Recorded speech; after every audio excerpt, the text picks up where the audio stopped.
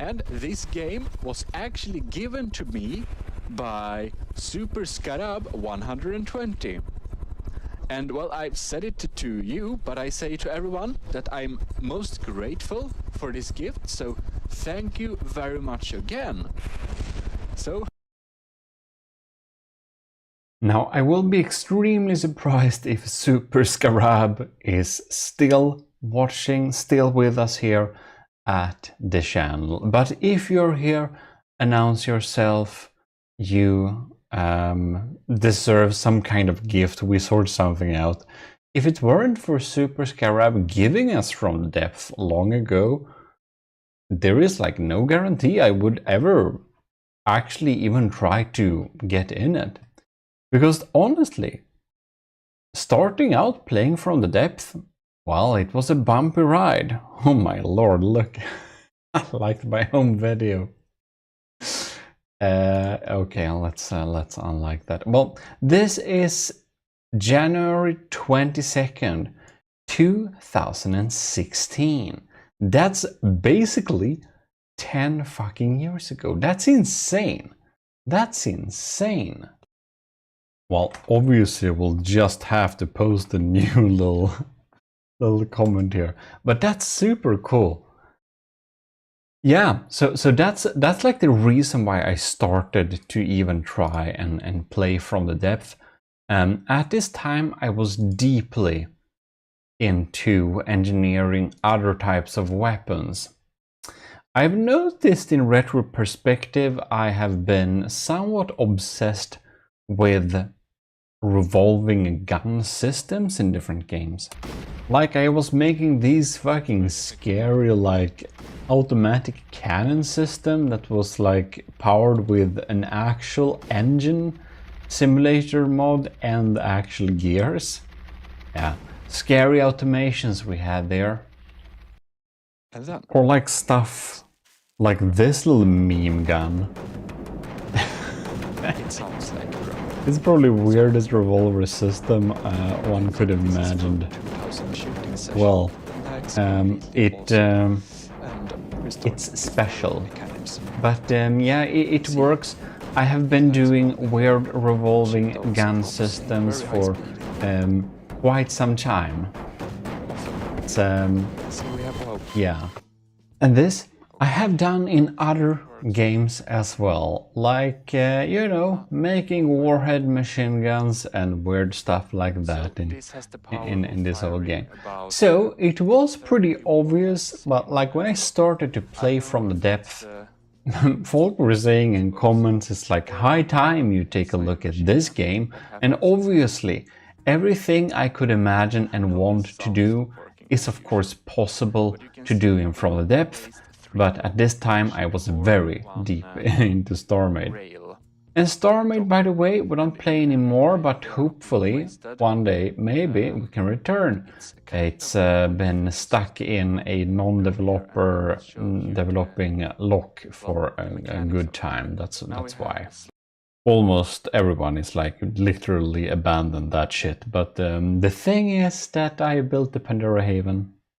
And if you're wondering what that is, well, I thought that it would be a good idea to build a city, and well, it's a big project, and yeah, there is some valid things to say about like just moving on and play the popular games, but you know, I kind of want to finish my city someday. That's you know. Why? Recording before I will what was that? Recording before the game crashes. So yeah. Thank you very much for watching. Yeah. So keeping with the same games for a really long time gave me this little perk of actually sticking with this game, you know, for very long, and thus been able to. That's we can have into battle. That is true for From the Depth. That is true for StarMade, and you know, Battlefield 2. 1 get taken, and what the fuck? So they could have their both. But okay, I don't understand why we can't have all our stuff, but never mind. When starting to play From the Depth, I had some different issues. I got quite frustrated with the game because, as I mentioned previously, we'll have to end this recording before the game crashes. Yeah. And at that time, when the game crashed when I was recording, it would automatically ruin my recording. It would be void, dead. It's not the case anymore, but at that time it was. And that was extremely annoying. So the game had this issue before of like crashing before 20 minutes or something has passed.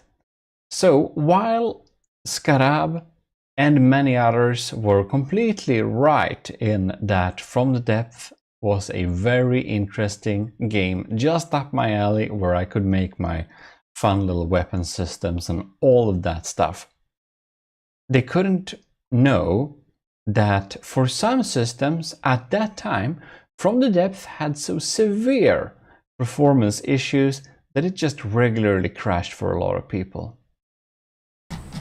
By the way, big shout out to Adnecrius, who's been with us for so long. Anthros Adnecrius were one of those people who were very early with supporting us playing From the Depth a big bit, with giving us a lot of tips and all of that. So this we'll be grateful to as well, not only to Scarab for actually giving us the game, and you know, without that, without us getting the game, without his support, we probably wouldn't have stuck with it. Because as you can see here, I tested my luck.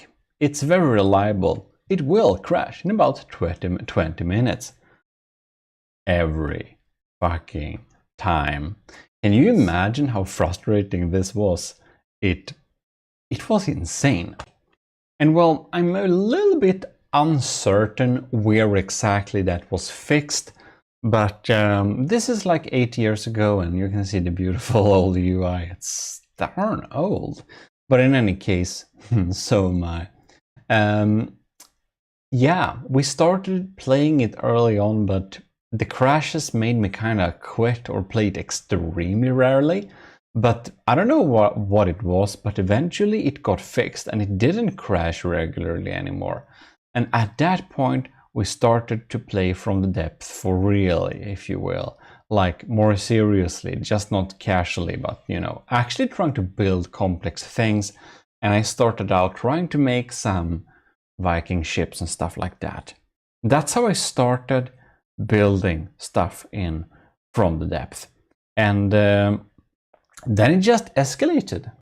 And since I already were making a lot of tutorials for other games and tech and all stuff like that, obviously I wanted to make some tutorial for From the Depth as well, because I felt that there was some lacking space to fill out with my tutorial making style there, aside from the in-game tutorial being absolutely abysmal. They're better now, but they're still kind of abysmal. We should make a video about me going through the tutorials to see if I learned something. Well, I just guess it escalated from there, basically. There was a lot to learn, and like this year, I've started to look into breadboard for a change.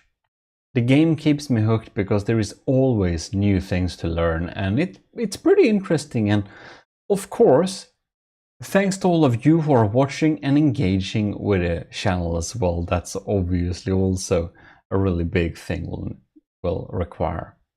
If you want some more From the Depth content, look at the Relaxism and GMODISM's GMODIST channel, my secondary channel, for some extra videos as well. But that's basically the story how we got started. We got gifted the game.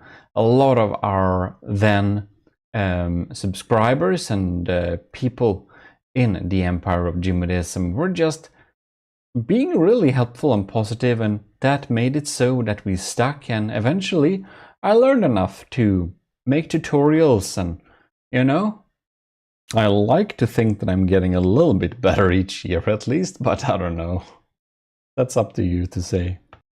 And now I have been dropping in here at, well, 3,260 hours, which is great. This is not totally representative. I have accidentally had From the Depth running this past 2 weeks at least 2 times when I went to go to sleep. So, you know, there is that too. But yeah, I've been playing from the depth a lot at my free time. I have some backlog of content to make too, so there is that. Well, in any case, I enjoy it much, and I hope you're enjoying these videos as well and all of that.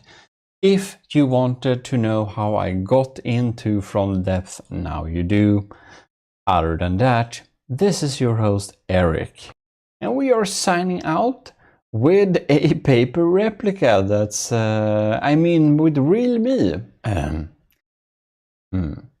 Well, you find the links to the other channels there in the corner where the badges are.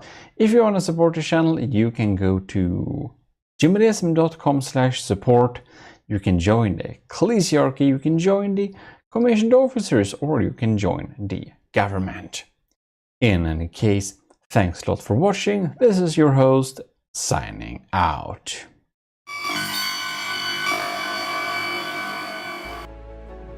Well, hello.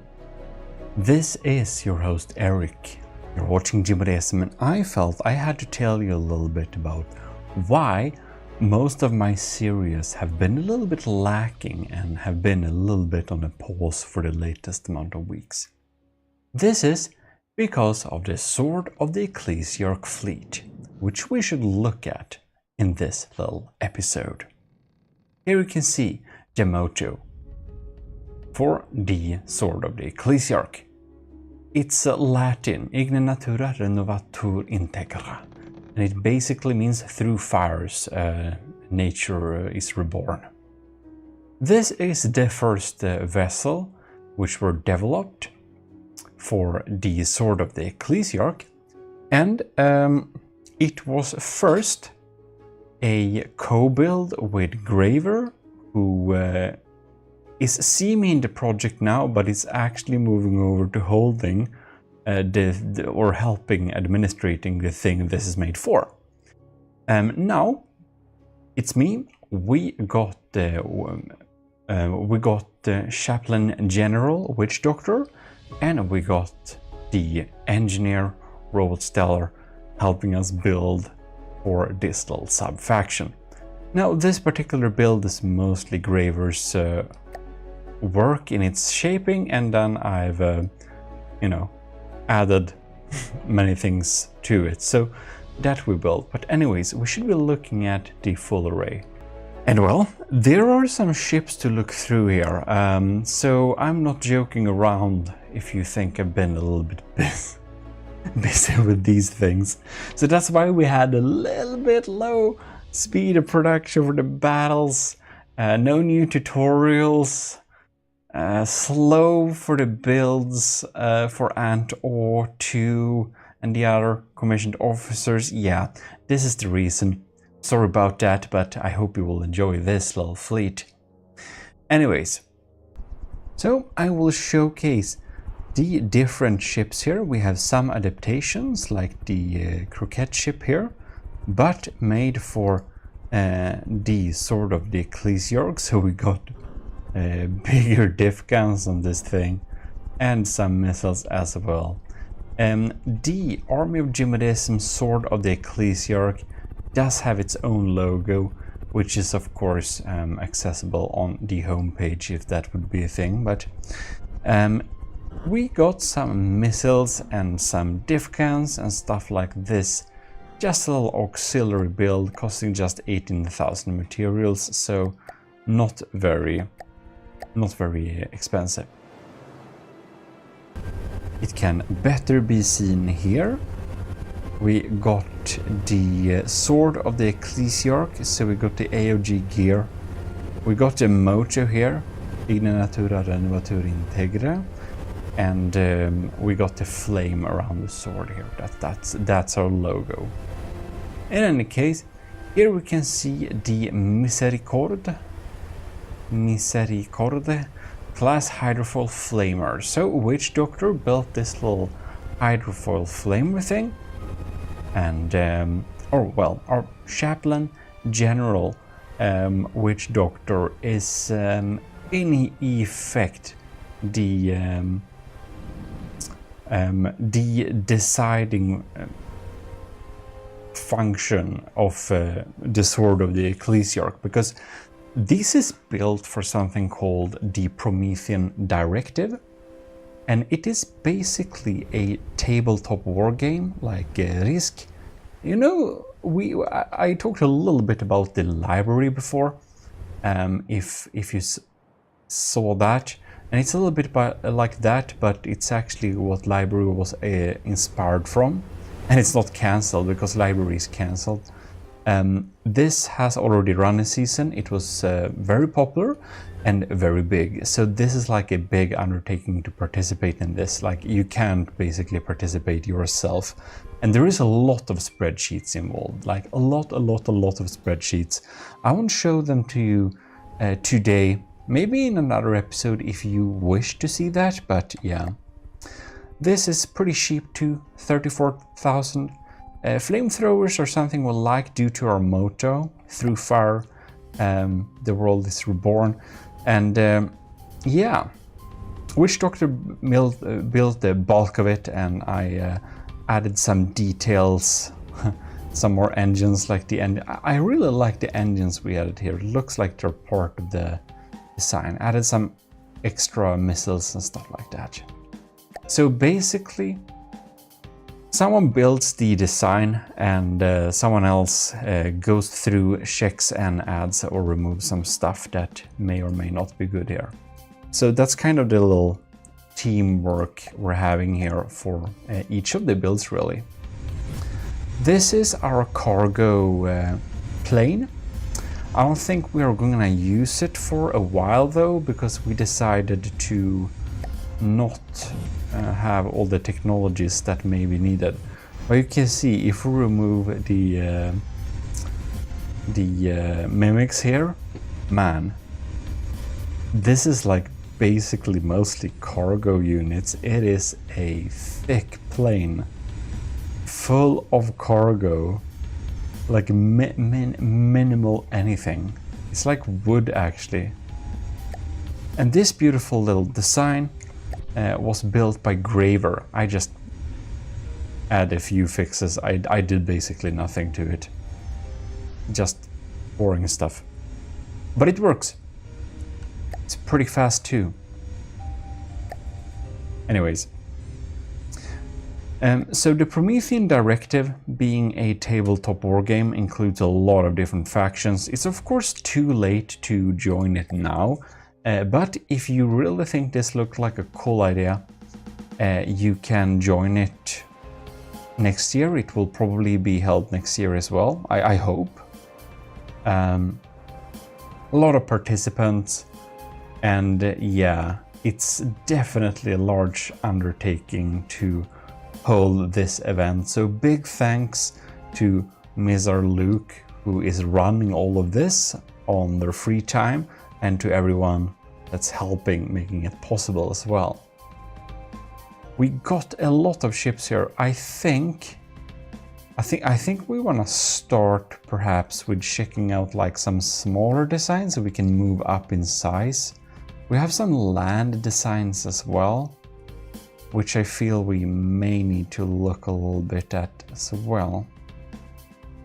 So yeah, what I think is that, where is this now? There it is, the Hermitage class scout patrol boat. Yeah.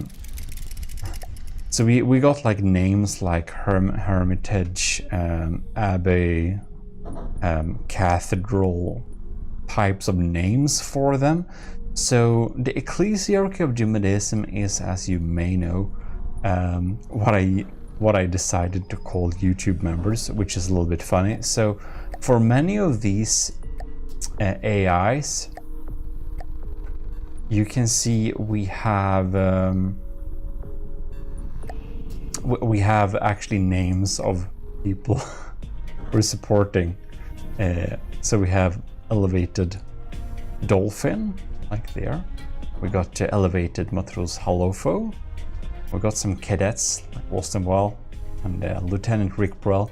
We just have some mix of Army of GMODISM commissioned officer supporters and people in the Ecclesiarchy of GMODIST at YouTube memberships, just for fun there.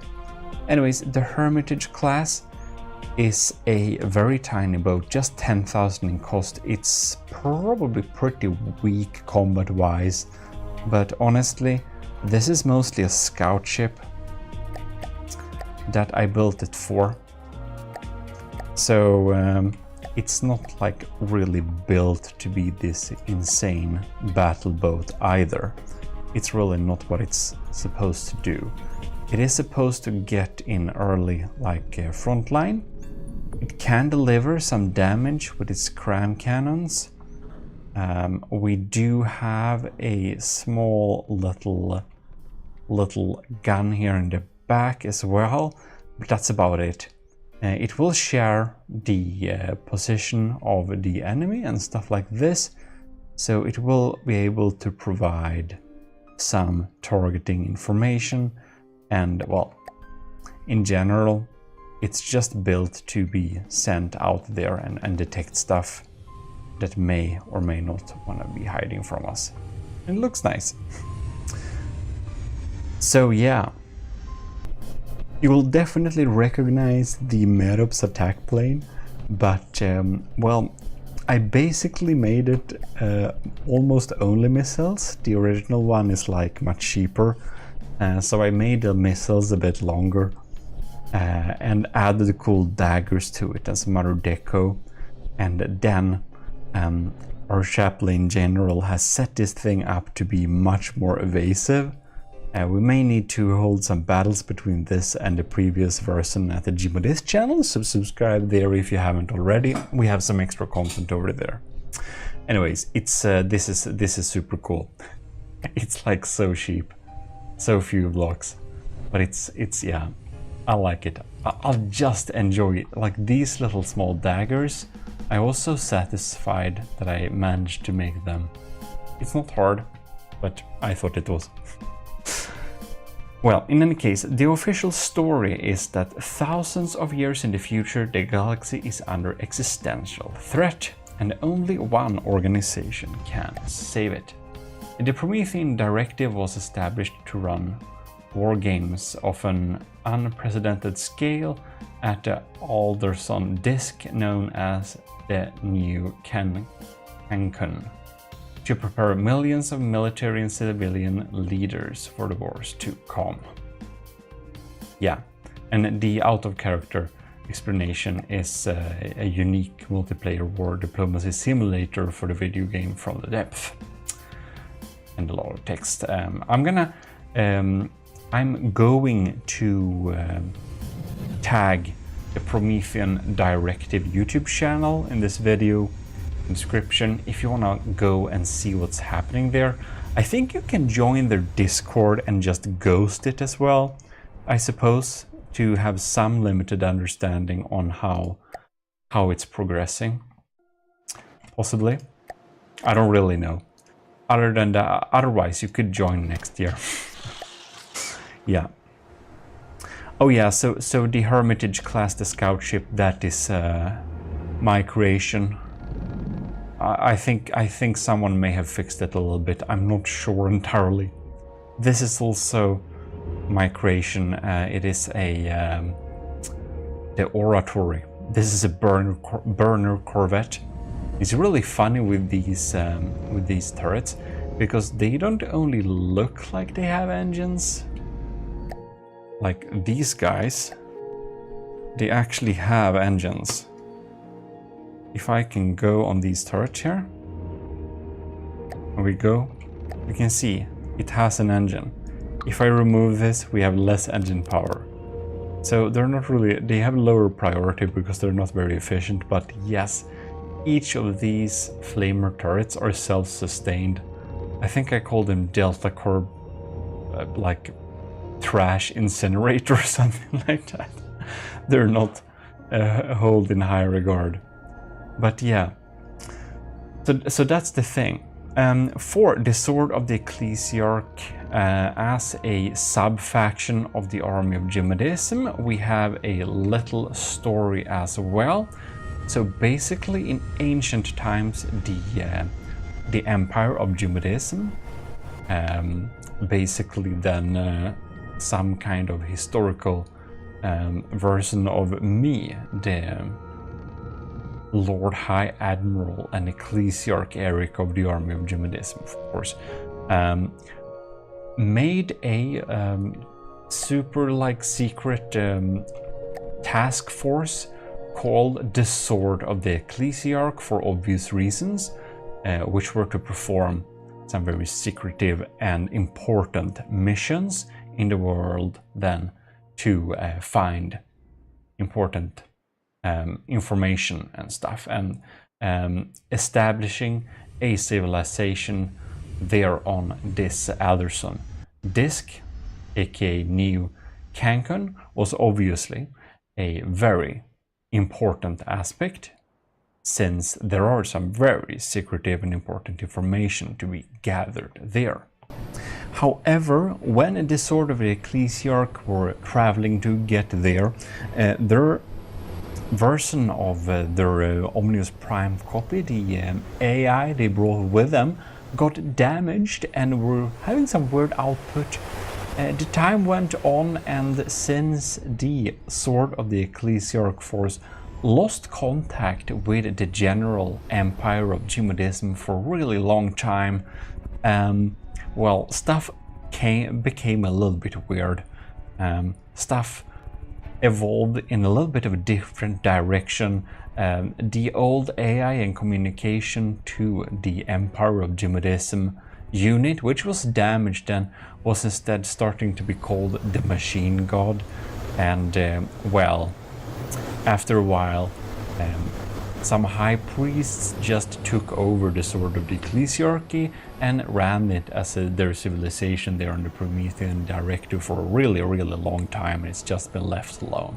Now recently, the Ecclesiarch, which is I, were reinstated, recontact was made thus, and the Sword of the Ecclesiarchy is under the Empire of GMODISM's control, which is really high time, and the plan all along, of course, because now stuff is moving about in the Alderson disk, because, well, shit's going down.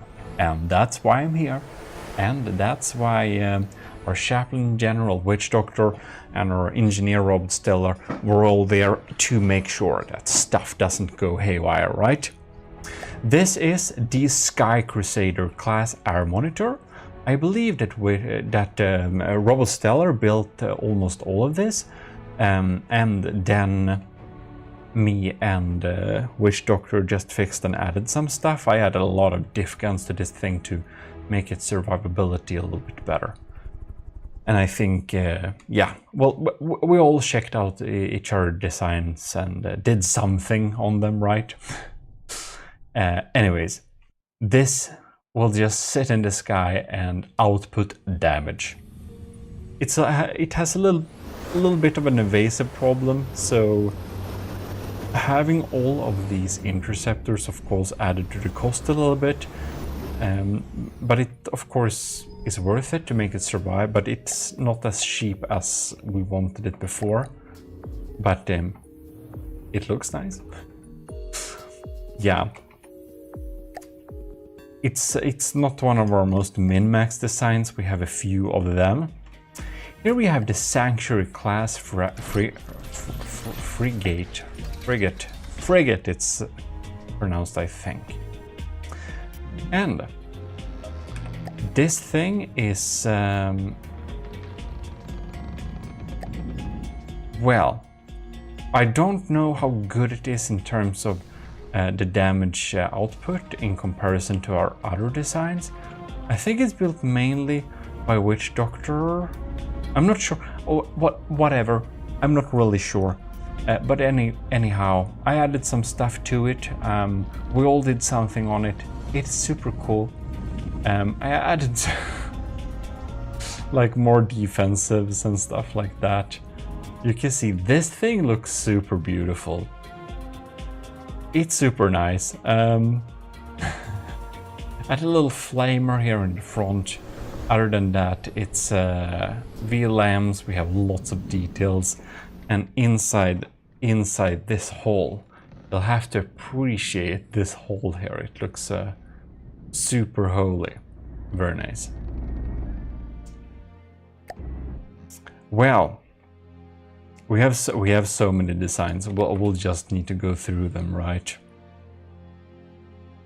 We have, well, maybe we should look at this on a land, but it's not too much to see, to be honest. I fixed my old howitzer and made a version for this. It looks better.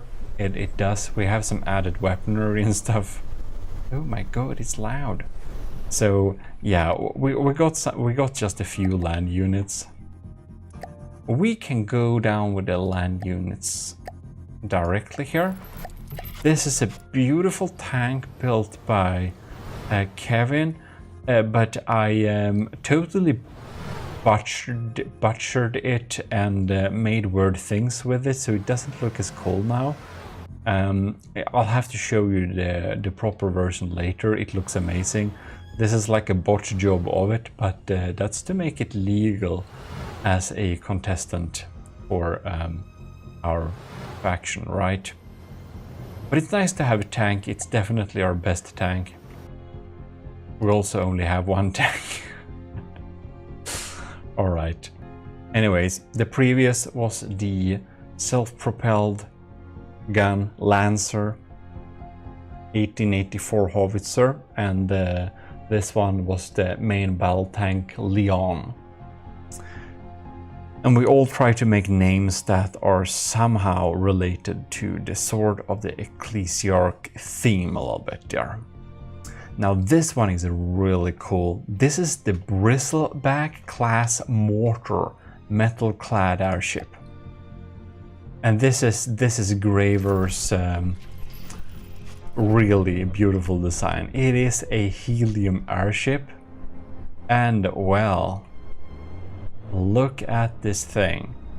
It has a huge array of cram mortars. Cram mortars, look at them. We have, how many barrels? That's 16 barrels of cram mortars. And they're incendiary as well. Not mostly. Yeah. Anyways, this little telescope tower looks absolutely amazing. I almost want to destroy the magic by clicking, basically removing mimics. I'm sorry, I shouldn't have done that. But man, this telescope tower looks so cool. I had a lot of, well, interception and stuff to it, but it's looking really great. Well, oh god, here we have this thing. This is the extremely insane Army of GMODIST Sword of the Ecclesiarchy Abbey Fortress.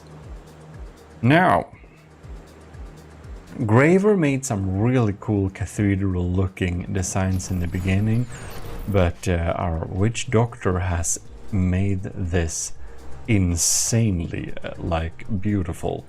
Look at this thing. Look at this facade. It's absolutely amazing. Look at these details, like around the doors. Like, how many layers is this? It's absolutely insane. Well, it looks absolutely great, so I'm not complaining. I was just looking at this in awe, adding loads of diff cans, smoothing out some details, adding some worthless shit details, flamers and stuff. And this is like Witch Doctor's awesome detail. The flaming sword here. It's not only the sword of the Ecclesiarch combined with the motto, Igne part of the motto in specific, but it's also draw some references to King Arthur and the sword in the stone. It's very cool. And we have big crams crams looks like some kind of cathedral tower by itself. I added a lot of exposed ammunition here. That's actually ammunition. And these little things, man, it's so many cool details here. And the crazy thing with this is that it has like a full interior. Look at this thing. I kind of want to like go here IRL somehow, and then we can like go out there and we got some diff guns to shoot down incoming target. And this is like a beautiful mimic cluster basically. This is like no solid block, it's just mimics made by Setup for the AOG a long time ago. Well, this facade, look at it, we even have a little poster and stuff. Well, we have so many things to go through here. Now, this is absolutely insane. This is the Cathedral class heavy artillery cruiser.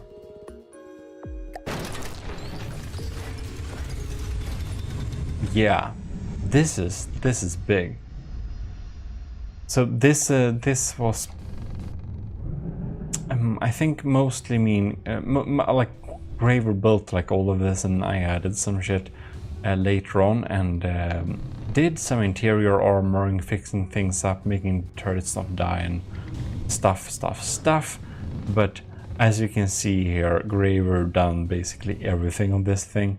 It was where this little telescope tower was built, and well, it's beautiful, and we have this super ambitious interior here as well, looking pretty great. We all try to keep to the theme, but that we have some small differences just makes it feel so much alive. Yeah, it has diff guns and a insane big gun here in the middle.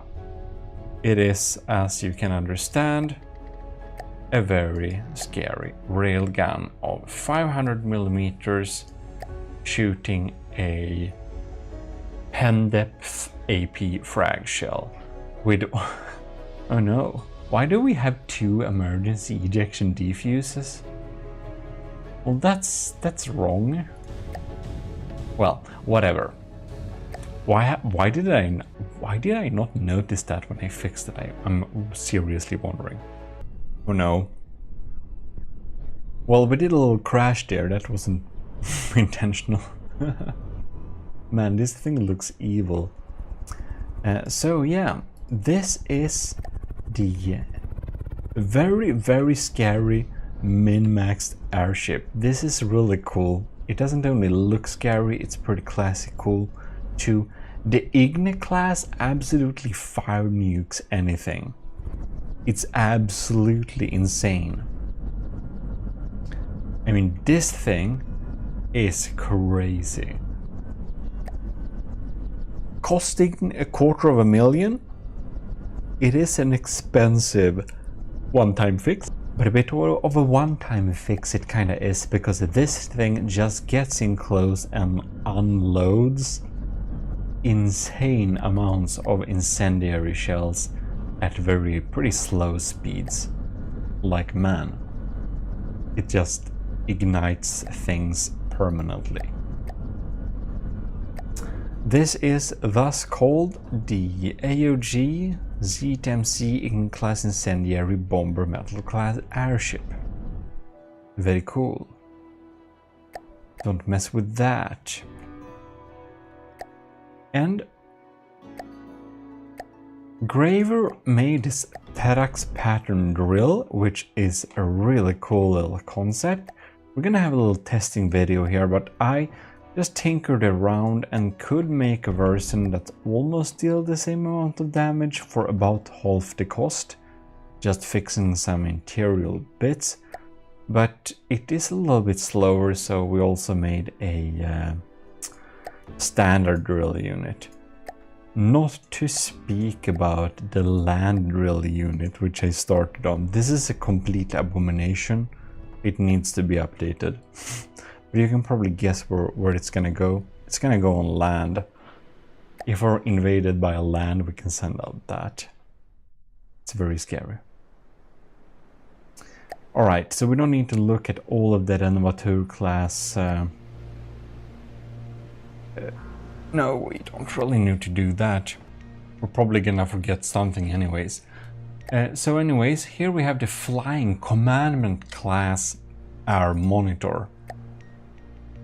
This thing, together with the ship I'm gonna show you later, has been developed and built to possibly be able to be our main big production battlecraft. That is basically to be mass produced and deal most amounts of damage. Both our designs are Sandblaster based design, and this is Robot Stellar's version, which is a flying version that deals very good amount of sandblasting action. Really cool looking turrets here too. I really love these ones. That Robot Stellar made with some parts and stuff going on them. They look very cool. This man though, just about to fall out of there. Well, there we have, that's that one. Okay, now before we look at my little version there, we're gonna go and check the defensive airbase fortress.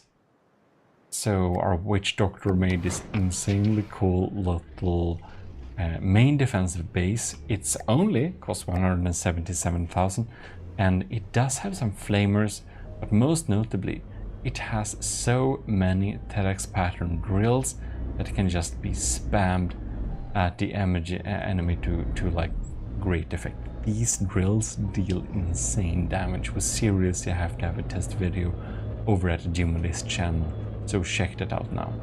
We also have a lot of the attack planes here too, getting ready for action somehow, that can be spawned and well, sent into combat. But man, Witch Doctor did a real good job there. I haven't basically added anything. Well, and then before we look at that, we're gonna save the best for last, right? So here we have the Cerebro class assault drill carrier. Obviously, to carry these drills into action, we need an assault drill carrier. So this unit holds 3 drills, and well, they will just be launched as well, jet dive bombers, except they won't move away. They are like diving and killing on contact, especially with these flywheels attached inside. They are very scary. So yeah, don't let them come close, basically. And about what I've been working most on, we had the real need to get something really strong. So the light cruiser, the Renovateur class light cruiser, can't speak anymore. Inside the game there are some reductions of materials, so this one costs almost 300k in the spawning game, but it does cost 250k resources in-game, which unlocks it so that we can produce it in factories, which will be a better, cheaper way to do it. This, however, is the only thing which I can say I've really spent a lot of time on perfecting, because we need this to work. And even though I try to perfect it as much as possible, Witch Doctor went into all of these guns. The Vigoletta Marksman, this is a new version of the Vigoletta Marksman. It's actually rail assisted. And we have these one, the Fort SA Sandblasters.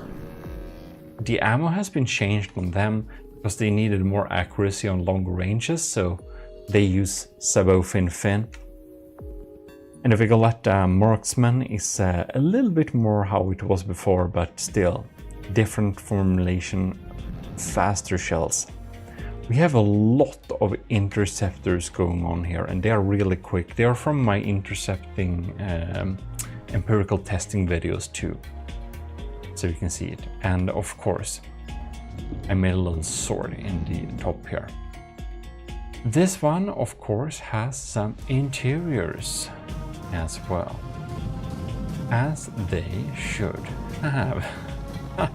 I just got stuck and spawned too much time here in the interior. Look at it.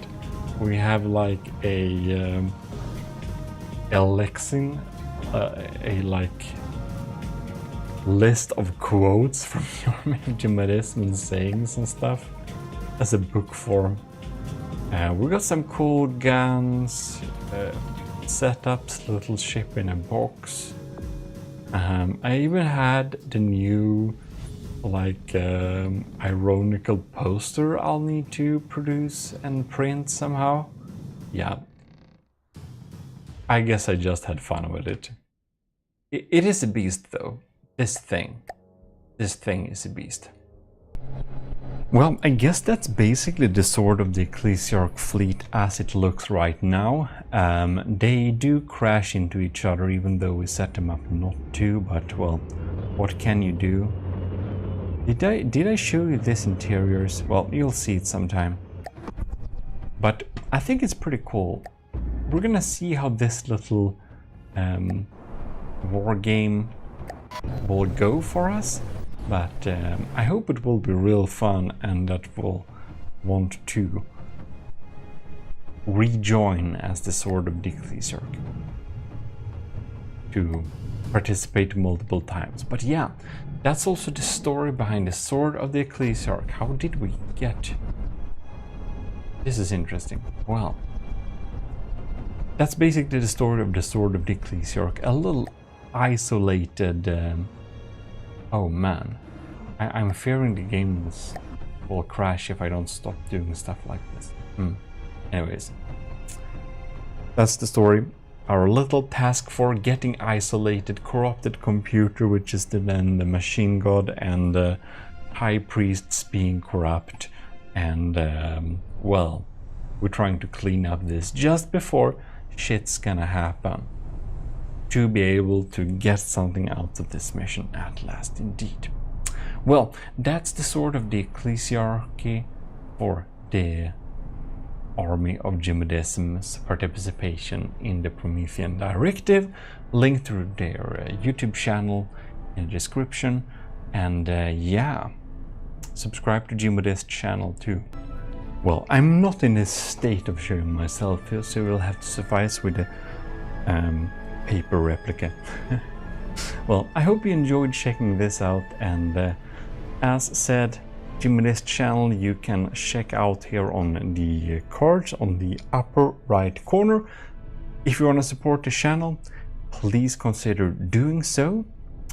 A big thanks to all in the Ecclesiarchy of GMODISM, of course, and to the commissioned officers in the army of GMODISM. And with that said, I think we should be turning off this little video and keep the suspenseful action which is soon to be unfolded for another time. This is your host Eric of GMODISM, and we're signing out. We're coming back with a normal series soon. But this is the reason why it's been drawing out a little bit. See you. GMODISM. Well, hello. You are watching GMODISM channel. This is your host Eric, and we're back with a little video with a little update. I actually intended to post this video yesterday, but here we are. So yeah, it's a Monday, and I have now updated the files for the commissioned officers. So that means all Patreons get the updated files. It's kind of a big change. I did restructure the entire folder structure. Actually, let me show you. So the folder structure is now completely different. I revamped it from like scratch basically. And you can see I include a underscore before each name, so that means every folder has changed the name.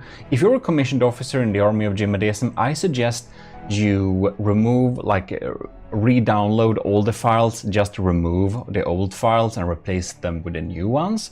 That's the most simple things. A few items have been removed, but they're kind of not important, so maybe you want to save a backup. But just to let you know, if you're a commissioned officer, definitely do a complete re-download, because the new structure is much better. It's much easier to find stuff. And I applied this to sub-objects as well, so you can see the readability here is just so much better now. So that's a big tip for all of you, to have an underscore before and after. That way the like brackets won't collide with the names, so the readability will be a lot better. Anyways, as many of you know, I am making this big fleet to tackle the Nether. And I played this game since like 2015, and it was long ago I even made an attempt at a campaign. At that time I thought it was kind of hard, but then I just got interested in min-maxing, so I actually have no idea how hard it is. Now the fleet isn't completely done yet, but I figured it would be a fun idea to just showcase to all of you what ships we have currently in the fleet, how they look, so that you basically know a little bit more about the style in the army of GMODISM. Just for fun, I just wanted to take a little look at all of the ships, because I recently took a little look at them all. You may notice this. What is this, you may ask? Well, you know the decals I have been complaining about, that they don't work because my Imgur collection got, I don't know, reported or whatever? Well, you see this? gmodism.com/media AOG whitemark. I'm self-hosting the images now. All of them. They're self-hosted. Can't remove them now, Imgur. Take that. So yeah, that took a long time to like fix all of the decals, upload them, host them on the homepage, make everything work. Yeah, I moved the host. I moved the homepage to a new host I haven't used before. So they basically offer some better speeds and stuff like that. I set up like some Cloudflare DNS protocols and whatever, so that it will be the image files and everything will be like internationally accessible the best way possible. I did work hard on this. Hopefully it works. It seems to work so far, so that's good.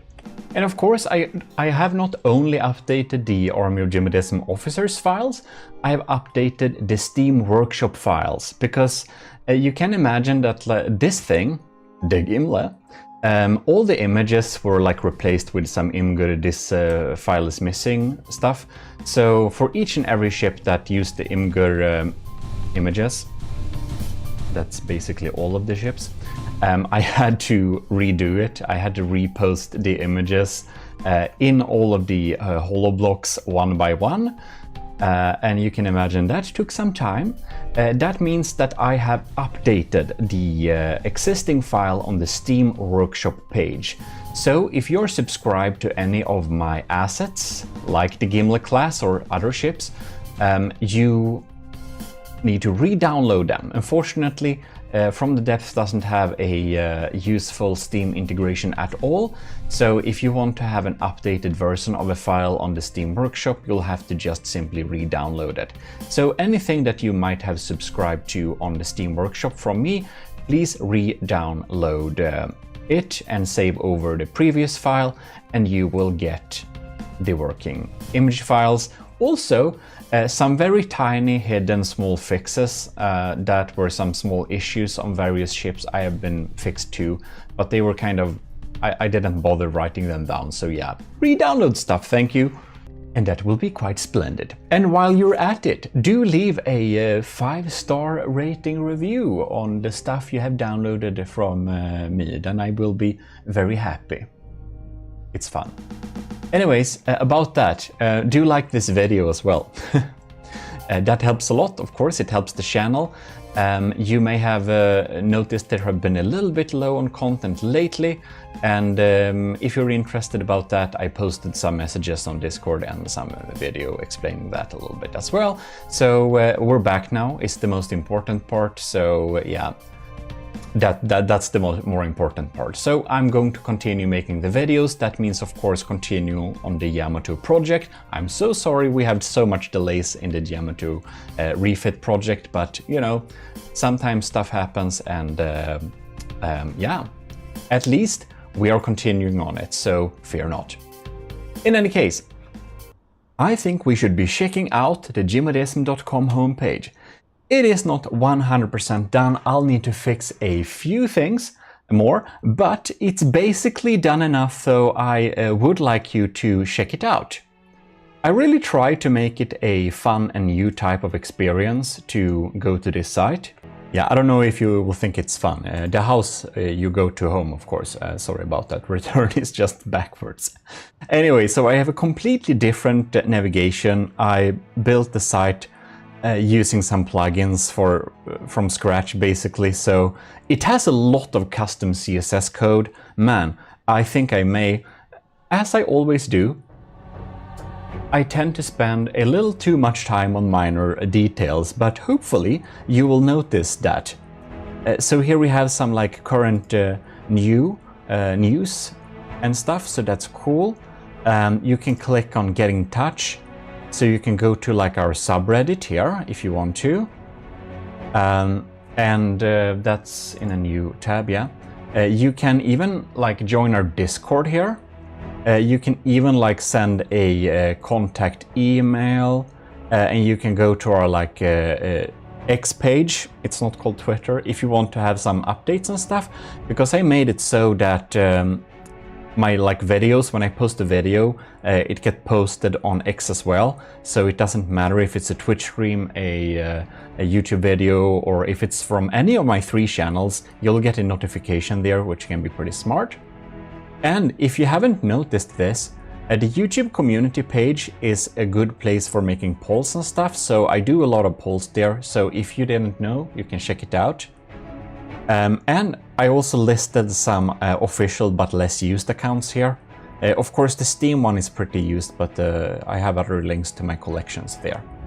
So here we can see some other like shortcuts to our channel's commissioned officer, the Imperial store. Anyways, if you go here, you can go to the support page. So here we can join the government of GMODISM. I did set up this new support option, and this is like the best support option for me. It doesn't offer as many integrations.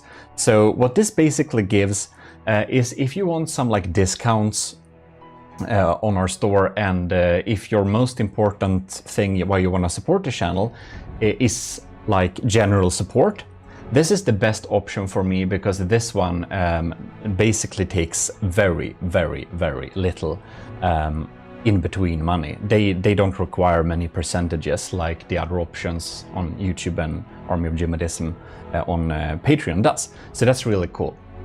So if you want to give general support to the channel, well, this is the new place. And if you want to have member recognition, well, I'm gonna set this up so that you will get a member recognition every video. So if that's most important, check out that. We have the, whoops, clicking on OBS now. We got the, well, the Army of GMODISM on Patreon here, of course. Yeah, and we got the ECCLESIARCHY. And that's of course YouTube, if you want to join YouTube like that. So you want to become like over-voicing myself. And of course, we're gonna get back to a Twitch stream. I feel I always say this, but honestly, I really want to. So obviously we have like a Twitch sub option here for those that are most interested in the live experience. Yeah, and then we got like 2 our different stores like this, where this is of course the most important one, but this store honestly has some of our, according to me at least, coolest projects with, you know, the desk mat here. which is nice. And the flask, yeah, that is not available. It's like a specialty store. But the things that are here are nice, I think, especially the desk mat. Anyways, there is of course like the donation options too, if anyone wants that. There is like that. Yeah, but please like check out this site yourself. It would be fun if you could just take a little look at this site and say what you think, because of course I spent a lot of time on this. We got a new IP to our Garry's Mod server, by the way. And here's like a list to all of the different assets that anyone can get. And naturally, the Steam Workshop downloadables. Oh, I just uploaded the Gimle After Party, by the way. So if you have struggles running the Gimle because it lags too much, this version, while losing against the Gimle in single combat, it's pretty strong and it has so little sub-objects. Captain Y refitted it like a good while ago, and it was participating in a special tournament, and that tournament didn't allow a lot of sub-objects, so that's why it happens to be a very low lag. Yeah, so that's fun. And to finally get to it, here is the Army of GMODIST media asset library. So here you can see we got all of them uploaded, looking pretty neat here. So obviously I have listed the link to them for simplicity, but you can always just click on something, just right click and copy image address, and you'll get the image address. You can use it in from the depth, so that's pretty neat.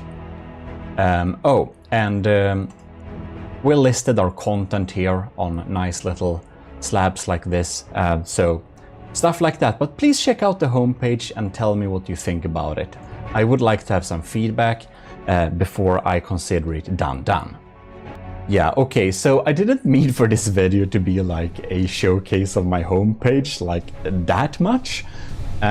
Maybe I'll cut some parts away, I don't know, but anyways, hopefully you like it, but do please check it out. I didn't mean to spend that much time on it though. I guess half of you aren't watching or not even watching anymore, but whatever. Let's proceed and check out the Army of GMODIST's fleets. Ooh. By the way, I have started to work on the Mark III of the platform. It's super secret, work in progress right now, so I won't tell a lot of details about it, but it's gonna be pretty cool. So here we have the folder with the fleets. So these are basically all of them are available for the commissioned officers, of course. I can't upload entire like folders of fleets, however, to the Steam Workshop. I can make collections, but I can't upload them in a pack like that. So a lot of these vehicles are individually uploaded to the Steam Workshop if you want to check it out. The Sword of the Ecclesiarch, that is a little special force, which I won't show you right now, but basically me and another person in the AOG, we will be participating in the Promethean Directive, a minigame thing. Or not it's pretty complex, but it's basically from the depth-based board games. More info about that later. Not for the faint of charts. Yeah, funny. GMODism, that's not really funny. Right, so we're gonna start off strong, or at least expensive, not really strong. This is the really big super battle carrier. This is the build we built for Admiral Wani Ryujin a long time ago. Our first admiral in the Army of GMODism, if I recall correctly. It does look cool. It's really big, and it's not particularly super strong for its cost, because I admittedly wasn't that great at From the Depth when making this. So it is slightly better than Draconia tech, I would suspect, which is not epic, but of course it's acceptable. It will hand anything. It will have all of the in-game designs, its as, of course, naturally. It also costs 6.5 million. Yeah, so it works. It's pretty hardcore, but hey, it looks cool. And this super battle carrier's name is Ryujin then also. It carries a lot of attack swarmers. So this is the storm attack swarmers. This is like the fleet lead that basically takes command and has some support weapons that actually marks out the targets to help these guys, the regular wingmen here, deal the damage. They're equipped with a big diff gun, so they deal a lot of alpha strike damage. So the thought is that you're basically swarming the enemy ship with a lot of diff guns. The armaments we got here is mainly, what is it, 5 really big railguns. These railguns are kinetic railguns, the best type of railguns. They're absolutely very scary. They're very scary. On the side we have a lot of civ systems, diff civs to be specific. We got some big lambs too. We got interceptors, we got basically everything. We got interiors, we got flak cannons here in the back. We even have a little separator attached drone. So this drone will disattach when there is an enemy and will basically provide better aim points for all of the connected targets. So that's a little fun mecha thing we got there. We got this crazy huge missile turret as well that delivers very big missiles straight into the face of the enemy. Scary stuff. Well, we got a little super fun thing on this also. When we actually have an enemy. Now, I'm a little bit afraid that it will lag a little bit, but let's just spawn a tiny thing so you can see it in action. Oh god. It lags so much when all of the ships are launching, but when an enemy is detected, the bridge is retracting. My god, my game, I fear my computer will crash. Okay, I removed that thing, because if I think a little bit more closely, it actually doesn't, it's manual. Yeah, there are far too many lights on this thing too. Maybe I should do a Mark II someday. Anyways, what we basically do is we click a button and the entire bridge will retract into the safety of the innards of this ship, which means that, you know, the captains and admirals and rear admirals and commodores and everyone that could be aboard this ship is safe and sound inside the innards of the ship and not exposed up here. Oh, and another thing that lags super much, video screens that gives a live feed of the ship. Yeah, so this ship has some cool interiors too. It's on the workshop, it's updated, so you can download it and check it out if you are so inclined. Oh, and it's really cool that this thing is like, you know, not docked by a docker or things, stuff like that. It's actually attached physically to the ship when not in use. The only issue is that it doesn't reattach automatically. You'll have to do that manually here with some buttons. But that works. Well, give it up for the Ryujin, a super battle carrier that desperately needs a less laggy version. But perhaps you have a supercomputer that's better than my laptop, and if you do, feel free to have some battles with it. Next fleet or force is moderately exciting. It's like my more recent saves of my very old adventure mode attempts. Yeah, so you've seen them maybe. So then I participated in the Newbie Rumble 17. So yeah, I played the game for some time, but I couldn't participate in the Newbie Rumble because apparently you're not considered a noob if you haven't participated again like previously, which I hadn't. So they have some special rules which my ships could definitely make more use of. So they were not set up the most optimal way. I did rush them a little bit, and I did honestly put most effort in to make sure they look nice. Then I upgraded them a little bit later as well. So these are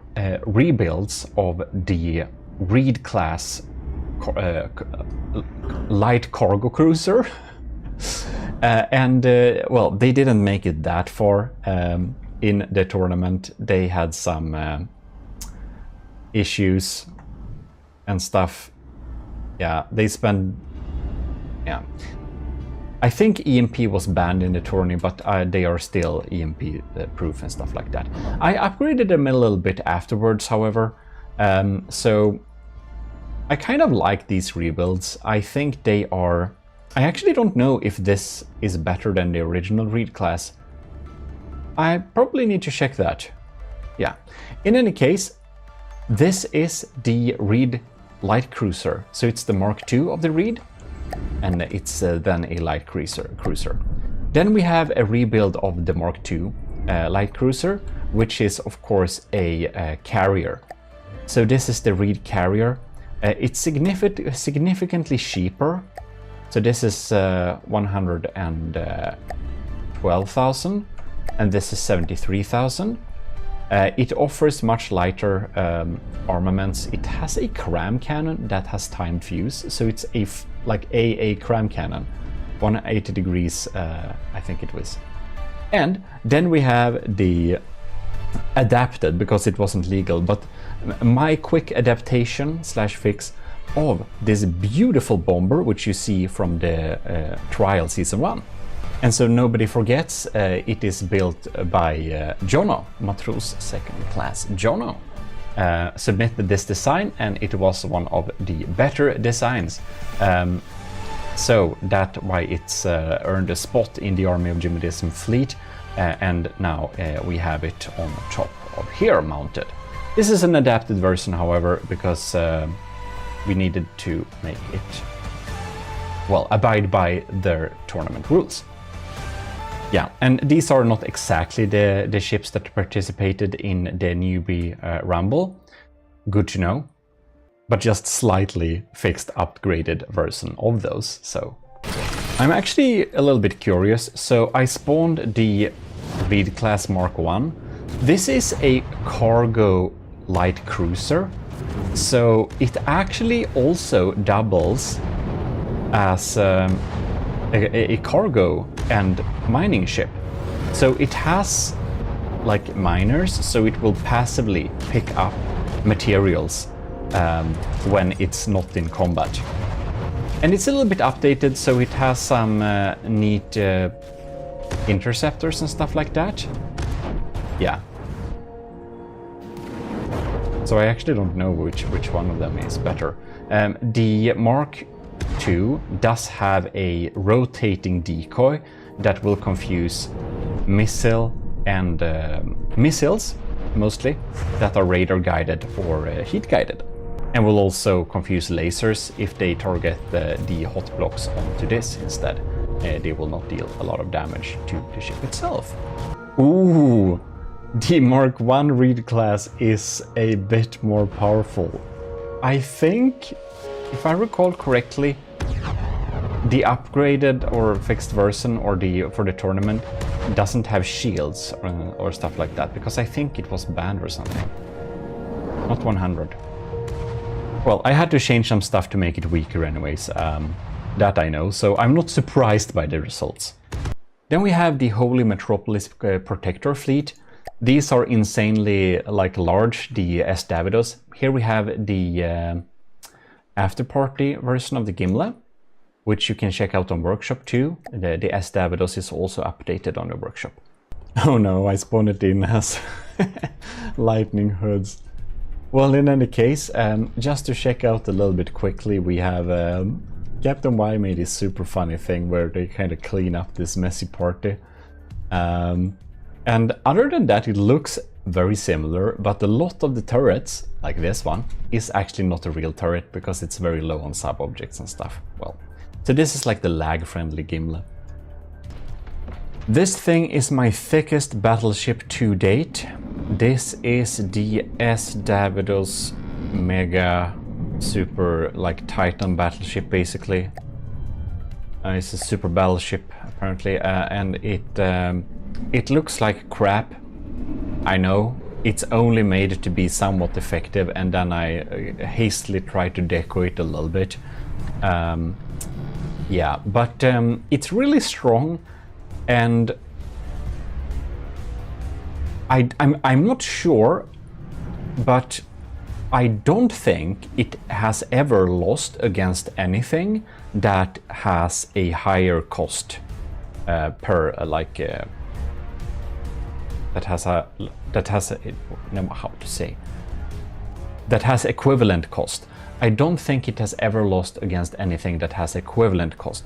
It has defeated some really big strong ships by well, Suzu likes to build really big ships, so we fought some of the ships she built, like the Juno and well, an array of ships anyways. It's pretty strong. It's not very interesting to look at though. Just has some cool turrets, that's all. But if you want something extremely strong to fight, I would recommend that one. Then we have the Constabulary of GMODISM, which we built for Admiral Scooby-Rocks. So this is the State Trooper observational drone, or a reconnaissance drone. And this thing, I think it looks pretty cool. It's of course not super strong because it's not able to be that evasive, but its main function is actually to provide and share aim points and stuff like that, which it does pretty neatly. Then we also have the Officer, which is a very small little jet fighter, and I'm actually gonna upload these to the workshop independently because I feel they deserve independent uploads as well. Not to match it against anything that may in particular be matched in any regard, but just to see them in action. You can see they are making a mess of this, and here we have the beautiful laser controlled missiles from tubes like that. It's just doing its thing, vibing in the sky, firing some guns. Yeah, I think it's pretty neat. These like black medium distance rockets feel really cool. Like the menacing black smoke is just a nice little addition. Very nice. What is uploaded to the workshop, however, and now updated as well, so we are using working decals, is the Constabulary main items. The Deputy Sheriff, which is a completely super scary thing that will dive in and deal insane amounts of alpha strike damage. And the Deputy Sheriff is essentially a real big alpha strike system. It contains a big charge laser and a charge plasma system and has some funny quotes in context, and it will just go close to the enemy and unload. It also has some diff guns for auxiliary firepower, a constant stream of incendiary missiles, some bigger torpedo combo missiles so that it can also target submarines as well, and yeah. It also has a sign movement, so it bobs up and down when we have enemies in the vicinity, so that it's less likely to get hit. And then we have the Sheriff, and the Sheriff is the main thing. This is a carrier, a super battle carrier. It's a lot of big guns naturally. The main systems are actually not these ones. It is the plasma cannons right here. We got some pretty strong plasma cannons. They are really expensive. This ship is really expensive. It's 4.2 millions in cost. And that's of course because we have so much plasma. We've got side charge plasma systems. We got diff guns here. We got a lot of laser outputs. And some really funny stuff here, because of course in From the Depth most enemies are actually AIs, so the thought is that the incarcerated or extracted AI cores they can just be stored in a shelf like this when they have been picked out of the vehicles, so that we can take these brains to be prosecuted. Isn't that neat? But of course we got some traditional dungeons inside of here naturally, if we would meet something that's not an AI. I got a little bit lost, but here they are, simple cells. Got a pretty fancy big bridge here with some controls and a lot of mood interiors. And naturally it carries the fighters and stuff like that. And I don't know why we started a battle here, but we're not gonna start battles with everything, naturally not. But of course, it will do short work of the crossbones, that's for sure. And now we get in here, getting some action with this Alpha Striker that also has some revolving blast guns. Yes, of course, because when things are burning, they're a little bit weak to that stuff. Very neat. Yeah, and this is just constantly outputting plasma and laser damage. Very scary. It can be debated how good it is for the cost, however. I haven't made proper comparisons. It's 4 million, but it definitely loses against the S Davidos, which is 6 millions and very min-maxed. This is looking pretty neat, you see. See, it goes up and down like this to avoid cramps and stuff. Tries to, at least. It's pretty slow because it's very big. Or I wouldn't say slow necessarily. This big thing goes at like 80 meters per second, so you know. I think it can go faster actually. 100, yeah. 100. Well, that is the constabulary of GMODISM, however. Then I think we're gonna check out the very tiny first chapter Wasteland Domination Force. Now, this is my early collection of stuff to use in the what is it called? Ashes of the Empire. But then I've also heard that Ashes of the Empire isn't great. I don't know. I hope it is. But so I made an outpost. It's pretty long ago actually, but it's fun.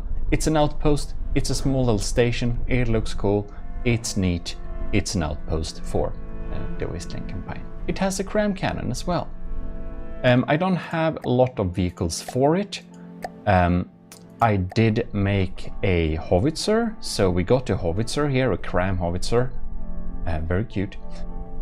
And then I did put the Captain Wise bomber, or a version of it, inside of here too, just a little bit adapted to deal with this type of land. So I think it looks beautiful, so I wanted to have it somewhere, even though it wasn't among the best performing ones in performance-wise, but you know, we had to have it somewhere.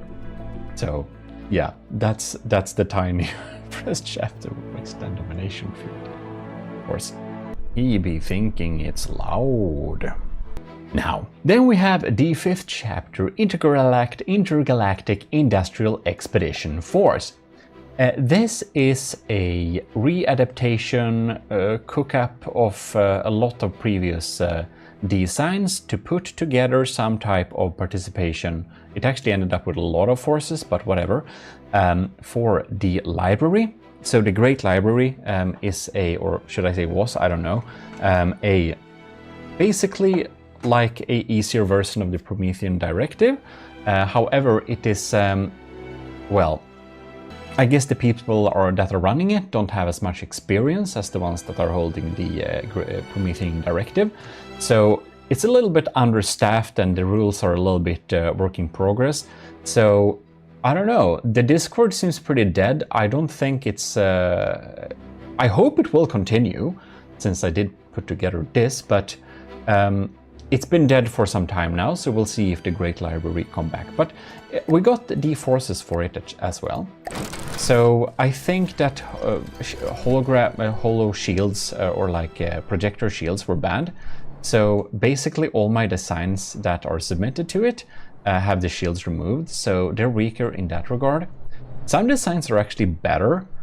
This thing is a good bit more quick, actually, I think, than the original croquette, so that's cool.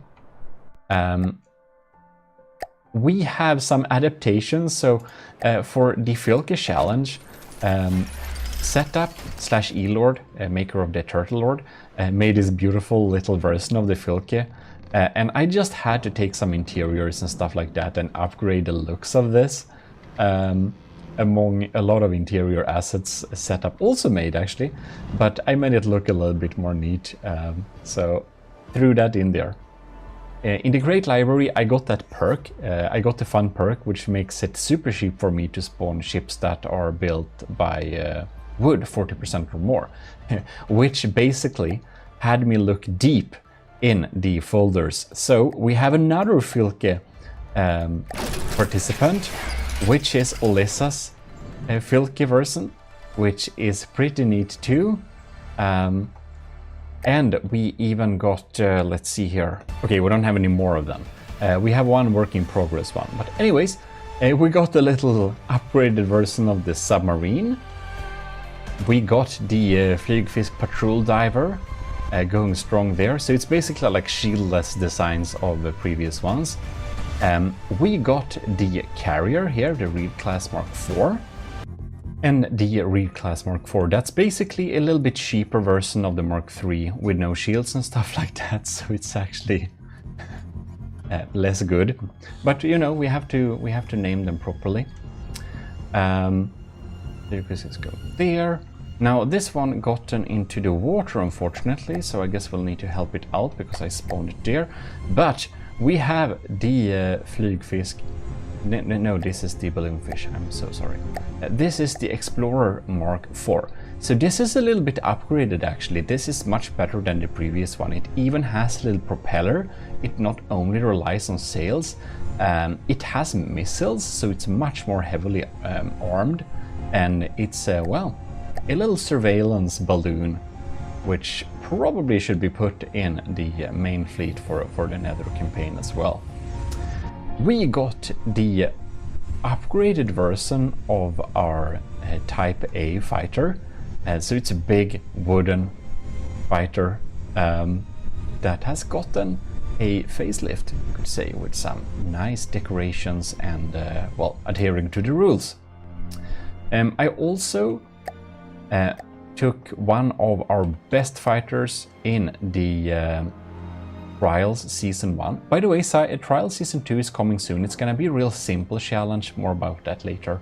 But I took the beautiful Manta War by Matros Kovraks in the army of GMODIST, and this was absolutely brutal, super strong design. I have been looking forward so much to use this design in the library, where we just spawn a bunch of the send a bunch of this to like attack bomb somewhere. That would be beautiful. Unfortunately, that hasn't happened yet. But in any case, Kovraks made an absolutely beautiful design out of this. It looks amazing, and all I did was adapt it so it would adhere to the rules and be basically only wood, so it would be super cheap for me to make. Right. I made a service droid adaptation of the observer drone, the state trooper. So this is basically a repair and rearm version of it. It carries material and it can repair and fix stuff. That's basically the difference. It doesn't have shields. Yeah, very nice. And we got a little version of our helicopter as well. And this is the Chopper Mark III, to be specific. Also, they have their own little adaptation here. They got their own version of the of our little fighter here. I should actually put the Officer Mark II versus the Officer Mark I and see which is best, because it uses a different strategy. I'm not entirely sure which one is best, but this thing actually contains sticky flares instead of chaff to confuse radar. So it has active decoy system instead. So yeah, we need to put them against each other. Not really worthy to display, but this is the work in progress mobile base for the Great Library campaign. So yeah, it is what it is. All right, Officer Mark 1 from the Constabulary Peacekeeping Force versus this, the Officer Mark 2, which is from the Great Library. I guess we can just spawn them both and see which will... Oh. Well, that's fast. Well, the original wins. Ooh, I think they banned EMP. EMP is great against small aircraft. Well, now we know. So that's basically the 5th chapter Intergalactic Industrial Expedition Force. You know what? They hated the name. I can understand that, but I like long names. So, last but not least, obviously, we got the 2nd chapter. Yeah, 2nd chapter Frontier Fleet. I know that. I guess I just can't speak, you know? I had a little bit of a hiatus on recording, so I think I probably lost my ability to speak somewhat. In any case, the 2nd chapter Frontier Fleet will need to find some deeper water, man. This is like shallow. This will not... It can be funny. It's gonna be funny. We can spawn it here anyways. Well. Look at the poor thing. This is the broadsword battleship. It's really tall. It's really low tech. It's not one of my most recent Minimax designs, and it's mostly made to look decent, which I think it does. It needs to go somewhere, however, for it to stay at a nice, pleasing level. Now, we didn't spawn that in our own fleet, so that's a little bit unfortunate that we don't get the exact colors that we use, but it's pretty cool. It uses broadside, a lot of broadside cannons, not like a lot. And obviously, even though they're many and small, together they deal some decent damage. Probably would be pretty easy to take out with interceptors, but whatever. Most in-game Craftons have interceptors.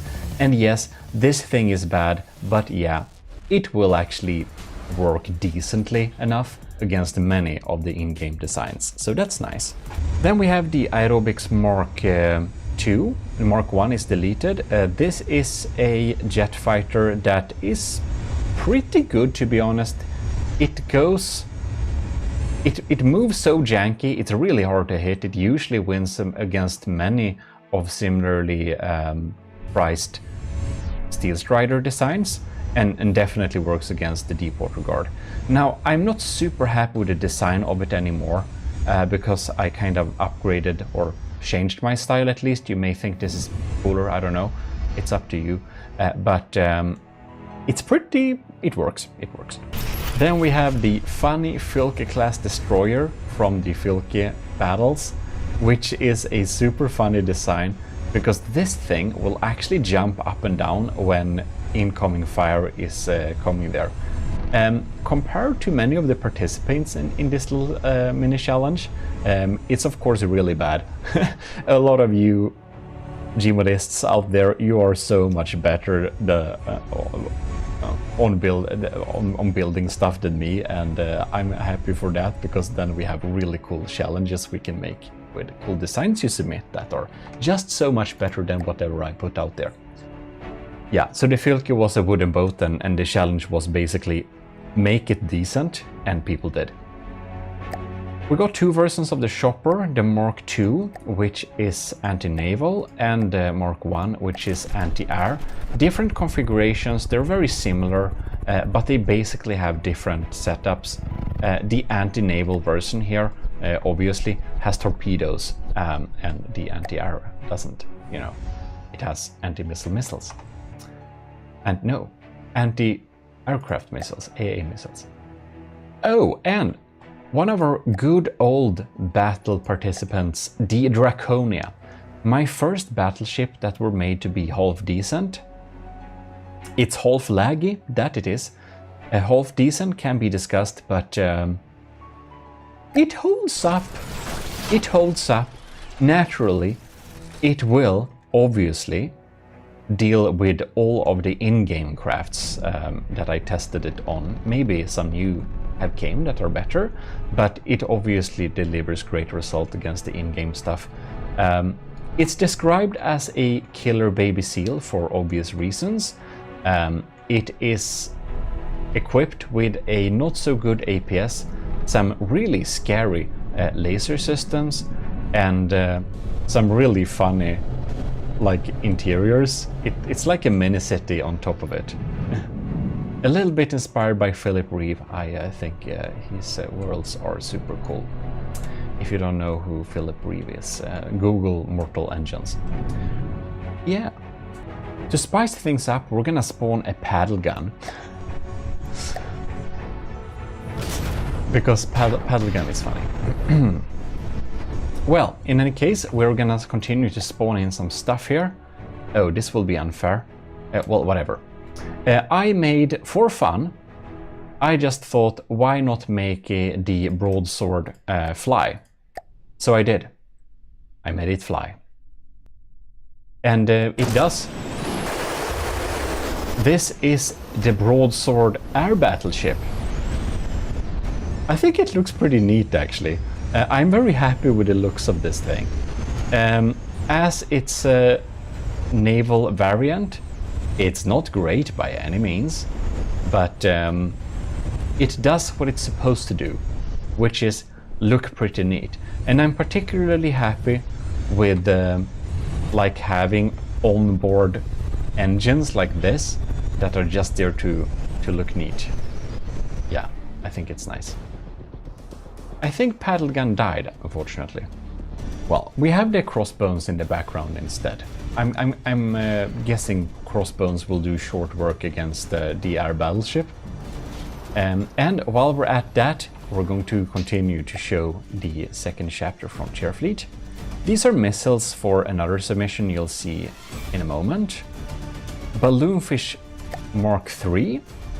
You saw the Mark IV, so this is basically the bare bones version of it. Now, I don't know why it does acrobatics in air. Oh, it's too far high up in the air. Yeah, it's not set to go that high, so it will just fall until it reaches a nice altitude. So yeah, the Balloonfish Explorer is not great for seasick or like, I don't know, airsick. How to say that anyways? Yeah, I don't know. Roller coaster sick people, or well, enlisted in the army of GMODISM it would be. Which you should be. If you're not enlisted in the army of GMODISM, you can simply go to our Discord and apply the role, and you'll join the army there. And if you basically want to be an officer in the army of GMODISM, well, Patreon is there for you. And we should actually, while spawning in the subby anti-surface, which is a really sad thing to look at, so we're gonna continue on spawning something else. The Carver class hydrofoil, obviously, because that's what we built for Lieutenant Cravey. So that's fitting. Anyways, huge thanks to Commodore Owen, Captain Sebastian Dode, Captain Shiro, Lieutenant Ant-O, Lieutenant Cravey, Lieutenant Flores Dragon, Lieutenant Joseph Vyshkovsky, Lieutenant Parberg Reed, Lieutenant Vincent Veritas, Lieutenant Rick Pearl, and Lieutenant Scooby Rocks.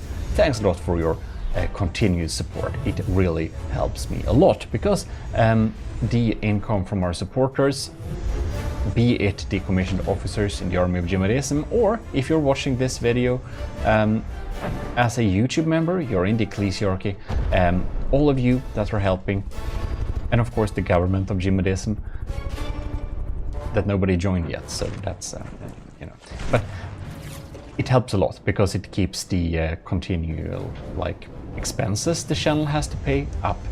We obviously need some services to make it all fit together, and the homepage and all of that stuff, and to stream I obviously need better internet, and all you supporters help me keep this thing going really well, so thanks a lot. Man, but the air battleship is no joke. Obviously, it's not great against anything that will shoot at it very effectively, but just because it's kind of bad, it's also kind of big. It's 1.2 million, so it's no joke. It's no joke. Ooh, and here we have the Merops Interceptor, which I made very recently when I just started to build, and I realized, how small can we make a fighter? So this thing is, to be exact, this large. If you look at the blocks without all the fancy stuff, it's this big. So it's kind of small, as you can see, and I think it runs pretty well, to be honest. It's nice. I like this thing. I'm very happy with it, and it will be uploaded to the workshop pretty soon as well. It's also 2.8A materials, so much cheaper fighters you won't find. Do remember that most of that cost is actually the small missiles. Yeah, if we remove the small missiles, actually, let me do that. Get over here. Ugh. Oh, by the way, if you look at the aerobics here, you can see this thing is 220 square meters big in effectiveness, and it's 21 meters long, costs 8,000. That was my previous tiny fighter. Now this thing is just 19 square meters, so you can see this is like a tenth of the volume, and it's less than, it's like more than 2 times, it's like half the length as well. Yeah, so that's fun. And I'm going to upload that to the workshop soon as well, so you can get this little beautiful thing. And I'm actually gonna make an even smaller fighter plane, because I can do that if I just utilize my breads and use a jet fighter type of setup instead. So I'm gonna see if we can make it even smaller. But removing the what's this now? Oh, that's the detection. Okay, that's all. If we remove the missile system, it costs 800 materials. So yeah, it's cheap. And here you got the Flygfisk, which is well, not made cheaper or adapted to any rules. This is the proper Flygfisk, built for Lieutenant Astera some time ago, which is a patrol diver. So it's a patrol boat, but it also flies up in the air and it dives down again. So it's kind of both a aircraft and a watercraft. And why does it do this? Because it's a fun idea. It also happens to avoid a lot of missiles and torpedoes. It's kind of safe from many of the types of missiles. It's very few people that set up missiles that are able to go in water and in air. And from all those other types of missiles, unless they're super fast and reaches it before it switches like medium, it's pretty safe. So that's cool. When it like goes upward, if missile follows it, they will just end up in space. And if its missiles follow it when it is underwater, well, then they will just get lost in the water and despawn. And Flygfisk is of course flying fish in Swedish, if you were wondering. Well, the Reed class light cargo cruiser we looked at before, and the Reed class is actually built for our commander, which that was some good time ago, however. So I'm very sad, but I have to check up. I have to remember the name too as well. Yeah, so it was. We made it for Commander Ayak the Boater. We built the Reed class. So Ayak the Boater was a commander, and we built this beautiful thing. And this is a little bit upgraded version, however. And it's pretty strong. I like it. I'm very happy. I'm very happy with that design. Another design I'm very happy about, but I'm not happy with the performance, that is the Fred. So we built the Fred actually for Scooby Rocks. Scooby Rocks was a long time ago a captain before he became an admiral and then a lieutenant. So basically, if you are in the army of GMODIST at a lower tier, if you jump up and join a higher tier, you will get the higher tiers rewards. So you can like jump up and get rewards, and obviously if you have a higher tier and then jump down, you won't get that rewards of that tier automatically, because that's like not very practical for me. Then it's like less support and more work for me, and if people upgrade, it's more support but more work, which is fair. Anyways, to keep things not too long-winded, Scoobrox was the captain and wanted something to beat the stronghold. So I made a Fred.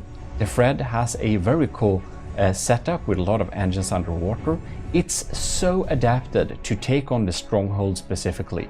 And even though it only costs 700k, it could defeat the stronghold, even though the stronghold was twice as expensive. Yeah, so it has a very cool weapon system set up to deal with the stronghold, in particular lambs. It's keeping itself pretty safe against basically anything the stronghold threw at it. Thing is, however, the stronghold got upgraded. So now the stronghold is much more formidable and like uber scary. So it doesn't beat the stronghold anymore. The stronghold is also more expensive. Anyways, this is the first ship we actually used the Vigoletta marksman cannon on, which is you probably heard me talk about in the Gimli videos. We already basically took a look at that, but here we have the Croquette, and it's a light, little rigid airship. We got some helium tanks inside of here, so that's why it's a lighter than airship. We got some sails hidden too, to provide some propulsion, and we got some engines. And the engines that are on top of this are like tiny. They basically take no materials to run. So it's a pretty slow airship, but it's also extremely cheap. This thing is 12,000, and it carries diff guns, some lighter armaments, and yeah. It's not a heavy investment, it's not a big battle thing, but it looks amazing, and that's the main reason for building it. Or I mean, you can think what you want. I think it looks really cool. But I don't know. A lot of other builders make so much cooler stuff. So for the season 1 of the trials, we got this beautiful pigeon that wasn't very good, however. So the pigeon was made by Scuvimation, our matros, and basically it looked amazing and performed so poorly. So we both actually made our different versions of the pigeon. This is the utility version of the pigeon, so it has some light armaments, but it's mainly a utility ship. And this thing, look at this. I absolutely love this little matros sitting here and reading on the phone.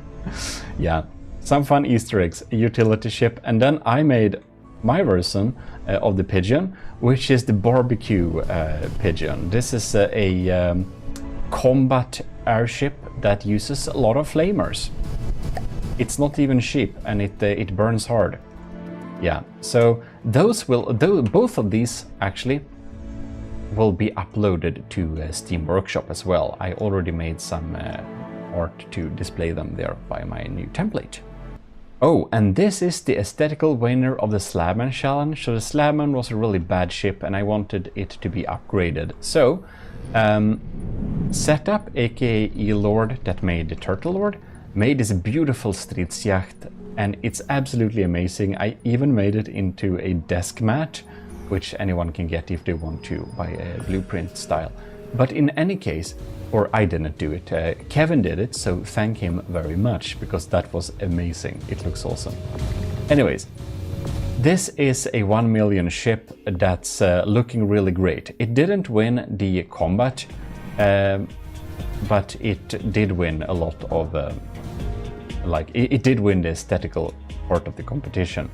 And obviously, this is also where Setup designed so many assets in AOG style, like the cupboards and stuff, which we have used on other areas as well. Isn't this nice? It's very nice. And these little diff guns we also have on the Gimli. They are absolutely beautiful. Yeah, it's so nice.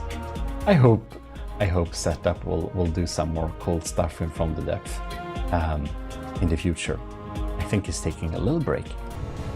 This thing has so many decos and so many details. It's absolutely amazing. And I know Setup was a little bit frustrated with reaching the deco limit, because you can see here, if you try to add some more decos, you can't. And it even has this little aquarium of this the rat from the Deepwater Guard inside of it. It's just too funny. Well, anyways, it's absolutely amazing. What can we say? Huge thanks to Setup for sending in this beautiful design. It's a really is gonna be like the base or the flagship of the fleet, where we're going to sit when we do the campaign. We're gonna exist on it. So maybe less glamorous, but here we just have the Type A attack plane, the original version. So yeah, a little not as cool as the one we just looked at a little while ago. Here we have a, whoops, I'm not sure it can spawn inside of there. Oh yeah, it can. I actually provided balloons for it. This is a hover tank. It's a flying heavy armor brick that does hover tank things. It has a burst railgun, so that's cool. It doesn't have a great evasion, however, so I don't know, it's old. Then we have the Bolster repair and rearm. This is a very fast little transport hydrofoil. This was our build for Lieutenant powered by greed. So it was some time ago, but it is a very awesome little ship or little hydrofoil that will just deliver goods very, very quickly. I tried to set up the AI very carefully to not collide and stuff, but it doesn't work. It kind of collides in stuff anyway sometimes, so that's not great when it goes too close to stuff. I guess we'll have to be careful when we use this in game, or we'll have to set it up in some different way. Maybe we can make bread save us. I don't know. You can get this as a like a lot of these designs you can get on the workshop by however. So go into gmodism.com and just click your way to the workshop.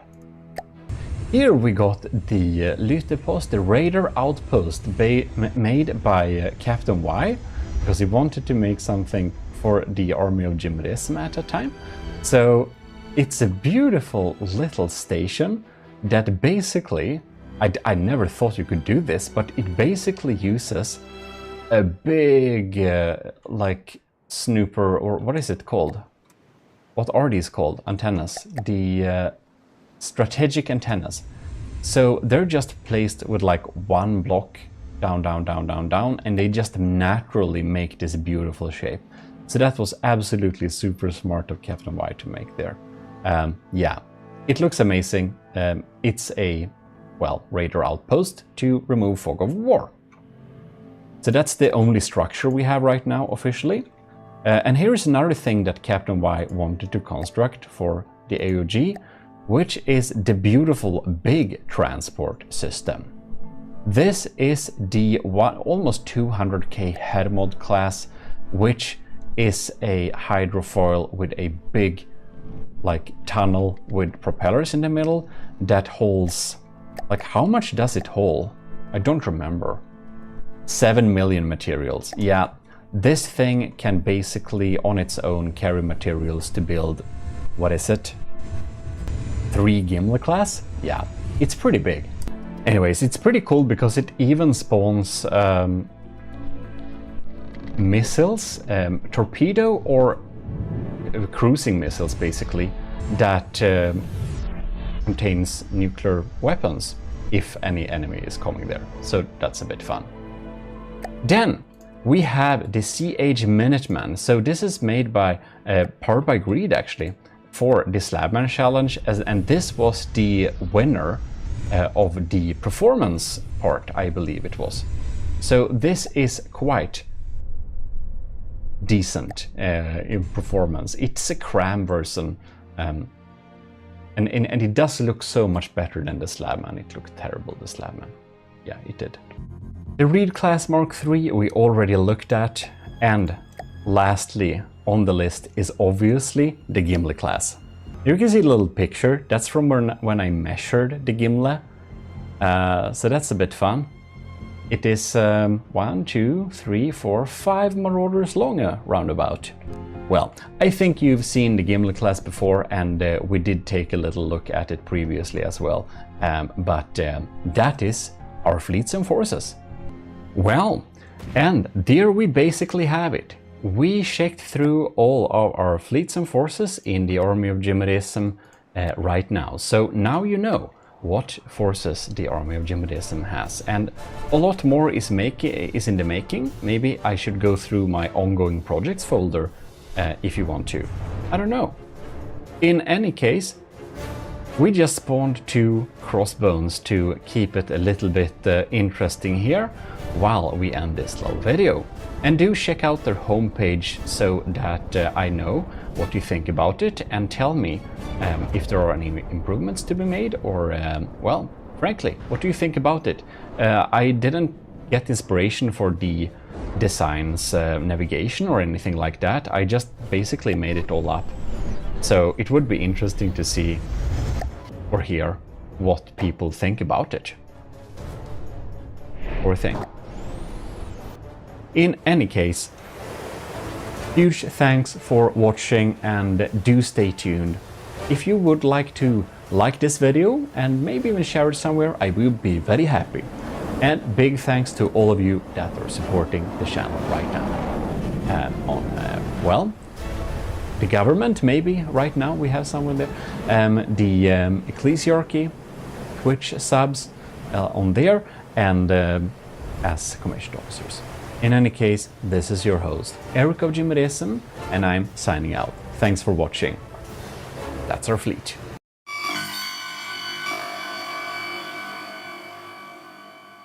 This is your Admiral speaking.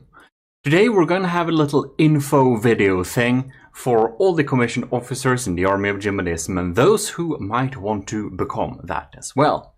So you might know that I offer specific downloadable files for all the commissioned officers in the Army of GMODISM. And that is the patrons, by the way, if you missed that. So for the lowest level, it's $1 a month or equivalent in your currency, and it gives you access to the files. Any level gives you access.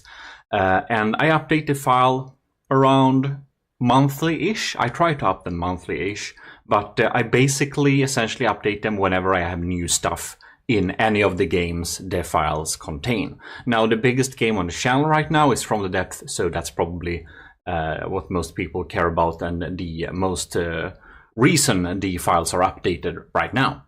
Might change in the future though. In any case, basically we have blueprints, we have sub-objects, that's turrets and stuff, we have prefabs, you know, pastable decorations and whatever in this pack. And we're gonna go through all of them. Here it is basically how it works. Maybe I build on a thing, and now this is obviously not done, but when this is done, it's gonna be put in a folder, right? And whenever I'm going to finish a thing, it's put in one of the folders here. Now, most of the things will be in the fleets and forces, but we of course also have the platforms. We can check the platforms a little bit too. So here is the standard platform. This is for testing and stuff, and that's of course available on the workshop for public download. Now, it can't be that high up in the air, but anyways. We have different platforms.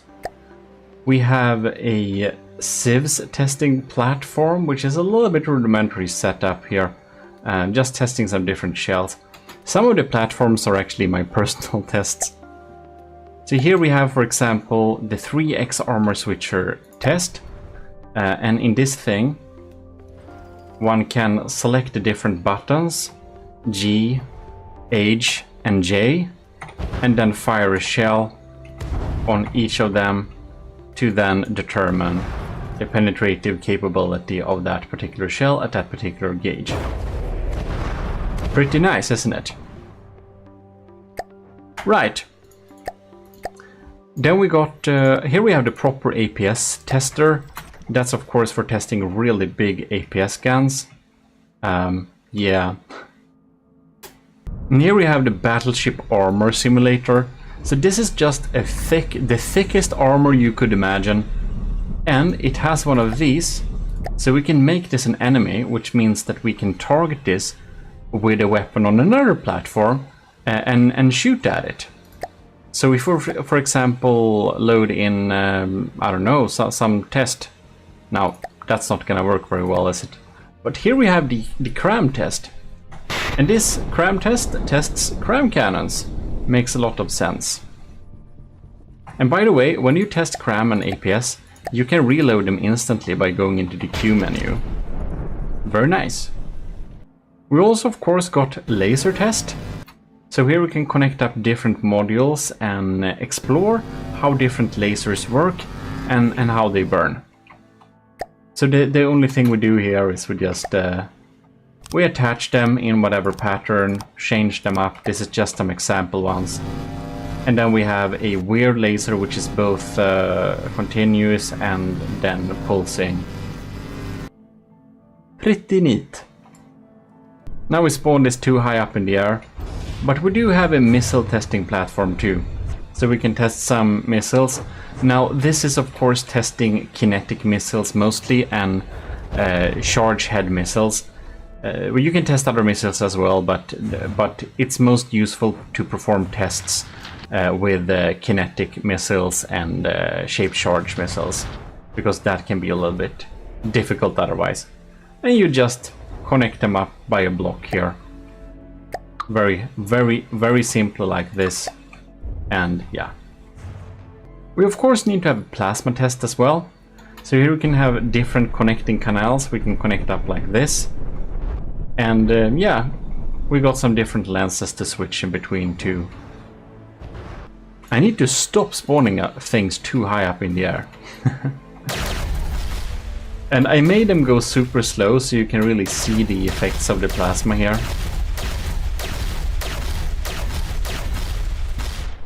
Pretty neat, I think. This is a charge plasma setup. And this is a generator setup. So that's gonna be, and you can of course go in here and just check the stats so you can see how much they cost to compare them and stuff. By the way, this weird pattern is like the best pattern for charge plasma. Then we have a turret construction platform. And here we have the different templates, T1, T3. And basically, the space around the thing on the text is how it needs to look. So if you go into sub-objects, you have them here. You can see this, we have the T7, and this have the, like this. So these are the different, like, rings. Anyways, all the commissioned officers have, of course, access to, like, what is it here? Turret wells. And here we have the different turret wells, like the exterior. So for example, for T13, here is like the deck portion you'll need to cover around this. But if you build onto this T13, this green line here, this turret will not be too big to clash into the hole of the template. And many of the templates are of course available under sub-objects. You see them here. I'll just made a lot of like deck armor and armor segment and stuff like that, which can be like stackable and stuff. But again, the templates we'll look at in another video. Anyways, here we can build inside of this to make turrets that are fitting, and we can also test them against this tall target. Since many turrets can be pretty tall, it can be a good idea to have a tall target to practice towards. This is a weird A/B test. If you want to test two turrets beside each other to test the performance, well, we can do that here. Do you recognize these from some videos? You probably should. We got some help from a commissioned officer, by the way, making a beautiful little tester platform, which has even more, 7 different different armor slabs to test against. So that can be used too.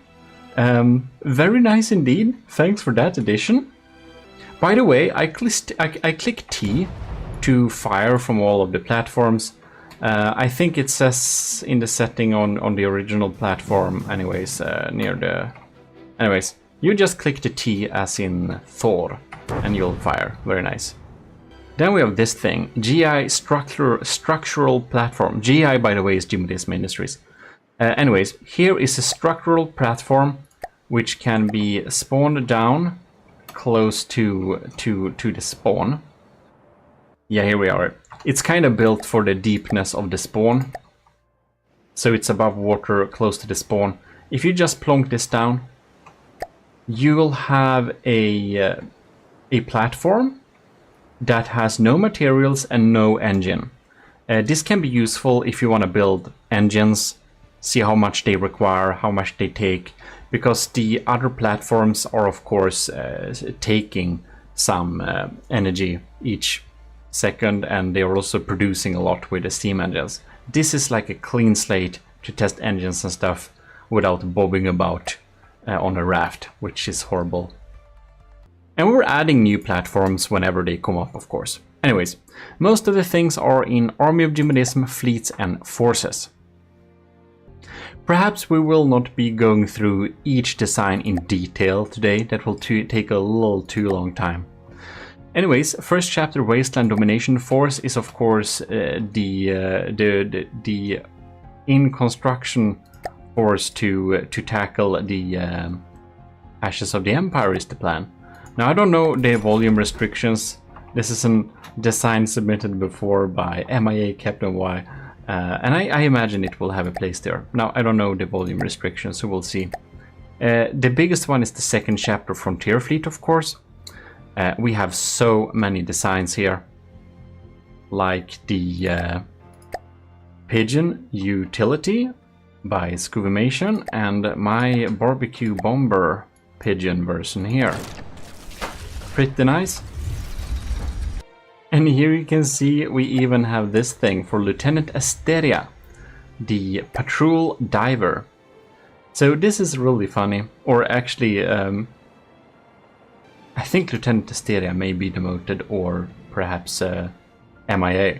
But in any case, this is also available on the workshop, but I do think that I haven't updated the workshop versions decals, and I added some deco to this thing as well. So in my private files that I share to all the commissioned officers, of course, all of the most updated versions are available.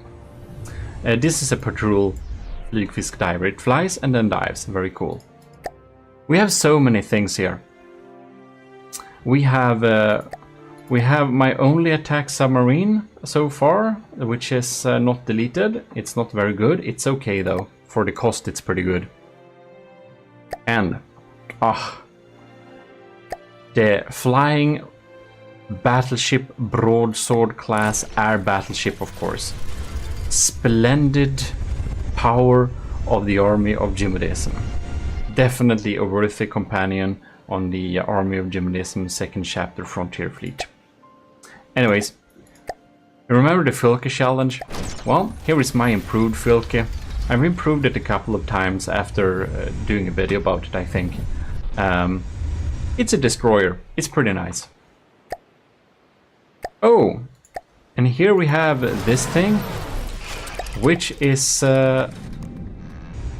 built for a MIA commander. And that is a medium ship, and it does all sorts of things. It's transport, it's salvage, and it's removing fog of war. Pretty utility, but also pretty combat good. This can be sent. This can basically be sent anywhere, I think, doing most tasks. Very handy.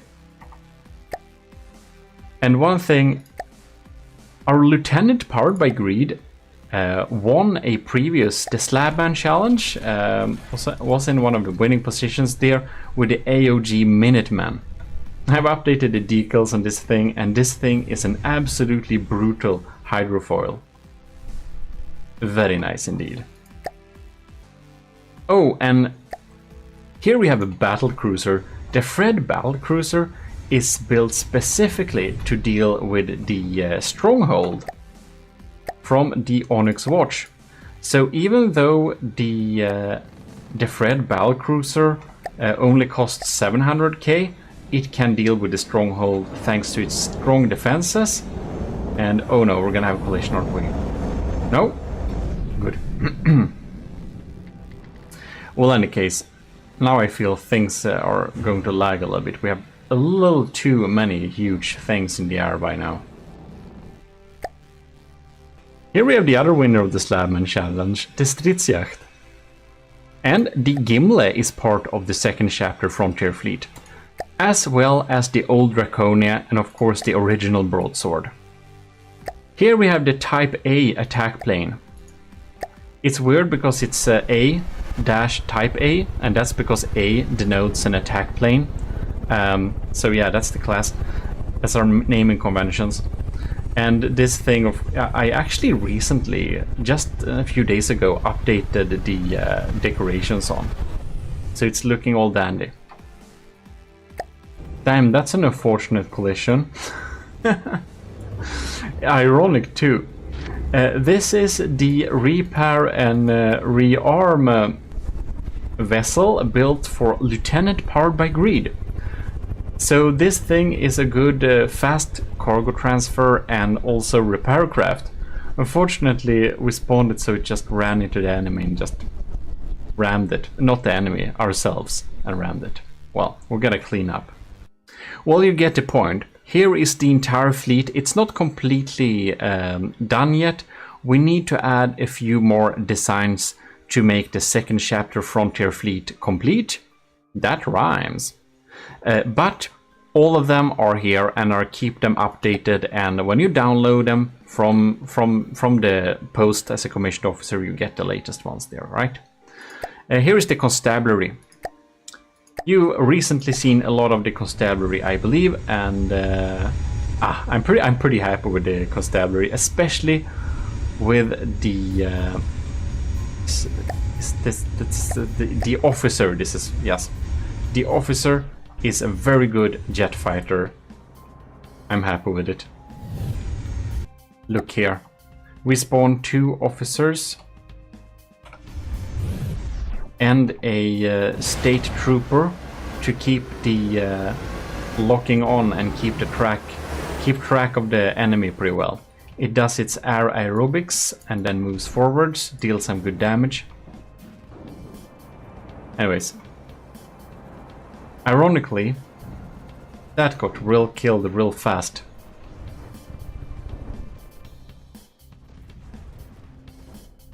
That went so fast. I do suspect they might have collided with each other. Anyways, I repaired this thing. Yeah, I mean, it's the best fighter I made, but maybe it's. I actually do think the officers collided with each other. Probably, I don't know. They should have detection avoidance. Maybe they just got an unlucky shot. I do think they're pretty weak against flak too. Spawned I spawned a bunch of targets here. Now the Geiger has gotten a lot stronger, by the way, since it has upgraded its simple weapons to APS cannons. Anyways, here is the entire constabulary, the Battlecruiser, Deputy Sheriff. We have the Sheriff, we have the Officer, we have the State Trooper, and we have the Sheriff with all of the smaller items above, to be specific, 4 jet fighters and 1 observer. So that is the constabulary. Now, the Holy Metropolis Protector Fleet. That is the folder where I put all the horrendously large things and the really big battleships, like the battleship Afterparty Gimle class. I'll try to put all of them inside of this folder, and I hope to basically, yeah, I imagine that the Holy Metropolis would need to be defended by the largest things we have. So for example, the Super Davidos class super battleship is among those. And this thing is 6 million. It's the largest thing I ever made. It is 400 meters long, so it's pretty strong too. And on the Vehiculum Adventurae, we have my saved adventure crafts. Man, this is gonna be big to spawn. There we go. Yeah, so here we have the AUG Venturesome ongoing little what is it called? Adventure mode survivor thing. And we have the seaplane with a little droid hanging around here. And these are definitely not accessible on Steam Workshop. So like some of the ships are downloadable by the Steam Workshop, but most of them are not. And I do keep these updated more than the Workshop ones, of course, because it's so easier for me to do this, and I update the folder to the Patreon kind of monthly, or if I haven't made much, then bi-monthly. Then we of course have for our first admiral in the army of GMODISM, which is Ryujin, Admiral Ryujin, and here we have the AUG, his Light Protector Federation fleet. And we have attack swarmers, Mark 1 and Mark 2. The Storm, which has some ACB magic. And we of course have this thing, which I tremble to spawn. So, Admiral Wani Ryujin, the first admiral in the army of GMODISM. This thing lags a lot when in combat. It is a super battleship carrier. And it is a bit of a glass cannon, but it is mostly a carrier. And it has this huge missile turret. And the really funny thing is, of course, the feature to escape with the the entire bridge can escape down into the safety of the center of the ship, which is a really cool feature. Anyways, it looks great. It also lags a bit, but maybe when I get 64 bits of RAM, gigabyte of RAM, we can have some battles. We had battles, of course, on the shell. Check them out, by the way. We had some help recording them, so that's great fun. Well, and more fleets and forces are, of course, being added as they are completed. And the more people who join the army of GMODISM, of course, the more forces I'll have to build. So if you join the army of GMODISM as a commissioned officer at a certain level from lieutenant, you can request a craft. And that will be definitely put into these folders. So if you want to have an opinion of what I must make, well, join at the appropriate class and request it. So we're here at the testing platform. We have APS turrets, we have civs and anti-munition systems, we have cram turrets, we have decoration, we have flamer turrets, we have laser turrets, we have missile turrets, we have pack, plasma, propulsion, simple turrets, tracking and detection. So let's start from the bottom. Tracking and detection. I got some different tracking and detection towers, like this thing here, the mini thing there, we have the ballistic tracker here, and we have the lightweight tracker there. So basically they're set up with different aspects in mind. We'll need one of these what are they called? They're called coincidence rangefinders, right? They're really good for ballistic tracking. So if you want to have accurate cram cannons, you need some ballistic tracker, right? We have directional cameras built in, and also gimbal cameras to really give a good accurate bearing and detection. We have different ones in the different units. And this one is, of course, the most decorated one with a I don't know, watching sergeant standing on top of here, looking through the looking glass and helping us detect stuff. This is, by the way, EMP insulated. So if we just look here, this one is a little bit too tiny, can't EMP insulate it. This one is also a little bit hard too. Is this one? No, this is not. This one is, however, EMP insulated. So you can hit this all you want with EMP, and it basically won't take any EMP damage. This one is a pretty redundant thing for EMP. And having a tracker turret, of course, helps a lot with detection, because then the cameras and stuff will be pointed towards the enemy and will almost guarantee that we see the enemy, basically. And then we have some basic simple turrets. They're super basic, but I use them from time to time. The only thing that's, neat is supposedly the settings, not for that one, for the other one. Here we have revolving blast guns here and there. And when we have a system like this, of course, we have some mimics, but we also set them up so they won't activate over 400 meters range, because the blast guns won't work very well when shot from far away. And then, yeah, that's basically that. Now, the azipods are pretty neat. I use them for most of my ships here. And you can see that inside of here, the power required to use one of these is listed. So it's pretty handy. We have a really big azipod here. This is the one that's on the Gimli. Or is it this one? I don't remember.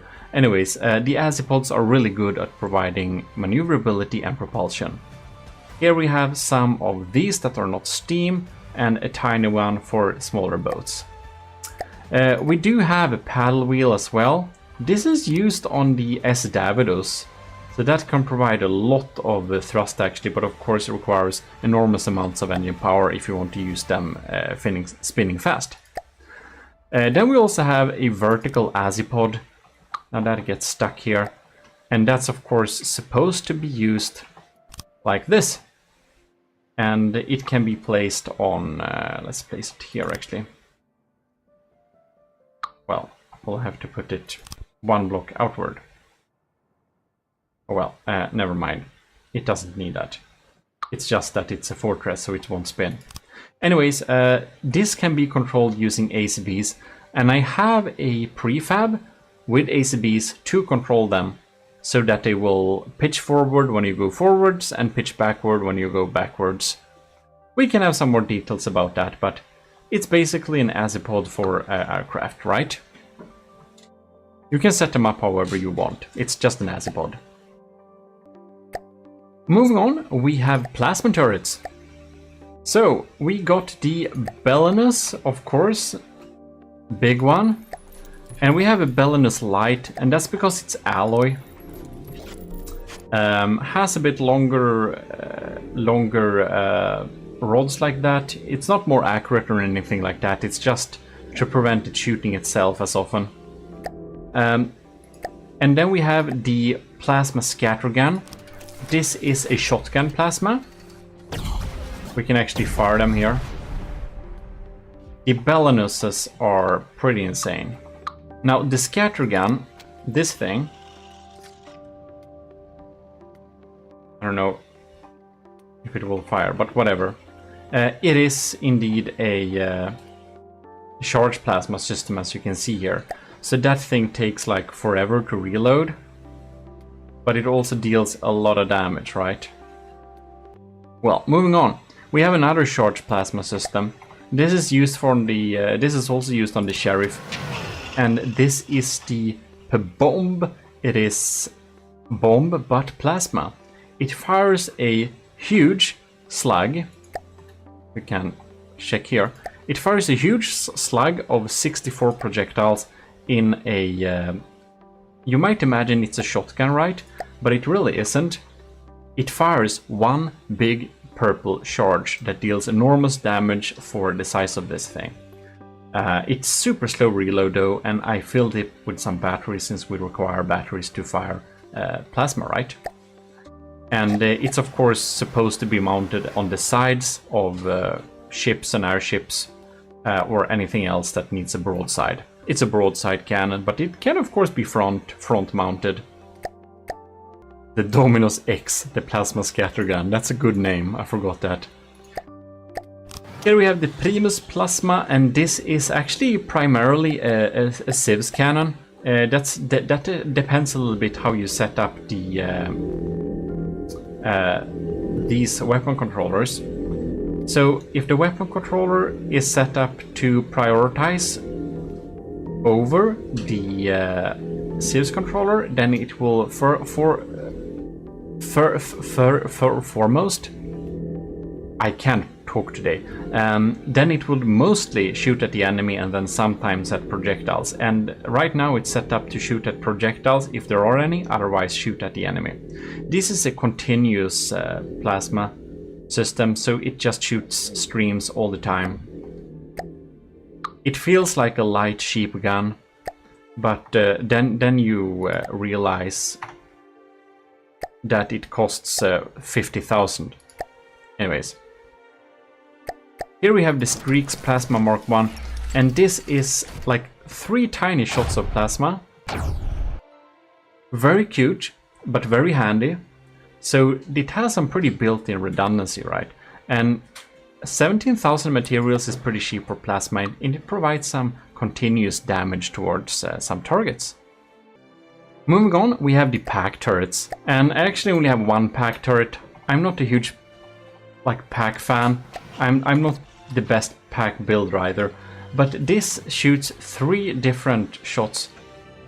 They are not synced up because that doesn't work when you copy it over to other things, but you can sync it up afterwards. One is impact, one is piercing, and one is EMP. So of course it's great if I'd imagine that you'll have an impact first and then a piercing and lastly an EMP, but set them up whatever order. Whoa.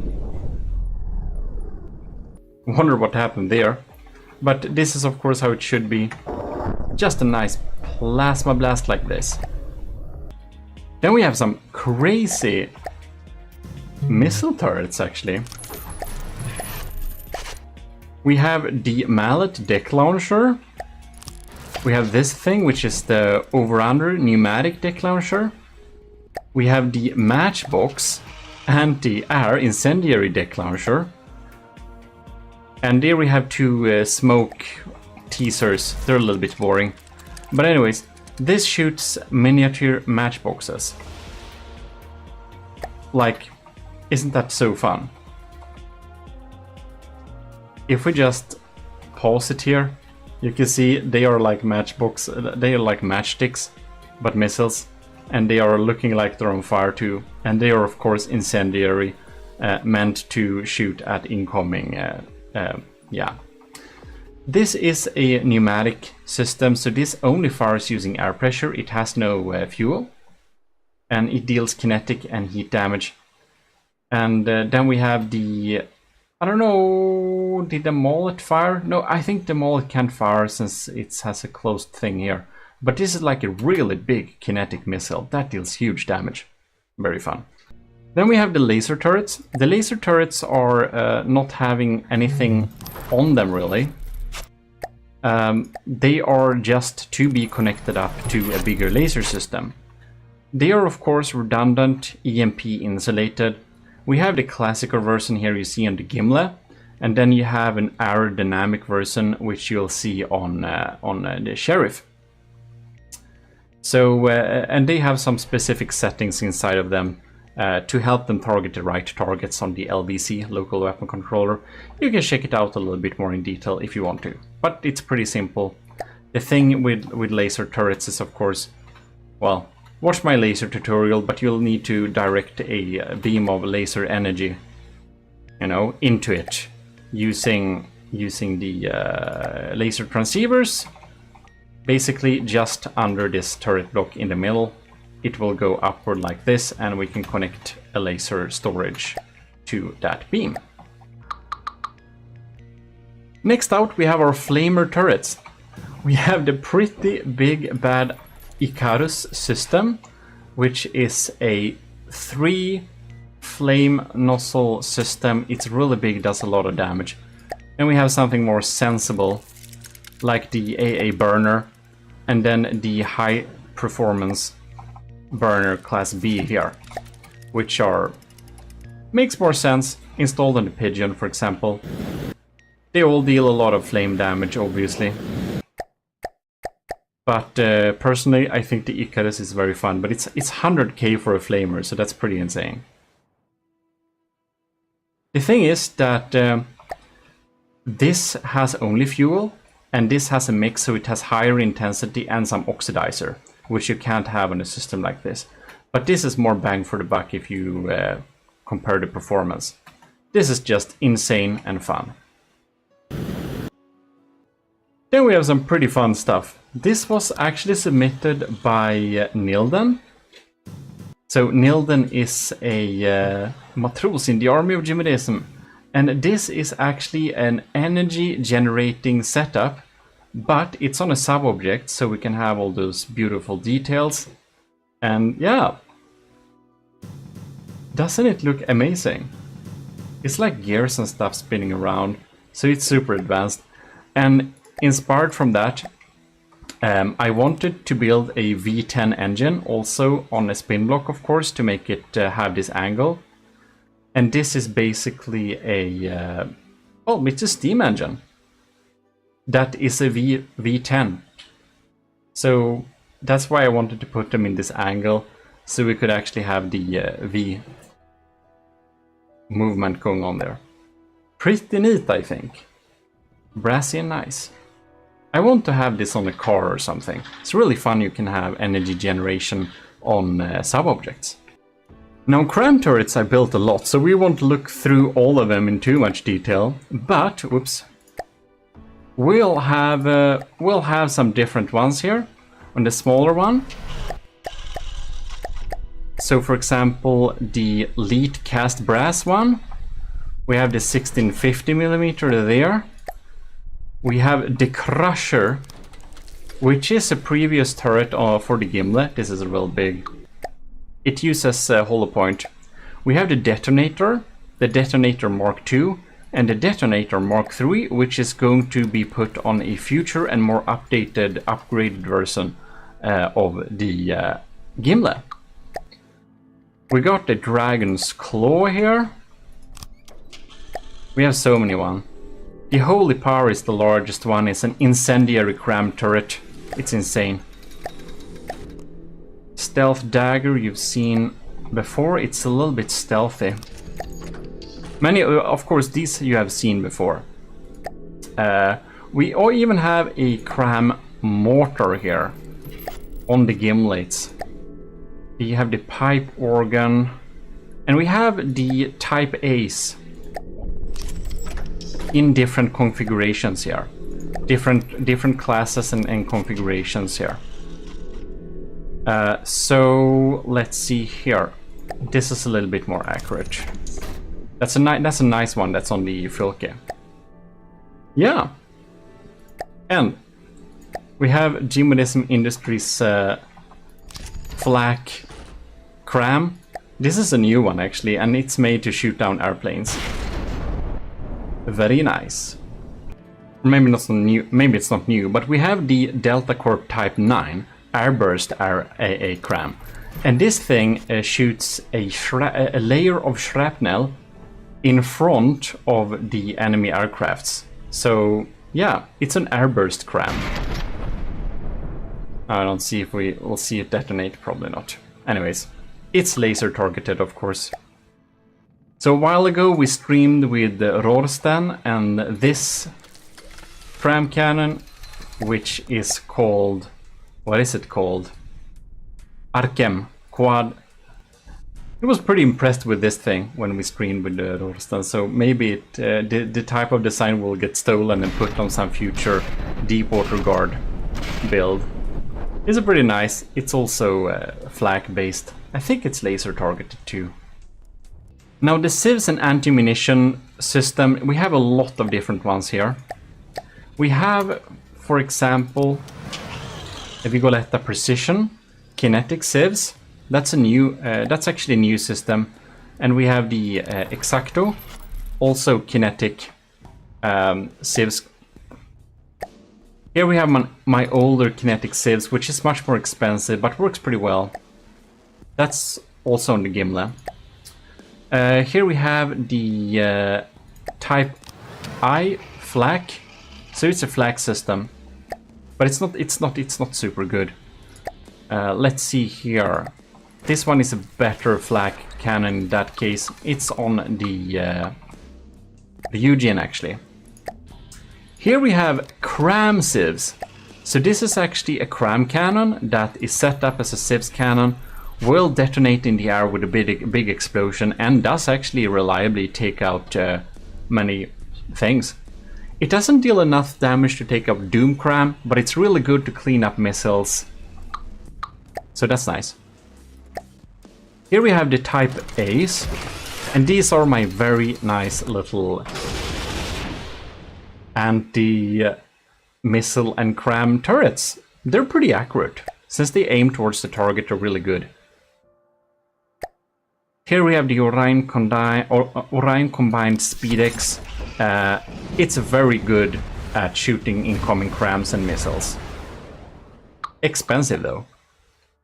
So let's see here. Here we have Type X, and this is a pneumatic sieve system, so it only fires using air pressure. Here is a torpedo sieves used for, this is of course for underwater use, gonna be placed under ships. Same as the Submarina, but this is instead a kinetic sieves system for underwater use. And they are of course having their shells included, so it's gonna be real easy to install them. This is a little bit experimental, but it's a charged laser sieves cannon, short range. Should work well in theory, haven't tested it too extensively. The AOG Shred and the AOG Shroud are two pneumatic sieves systems. So they are just placing them here in the air, and they actually provide really good damage. And the upside with using pneumatic sieves is that the reload time is like cut down to, I think it's only 10 seconds per missile. So we got the Shrapnel Frag sieves too. This is pretty good, but doesn't hit too reliably. So the Shrapnel Flak version is much more reliable. But the thing is, when you have a frag sieves, if you hit dead on a target, you can deal more damage than a flak. We did, or rather, not we, Cadet Kovrax did some good testing with that a while ago, so I decided to try and build my own. Here we have a subsurface, another subsurface system to shoot at the incoming things. Crackler APS. This is my only burst flak system. Now burst flak can be very, very powerful, but of course the reload time is very long. This system deals 136,000 damage in one blast, so that will take out many Doom Crams. And we got the good old Defender that has a lot of missiles on it. Then we have an extensive amount of different diff sieves systems. You've seen most of them, and neither of these of course have built-in. This is from Setup, by the way, as it says the Setup's manual. But these of course require us to add an ammo to them. My favorite is probably the Vigoletta Skyfire. It proves to be pretty efficient. The S-Corp Iron is pretty good though for the cost. Yeah, of course, all of them are good-ish because otherwise I wouldn't have them in the folder. Then the only thing that's left is the APS turrets. So same here, we got APS diff guns. Here we can see the one on the Sheriff Deputy. The Octodads, they are pretty crazy. They actually have built-in shells. That's the only diff gun with built-in shells. And they fire 8 shots each, 8 times, what is it? It's like 8 times 5. is the number shot of it has. Here we have the regular one. So they can deal a lot of damage from a very cheap turret, since it's only cost 6 or 9,000, but we get 500mm almost super scary shots. Anyways, we have a broadside cannon here. So we have a diff broadside with three shots. I think it's pretty cool. And we have a single broadside here. That's present on the Sheriff. This thing, this diff damage gun, I think looks pretty cool. Yeah, we have many different ones. Check around and find your favorite. You'll see the stats on them. Yeah. I like the Skyfire so much I did a damage diff gun version of it. Oh, and we have smaller ones too. This is like the manual gun, so it's a 67mm diff gun, so it fires like... It looks like a manual gun and it fires every 6 seconds or something, dependent on the shell you put in it. I think it looks nice though. For the APS cannons, you've seen many of them. This is the Arqueballista, which I like a lot, which has like max penetrative capability and a design I'm very happy about. We also have the Bolter, which is huge, expensive systems with a nice sound. We have the Dome, Fang. Fang Shield Killer is fun. It's built to basically help with taking out shields. I wonder, was the horror part of the Draconia? No? Can't remember. It's a pretty sniper one though. Mini Bolter looks the same as the Bolter. Here we have a deck gun. I'm looking forward to use this on the Ashes of the Empire.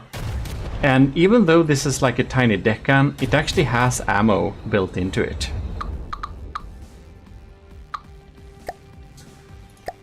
And the good old Scorpio as well. It's a nice one.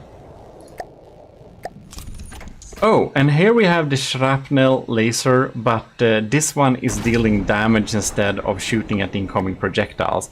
This is like an AA gun surrounding the enemy aircrafts in a cloud of frag. Fort SA Model 9. We have different sizes, the taller and the shorter one. And that is a minimaxed sandblaster. It's a gunpowder based sandblaster. I'm looking forward to use this in future builds. And we got some older ones too, like the Bang Bang and the Pancasus and the Cheddar. They look really fun though. 500mm small shell autocannon. The Type K is pretty small but pretty efficient. The Type J perforator. This is this is on the Ryujin. This is a railgun. It's a pure railgun, so no rail assist. It's no gunpowder, it's only railgun. Then we of course have many, I don't show you all of them of course, but we have all the different Vigoletta marksmans. We have the big sniper, and then we have the M5, M6 and M7, and all of these are machine gunny, super accurate, and they essentially use the same shell actually. So they're all basically equally good, they only have different fire rate. Yeah. They're super nice. I think they use the same shell actually, all of them. Oh, and the Hexaburst of course, which is on our hover tank. This thing is a burst gun. It fires 6 like bursts. I got a tutorial too if you want to make burst guns. I don't like them that much, but it's cool to be able to make them. Man, I'm a bit sad that the only time I've been able to use the Bolter is on the S. Davidos class. The Bolter is so darn expensive, but it's pretty good too, I think. It uses 3 different shells. It's rail assisted, it's definitely a personal favorite. Well, anyways, that is indeed all of the sub-objects, I believe. I haven't showed you all of them in detail, of course. You'll have to explore some yourself there. Hope you enjoyed looking at them, though. And remember, if you download the files, if you're asked to overwrite the previous versions of the turrets, unless you change them yourself, you should, because sometimes I put an update to a turret and then upload it to the file. So even though you may have it, there may be a better version in the new updated version of the files if you have already downloaded the files once. Alright, so prefabs. For the commissioned officers in the Army of GMODISM downloadable thing. Continuously updated as well, so when you download the prefabs, there is a possibility I updated a prefab. So when you download the updated files, since I do update them monthly or bi-monthly, you'll get a notification. I usually talk about that in the hashtag Army of GMODISM quality, Army of GMODISM officers board in the Discord, and there is of course Patreon too. Anyways, we will be looking at the prefabs, and we got different ones here. So we got some AI prefabs. So here we have my older setup of AI cores, which is small, medium, and large basically. So they have different things built into them. You can see here that we have things that turn on and off the shield projectors automatically. You can see that the smallest AI core, you're supposed to only connect things with the rubber here, because that is of course making this AI core EMP insulated, right? So you can see here the MQL. The M is still main, like main guns or main control. And the Q is for quick guns, quick weapons. It's an extra computer then. And the L is another core there. And they're set up with different targeting practices, right? Anyways, AI, AMS, anti-missile system included, 4 repair bots, 4 RB, 1 RB, 1 repair bot. W missile, that means we have remote control missile too. So that's nice. Then we have some stuff here. We have some newer ones which I'm using nowadays more. And here we have the Orion core, AI primary. Here we have primary secondary, so it's a little bit easier to understand. We have anti-missile system 2 repair bot and PSDSS. That is powered decoys and shields on and off. And that's the A. We have the B here, primary, secondary. I'm gonna show you a pretty neat feature with these prefabs. And the C class, which is of course bigger. The larger they are, the more repair bots do they have also. And RPA-AC, that stands for roll, pitch, altitude, auto control. So we have some general PIDs in there. And the cool thing is that it is EMP insulated, but we use triangles, so we can actually look a little bit more easily inside the AI core when we need to fix stuff. And the larger they are, the more control they also have for the more general processing units they have. So here we have decoys, and here we have shield switches. And here we of course need to set manually the roll and pitch. And for the altitude, we need to set what altitude we want. If it's an airship, or just remove this block, we can also do that. And here you can see we have this thing. This is the secondary command. And if we look at the corner here, we also got some wireless snoopers, which is nice. Here is the mainframe with inter-vehicle transmitter, so that's usually something we have. And of course the target prioritization, and dependent on how it's set up, it's supposed to target different things. So the main block, of course, the main AI will target the largest enemy, and the quick one will target the closest and quickest. Here we have the missile controller set to channel 9. On channel 9, all of my prefabs are set up to deal with remote anti-missile missiles. So all AMM systems is on channel 9, and if there is a built-in missile controller, then that's on channel 1. This AI core doesn't have it though. But the civs controller is of course connected up to the missile controller, which is connected up so that you can have civs stuff. Anyways, and the smaller ones are basically just smaller versions of that with not as many cores. And this one is the most rudimentary one. They all have the smart switch, however, so that's handy. I like these new cores a lot more than the old ones. Yeah, makes sense. And they of course also have some EMP, they have some surge protectors built in there somewhere. I do think they have that somewhere. Maybe. I think they do. Let's do like this. Yeah, exactly. Touching the heavy armor on the corners, we have surge protectors. And there is more, but wait, there is more. Anyways, here we have the Orion Core Remote Missile Computer Processing Core. So basically, when you want to have remote controlled missiles, you also want to have general purpose processing power to even control them. This is a channel 1 missile core. So this is just, you can see here on channel 1, you just add missiles and they are of course made to be remote controlled. Because that makes sense. If you don't have that, they will of course add to the general processing power of the main computer. Here we have the AI extra targeter. So if you just want an extra targeter, we have this Orion Core, EMP insulated and all, providing you with an extra targeting computer. And it's of course a good idea to spread out your AIs. So if you take a look at the Sheriff, for example, we have many AIs and they're not close to each other because we want to spread out the damage. Right. Then we have this funny thing.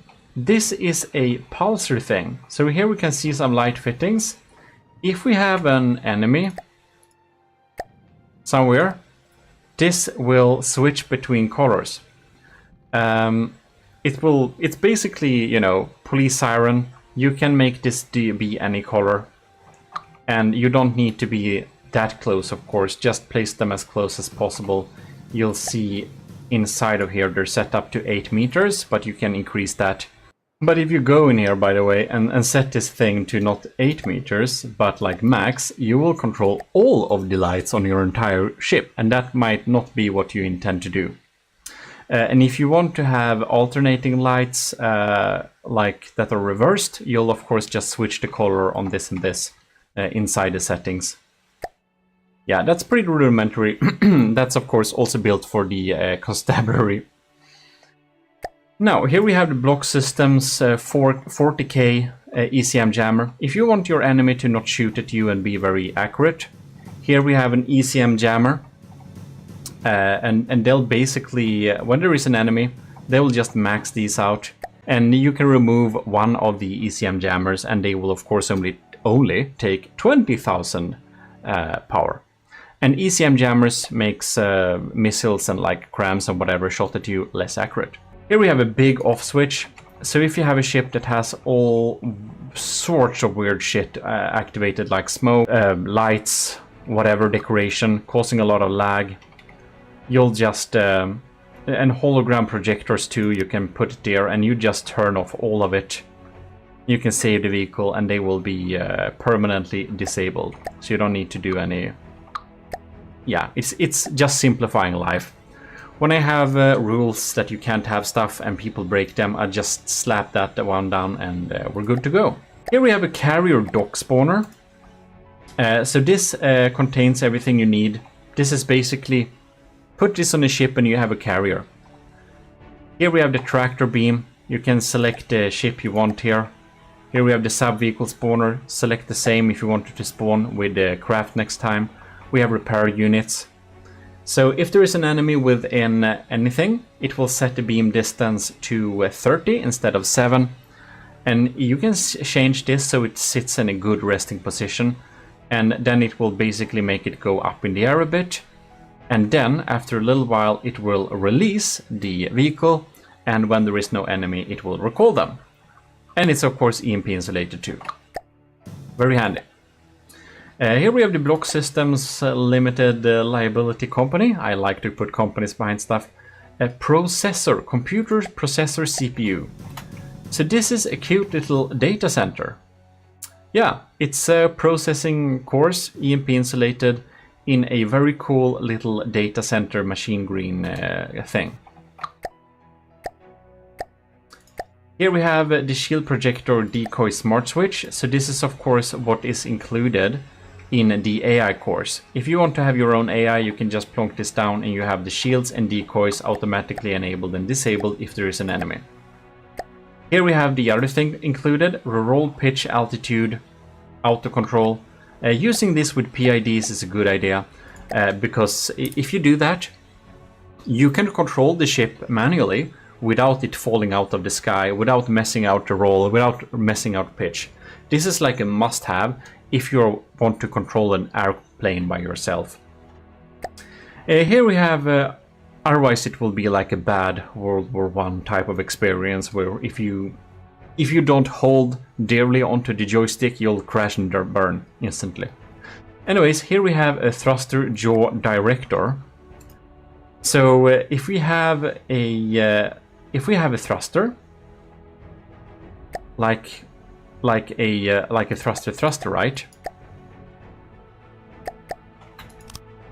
It can be directed, dependent on inputs. Now this is a fortress, so I bet it won't work, but it sets jaw of this thing by 15 degrees and helps you turn. This is something that everything in the constabulary actually uses. That's what makes the thrusters tilt in different directions whenever they get a jaw command. Very handy. And here we have the GMODIST Industries Azipods controller propulsion jaw thing. This works better in theory than it does in practice, but in theory this will provide that your this will make it so that the in the earlier video on the sub-objects, you see the propulsion, this thing, this can control this thing, and even if they are on each side. The trick is that the left side, this spin block, you'll need to click Shift N, name it A, and you'll need to go to this side, click Shift N and name it B. So right side is B, left side is A, and then it should tilt them forwards when you're going forwards, tilt them backwards, and when you're going backwards, tilt half of them, tilt like the, let's see here, the left ones are tilted so your propulsion is forward, and the right ones are anyways, tank steering. They're like opposite directions to turn. However, they have a weird thing where they have a hierarchy. So to make it work properly, you'll have to basically choose if you want going forwards and backwards is more important or doing jaw is more important. If jaw is more important, set these priorities to higher. And if going forwards and backwards is more important, then you'll need to set these priorities, the gray ones, to max. Yeah.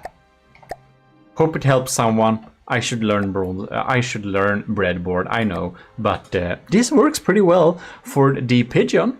I'll give you that. Which you saw in the first video in this little micro series, or the second one, where we looked at all the blueprints. Yeah, this is the AI systems anyways. The following folders are not as large. We have ammunition. This is a stackable type of barrel. It contains ammunition. However, this is not full heavy armor blocks, it's half heavy armor. And I found out that this is the minimum thing we can get away with when stacking ammunition like this and not make them serial detonate. It also looks like a barrel, which is cool. Then we have diff gun flak shell. So if you have diff systems and you don't know how to set up a diff shell, or you're just lazy like me, here we have it. Munition defense bodies, a head, a timed fuse, and minimal gunpowder. Just as it should be. We also got a kinetic sieves shells for our kinetic guns. Our kinetic sieves guns. Here we have it. Heavy head, 2 stabilizer fins, and they are of course made to be perfectly balanced with the turrets we have that are using kinetics. And here we have a big shell ammo. So that's just a fun ammo barrel that looks like a cram shot. And this is of course for decorative purposes. You can make like a machine gun line for your crams.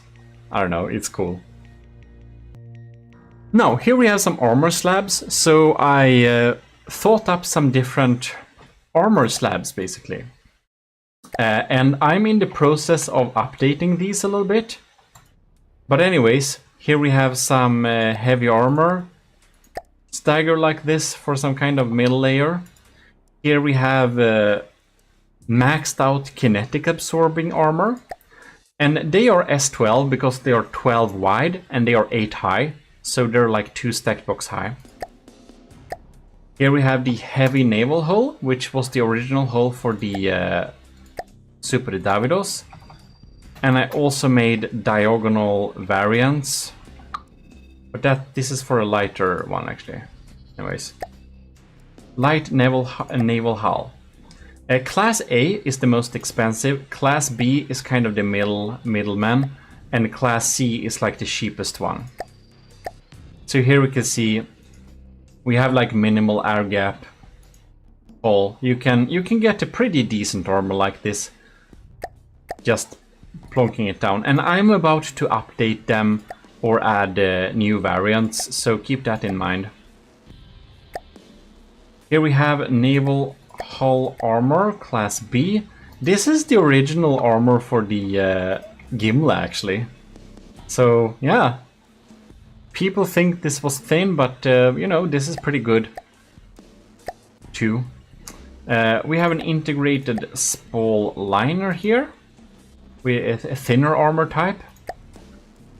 I won't go through all of these, but here we have aviation armor. I think the name is so cool, I want to use them. Anyways. Here we have something useful. Diagonal staggered era armor. Back staggered era. So that you can easily just have this under the first layer of armor. And you'll negate incoming, you'll negate incoming HESH and heat shells a bit. And AP heat. And sap heat. Here we have a funny diamond coat that is basically a nice way to deal with high armor piercing but low damage shell and also redirect stuff. This is also for redirecting HESH shells to be specific. So this is just a studded wooden board. You can plonk it on top of your flat armor and you'll redirect some HESH shells. This is the only new armor slab. This is the ultimate HP sponge. So the thing hits the metal here, so it got some armor debuff, whatever.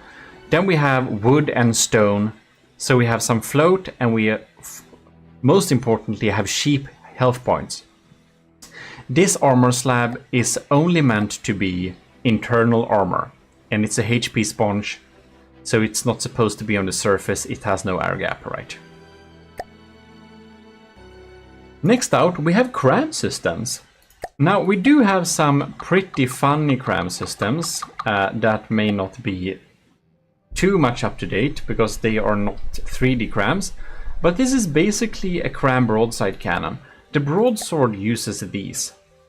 Now the ones that are really cool are the stackable ones, because they take inspiration, they take energy of each other, they take packing, you know. So if you stack a line of them like this, they'll be more powerful together because they get connections from each other.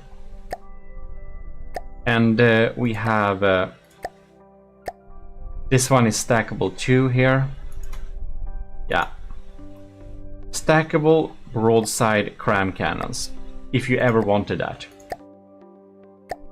Here we have flat Tetris. This is like 3D Tetris 3 blocks high. So if you want to have broadside cannons with decently more efficient Tetris, well, here you got that. Now here we go with our other Tetris. So basically the furthest down layer should be the top layer here, and then you'll just add on top of them like this. And the funny thing, you can see this green pattern here. That tells you how many barrels you can have at max. Now they won't be equally balanced, but they don't have to be. So how it works here, this is a D11, so the diameter is turret 11. So yeah, the standard turret widths. And they have up to 5 barrel support, and you can connect them up together. Here we have a D13 with multi-barrel support as well. I didn't bother to count them for some reason. And here we have D15, 7 barrel. Here we have D5, only 1 barrel support. So you'll connect them all together. Yeah, and of course 3D Tetris is much more efficient. We have different D5s. If you want a 4 barrel, you can just check the stats, which is best for your project. D7, D9, diameter 9. That's of course how wide they are. The diameter should explain itself. So we have a 3 barrel support. We have a 2 barrel support. 4 barrel / 2 barrel, depends how you. Yeah, they have a little bit different stats, but are in all, very good 3D setups, all of them. And one of my favorite for smaller cram turrets, this is a stackable 3D cram that's only 3x3. Of course, it's gonna be less efficient at these sizes, but it's as good as it gets. And of course, here we have the T17. So we have the different layers here. Now the layer A, this is the good stuff. The layer C, that's like the cheap stuff. This is the connection layer. And then you're supposed to have a B. No, you're supposed to have, no wait. I think, yeah, you're not supposed to have that, never mind. You're supposed to have the layer A, and then the B, and then the A and the B and the A and the B, and top off with the C. That's how it's supposed to work. Very redundant, very sturdy T17 turret design, if you wanted that. And I do believe that's probably the Tetris. That is the Tetris used on my largest cram turrets. So it's pretty nice. Oh, we even have a budget mortar system here, isn't that fun? So if you want to plonk down a cheap mortar, it's better on spin blocks, but this works. It's on the Draconia, I think. Anyways, moving on, we have decks and detections. This is not the best, it's just I wanted to make some decks. So yeah, this is actually on the Adventure Seaplane. Here we have the Lavish Cabin. This is on the Super Davidos. It looks like a train cabin. Well, and here we have the EMP resistant detection tower. So if you want to have a nice big piece of superstructure, you can just plonk this on top, and this has detection inside of it, and it's also EMP insulated. Isn't that quite nice? It is. Then we have decoration. We have so much here in the decoration, I won't go into all of it on details. We have stuff like my chandeliers for the gimlet. We have stuff like black text for slope. So if you got the slope, you'll just put this on the slope here, and you'll have the black text perfectly matched. We have logo with the Imgur links for slopes here. You don't need to set them up every time. And you can switch the pictures with whatever you want. So this is an on-surface sticker. which means that it goes on the outside of stuff. You just put it on the outside, it's hidden, but it's perfectly aligned. And you can swap the images with whatever you want to if you don't want the AOG stuff. Black text on flat surface. Then we have Setup made some really cool designs for the Stridsjacht, and I asked him to steal those. So here we have the share. Yeah, approved. The share, everything made by Setup is of course called Setup Design. We got a drawer. We got a drink on a table. Isn't that so cool? A little Rambot drink, like of oil with a tiny little bit of Q switch on there. We have the Army of GMODISM gemstone shield. Yeah, we have so many things. Gold text, gold logo. And this is like an auto nice interiors. Here we have this Setup's pool table. And we got, let's see here, the AOG poster. Isn't that nice? So on the wall, we can plonk this down, and you'll have all the ranks in the Army of GMODISM here on a poster. Very nice. Ah, this shelf is beautiful. Also by Setup, and the sunbed.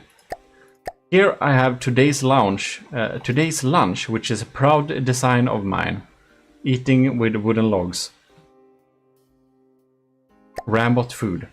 You need to eat your fibrous scaffolding or your body will collapse. And don't forget the micro mainframes from tiny creatures. It's probably only me that thinks this is smart, but I made a prefab staircase so that we can make a good staircase for any big building very quickly. I thought it was nice. Yeah, all is just a bit of decoration.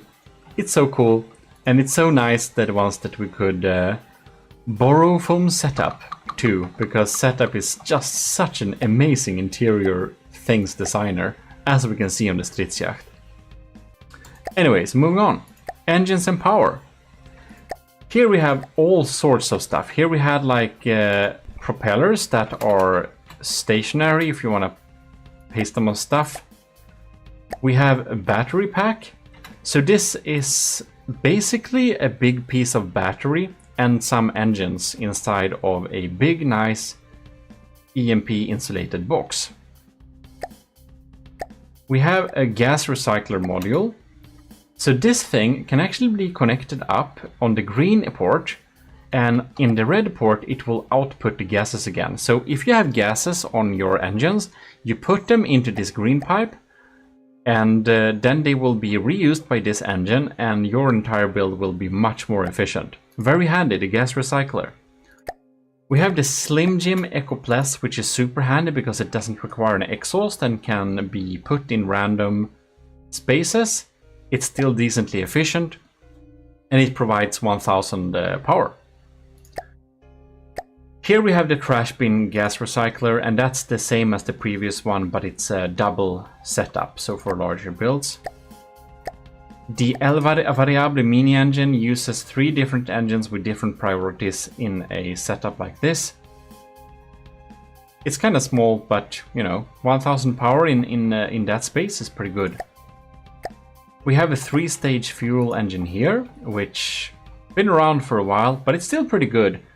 It's so asymmetrical, I'm owing myself how I made this work. But it does work. And this is the better 3-stage engine. I like this one. If you want to be really stylish, we have 9000 power per material in this super nice little shell. This, my ladies and gentlemen, is the 2 SI3000 Echo Army of GMODISM engine unit. Very nice indeed. We have a similar thing, the 8000 power lightweight power jet engine for all your aircraft needs not underwater. This thing doesn't provide any thrust, it only provides engine power. To a in a very nice package. The power flower injector engine is pretty insane, but pretty good. And the power rod, it's the same thing, but gigantuous basically. It has 12,000 power, so this will solve all your power needs. The smallest fuel engine is, as the name would suggest, very power efficient and probably not worth your time. But it's, you know, for things that will sit and chill for a long time. People seem to love this one. This is the steamed pork.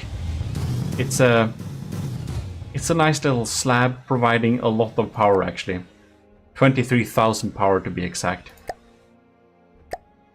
Here we have a structural generator. It provides power, but it's mostly here to look pretty cool. It's like a little, you know, mobile energy station. Now, we have some different big S-Corp main engines. So the main engines are kind of powerful, but you can see the 1K power is of course very small. The type 0 is, as you can see, using big stuff here. Yeah, it's very nice. They have a different coding here. So A stands for that's small, B stands for medium. So here we have A, we have a B, we have different main engines, we have like medium, and we have small, and the C ones, they are actually the large steam, which is of course really good for battleships. This is a 4-stage engine, 3-in-1. This is present on the Gimli, for example. And we of course have more compact, smaller Class A variants as well, looking pretty good. This is actually in the constabulary. Anyways, we have the same for generators. So here we have the largest generator, 80,000 power, big steam, perfectly balanced like that. So if you want quick energy and quick engine power, you can just select whatever, it's labeled here. Here is my newest one. This is a battleship engine. It is providing, 10,000 efficient power. So if your ship or airship or whatever costs 10,000 to keep alive, then this is perfect. And it can go up to 22,000 power if it needs to. But it can run at 10,000. It can provide 10,000 engine power in a pretty darn efficient way. And of course this one has an exhaust, and I made it directional so that you can, like inside of here, turn this whatever up if you want it to go up or forwards or whatever, down. Yeah, very handy. So this is my newest multi-stage engine, and I'll tell you, this was absolutely hell to set up. It's a 3-stage engine. There is a big portion of super efficient engine, which is here, and that exhaust goes to this engine that's using cylinder and carburetor turbochargers. And if that is not enough, it uses injector engines to refill. Here you can see the injector engine in the middle there. And that injector engine feeds the turbo. Yeah, also. It's a mess. And all of it is also getting recycled here in the gas recycler here in the end. So it's actually technically a 6-stage engine, I think. No. This is a 6... Yeah, I don't know. It's 4 stages in total. It's crazy. But it's good. It's crazy good. I don't know. For a fuel engine, it's the best I could do. Then we have the lasers. So we have LAM nodes, for example, set up in the right way and whatever. We have, this is the important bit, we have the laser controller core. So the laser controller core will be connected up to anything here. And if you go inside of here, everything that needs to be EMP insulated in my laser system is, and everything that doesn't have to be isn't. So here we can see we have the right settings set up here, so it's like a no-brainer. Just plonk it down, you have the laser core here. The yellow ports give you the connections. And here we have the Lazarus Inc. The Lazarus Inc. is like the system here. 100,000 capacity, 2,000 power, 5,000 power pump. We have some different ones here. The armored ones are, as said, EMP insulated. And you'll need to connect them up to their ports. Like that. And you'll be given energy. And if you go in here, you can see it's set up in this way. Pretty close range, pretty standard, good LAM setup. Now, there are different Lazarus blocks here. We don't need to go to them in detail. But in the system, I also provide some armored connections. So for example, if I want to connect here, I can just quickly set up a connection, you know, pretty easily. With the different 2-3-way L connectors. Now, we also have some other stuff, like a big integrated box. This is a pretty big scary laser. I don't really recommend it having it like this, but it is EMP insulated. And if you want to have a really big laser in a simple way, that's the way to go. We also have pulse lasers and also unarmored components. So all are not armored. So a pulse laser, of course, is set up in a way to work with a pulse system. It has a Q switch as well. So that I usually prefer Q0 lasers, but some people like to have, I don't know, Q4, Q2, Q whatever. And there we have the pulsars, right? Well, it's basically a nice little setup of different types of lasers. And the black sheep here is, of course, the this thing, which is the same thing, but it's not the Lazarus system. But it is actually a weapon. It's seriously a broadside cannon. This is actually the thing that's installed on the Sheriff. Pretty simple, but effective. Anyways, moving on, we have mannequins. We have shilling. We have like mannequins doing different things, made to stand on different ways. Here's the shilling on the railing. This one I lended from Scovimation, who built an updated version of the pigeon. So he had some super funny. This one, the Deep Thinker, I had to steal it basically. And then we have what is it? I need to see it. Sleeping. No, that's I made that one. Yeah, Sneaky Surfer. This is my favorite. So it has to be in the right direction though. Like, no. Okay. Well, whatever. Now it works. Okay. It's someone sitting and surfing with their phone. It's so nice. And I made most of them, of course. Taking cover because it's loud and just simplifying stuff. And oh, this one is also Scovimation's. A cadet checking their time. Isn't that nice? So, yeah. That's very nice. Binoculars, user, all of stuff. Anyways, mannequins, if you want that, some AOG navy blue ones. Then we have missile systems. So here we have all-in-one 16 munition packs. So this is of course super quick anti-missile missiles integrated into one system. We have for Captain Scoobrox, the former captain who is now an admiral, a big vertical launch missile system, all integrated and EMP insulated. We also have some anti-torpedo systems to be mounted under your hulls. And I even have a amphibious system. So these work both under and over water, targeting missiles and torpedoes. We also got some super quick armored and EMP insulated VLMs. And these are of course very good at shooting at incoming cram shells also. They have been super tweaked to have ultimate performance. So I'm pretty happy with the Ultra 21s. VLM we also have in an EMP insulated Sipney if you just want that. And you can make them how large you want to as well. Very nice. That's gonna be expensive. You can see this costs like 21,000 materials too.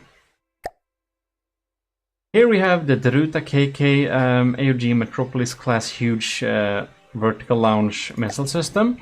I haven't used this yet, but this is a huge missile that is very dangerous, a vertical launch, that we're gonna use for some capital ships in the future. I think that one is set up to be incendiary. The good old needles. That's like Draconia era. And this one is super good for two super tiny builds. We have the Type A little, integrated anti-missile missile system. So that's the missile templates. Now we have some plasma. And I just provided some plasma patterns. This is basically a big nice slab of charged plasma. So if you want a charged plasma system, this is a good way to go. You can just copy and paste this. And if you want continuous plasma, you'll have stackable, redundant plasma, which you can just build into towers like this, and you'll have constant damage, redundant plasma. And the funny thing with this is that it can be basically built in all and any directions. You can just add on top of them like that and it should work absolutely fine.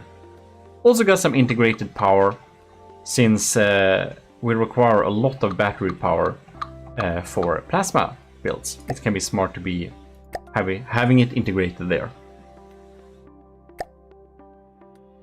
Then we got some shields. This is some iron rivets which can be installed in the hull of ships. That provides you with laser warners, detection, automatic release of smoke, and a shield projector that is activated. We also got a diagonal one that is supposed to go into diagonal hulls, so it's set up in a pretty good way.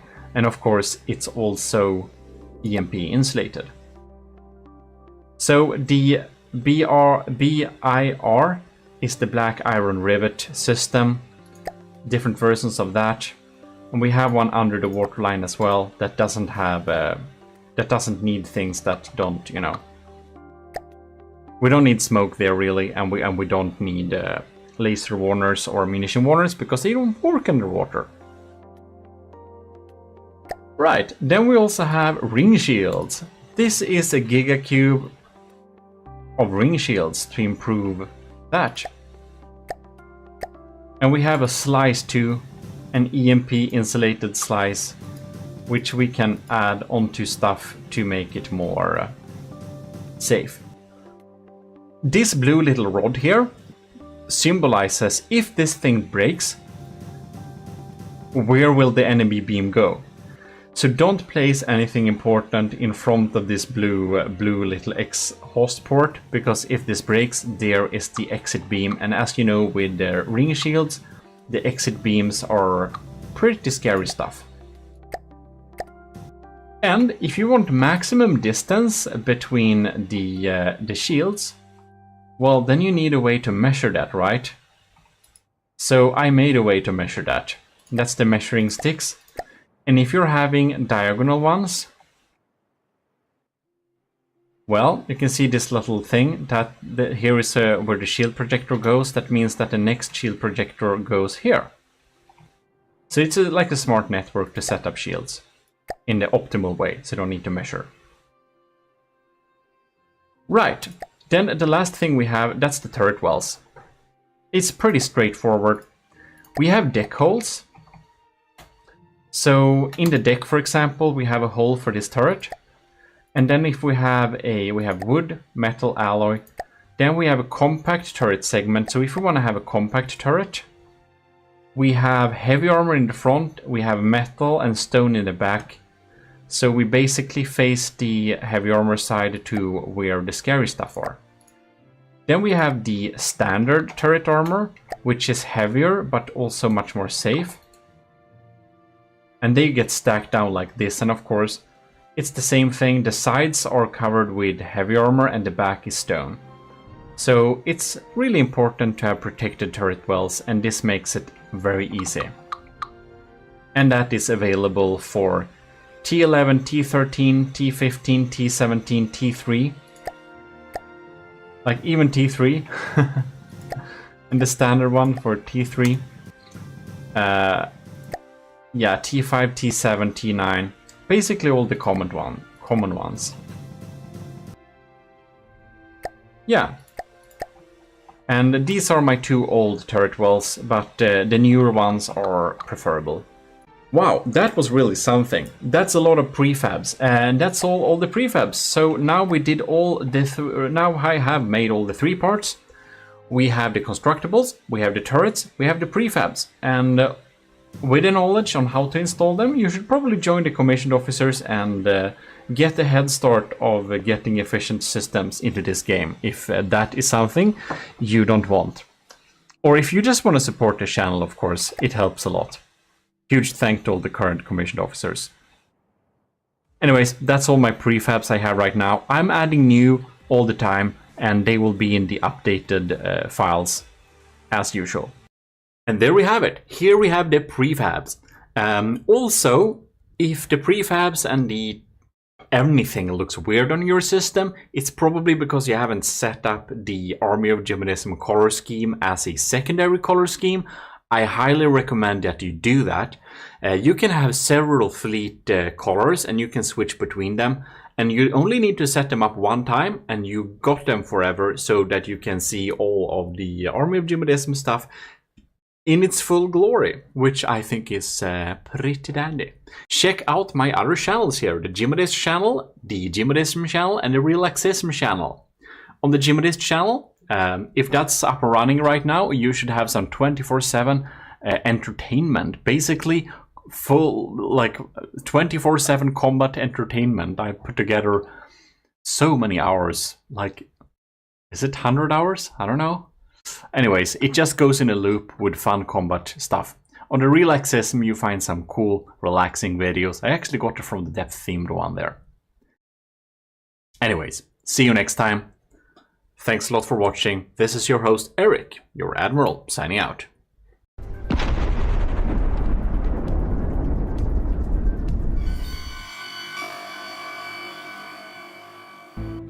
In the midst of the oceans, a new airship rises to dominate the air. This is Army of GMODISM's latest and greatest very small airship of like 10K, with an amazing capacity of firing a rotary howitzer. This is the unyielding Hierophant rotary howitzer airship, built for our Lieutenant Anto of the Army of GMODISM. And this video is about how it was created.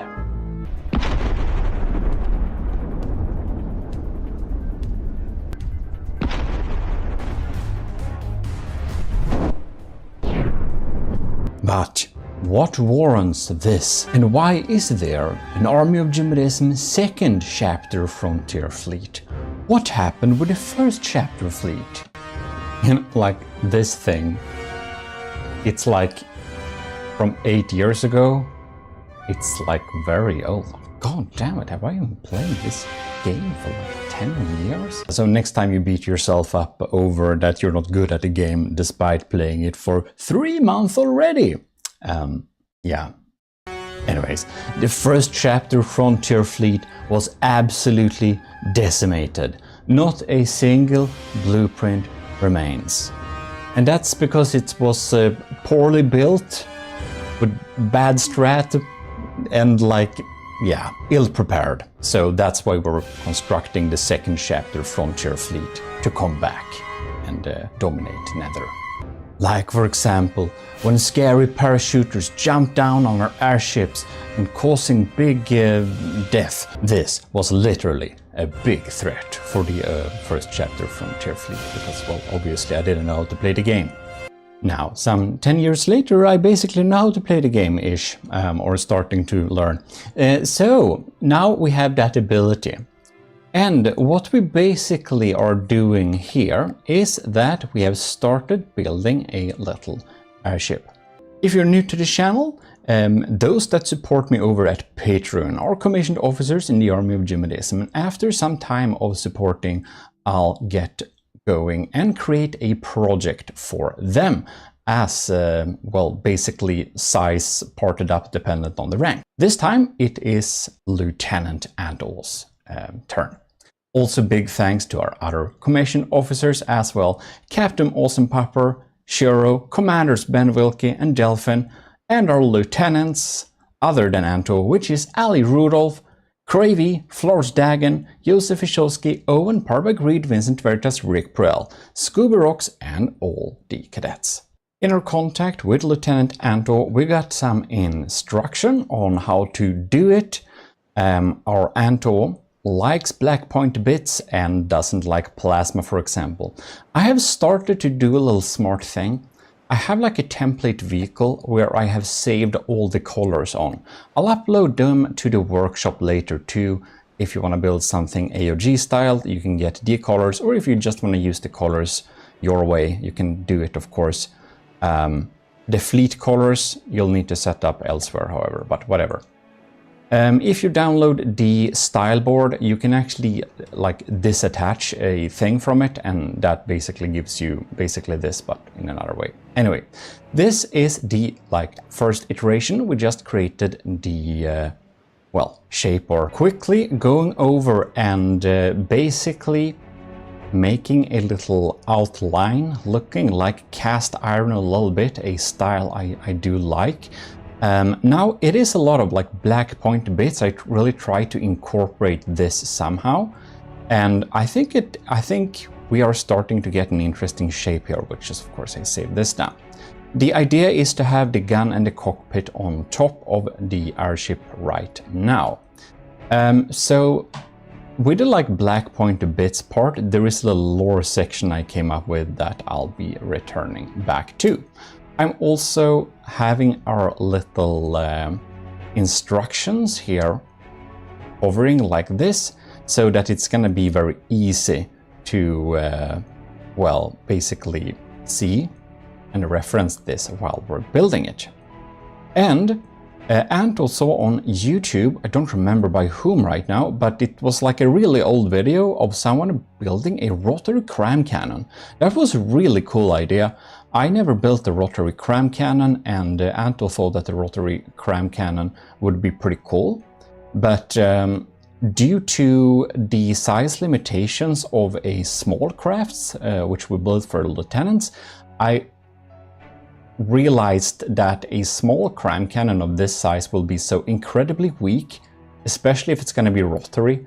It might not be the best idea, basically. So I said, how about direct input fed APS guns? That's probably where your firepower lies. I basically said, might be possible to do on a micro scale, but it's gonna be challenging. Well, in case Anto accepted, and we moved over to make a diff system instead. However, I got completely sidetracked and started to build a modular AI system, which basically removed my need for having prefabbed, pre-defined size AI cores, and instead having the Army of GMODIST modular AI system. Nice, very nice. It has everything from empty modules to like really cool stuff. This is the wrong area, sorry. I mix up my buttons here. I have them bound to like backwards and forwards on my mouse, so that I need to do the control movements. Anyways, we have like pre-set up bread, we have AIs, we have different target prioritization. It took some time to put this little AI system together.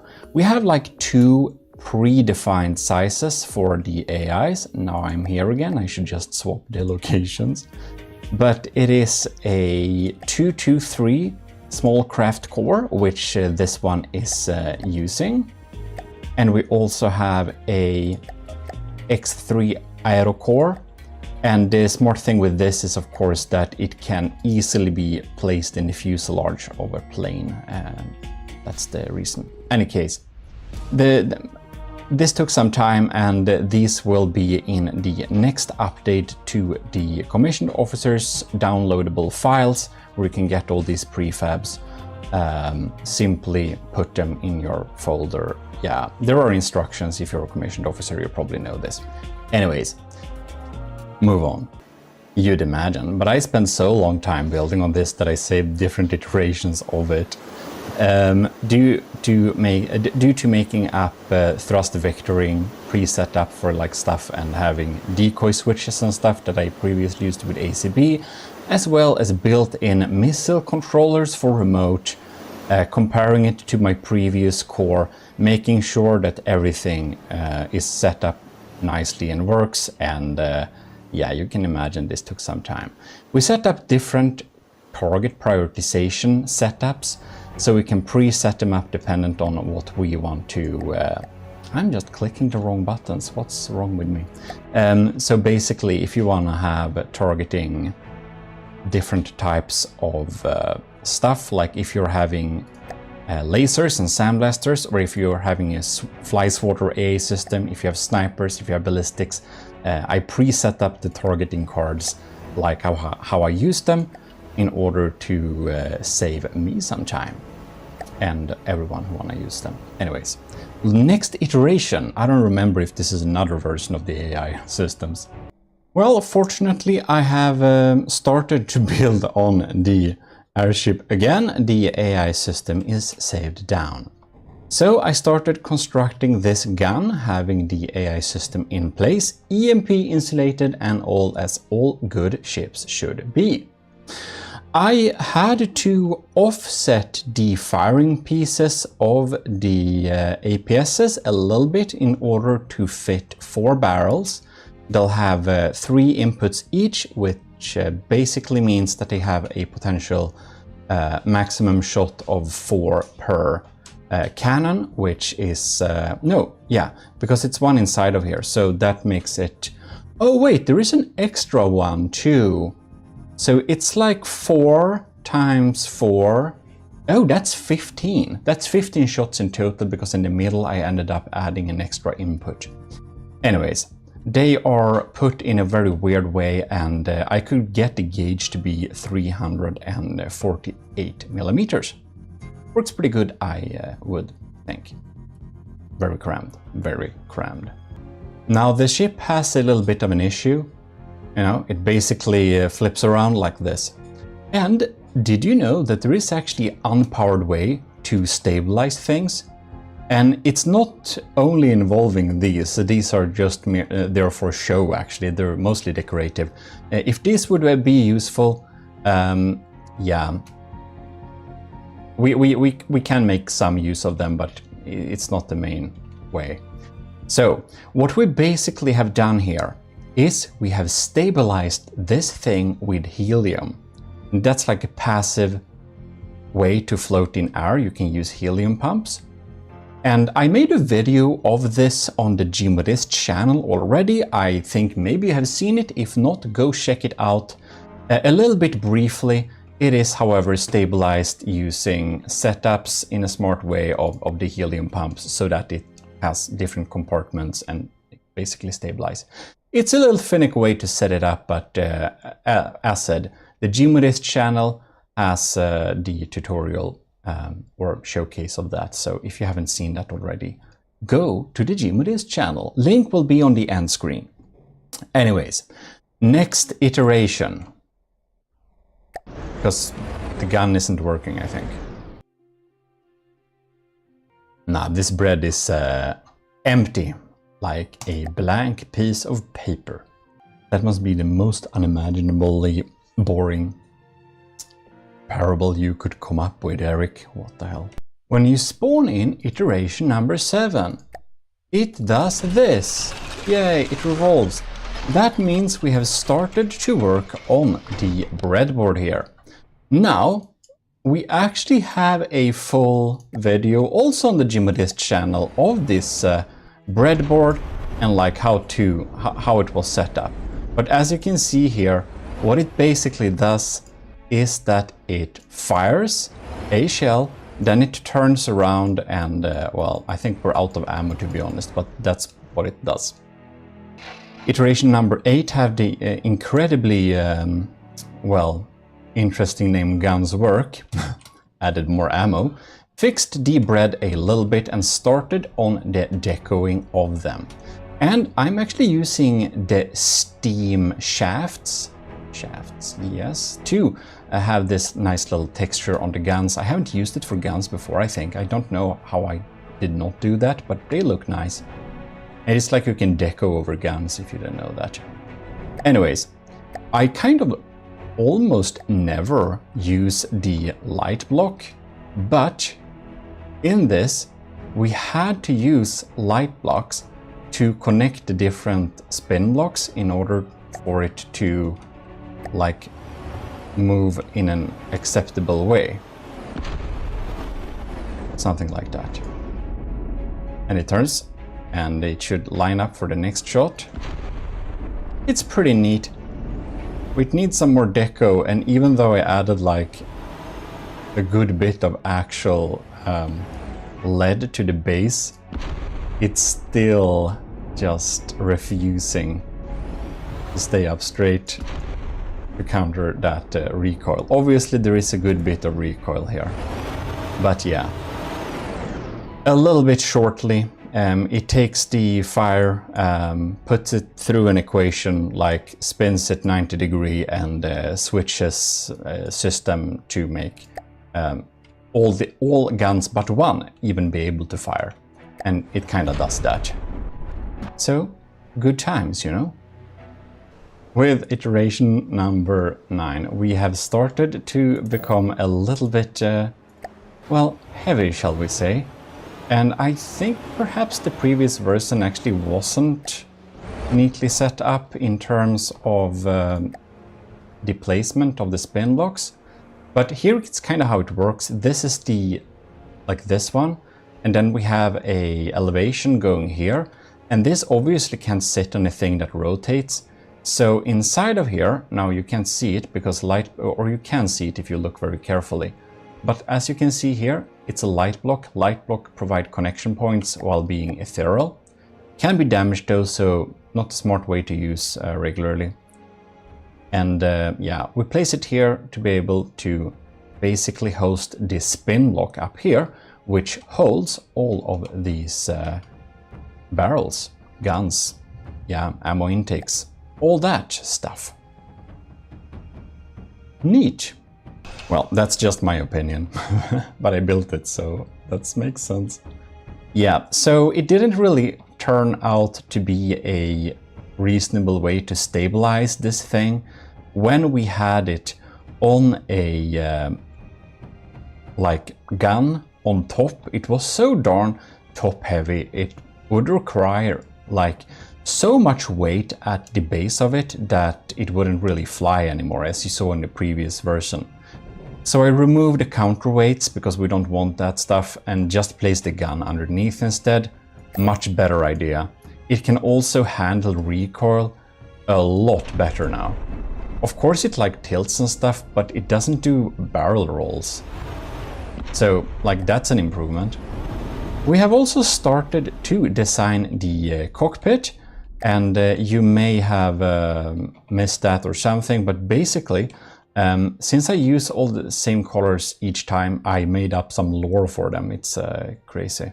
But the colors are green because the hyper durable glass the Army of GMODISM uses happen to be having to contain some chromium dioxide. That's why it's green. That's the lore. Anyways, detection tower on top. Looking neat. Also, I can just not get enough of shooting this gun.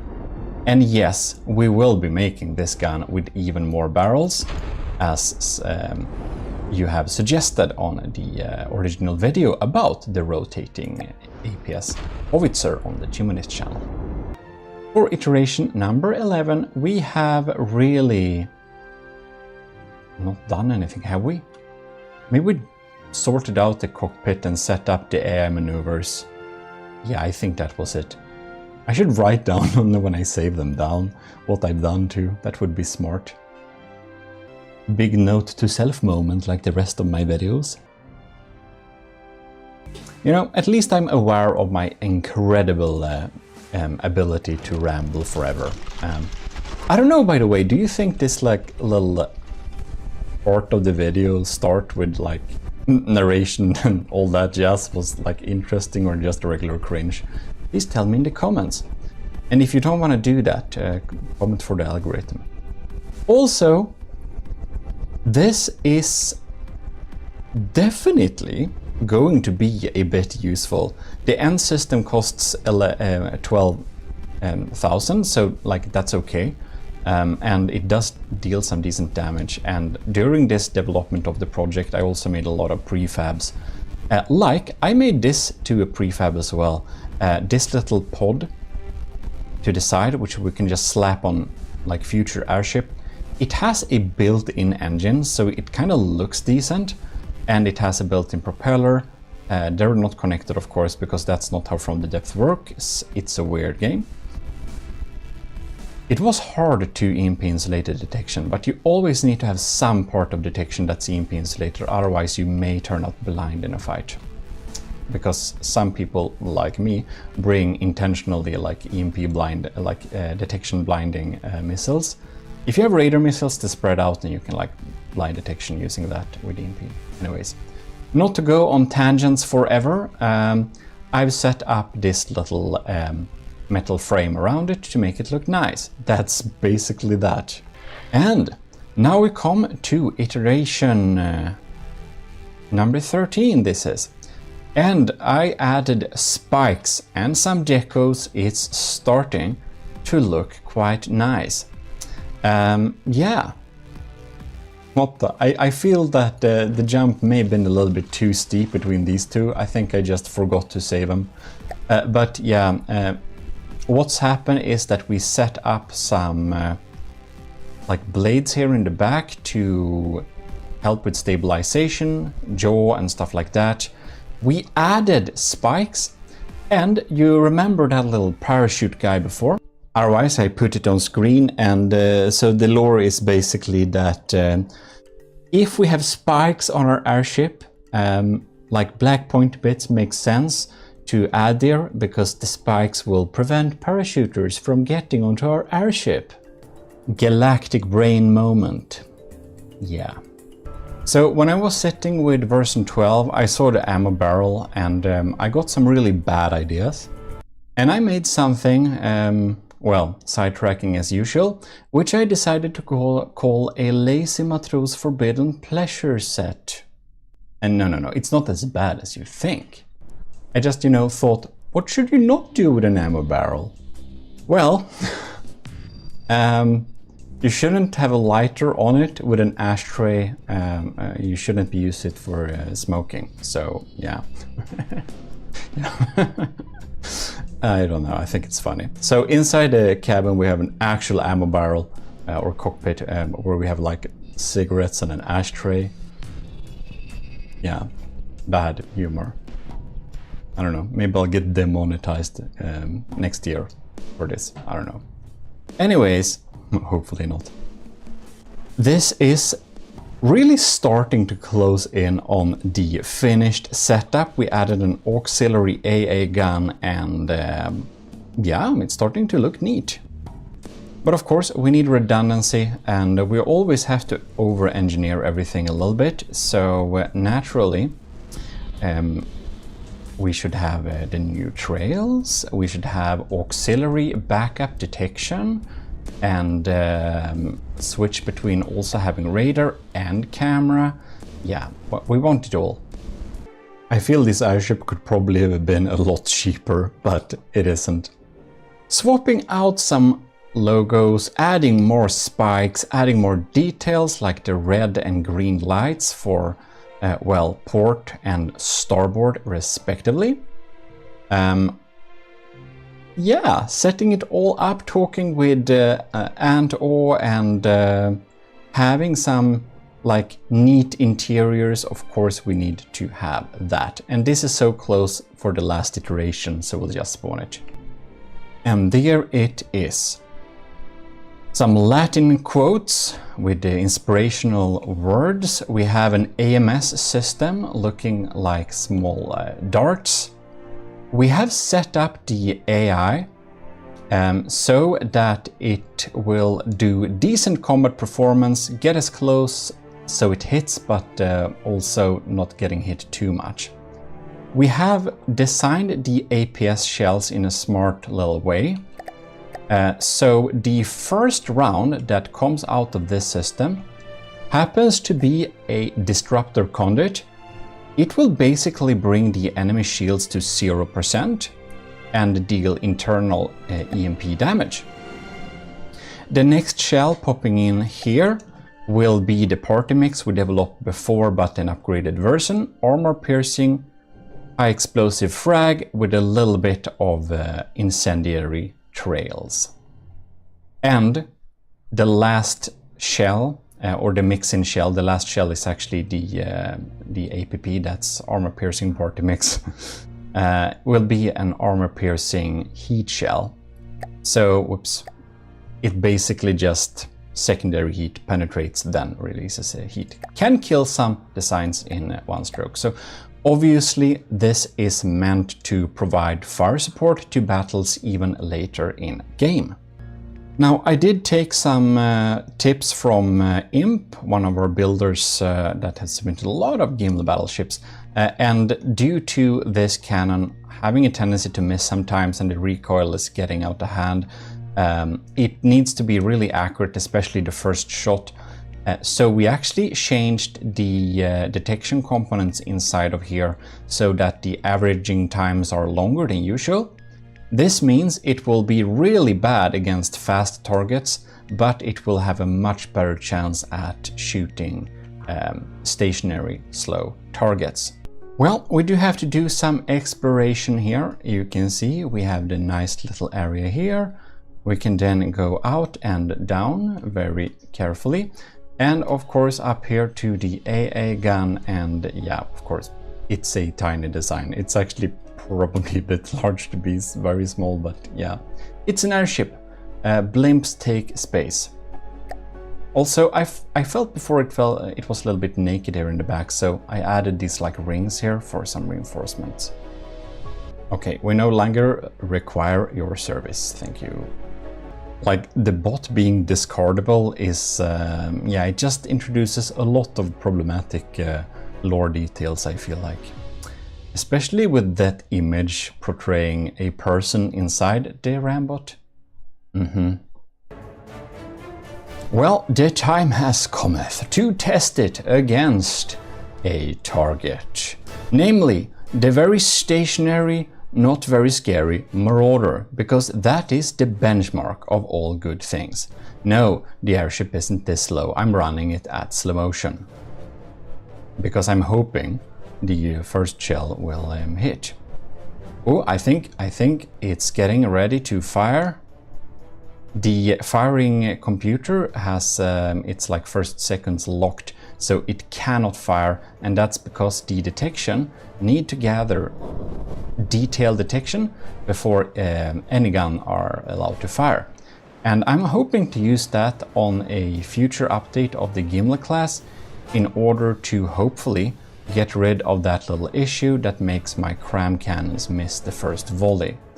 I don't know if we can pull it off, but I hope it's gonna do the same here like it did there.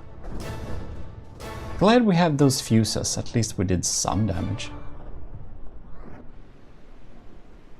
I feel we don't need to slow-mo this.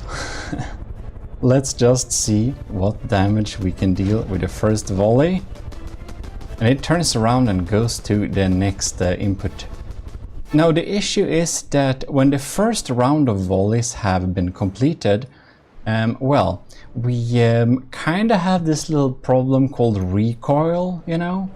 Because it kinda makes it not stable. Oh, damn! I think we probably AI sniped something there.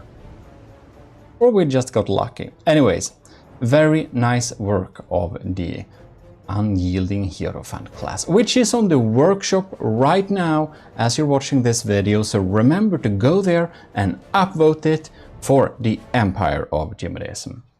We request your service. Anyways, we should paste this in the second chapter, Frontier Fleet. And about super slow sad ships, well, the obvious thing to do is to measure it. How many marauders long is it? The important question. Roughly we can say it's about half a marauder long, give or take. And now, checking the stats, 12k cost, 700 blocks, armor cost is very small, top speed is 29, weird, I've seen more. We'll need to check the details, of course, and the length of this thing is 34 heretical units. So we'll just input this in our heresy converter. Length marauder units 34 gives us exactly 0.45 length marauder units. We can also see how much it costs. It costs 12,000. And that gives us a cost of 0.28 cost marauder units. So now you know. Cut away units, views, I can't even speak, is always fun to look at, so here is how it looks inside. It has huge tons of ammunition inside because, well, diff guns require a lot of ammunition. That's like their downside. They run through ammunition faster than they say they will in the stats. Anyways, on a bleak, perfect weather day, the enemy is spotted. Swiftly going to action, letting the computer think for far too long before we're even firing the first round. We are engaging the monkey barrel. Gloriously missing the first shot, following it up with a perfect shot. Killing it once and for all. We didn't even need to install those spikes. The parachutes unit of the deep water heretic guard will not even able to land at us. Sad, because we would have liked to have a red paint job. Just kidding, it will be pink. It's just brains and boxes, you know. Well, that will be it. Thanks a lot for watching. And of course, extra thanks in this video to Lieutenant Anto for supporting us over this time. I hope you enjoy this little build, and we will be moving on to the next one in queue. So, this is your host Eric of GMODISM, and don't forget the GMODIST channel there in bronze. Check it out and check those videos if you want to learn more about that rotary bread. Anyways, this is your host Eric of GMODISM, and I'm signing out. GMODISM. We're going to make a superior battleship. I need to come up with something that can do like that to all the other battleships. So that's kind of cool. In any case, we're going to build a new battleship project, and I got some requirements which I'm going to show you right now. The project is called Q for now, and its objectives are 1. Beat the Ragnarok at lower materials than the Ragnarok. Now, the Ragnarok tournament thing has some other rules, but I won't adhere to these rules really. I got my own rules, but I will take some inspiration from those rules. The second requirement is to beat the Draconia and Borderwise's Titan Slang. The Draconia can beat the Titan Slang, but not all of the time. It usually does, but not always. Which is why I want to make that the new ship I'm making should be able to always beat Borderwise's Titan Slang Mark 1 and Mark 2, because in some sense I think Mark 1 is actually a little bit stronger. It has better crabs. 3. and most importantly, is to look good. So I made a big boy called the broadsword.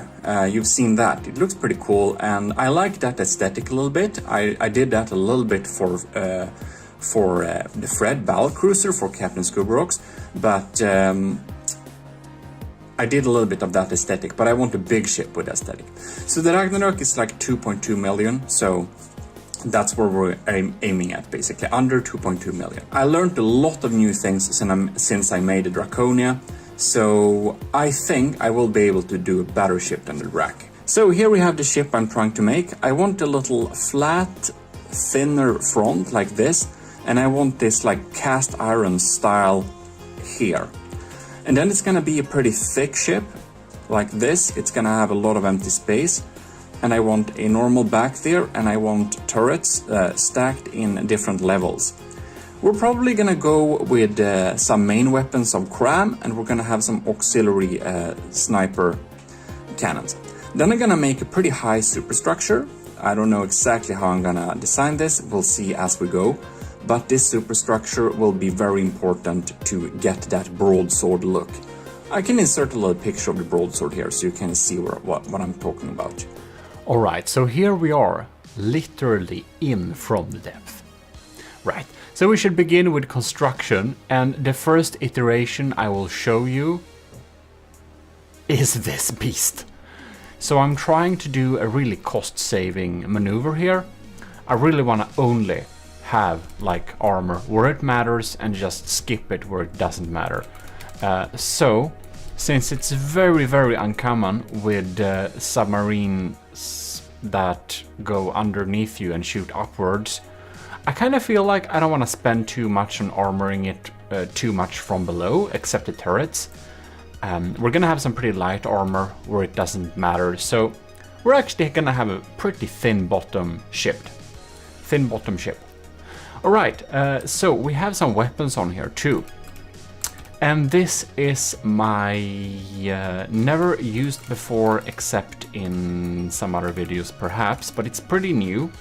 This is the Crusher.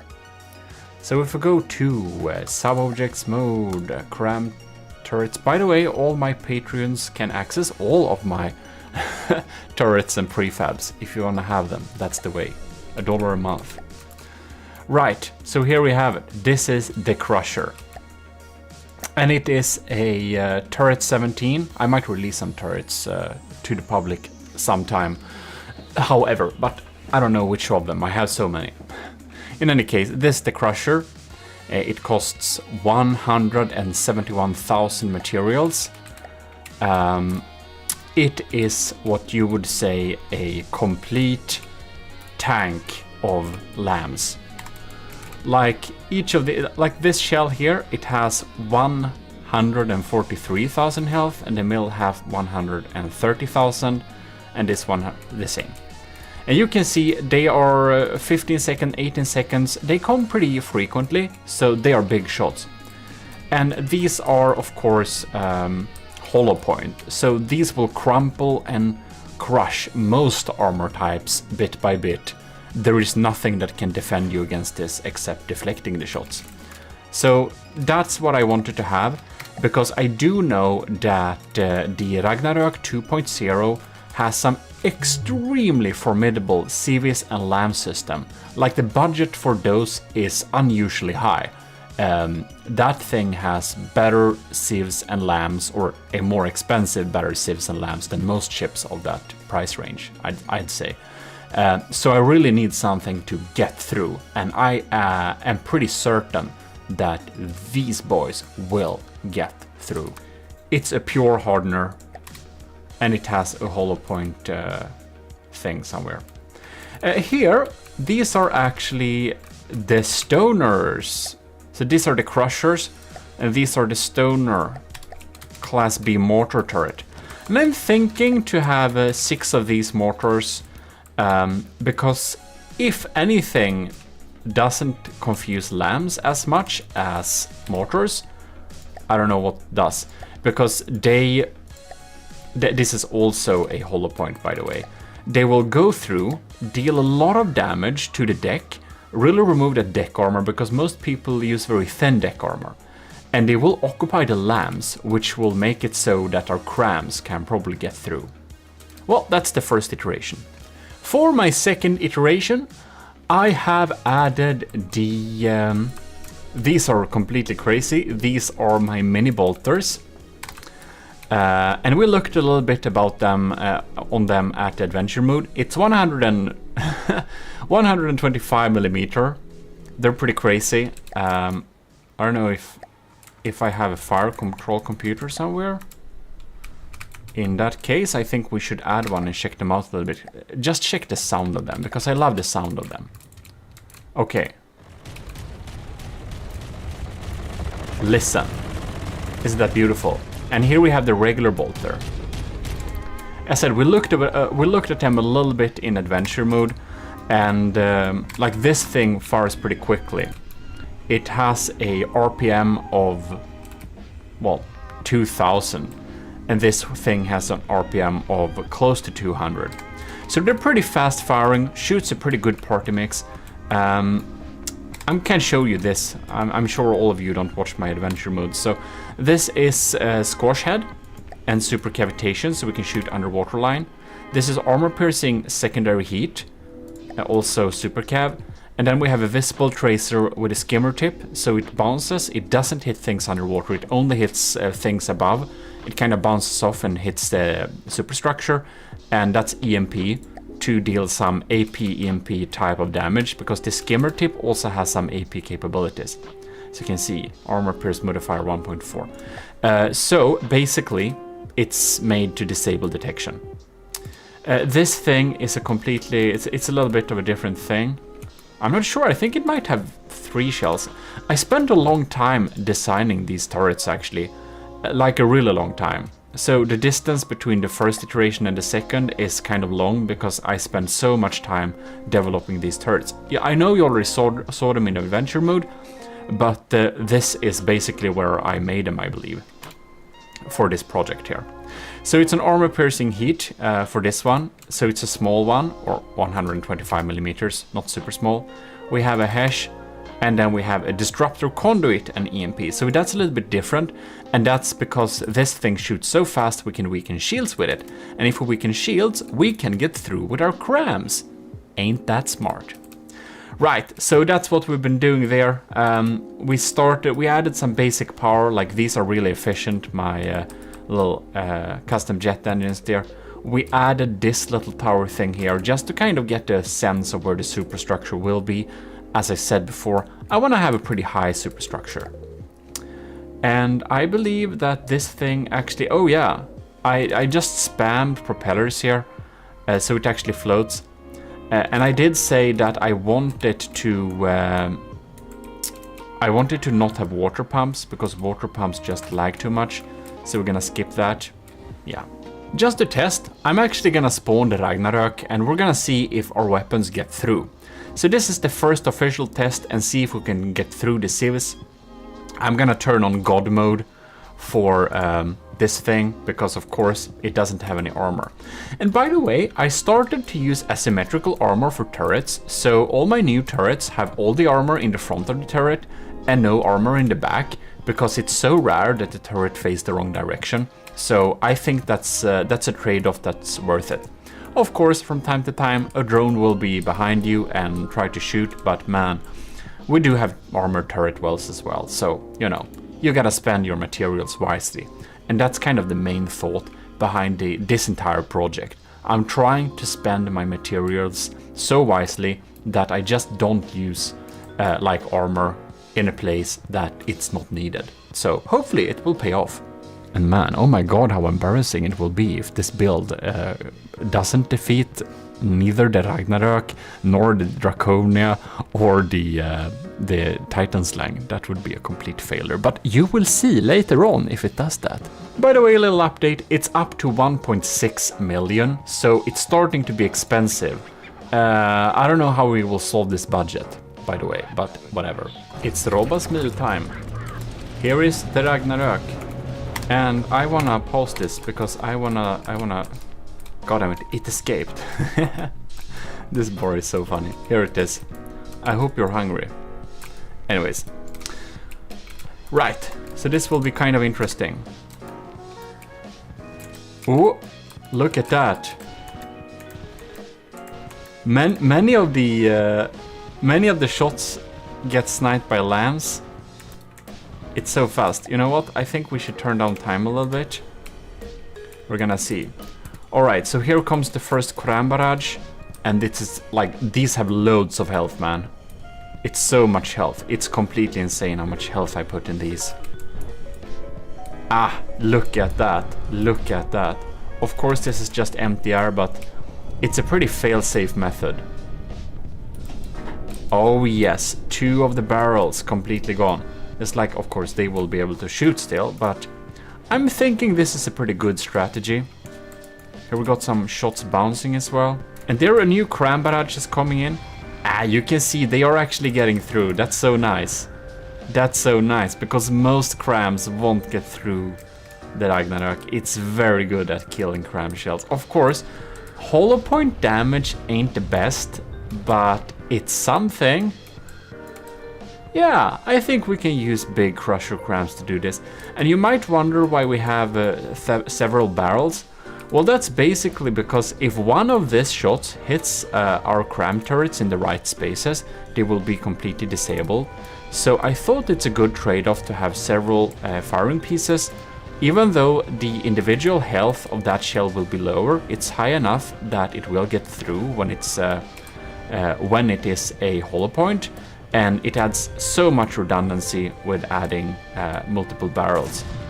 And there are some advantages of multi-barrel turrets, but I found out that those advantages kind of decrease a little bit the larger we get. When we're really large, it's mostly redundancy that we get. If we have some smaller cram turrets, it might be more material efficient per firepower to have several barrels. But I'm gonna make a proper empirical testing video about that in the future, so we can clear that up once and for all. In any case, this test is a success. The crusher cram turret does get through the defenses. And there we have it, the third iteration of the ship. So, what did I do now?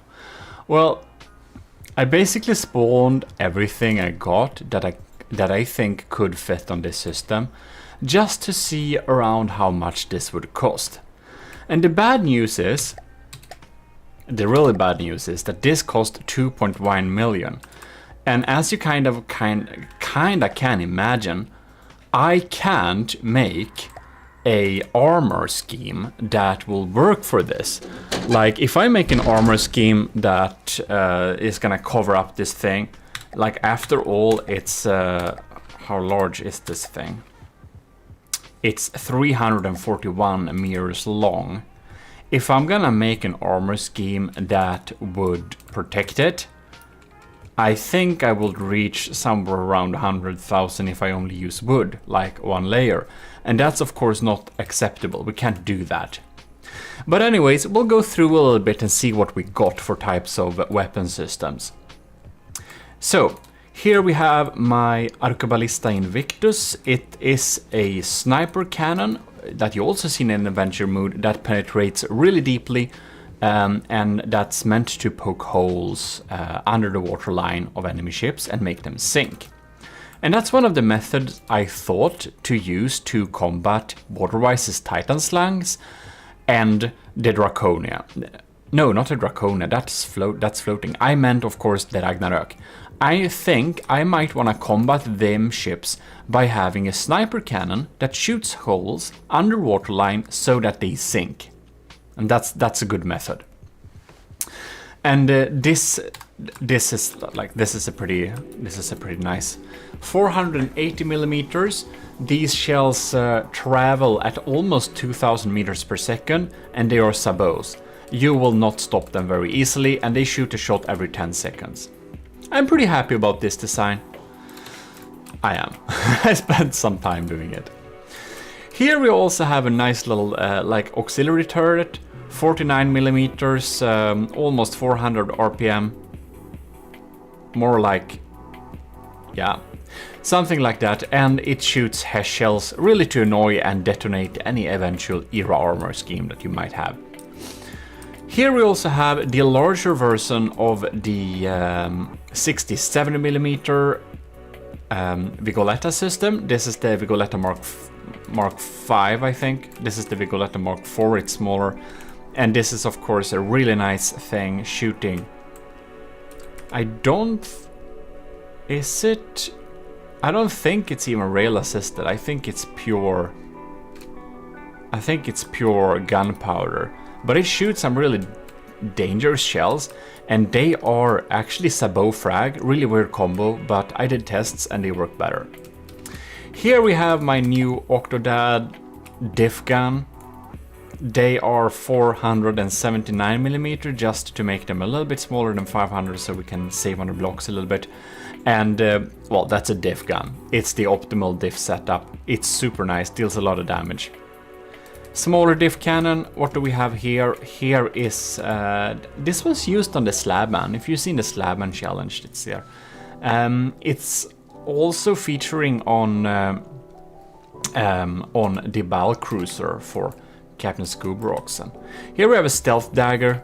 It's a smaller cram turret, lower tier class, but it does provide some stealthy shots because at 1300mm the detection range is only 257, which means that a lot of the Civ systems will not have time to aim before it hits it. Now here is another little turret, I don't remember the name of this, but it's nice. Here we have my tall pipe organ. It's a really slow reload time, like over a minute. This is like 80 seconds, but they deal some decent damage. 40,000 health for this size of a turret is okay. Pretty tall though. Here we have some other cheaper systems, some even more cheap systems, and of course the laser turret that was featured on the Draconia. And as I want the lasers on this thing too, I think I want to have at least 2 laser turrets in order to not make it too volatile and too easy to take out. Pretty decent turret, and here is a laser cube. So this is a really big system that we can actually do like this. Here you can see we have some laser systems stacked up here, some basic storage, and they are connected up to each other. And they are then divided by heavy armor, and everything is EMP insulated and closed into a box. A very neat little way to make a laser system, I thought at least. So I'm gonna stick it on here because it's pretty big. And hopefully this will be powerful enough to beat the enemies. Yeah, so I'm gonna have a serious thinking session.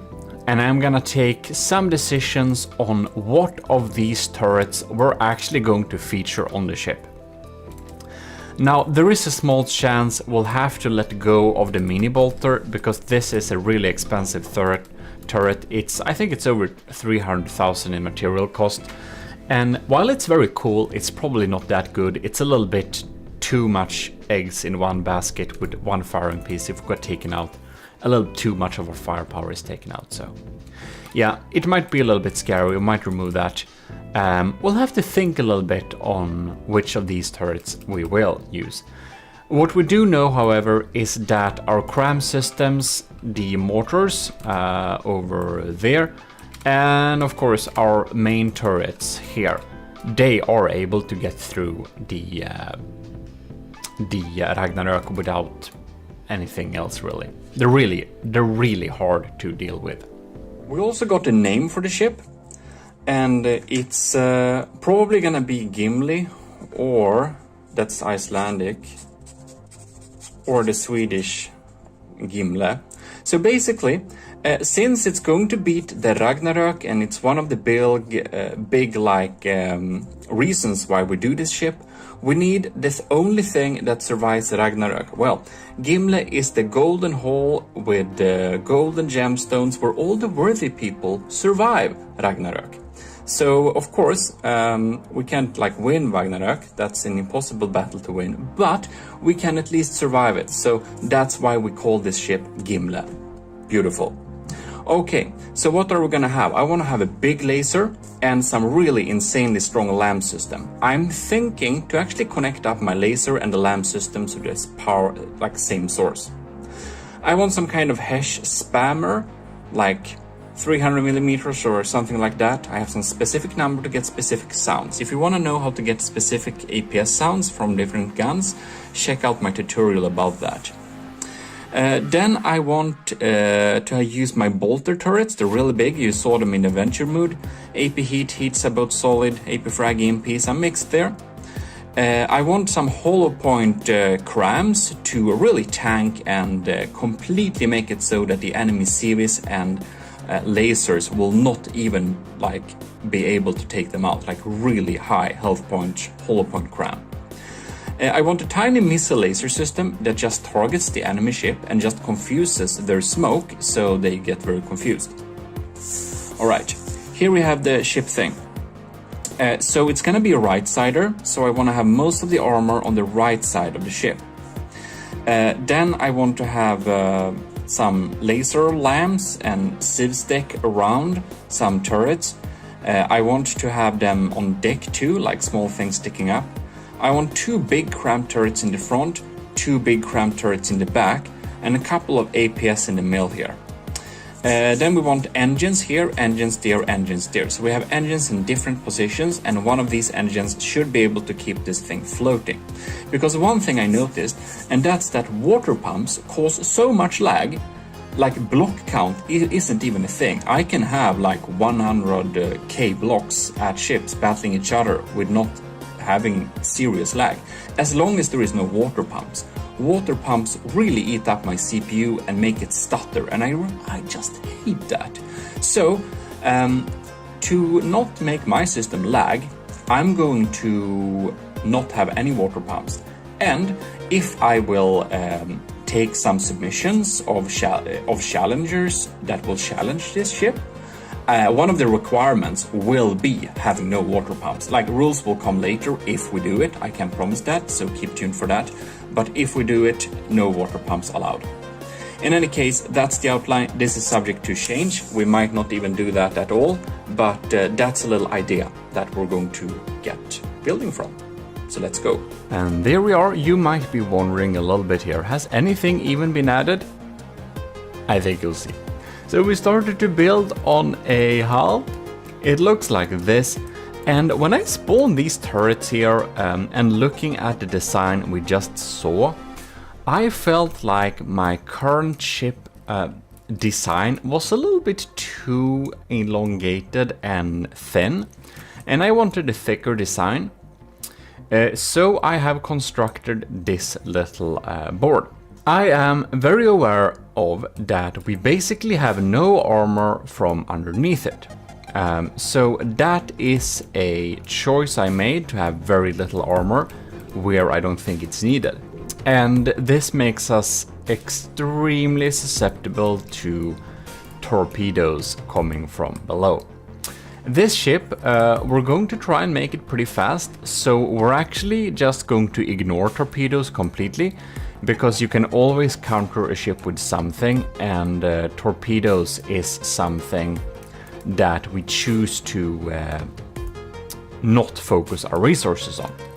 So if it might be a problem sometime, maybe we'll have to update it and add anti-torpedo defenses, but we're not going to armor very well against torpedoes. We're going to go for redundancy instead. So here is one of the engine models I've made. S-Corp main engine type 1C 4K power. So this thing, obviously, it produces a lot more than 40k power, but when we are putting it under heavy load, it only produces 40k power. So I tested them under load to decide, and under load they're 40k, so that's what they're listed as. Right, here we have some different armor slabs. I developed some different types of armor. You can see them in the cross section here. So this is a pretty heavy armor, and it's using a little bit interesting setup here. So the first layer of armor is very thin like that. It's only one slab of metal and one slab of wood. And that is because if we're hit with HESH shells, if we're having a spall liner that's like 50% of the armor, from our earlier empirical test, as you may have seen, this basically is the best setup against Hesh, having a spall liner this strong. And that should not be able to, whatever the strength of the Hesh, if they shoot against this, I don't think they will be able to get through this armor at all. And this armor isn't very expensive. However, this leaves us open to, if anybody sandblasts away this first surface layer, they will be able to get through with the shells afterwards. But I'm going to build a pretty spacious design, so even though this is like the outer wall, there is going to be a lot of empty space, and we're going to have some interior armor as well. So it's okay that I have my air gap so near the surface of the armor, because we are effectively going to have another air gap, because we're going to well, have interior armor. Now we had some discussions before and tests, and we now know that checkerboard armor is less efficient. I talked with some different people in the Discord, like Pete, Summer, Balkan, Scarabas, and all those names. I don't even remember who's in the discussions, but basically checkerboard armor isn't very good. It's useful in some certain circumstances, but in general it's not a generally good design.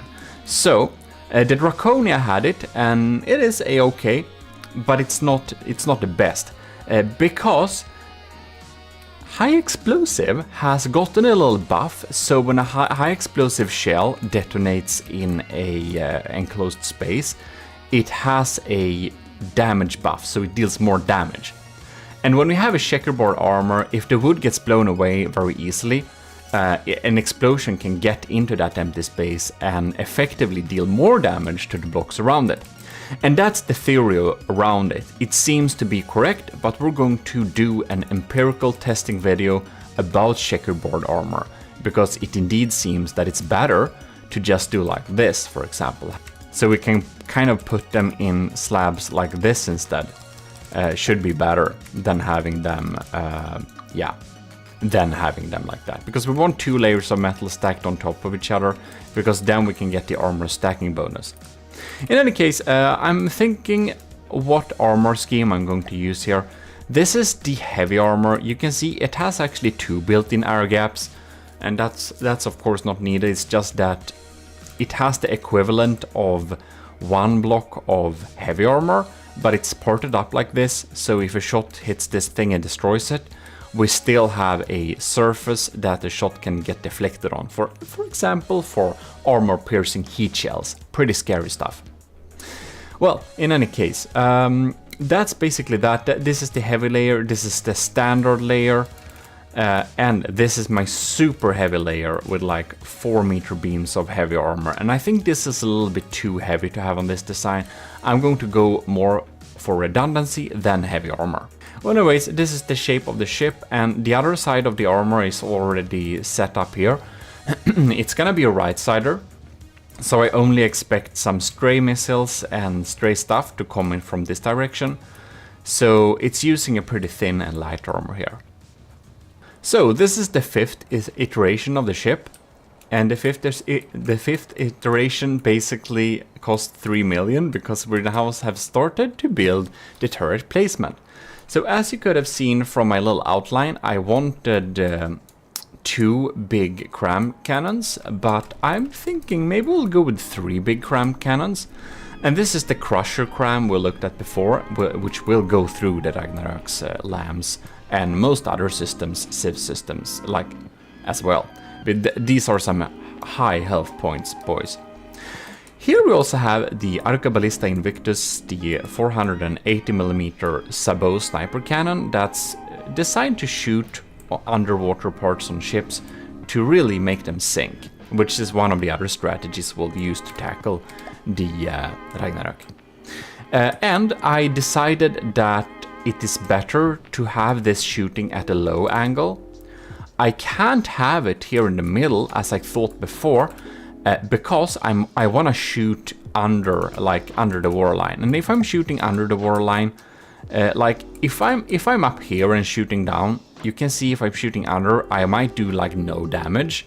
But if I'm like here and shooting underwater, I might do the double damage. So just a few meters up and down for a submarine or subsurface sniper cannon like this matters a lot. So all of my Arcaballista Invictus will be moved to a position where it's pretty like low. Here we also have some basic armor for the engine here. We don't need a lot of armor, but we want something that can catch up some stray shots from above, no, from in front of it and from the side. Because of course the ship will spawn with its nose to the enemy, so we'll need to have some armor in the front. Not much, we mostly need to be lucky, but we need to have some armor. And here you can see the shape I talked about in the earlier video here. I wanted this kind of boxing thing going to a flat little surface, and we're going to have a cast iron structure down here. So this is just a flat little simple surface, pretty cheap armor. Nothing important is gonna be here, it's mostly there to be hydrodynamic. Here we have the 6th iteration of the ship, and I started to play around a little bit with having some diff guns here perhaps. We'll see. Here we also have some interior armor, and this is another checkerboard pattern. And I'm wondering how it is the case with the stone and metal, because their health values are pretty similar, like 16 and 12. So this should give each other some kind of AP bonus, because stone is more efficient armor technically than metal. But I don't know, I think we'll need to test that later, but I added some of that here because I had my prefabs. So I maybe use this some interior armor, but I think I'll need to have proper turret wells as well, because otherwise we're gonna be pretty sad. We added our laser cube here. So this is the, maybe I can do like this actually, to just show you. This is like the laser cube. It's an integrated laser system, and I hope this will be protected enough to survive. It's pretty well protected up, and it should be able to deliver laser to lamps and damaged lasers in a decent way. I think it costs like, I think it's a 45,000 power laser. Yeah, continuous of course. Here we have a little AI core. We're going up here with the largest of my AI cores. This is the same core that's used on the Super Battle Carrier, I think. It is, it's pretty nice, protected, well set up, has automatic shield switch and stuff integrated. So I think it's gonna serve us well. It's gonna provide us with like 4 AIs? No? 3 AIs. Yeah, it should be 3.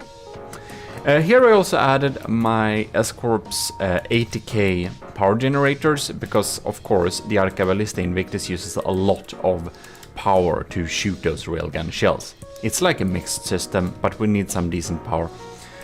So that's why we have so much power here. However, I'm not sure I'm gonna have them at the same place, because you know, they might get shot at. And we have some heavy armor framework here to just keep the turrets up. It's pretty unlikely that they will be destroyed completely. Here is a battery actually, if we just remove it here, it's an EMP insulated battery. This thing is pretty expensive. Like man, one of these batteries costs like 800, so I don't know, that's like 100k or something. But I thought we could have a little battery here behind the turret, should be pretty well protected. So we have some power generation and stuff like that. Still haven't decided on the armor, but maybe in the next iteration. Oh my god, look, we have armor. Just kidding. We just started the outline. I decided to go one of the models that only have 1 layer of metal in front of it and 1 layer of wood to get that maximum spall lining effect. Because some people use hash to great effect, and I want to make sure I'm pretty well protected against hash spammers. Here, by the way, we have a sonar decoy, because I thought it could be a good idea to have a sonar decoy in case we get some, well, torpedoes that are sonar. And we have also started to add these. These are, of course, my pods of Azipod pods. They are this one. I made it for this application, but they use 8,000 power each. Pretty nice, provides pretty nice thrust, and we could have them in the front and the back, and we should have some decent speed and maneuverability. I removed the turrets, the cram turrets from the back portion here. So I have 3 here. I'm thinking to have at least 4 of them. So I left 1, I removed the other ones. And unfortunately, we're still like 2.8 million, and it needs to cost under 2.2 million. So man, I don't know, we may need to rethink a little bit on our armaments. Oh my god, we removed some more stuff. I'm thinking I'm wanting to have all of these units here, kind of, but on this one. But we're still 2.793 million. And I know we should spend the most of our budgets on firepower and not like armor, because spending that on armor is just a waste of material, usually. But man, we're so far away from 2.2 million. It's gonna be a little bit tricky to get this to a cost-efficient way, like seriously. I don't know, we'll see what to do. You can see I wanted to add the cram turrets in the back here. We have my nice little turrets here in the back.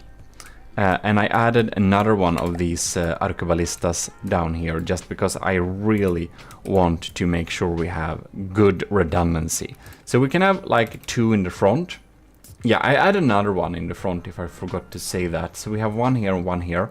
And the thought is, since this is a right-sider, I imagine these both can aim to the right pretty well and shoot targets on the right. While still sharing the same plane, because we want them both to be like low slang and under the cram barrels, of course, because otherwise they'll collide with each other. And we have 1 extra here in the back for redundancy, and I think we should really be able to poke some holes in the enemy. And man, we're a little bit too expensive. We're gonna see what to do with this. I did add the azipods in the back too.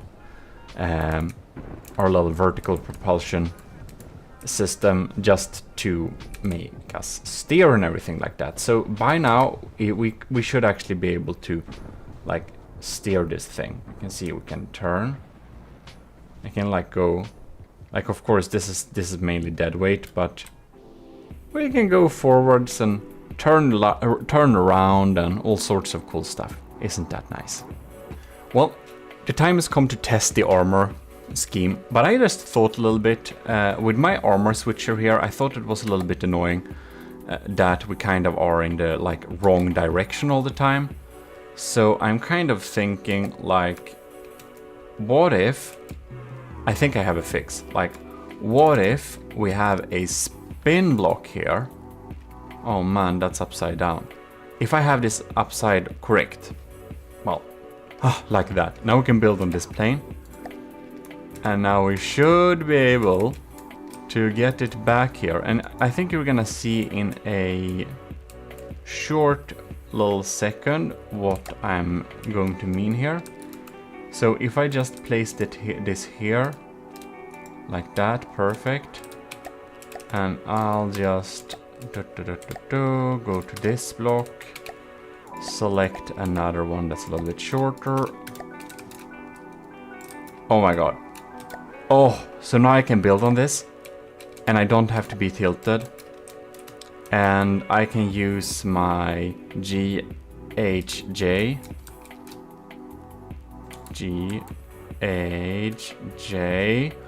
Oh my god, that's amazing. And I can change this armor upright. Isn't that smart? Using a spin block to change the direction. Wow, I'm feeling very intelligent today. Oh my god. We're going to do some tests.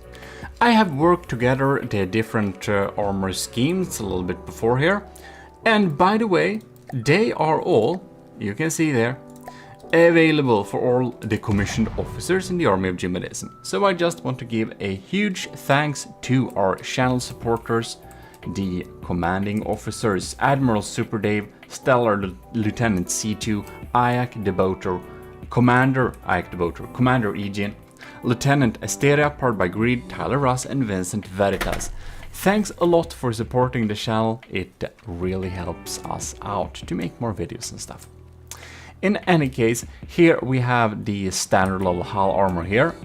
Here we have the direct hit capable super heavy armor, and here we have the normal heavy armor.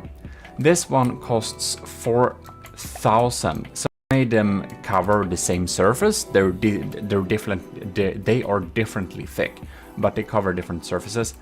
And these two have some alloy in them just to give some floatiness and better internal armor.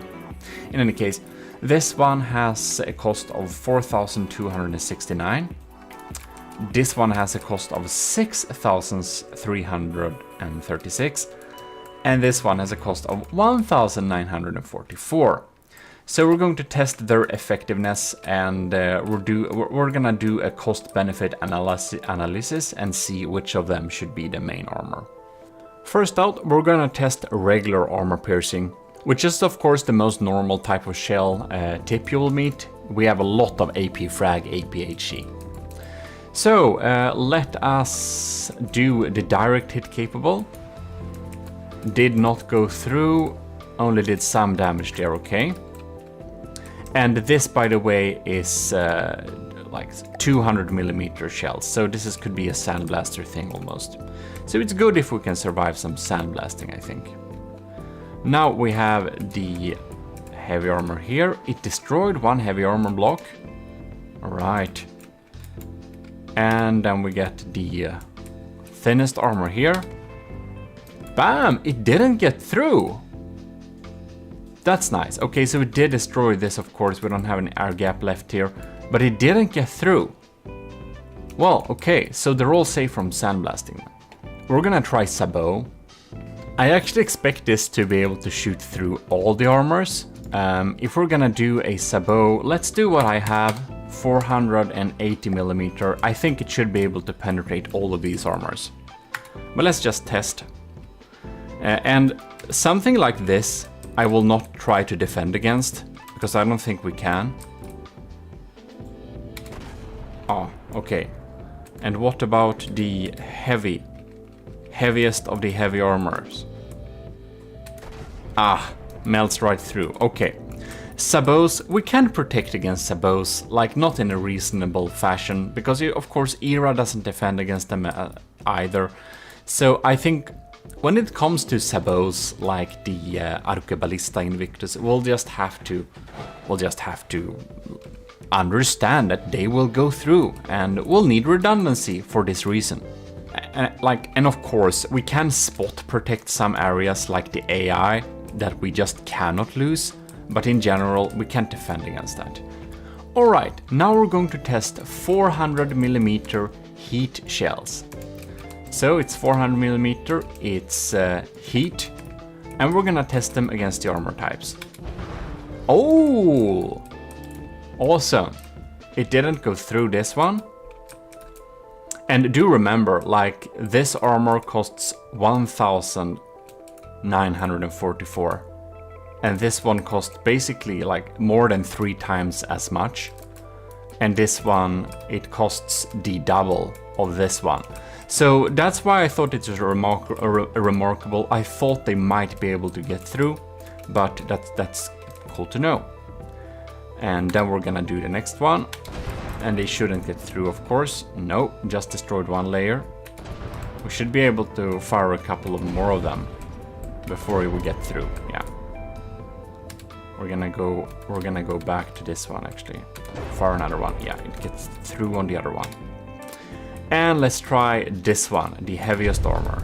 Bam. Doesn't go through. Oh. It felt like we hit it right on. Well.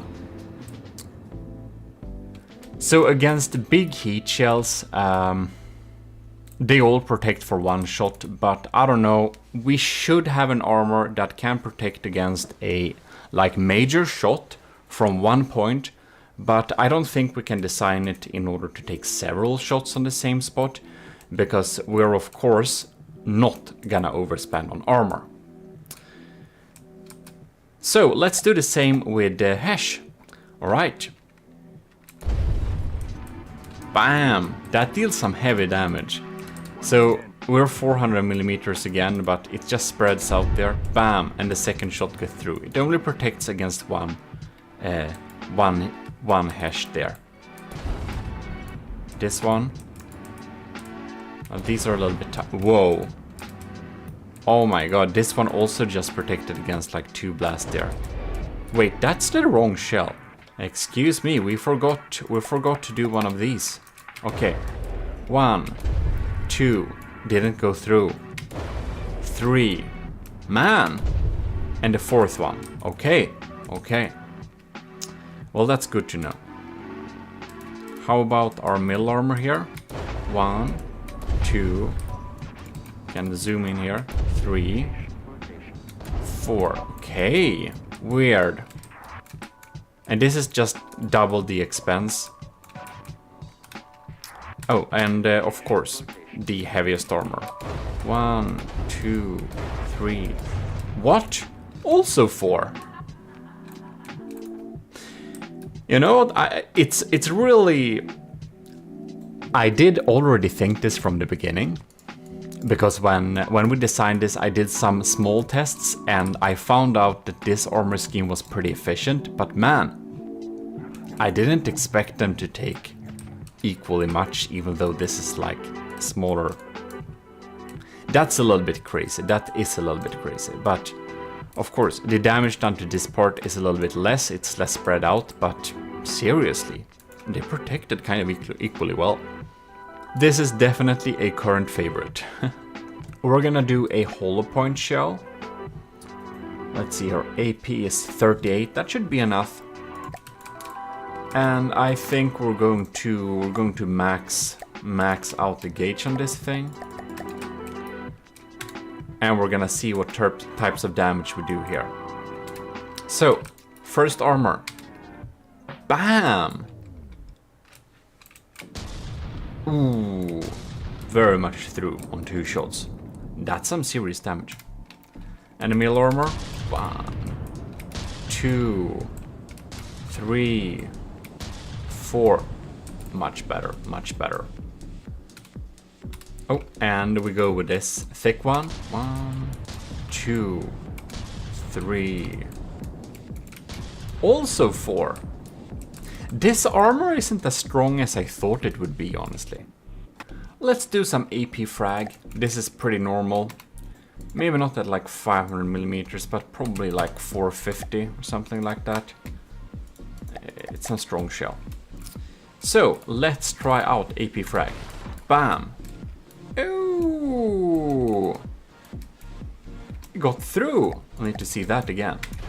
Bam! Okay, didn't get through this time. This time they caught it. Oof, that's some scary stuff, man. This one, bam. Oh, the armor piercing just melted through here. Bam, didn't even stop it, did go straight through here. Whew. Yeah, I don't know if we can protect against that. And that one just melts through, of course it does. Yeah.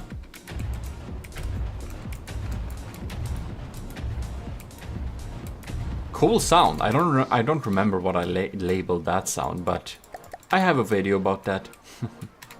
Of all the, what is it, 11 APS sounds? 20? 30? I don't remember.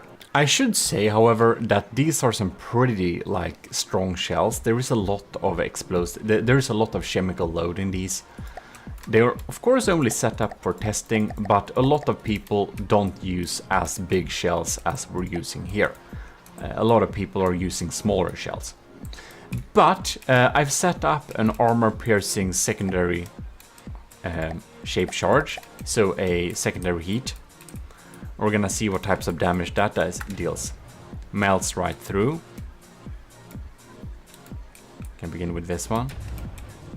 Melts right through. Well, it should be pretty similar, right? Since we are having the same kind of gauge. Ooh, and it gets completely pummeled by this armor. It doesn't? Oh! What?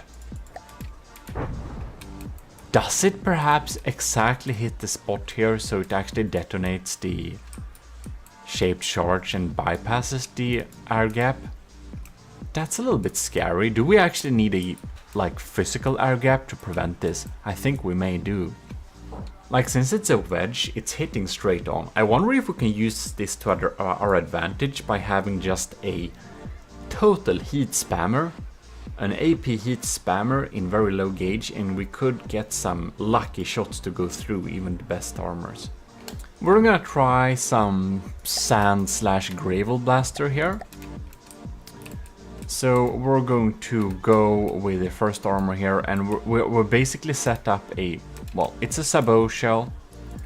It's just 125 millimeters. Wow, it melts through pretty easily, doesn't it? Did I set the RPM on this thing? Because, yeah. 1 shot, 2 shots, it gets through in 2 shots. That's not very good. 1 shot, 2 shot, 3 shots. Only takes 3 shots? It's like only 125. Man. 1, 2. 3 on this too? So this is better, but I don't know, man. I guess this is a pretty insane shell. I don't know if it is, but it deals a lot of damage, this thing. Interesting. Interesting. You know what? I really like this armor scheme. It's like half the cost.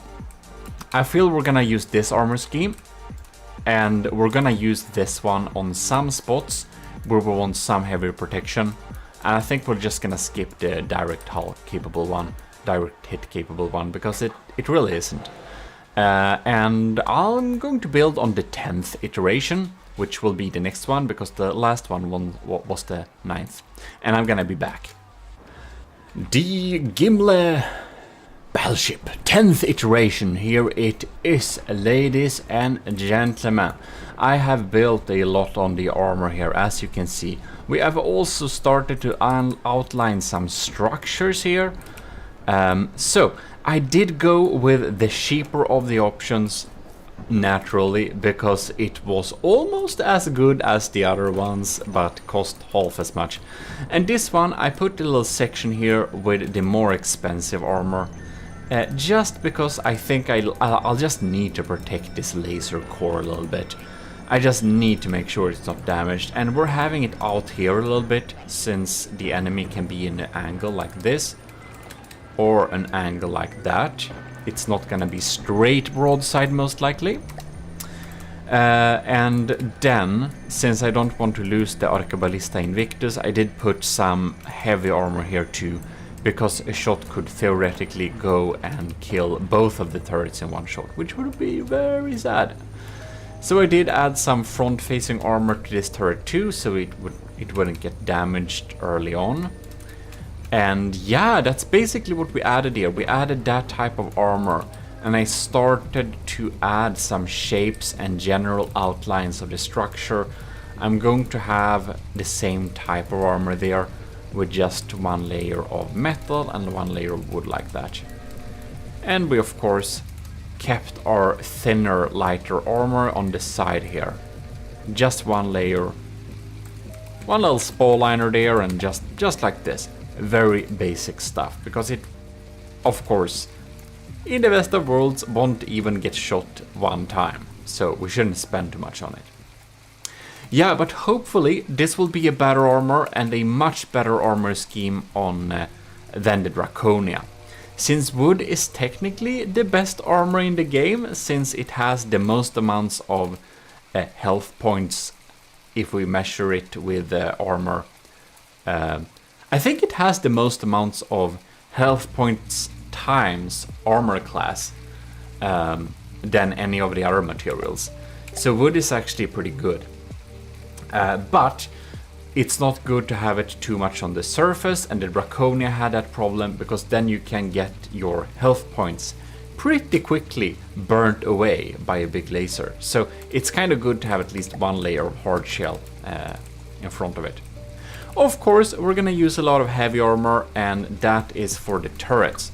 So you can see we have some turret wells here. I don't know if they were here before, but it's 1 layer of, well, some pretty heavy armor poles, And we have metal armor poles on the side that will not face the enemy, in just in case like a cram or a missile with frag lands behind the turret and we don't want the fragments to get easy.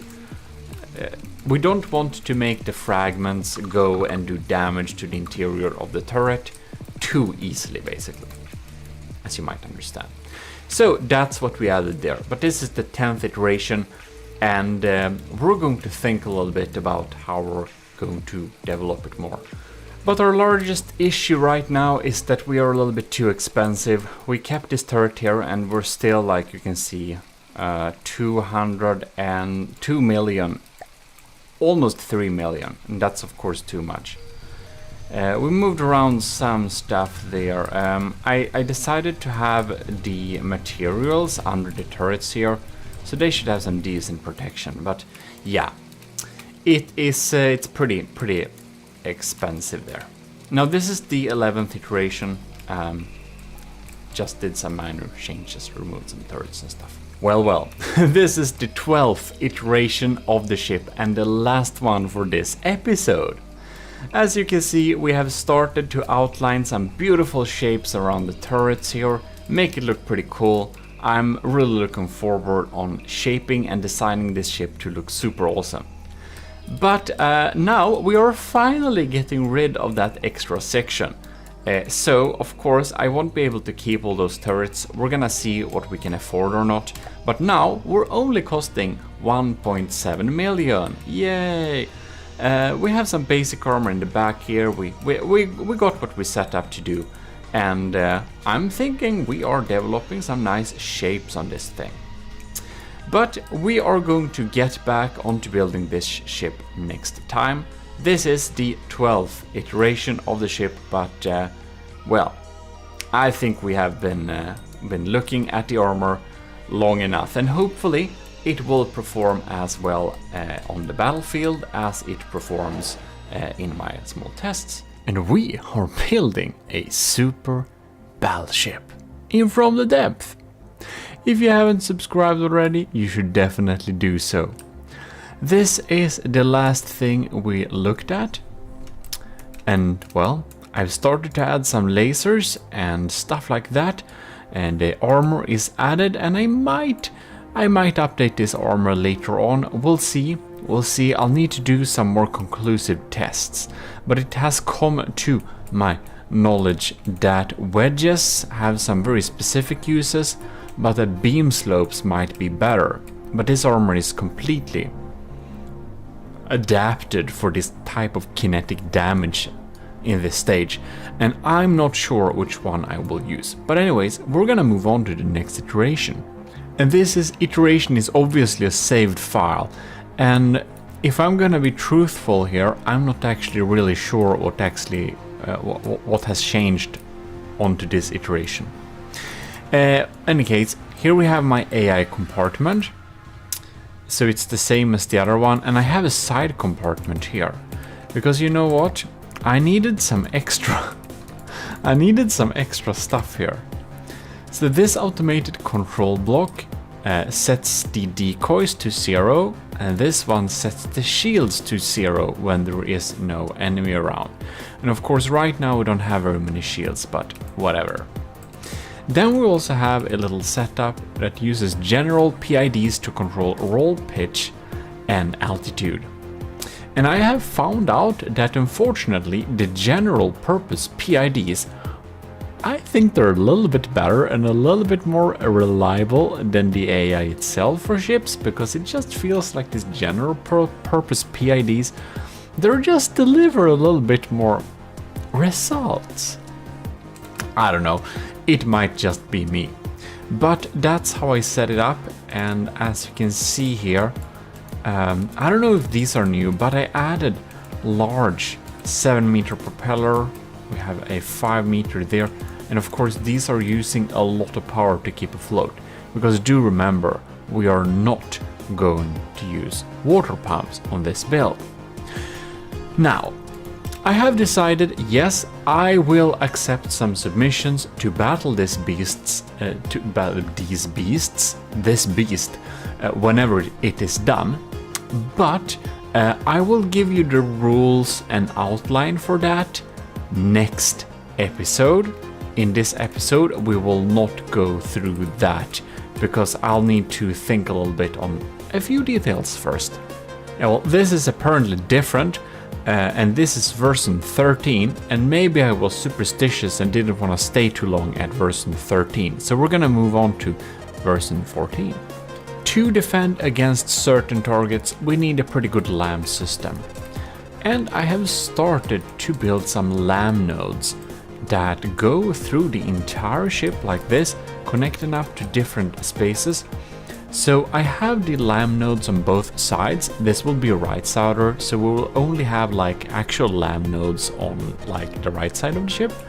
But I have the LAM connections on both sides to add some redundancy so that the entire laser network should not go down, even though a pinnacle LAM point was shot out. That's the plan anyways. So we have the little network there, it's going like that, pretty handy, and the first LAM node is even here, so we have a little thing that can help us get rid of some stuff coming from the front. Ooh, and I do believe we have some nicer looking turrets in the front here. Yes, we got my barrel elongated little cute cram cannon, it's nice, and a diff gun there, just to add some extra firepower and looks. And a new little LAM node on the side here to save our front from shots. I think that's that. We got some interior armor going down there. This is the battery. I think we already looked at that, but that battery is like, it's like really expensive. It's like 4 million. This battery is like 4 million. If we get shot there, it's gonna, yeah, it's not gonna be good if we get shot there. I think we showed that, by the way. I removed this interior armor, by the way. That stone metal checkerboard pattern, I think it has to go. You know, I'm gonna do some more conclusive tests on that in a future video, but right now I'm thinking it's probably not gonna be very efficient. In any case, you can probably see I've been doing some beautiful shapes here. I hope you notice the golden details, the colors of the AOG. And about the rules for the future battles, I will tell you this: anything that's more expensive than 2.2 million will be disqualified. It will not be accepted into the battle, and anything that uses a single water pump will also be completely disqualified, just so you know. Oh, look at this beautiful cast iron part. If you've seen the first and second video, you do know, you've seen my little sketch on how I wanted to make the front of this. And now you can see I have successfully managed to make the front that I was looking for. We have this little cast iron thing that kind of looks like some kind of mechanical replacement for a real bow.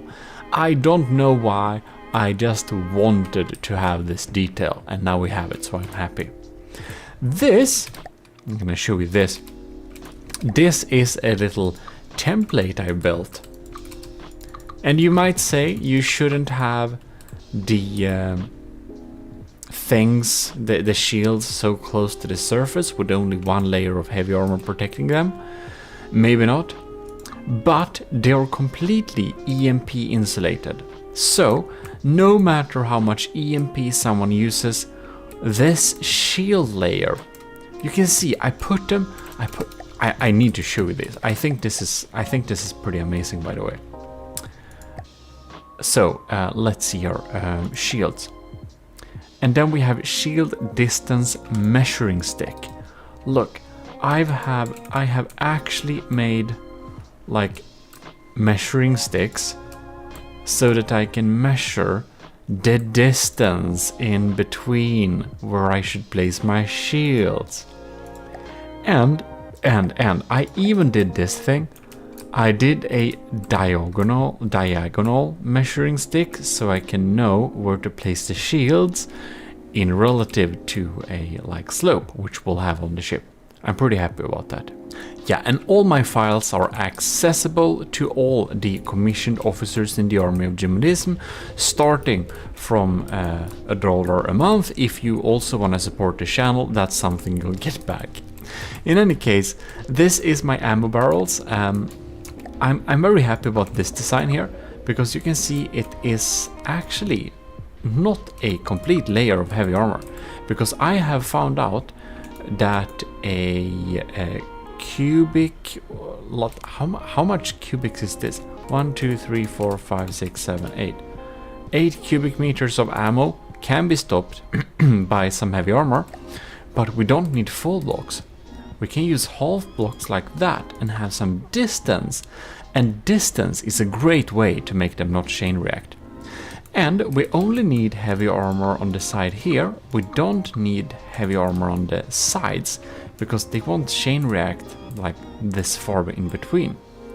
What I've seen so far, at least. So, or I did test them with some pretty high ammo requirement units. So I'm pretty happy. Like this, we have an ammo compartment. It's completely protected beside the turret, because of course this side will be facing the enemy. And another little detail I have found out, you may notice I have a super weird pattern of some like square corners on the side of the hull here. And you might think this is just a cool detail, and it is not, because I have found out that this is a pretty cheap and helpful HESH protection. Because do remember, when a shell hits a surface, if the angle is acute, then like the shot will deal less damage. So this also gives us some texture on the front that makes it deal less damage to the Tetra, and that will have a very little effect on helping it not penetrate as deep into the rest of the armor, even though that like effect doesn't actually carry through, the first angle doesn't carry through to the blocks afterwards it, but the thing that it didn't deal as effective damage to the first block will make it so that it goes deeper.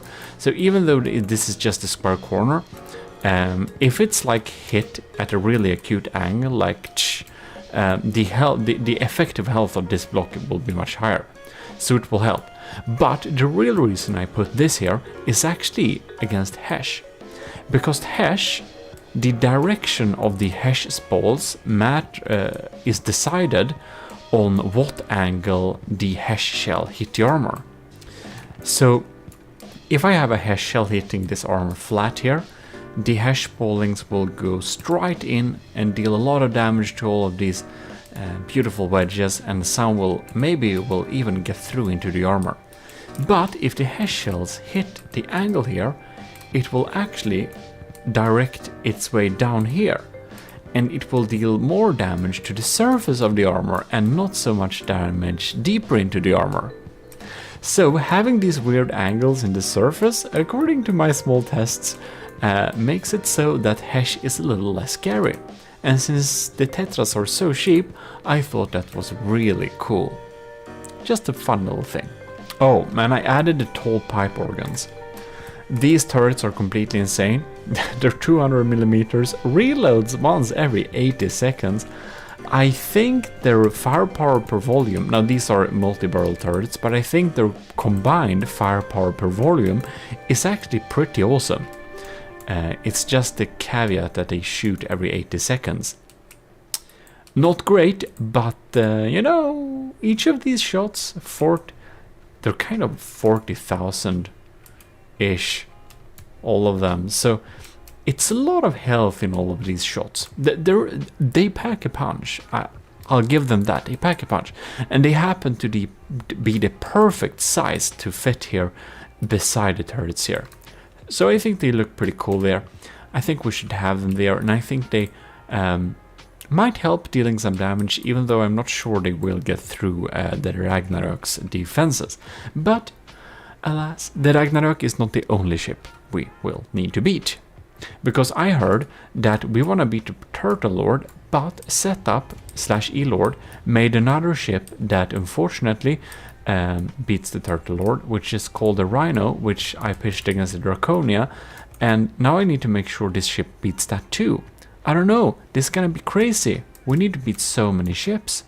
And hopefully not miserably fail at beating all of them. So let's just keep trying and building. Hey, hey, hey, distraction! Look at how many cool details I put on this turret. The Arcoballista Invictus is beautiful, is it not? Like the video if you agree. Next iteration. I've continued to build on the armor. We have the beautiful details. You can see the ship is really taking shape here. I think it looks pretty nice. But that's just me. And I'm the builder of the ship, so that tells you absolutely nothing. In any case, what I have been doing is I've started to build on the diagonal armor. You can see here I added some of my templates there. Kind of the same type of armor, but up here. Some alloy, some stuff like that, and you know, anti-kinetic armor, to be quite specific. I decided to have some kind of opening here, not sure what we're gonna have there, but we'll see. I have, in any case, started to build on this little back portion here. And I think that's pretty funny, because since this is in one of the extremities of the ship, it's not very likely to be shot, is it? It is not. Oh fuck. The plan was to make the ammo not be able to chain react anyways, because this area is very unlikely to get hit, and we needed some more ammo on this thing. So I put some here, and I'm gonna fix this so it doesn't chain react. Anyways, it's also very unlikely to get hit, this area, if I didn't tell you this. I already told you twice, but I'm telling you a third time to look less embarrassing. Thank you very much. GMODISM, that doesn't work. Your inner thoughts, you should keep them to yourself, because you're making a public fool of yours. Okay, never mind. Instead of making a public fool of myself, I'm gonna talk about the next point, which is, the diversion plan. These are the turrets. You know the turrets I just lined up on the last ship because I wanted to see my options, and then I removed them all. Well, I went through all of my turret folders again because I missed all of these. So I went through the folder and I spawned all the turrets that I might potentially want to have here. This is a heat hash spammer thing. This is of course the Vigoletta Marksman 5 that happens to fire the 67mm water bottle that I designed on my merch store. Check YouTube. Here we have a pretty efficient diff gun with 8 arms. This is another Vigoletta Corporation sniper, and yes, I make up corporation names that doesn't make any sense, and I do it only because I think it sounds cool. Let me do it, thank you. This is a deck gun, isn't it cute? It's also useless. This is a pack gun. This is a 3-lens pack turret, and it's actually much better than I thought, because this happens to be my first serious pack turret that I have ever designed. And it's pretty funny. I think I did it on a stream. If you're not following me, you should definitely check up on my streams on Twitch. They're all on Twitch, sorry, not YouTube, only Twitch. Follow me. So, it's 1 EMP, it's 1 piercing, and it's 1 impact. And the thought is that the impact one should shoot first, and then the other ones, oh god, never use this damn thing. I need to resave this blueprint. Anyways, the thought is that the impact pack shoots first, and like a millisecond later the pierce pack shoots, and the next millisecond the EMP pack shoots, and if we're really lucky we could potentially like EMP crit something. Now this turret is pretty decent, to be honest. I never seen what I described actually happen, but I'm praying that it will someday. Azusa from our Discord, she suggested that I should probably have some kind of system that just uses a guided laser to kind of focus on the enemy where the laser is not focusing.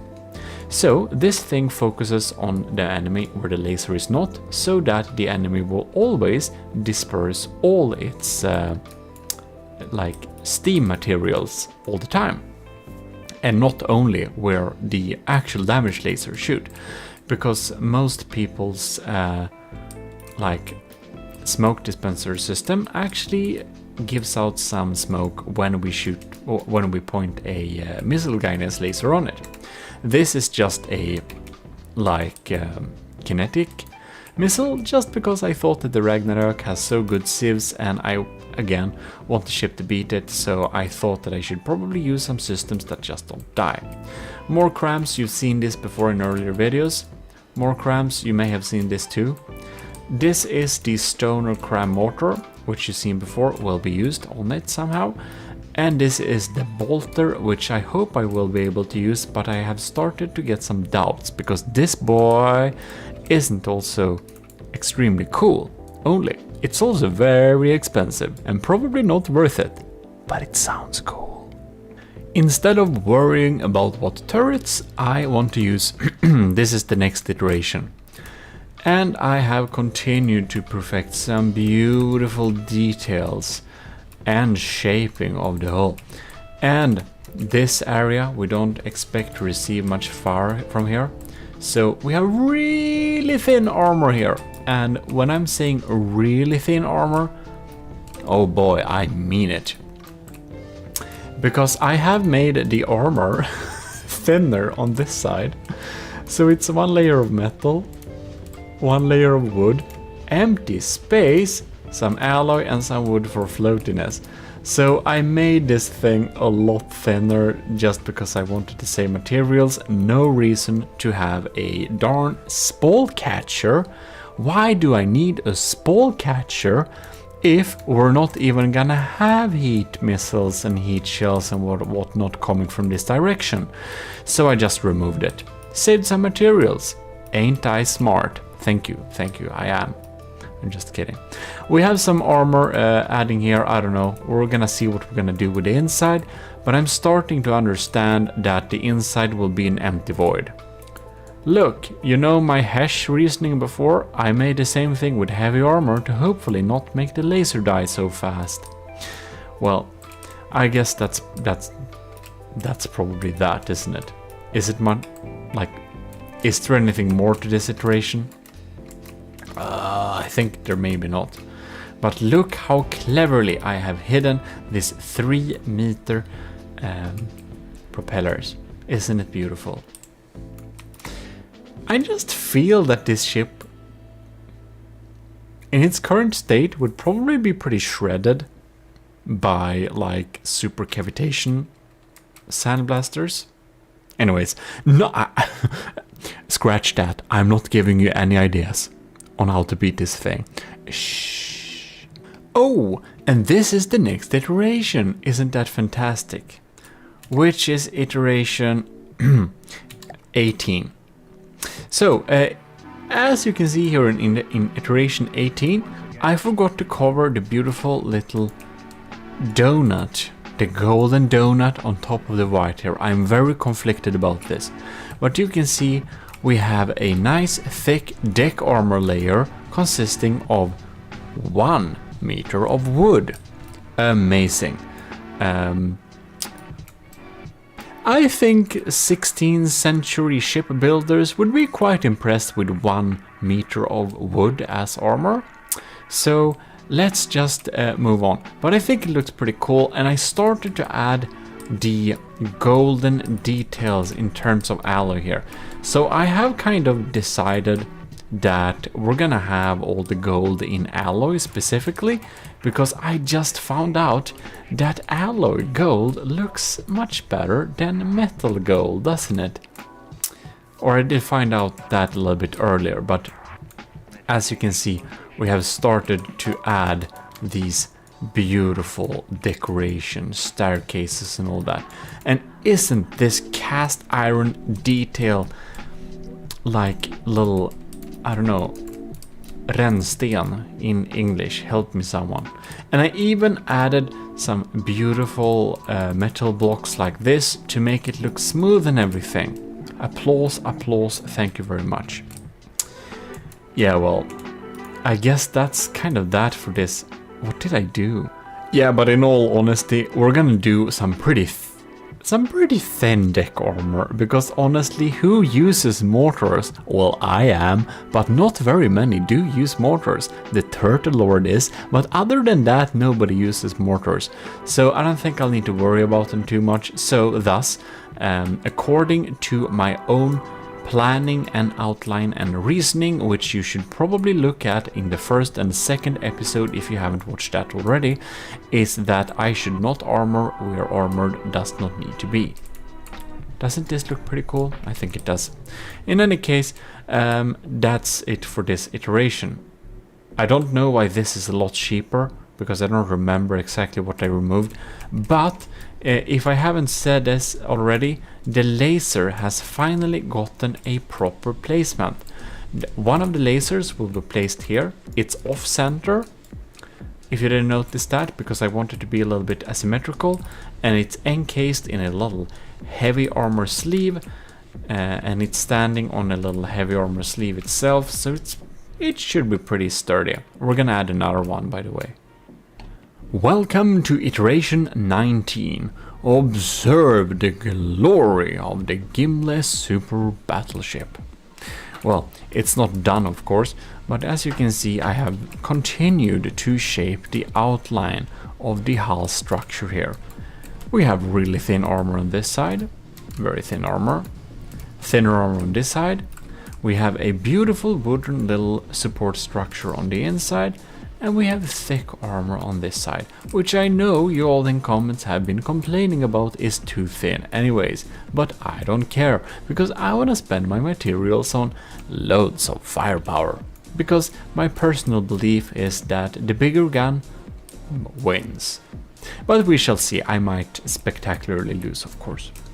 In any case, look at this. I've added the thick little like slope to the top of it, and we are going to build a pretty big superstructure. So that is why I really want to make sure that the ship is like pretty bulky like this, having these big angles, because in the center of this, as you've probably seen from episode 1, I want to have a glorious superstructure, making us remember the broadsword.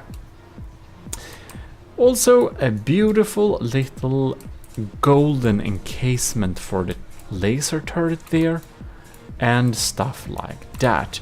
I don't know if there is anything like important other than this.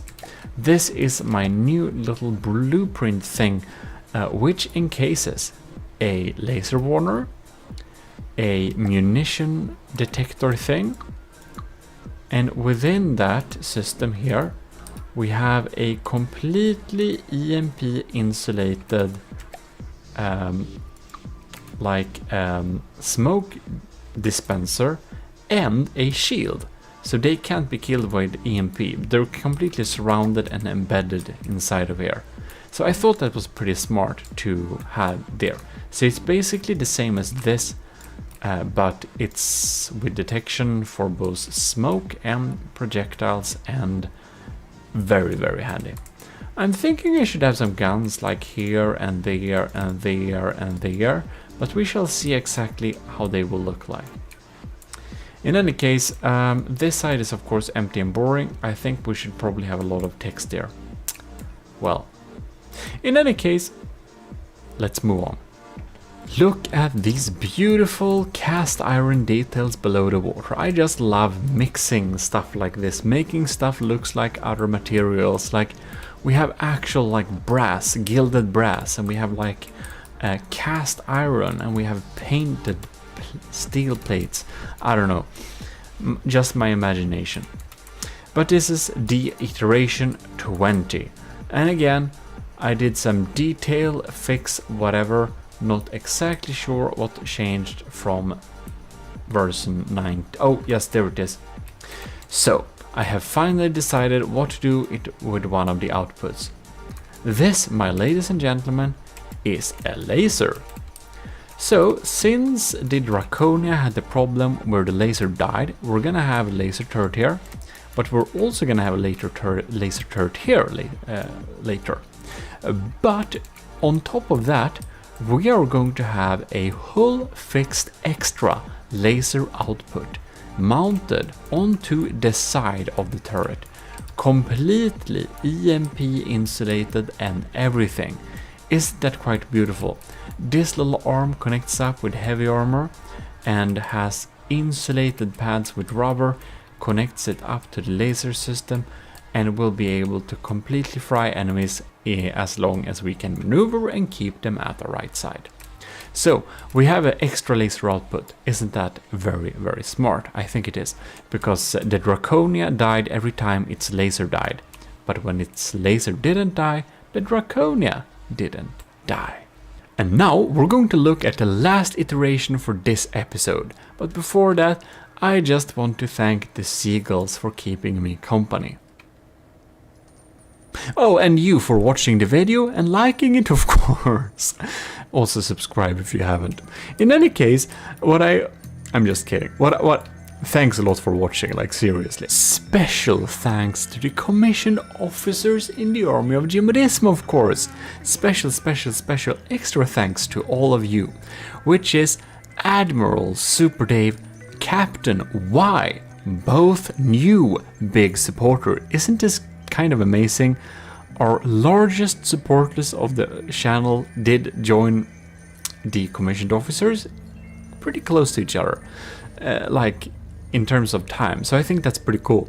So thanks a lot and super welcome Admiral Super Dave and Captain Y to the commissioned officers board. We have a special Discord, by the way, for all the commissioned officers, or we don't have a special Discord, we have a special channel in the GMODIST Discord, which is free for everyone, which you should join, I can't speak, if you haven't already, because it's there are some pretty cool people there, and there is always someone to ask if you wonder anything within From the Depths, and we have some really good members that really knows a lot that can answer. In any case, let's continue. Commander Ike the Boater, Commander Aegean, and our lieutenants Asteria, C2, Powered by Greed, Tyler Russ, and Vincent Veritas. We also have our cadets Robert, Shark93, and Marty McBacon. Thanks a lot for supporting the channel. So we've been watching this build in the meantime, and that just takes forever. So let's just spawn it in here. Here we have it, Forever 21. Just kidding. This is the 21st iteration of the ship. Do you like pause time? Can you notice this beautiful shield detail I have designed? It kind of looks weird, but also not. You can see the angle is actually straight. It just looks like it's pointing upwards. Isn't this shape very beautiful? I'm extremely proud of this shield shape. In any case, look at the decorations. Isn't that nice? And we have a little turret sticking out here. The cram turret you saw earlier. Pretty powerful thing sticking out here, helping us with some firepower. We have railings, beautiful railings. We have inserted the Stoner cram mortar. I have realized that I will not be able to fit 6 of these as intended, so I will suffice with 1 of them for the meantime, and we'll see if it does anything. What I do know is that we can't fit another turret here that's sensible, so we're gonna have the Stoner here. Hidden in this little box here, we had to cut out some ammo, but whatever. The Stoner is here, and well, now I am lost. Better. No. Oh my god. Anyways, the Stoner is here, and well, from the depth camera you can't get used to it. So I hope it will provide some help with getting through harsh labs, but we'll never know. we're probably not gonna have more than one, except if we have to. But you can see it's like clearly taking shape here. We have some stuff going on here and there. We have some, we don't have any new details here. The shield was like my main achievement, but of course, as you've noticed, we have the second laser turret in place. It is also a little bit off center, but in the other direction, to kind of give some nice little organic feeling to the thing. So we have a second completely, not independent, but a laser output that's connected up to the same big laser system. I think that's pretty cool, having several lasers connected up to the different systems. And I've started to expand the laser here. Here you can see I actually have a little laser compartment down here to provide some help. I think that's a charge laser, by the way. It's like a Q1. So we have a Q0 laser and we're gonna mix in some Q1 pulses there to really drill into the enemy. I have also inserted a little extra AI core, and this way to use the rubber tetras to kind of make it so that we can look inside the AI without needing to like tear everything apart. I think I learned that from Bell Kent in our Discord. A reason you should join, you can ask some people there. You can see it may look like we have connection to heavy armor, but we don't. We're completely insulated via rubber. Isn't that quite cool? And we can still access the extra AI targeter. So the purpose of this AI is to provide an extra targeting point, and I'm gonna connect up things so that we can utilize that targeting point. We are building on the super battleship, or the superior battleship. This is not the super battleship, it's only 2 million, I think it's a regular battleship, but that's just my scale. If you want my scale, join the army of GMODISM by self-assigning yourself Matros 3rd class in our Discord, and you can see my pinned message there with my classes. And I probably will add some type of approximate cost-ish thing to them, or size or something like that later on. In any case, here we have the last iteration of the ship, and this time we are actually going to build on the superstructure. So here we already have the next iteration of the ship, and we can't really see it, but we're going to go through this little model and see if we find anything new. But about that, I also want to give a huge thanks to the commissioned officers in the Army of GMODISM who are supporting the channel very much on Patreon, and it helps very much. So a huge thanks to our Admiral Super Dave, Captain Y, Lieutenant Asteria, C2, Powered by Greed, Tyler Russ, and Vincent Veritas. It helps a lot. Oh, and we also have, of course, our stellar GMODIST C2 and our venerated GMODIST Powered by Greed. So that's super cool. You're also YouTube members, and you can support me on YouTube membership and Patreon as well. In any case, I hope you've seen the last episode, the finals of the Slabman challenge, because it was quite epic, and we dealt out some cool rewards in the Discord. You should probably join the Discord, by the way. And you should definitely check that video out, because Kevin, with a 1 instead of an I, made a very cool blueprint of the Stridsjacht made by Setup, a blueprint desk mat we've made out of this. So do check that out and see what he created. It's a wireframe thing. It actually really looks really amazing. I couldn't do that myself, so thanks a lot for thanks a lot to Kevin for helping with it. So let's see here. I'm trying to keep track, of course, what changed. Oh, look here. I forgot to do like this. Repair all, because I retrofitted this. But isn't that quite amazing? So here we have the start of the superstructure. And as you've seen from earlier models and earlier like drawings, actually, like actual drawings, you saw that in episode 1 and 2, you can see that we're gonna have a pretty big superstructure. And this is the base or the ground level of this superstructure. Right here, we basically have a thin layer of metal. We won't really have anything important behind the superstructure, It's mainly there to look cool, so yes, it will be a complete waste of material and it will inhibit my chances of making a ship that's really good combat-wise. But I'm also thinking that any shot that's aimed against the superstructure is a wasted shot. So it may fill some type of function there. And in the superstructure, this is going to be right-sider, so we don't need to have cram cannons on both sides. But this is, of course, the cast bronze goblin-inspired cram turret. You know, my ancient goblin turret.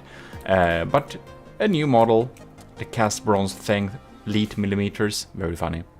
And it's just aiming out of the side here, and the other side is going to be open, and this is also going to be some type of entrance thing. Right, here we also have some space for auxiliary detection.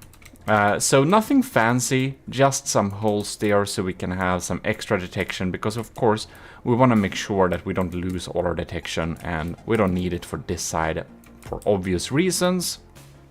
Yeah. Here we have the cram mortars. Them looking really cool. We got the decorations, really thin deck armor here, so that's probably somewhere an enemy could aim to deal some damage.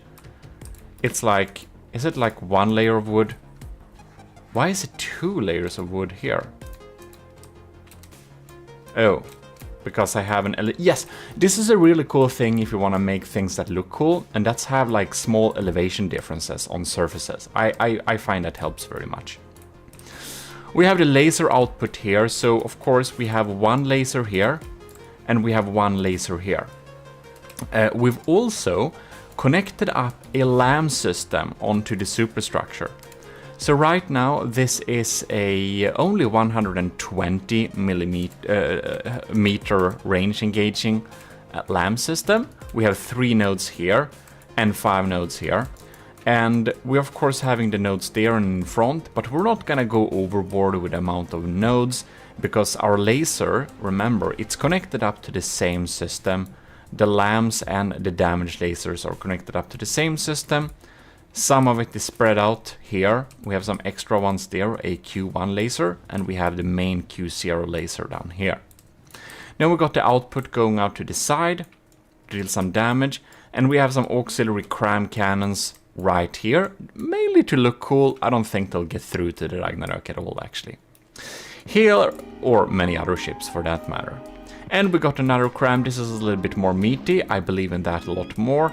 We have a diff gun stuck in here, so it just looks like this is kind of a, I don't know, an entrance thing, and we just rolled out a cram, no, a diff gun, a little APS manual loaded gun there. Right, and the tall pipe organs are going there. So I don't know, that's like where we're at. We have most of the weapon systems already placed down. I'm starting to think, as said, that I may need to change some of the hull point crams to pen depth frag, because that makes a little bit more sense. But we'll see about that a little bit later. And of course, we have some pretty nice shapes going on here. But we're going to build on the superstructure, so let's load in the next iteration. I never actually did this version like this way before, but this is so cool. We can see we're slowly like repairing up so we get the new blocks. And we can just do like this. And ta-da! You know the Vigoletta Marksman 5 firing the 67mm shell that we actually made into a water bottle, which you can be checked out into the store. I need to get my updated version. It looks very funny. I just thought it was such a stupid idea, so I'm sticking with it. 67mm is a hallmark of the Army of GMODIST now. And the Vigoletta Marksman 5 happens to be an extremely efficient turret. And I don't know, I think you've seen this before, I don't know why exactly, but I don't think sabot frag should be a good shell, because a sabot head decreases the damage with like quite a bit. The payload is down to like 25%, so it should really be pretty bad. But I did test side by side with regular sabot, armor piercing and heavy heads, and the AP frag variant did actually shoot through armor faster than the other ones. So yeah, there we have it. I wanted one of these turrets here because it's a really good turret to use to basically blast off important things on people's superstructures. This shell is also equipped with a tracer, as you may have seen, which means that it's pretty accurate. Here we can see the powerful broadside. Bam! Pretty nice, ain't that? So there we got that one. I really wanted this one, and of course it's not super well protected, but the turret itself has some, well, on-turret heavy armor. So yeah. Then I also added some extra cram cannons. I'm not sure we're gonna stick with these because I think, again, a lot of the smaller crams won't actually get through to the enemy. Loads of people have really good LAMs and sieve systems, and these small crams are probably just not worth it, but if the enemies didn't invest in a sieve system too much, which you should not over-invest in, by the way, you should invest in dealing damage. But if they didn't do that, of course they'll help. So yeah, by the way, I just love this shield. Ain't it very cool? Like the video if you agree. If you disagree, you'll unfortunately have to dislike the video, but it's important you press one of the buttons. Thank you. In any case, that's like the extent of that, so we're all gonna move on to the next iteration. Yeah. One thing that I just realized is that I placed down my integrated, insulated shields, smoke dispensers, munition warners, and laser detectors things into the hull here. And this is gonna make it a lot harder if I decide to update the armor. So I guess it will take a while before we actually update the armor. Excuse me, but what? Oh, never mind. Let's move on. Next iteration. But we've started to build the frame on this thing. So you can see I decided to go with some super cool black outlines, some more cast iron structural things, and trying to do some really cool shapes with overlaying some decoration blocks on normal blocks to get edges we couldn't otherwise. Something I newly learned to do and using all the time now. And you can see I'm really going for this kind of cast iron, like 1800s industrial revolution type of industrial frames, somewhat like that. And I really like it. I just love this shaping and look of things. I just love this black iron, like linseed oil finished iron. So we have the frame here. You can see it's super weird. We're gonna make this superstructure like actually go out over the turrets. So we're trying to make some kind of support structure for it, because as said, this superstructure is gonna be pretty big. So yeah, that's like what we did there. I think that works pretty well. And I don't remember if this rudder is newly added, but I added that as well. We're keeping the cast iron feeling to the bottom. And we also have the connecting frameworks of iron going on here. And I do actually believe that this iron network is connected up to surge protectors to have some kind of EMP protection, so they just can't go anywhere. And of course, that we already looked at. But yeah, that's what we've done so far. And are you ready?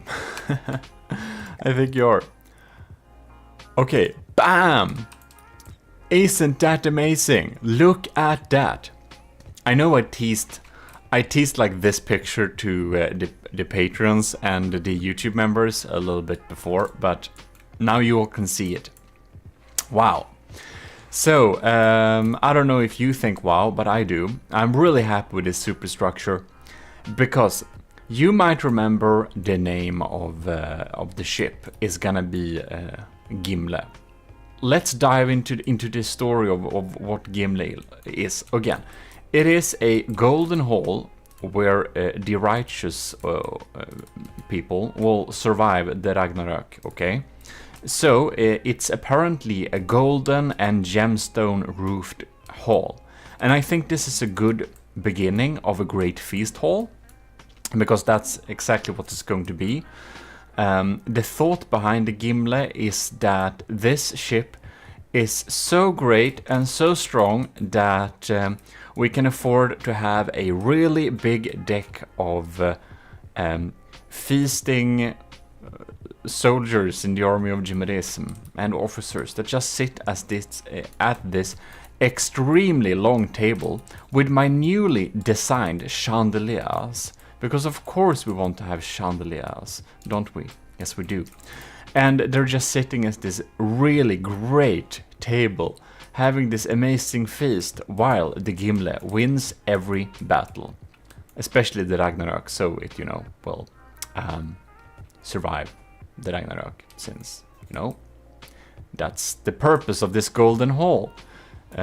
So they're just sitting here and feasting. The Gimli is doing and winning the battle, and well, that's the idea behind the ship. I'm gonna fix some gemstones in the roof too, see how I can design that, but it's gonna be pretty cool. Yeah, we have windows going on here. I decided again to use all golden materials will be alloy to kind of get a nice difference. And if you like the chandeliers, remember to like the video. And if you really like the chandeliers, you have to subscribe. And if you really like the chandeliers, if you become a commissioned officer in the army of GMODISM, you'll get access to the prefab. In any case, we have the golden shields here on the sides that they're looking pretty cool, don't they? They're of course completely useless, but they look nice. And we're really going for this cast iron industrial frame all the way, unless where we have the gilded support struts. Right, so of course we'll be able to access the area from here. In this part of the superstructure we have a little staircase, and it's going up to this hall. I don't know what I'm going to do with this hall. Right now it's just a transit hall. Gonna have some basic detection in here, just because it's unlikely to get shot. We're going up here, and yeah, there we are. So I think I didn't add any. I think that's what we've been doing, like building on the superstructure. So let me load in the next iteration, because yes, there is more. And it's a bit more expensive but we added some cool stuff, like one of my favorite details. You see this? This is an actual ammo barrel, but I made it look like kind of a cram cartridge or something like that. Yeah, so I think that's pretty funny.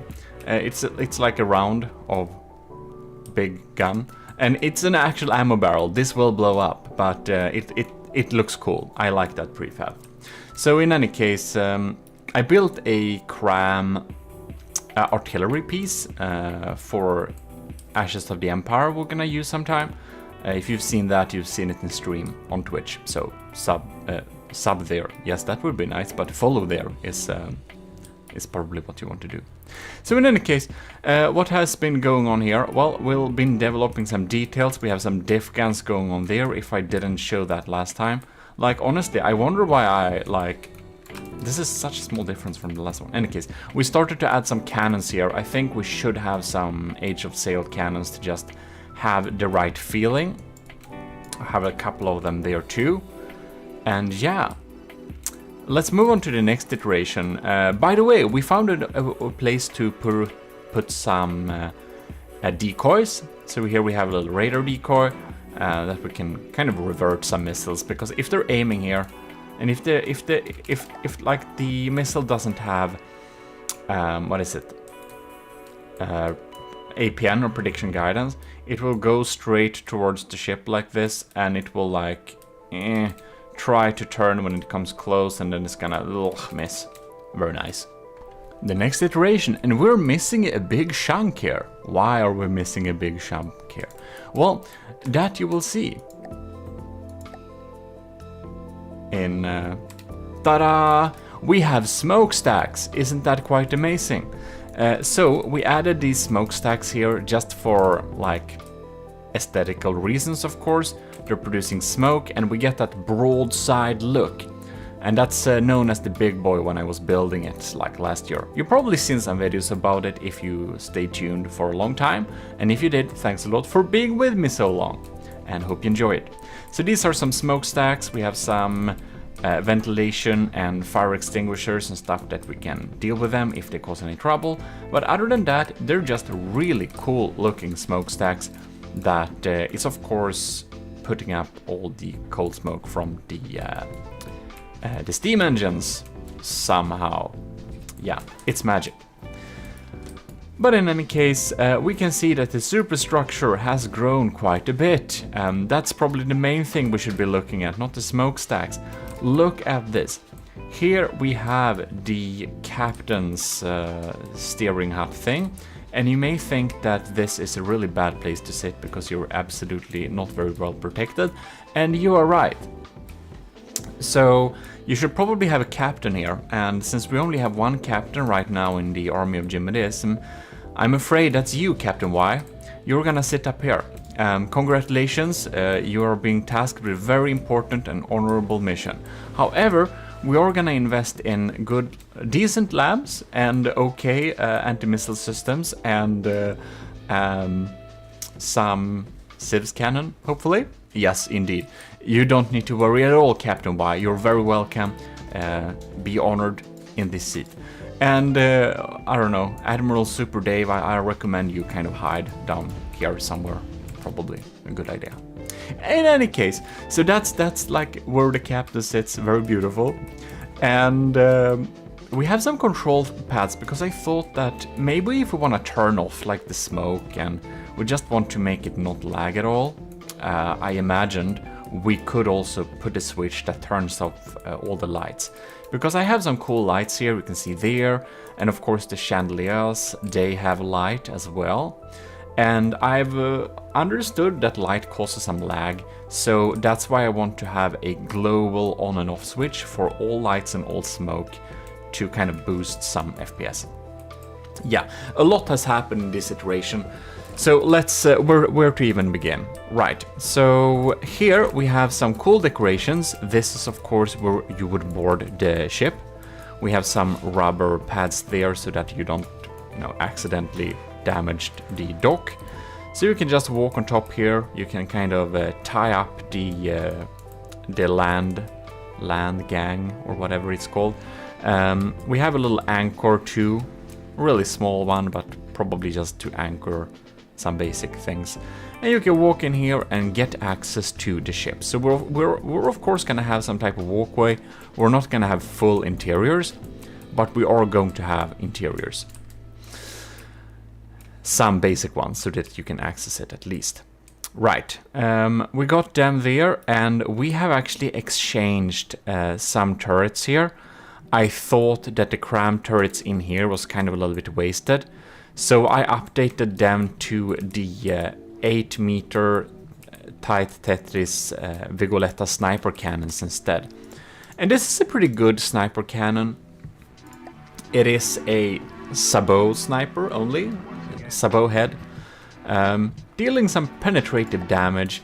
And I wanted this to not only deal sandblasting damage to superstructures and potential enemy turrets, but to also be able to help in shooting off barrels, penetrating turret head armor, and stuff like that.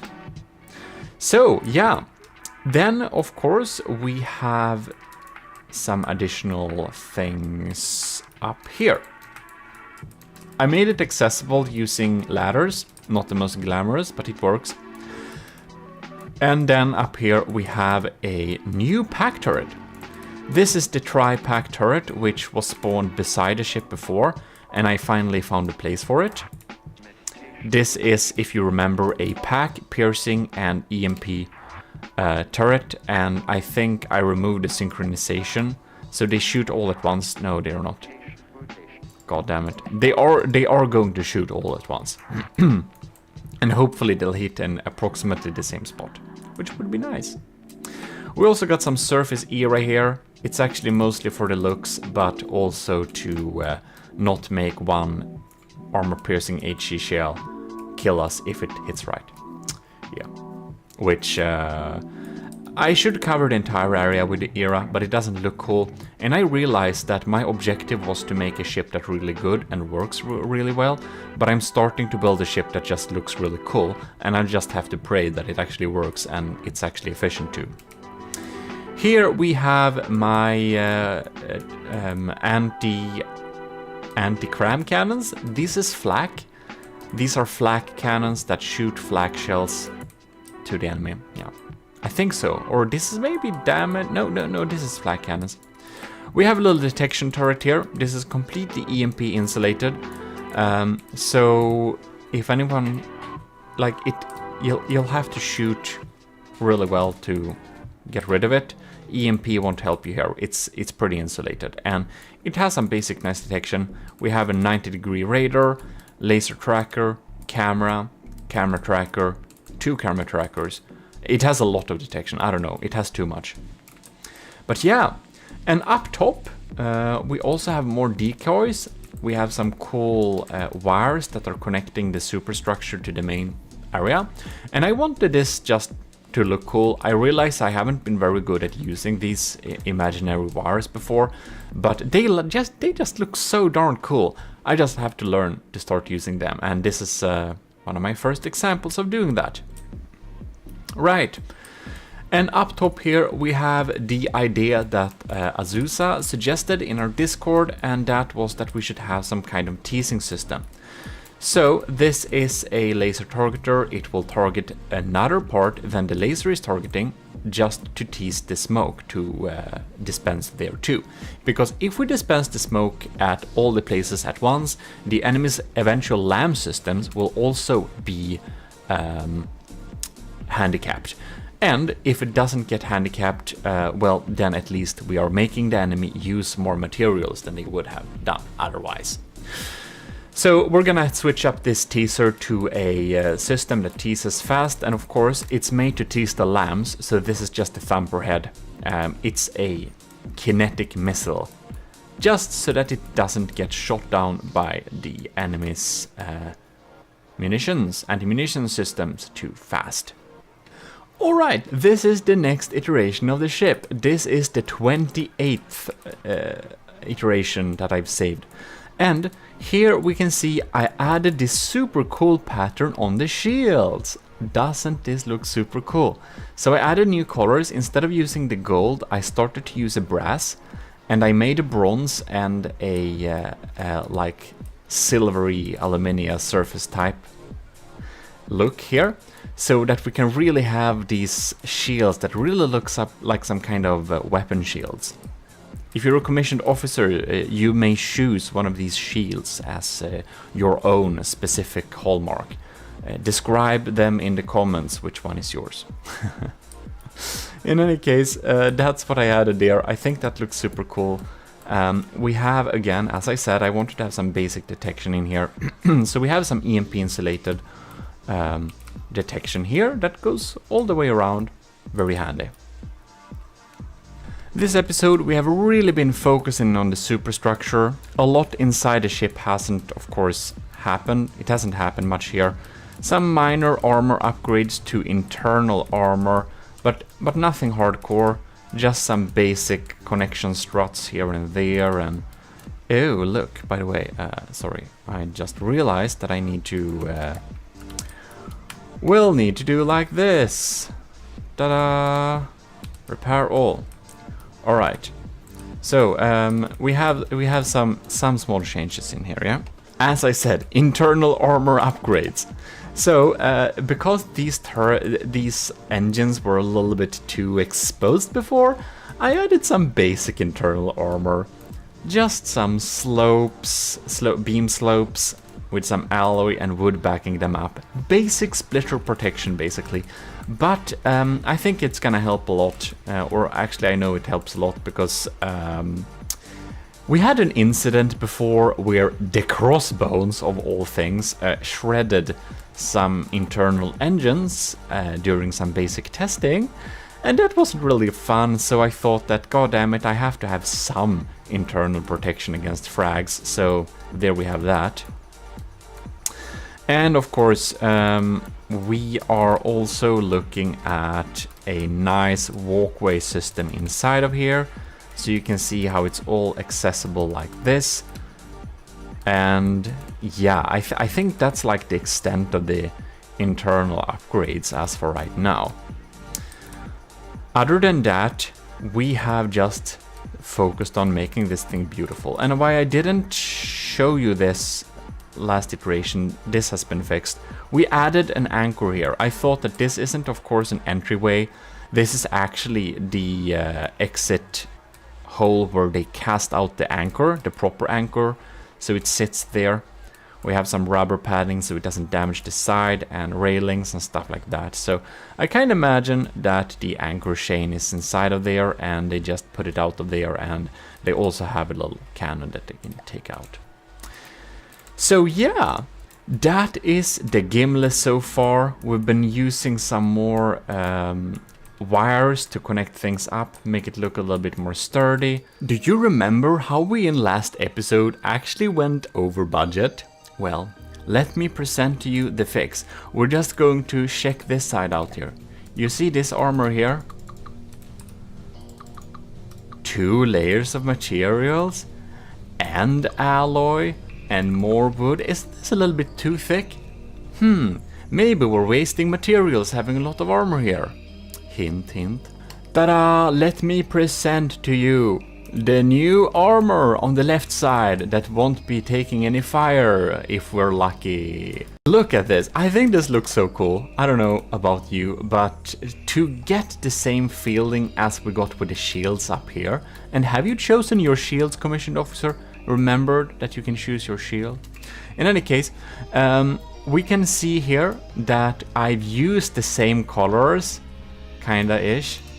A little bit, the bronze at least, to go through and have a little holy structure to the side here.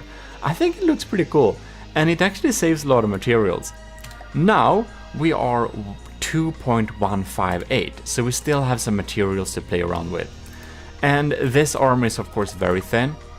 It is literally look, it's just tetras. Yes, I've become one of the tetra people. That's really bad.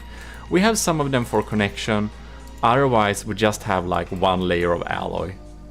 That's the extent of it. We have 1 layer of alloy as armor here. And on these stripes, you can see we don't even have like 1 layer of alloy. We basically have very thin, almost non-existent armor to the side here. So yeah, it's thin. It's thinner than thin. If an enemy comes... I shouldn't give you ideas, but... if a challenger tries to use missiles that will go around and come from the other side, I think we'll be in deep trouble, man. Look at that. Yeah, well, in any case, it's thin armor. It's not very likely anything will shoot us from here, but man, we've saved a lot of materials doing this, man. So much materials. So yeah, I thought this was a pretty smart idea. Again, the idea behind the gimlet ship is that we should only use materials where we need to. We should only armor where we have to. And the left side, we don't have to armor that. So of course, this upper layer is super thin too. It's like half a layer of metal, half a layer of wood, and then we have just 1 layer of, basically 1 layer of alloy down here. So I think that makes a lot of sense actually. And even though the thought behind the gimlet is to not armor more than we have to, I somehow decided to spend a huge budget on decorations, so it doesn't make sense, really. I'm a little bit hypocritical. I'm sorry, but you know, you gotta spend on design, you gotta spend on the looks.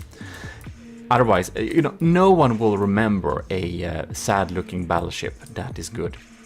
Everyone will remember a good-looking battleship that's decent, I think. So I removed some lam nodes on this side because, of course, when a shot comes here, zoom, we want it to stop shooting at it when it's like out of range. So I think that's pretty nice indeed. I forgot to show these last times, but we actually have like access points now. So you can walk in here And not here. No, that's only one access point. But anyways, we got the shapes pretty smooth. So that's one thing. Here we have the next iteration of the ship. And you can't see huge differences right now, but we have some small anti-cram missiles or anti-missile missiles going up here. I think that looks pretty nice. And if something appeared before and I just forgot to showcase it, then I'm sorry, but you know, I'll be able to show you everything eventually. So in any case, what has been going on here? Well, you can see the teaser. It was a little bit too expensive, 30,000 materials just for a big missile system to tease the enemy. So I exchanged that with the same type of system, but small medium missiles. And I think they'll do the same job, basically, because I frankly think that those large missiles wouldn't have gone through the Ragnarok anyways. Like, its defenses were pretty strong. I also did some small tests, and I found out that this big little laser box here, it wasn't really well protected. This hard shell, heavy armor hard shell thing didn't work. So I put some staggered era here for now, and hopefully that will make it not blow up. I added some hard shell on these, however, yeah. So we have the beautiful little structure here, we have a lot of empty space, and as you know, empty space is the best armor. Void armor is the best armor, because you can't get hurt when your enemy shoots at nothing. So that's why actually having big empty spaces is pretty useful. However, I would love to have water pumps in here. Man, that would just make me able to like remove 2/3 of these engines, to be honest. I don't need all these engines, I need them for floating, so it's really expensive. But if I'd removed a lot of engines and had air pumps instead, we're gonna lag so much that's gonna be unacceptable. Did I show this? This is an extra, I think I did. This is an extra targeter. Yeah, I did that like 2 videos ago. That's some time ago. Yeah, so that's basically like that. We have been making the shape of this really beautiful. I think you can see exactly how this ship is going to develop. And we have a lot of testing to do and a lot of things to try out. We're just gonna add some finishing touches, and then we can like think a little bit about which turrets and which armor we need to switch out, what defensive systems we should have or not have. In any case, I will give you some rules on how to build the ship if you want to send it into some official battles. However, I'm gonna do that next video, and you don't need to hurry, there is a lot of time.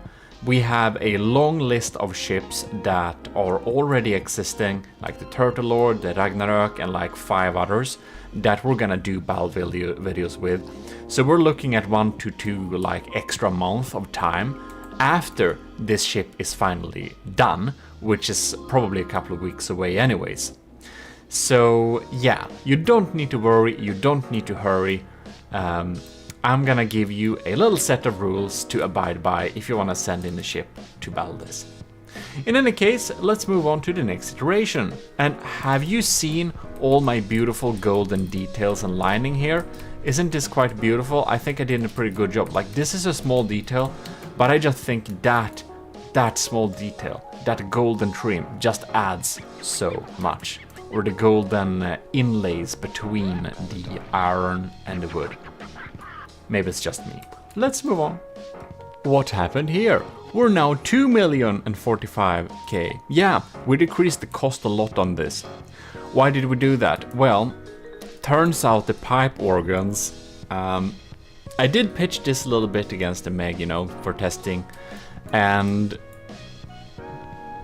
they didn't get through, and they shoot every 80 seconds, so I just thought that's a complete waste of material, go away, because they're not cheap, they're not super cheap. So they went away, and now we have a much cheaper ship. We've been doing some cost-saving measures because, of course, I want to be able to upgrade this ship to actually pack a good punch. We don't want to have anything on here that deals useless damage. This means that these crams will probably have to go as well, but they cost so little that it's not a high priority. Another thing that cost a lot was my darn laser box, and it turns out my laser box did not protect them well enough. Like, they had heavy armor surrounded by them, but it turned out that a shell could get through and detonate stuff here. So it was a little bit like, yeah,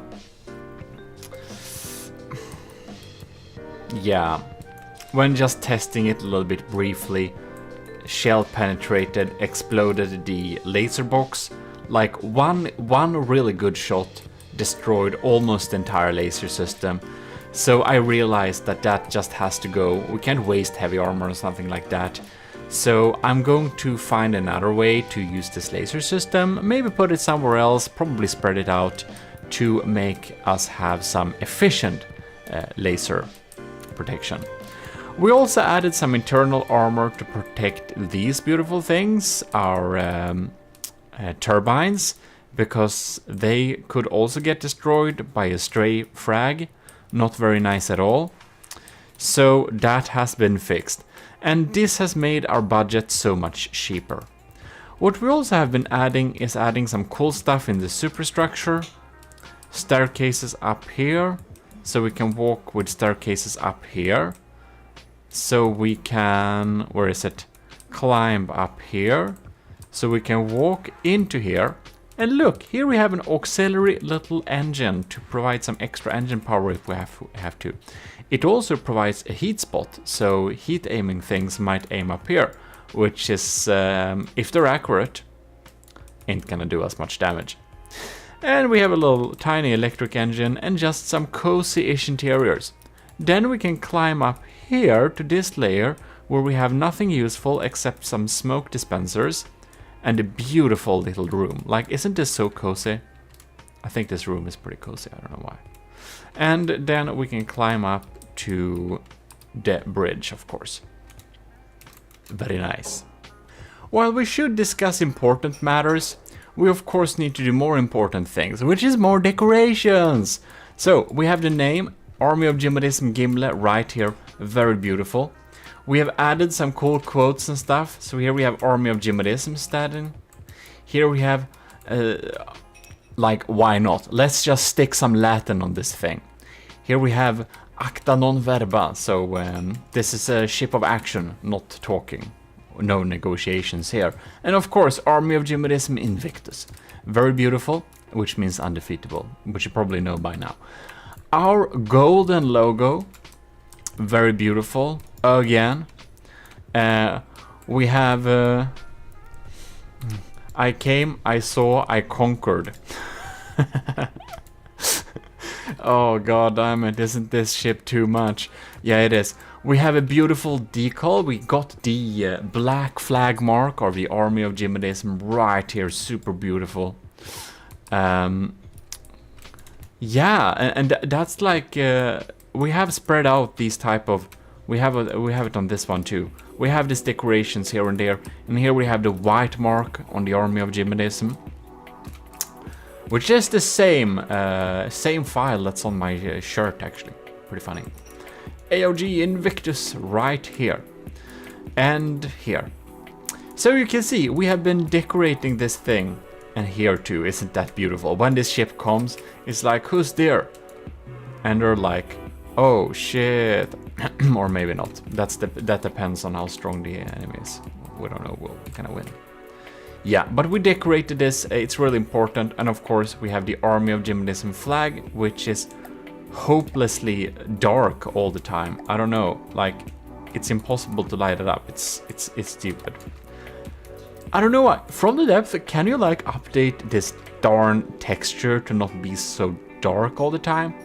It looks like a half rotten like potato sack or something. Can we like get proper fabrics please, or at least the option for it? Yeah, well, probably not. But there we have it. Beautiful decorations all over the place. And in the meantime, I added my super discount little turret here. It's not that cheap, but it's pretty cheap. It's a dual barrel stealth cannon. It's called a stealth dagger. It uses these ones and a not too high of a millimeter, only 1300. So the detection range for these are only 257 meters, which means that only crams should be able to attack it. I think that civs and anti-cram missiles will not be able to target it, hopefully. But yeah, that's what we've been doing, so let's load in the next iteration. And we have of course been working more on the decorations. Oh yes, since this is the Gimle, the Golden Hall, we of course need some decent things in here.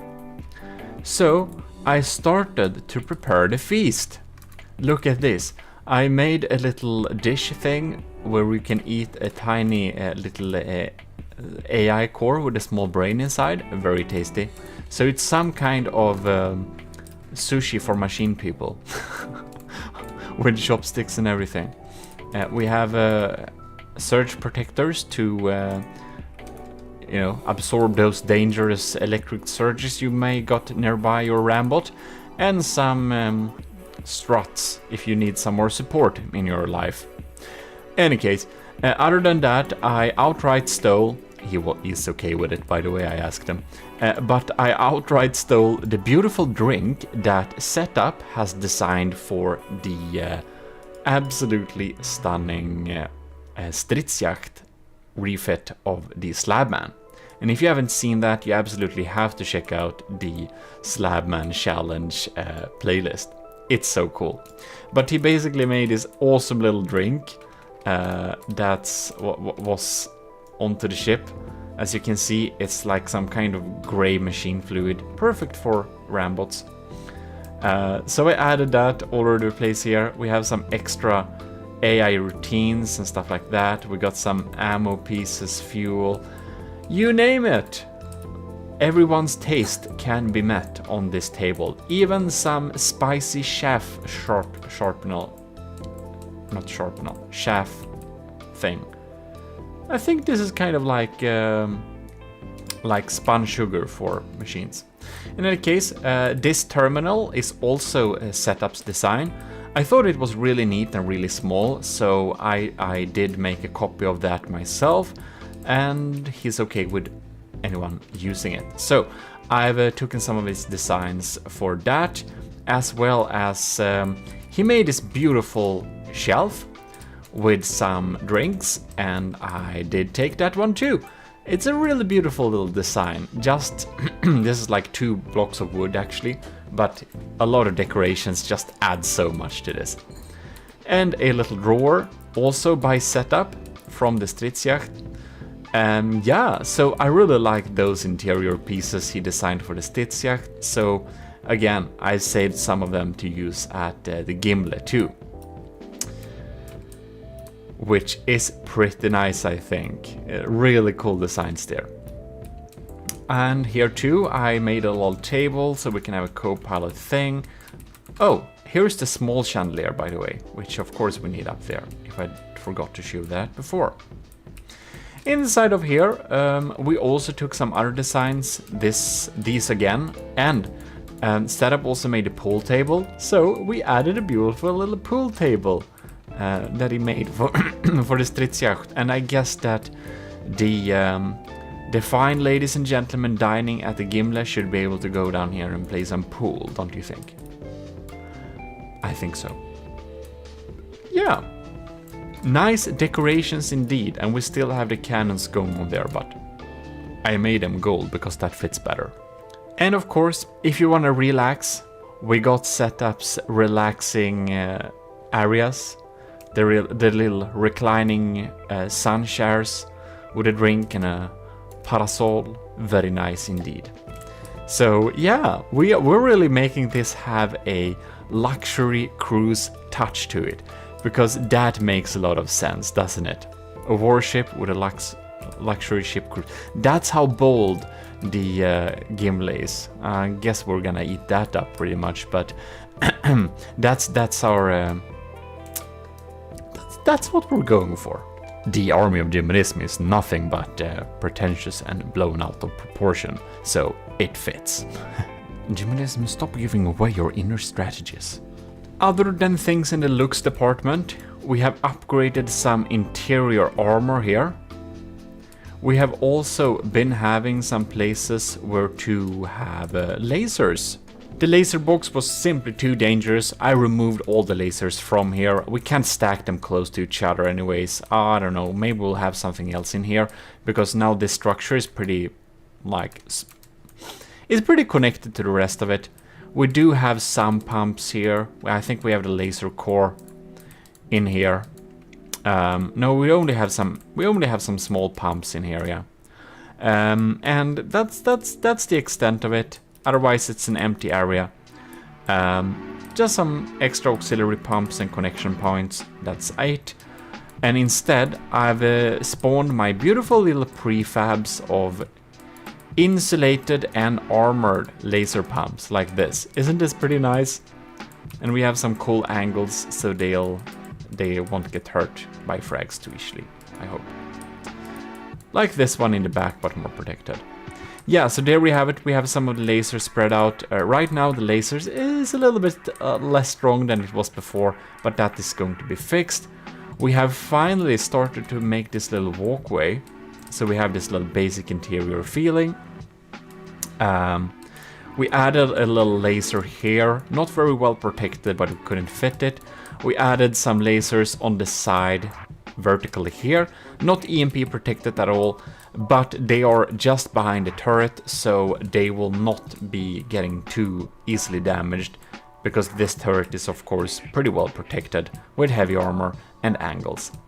We even stuck a little area in here, so yeah, we have been working on making this laser a lot stronger. And since I realized the wiseness of protecting things behind the turret wells, which are really well armored anyways, since the right side is going to face the enemy, I putted my laser core in here. This is my new laser core prefab. All the commissioned officers can access them. And before I forget it, I will just give out a huge thanks to Admiral Super Dave, Captain Y, Stellar Lieutenant C2, Venerated Lieutenant Powered by Greed, Lieutenant Asteria, Tyler Russ, and Vincent Veritas. Thanks a lot for being a higher member in the army of GMODIST.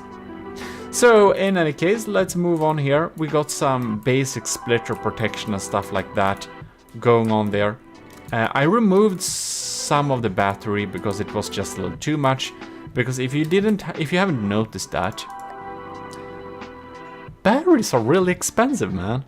And again, we're working on the interior looks. We got some golden stuff going on there, diff guns, and if we go in here. Now this is going a little bit too low, so I'll have to fix that later. But now we can go down here, go into there, and we just have a ladder down here, I don't know. We'll see how we connect that up later on. It's gonna be better when we're actually going forwards as well, by the way. And if we remove the GPU ocean, I think the problem goes away too. In any case, oh, I forgot to show these, but I added some small hydrofoils rudders in the back here, just to help a little bit with, well, like keeping the ship straight, even if we get a loss out of power. If we get a loss of power, we can still do that. Yeah, by the way, this is what I imagine a little entranceway for the guests to the big feast that come with balloon or airship. So we can kind of, or a kind of hovercraft, so we can kind of dock it here, is the idea. Yeah, so I believe that's so far as this iteration goes, so let's move on to the next. And before we move on, this is version 33, by the way. 33! Oh, no, I mean iteration 33, like the version is closing into 100. But the iteration where I've saved that it has been changed long enough to get a new like save, because every time I build on this thing and I made something major that I think is worth taking up, I do a new manual save, and it's just a number higher than the number before, so this time I saved it as 33. Well, version 33 with a cost of 2.11 million. We will do a little, we're just gonna spawn in a megalodon to see this in a little bit of action, because in next episode, we're going to go through and see which turrets will stay and which turrets will go. Did I show you this golden trim, by the way? Isn't that super cool? I think it is. So yeah, let's load that in, and we're going to look in future episodes on changing out and switching out turrets if we need to. We do actually need to change some of them, but no spoilers. Let the battle testing begin. So right, we're following the crams here. Ooh, and these are hollow point crams, most of them. We're gonna see... Big miss, big miss. Let's see here. The laser is really frying stuff off here. Yeah, we have a pretty powerful laser. Damage B... Yeah, that should be it. Oh, there we have it. There we have it. So here is my sniper cannons. They're shooting underwater. Alright, see there. And there we have one, two, no? Well, they only shoot every 10 seconds, we'll see. We have successfully turned towards the enemy at least. Ooh, I'd suspect we will not be able to deal with these incoming missiles very well. We don't have any decent missile defenses as for now. You can see it deals some pretty big holes in our armor here. That's probably torpedoes. Ooh, scary, scary. Look at that. Oh, we're actually outrunning them. That's beautiful. So we're just gonna check. We have a speed of 36 meters per second. It's not uber fast, but it's not slow either. It's a pretty decent speed, I think, especially since we are maneuverable at this size. Somehow we got some damage here. Cram cannons has got some barrels shot off. They seem to be aiming towards the enemy. Yeah, they have them in scope. That laser seems to get prio over the other ones. I wonder if the other laser's connections got damaged or if the laser just ain't strong enough. It's probably not strong enough. There we have some Q1 shots too.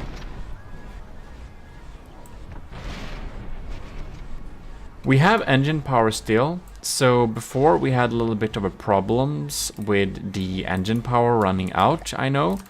So I added more engines. That kind of upped the budget for that. The pack is going on there too. And our crams are going through here. Yeah. So, I think we should turn off this damage debugging. Clear all. There we go. Let's check what's happening here. The laser is doing a decent job, I think. Really digging through there, despite the smoke. I don't know how much smoke the Megalodon has, actually. But of course, the Megalodon is a bit cheaper, but it's good to know we can actually beat this thing. Like, the Megalodon is no match, but we are also a good bit more expensive. I think in the next episode we are going to test against the Ragnarok, and from that information we'll be able to know what we're gonna do with the turrets. Because I do believe that these hollow point turrets don't really do optimal damage. So yeah, there's that. So this time we're gonna test out some of the turrets and see if they may be worth it or not. But first we have the great benefit of actually testing this with the Ragnarok, because of course that's one of the ships we wanna beat. So of course right now we have no data on the hit rate on the turret, but when we are shooting towards an enemy target we'll get an actual hit rate in a percentage, so we know approximately how often our shots actually hit the enemy. So we're gonna spawn in the Ragnarok and we're gonna see if we can beat it by like one part, but also which turrets are doing a good job and which turrets are not doing a good job. The Ragnarök is not the only ship we want to beat. I do think we should probably be able to beat it with our current design, but that's a bold statement, GMODIST. But anyways, let's spawn in the Ragnarök and we're gonna see. The battle is online. Right. We need to follow these. These are some scary shells here. Let's see here. We're shooting. That's some sabots going on there. So the first shots coming out here, they are sabots. Well, we see where they go. See if... Oh. Bam! It's penetrating pretty deep into this turret here. We have some of the sieve system just...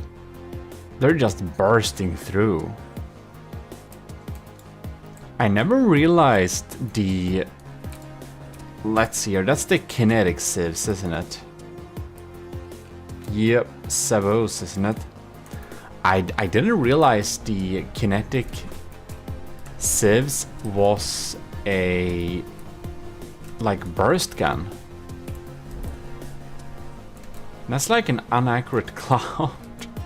Ooh, this is interesting. Here we have a cram shot.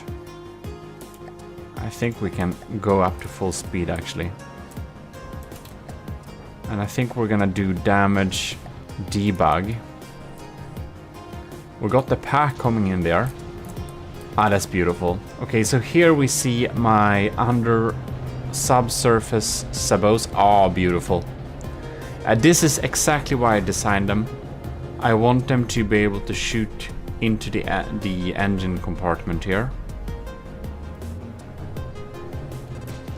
And they do that all right. So we really want them to be able to take out some important stuff down there. We're getting new holes popping up there. Now we got the full broadside. We are into degraded mode. Not surprised. You can see that sieve system is they're taking down my cram mortars. But my cram mortars were actually on spot. They would have hit. The laser ain't doing much damage because we have so much smoke. It's doing something though. Alright, let's see here. The crams, they're going through alright. Right. They are indeed. And we have dealt a good damage to the turrets there.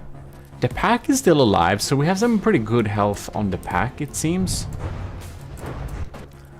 Now they somehow targeted the top here. That's very interesting. So we are shedding bits, of course. If we check the menu here, we can see that Ragnarök. Oh no, the Ragnarök is actually in the lead in terms of health points. One of our big cram turrets is dead. Alright, that's not good. We have to investigate that. Right. So, as suspected, no damage has been dealt to the side that's, well, not meant to combat the enemy. We have some pretty damaged steam engines there, but they're not connected up all to each other. We have some good ones here. We have engine power still, that's good. Now this is open of course, but the damage type makes it unlikely that we'll be hurt.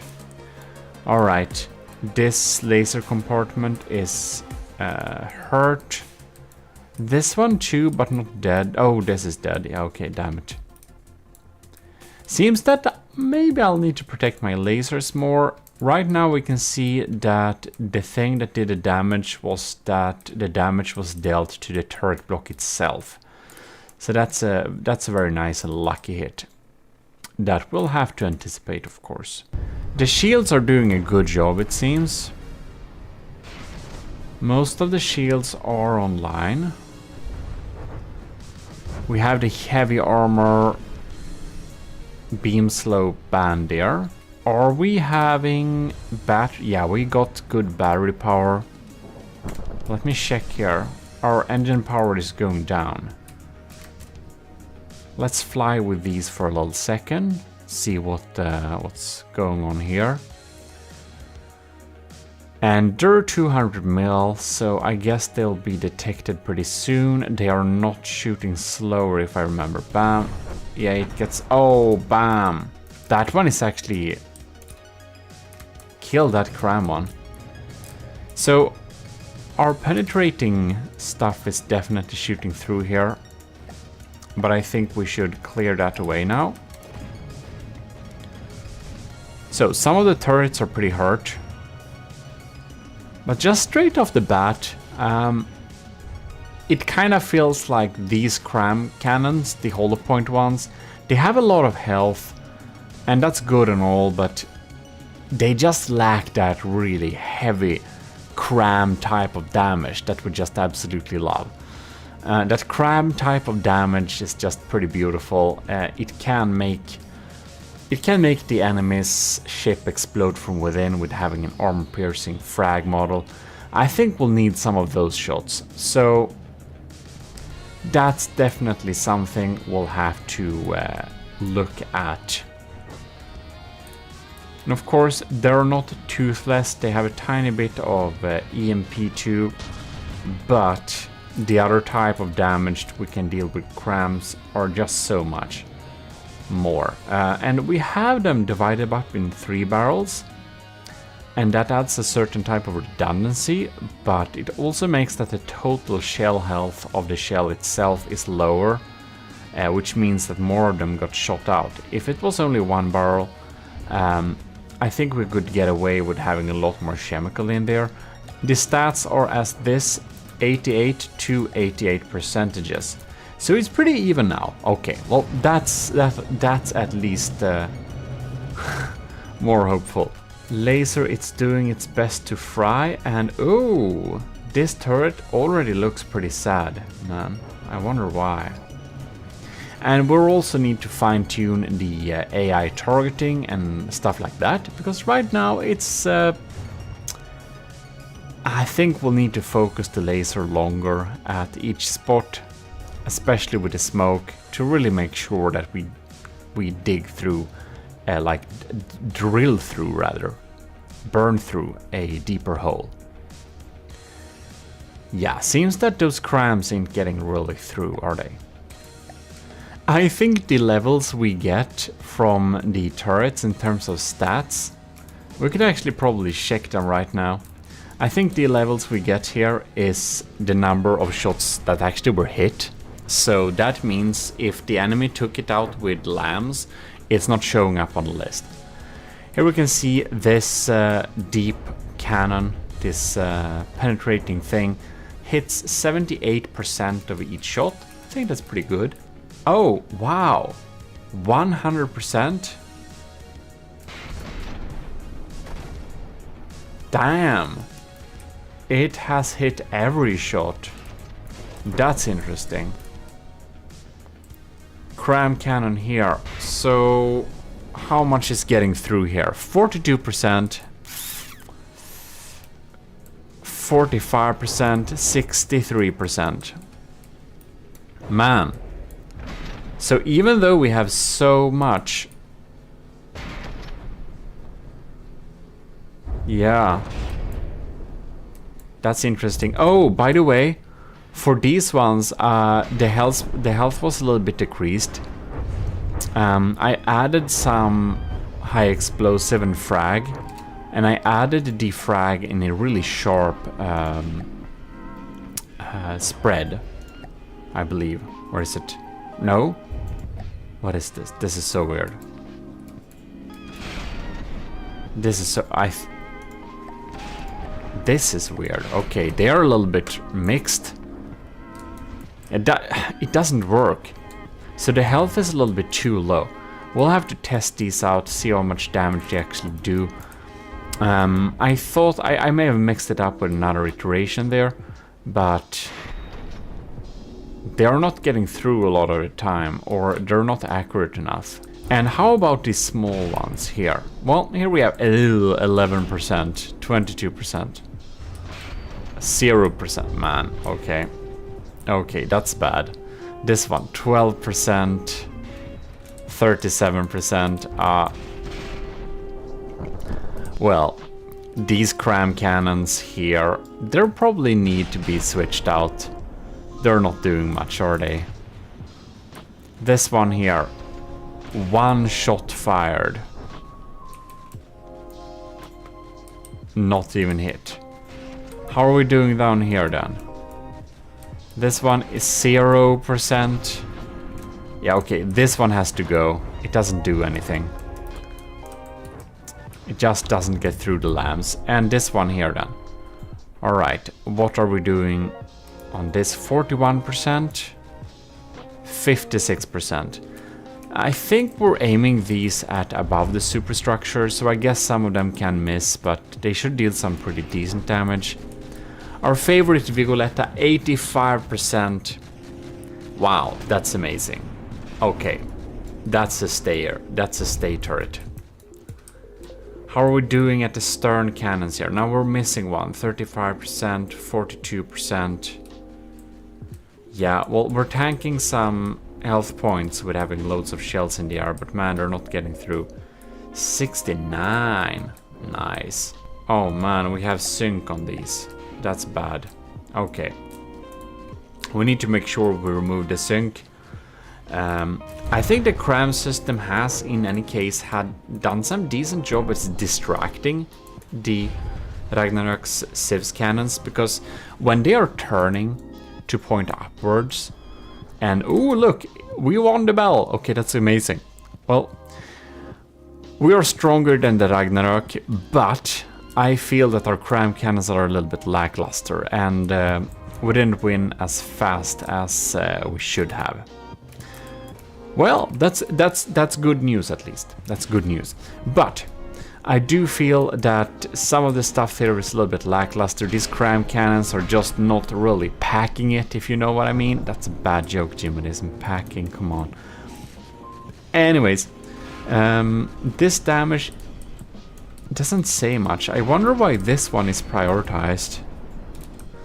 Oh well, doesn't matter much, does it? 3 of 5 shells hit. Well, I think that's some decent damage done here. We don't have to keep them, of course. 40%. That's bad though, 40%. The pack cannon. Alright. Hit rate 100%, 92%, 64%.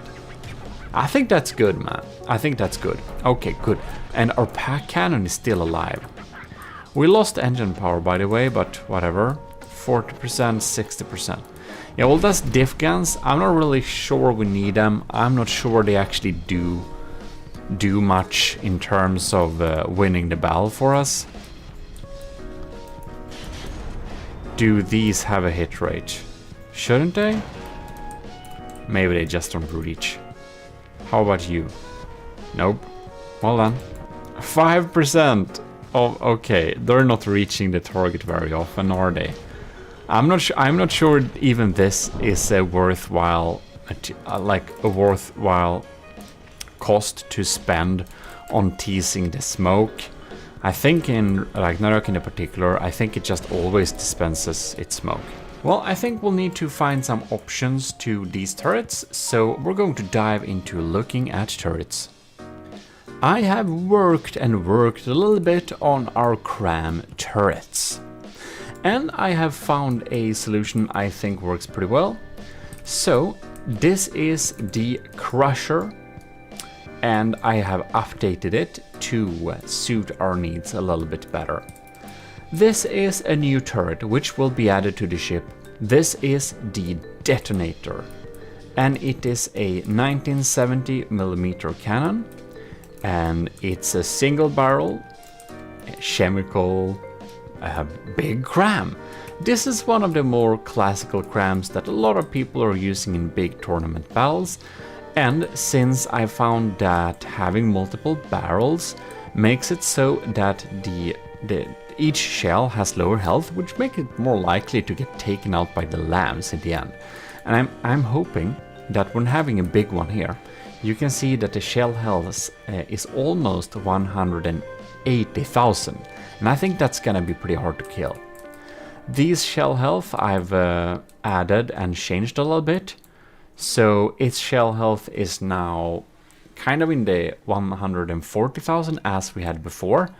And the middle one is in 126,000. I think that's more because the previous version on the ship, their health was a little bit lower.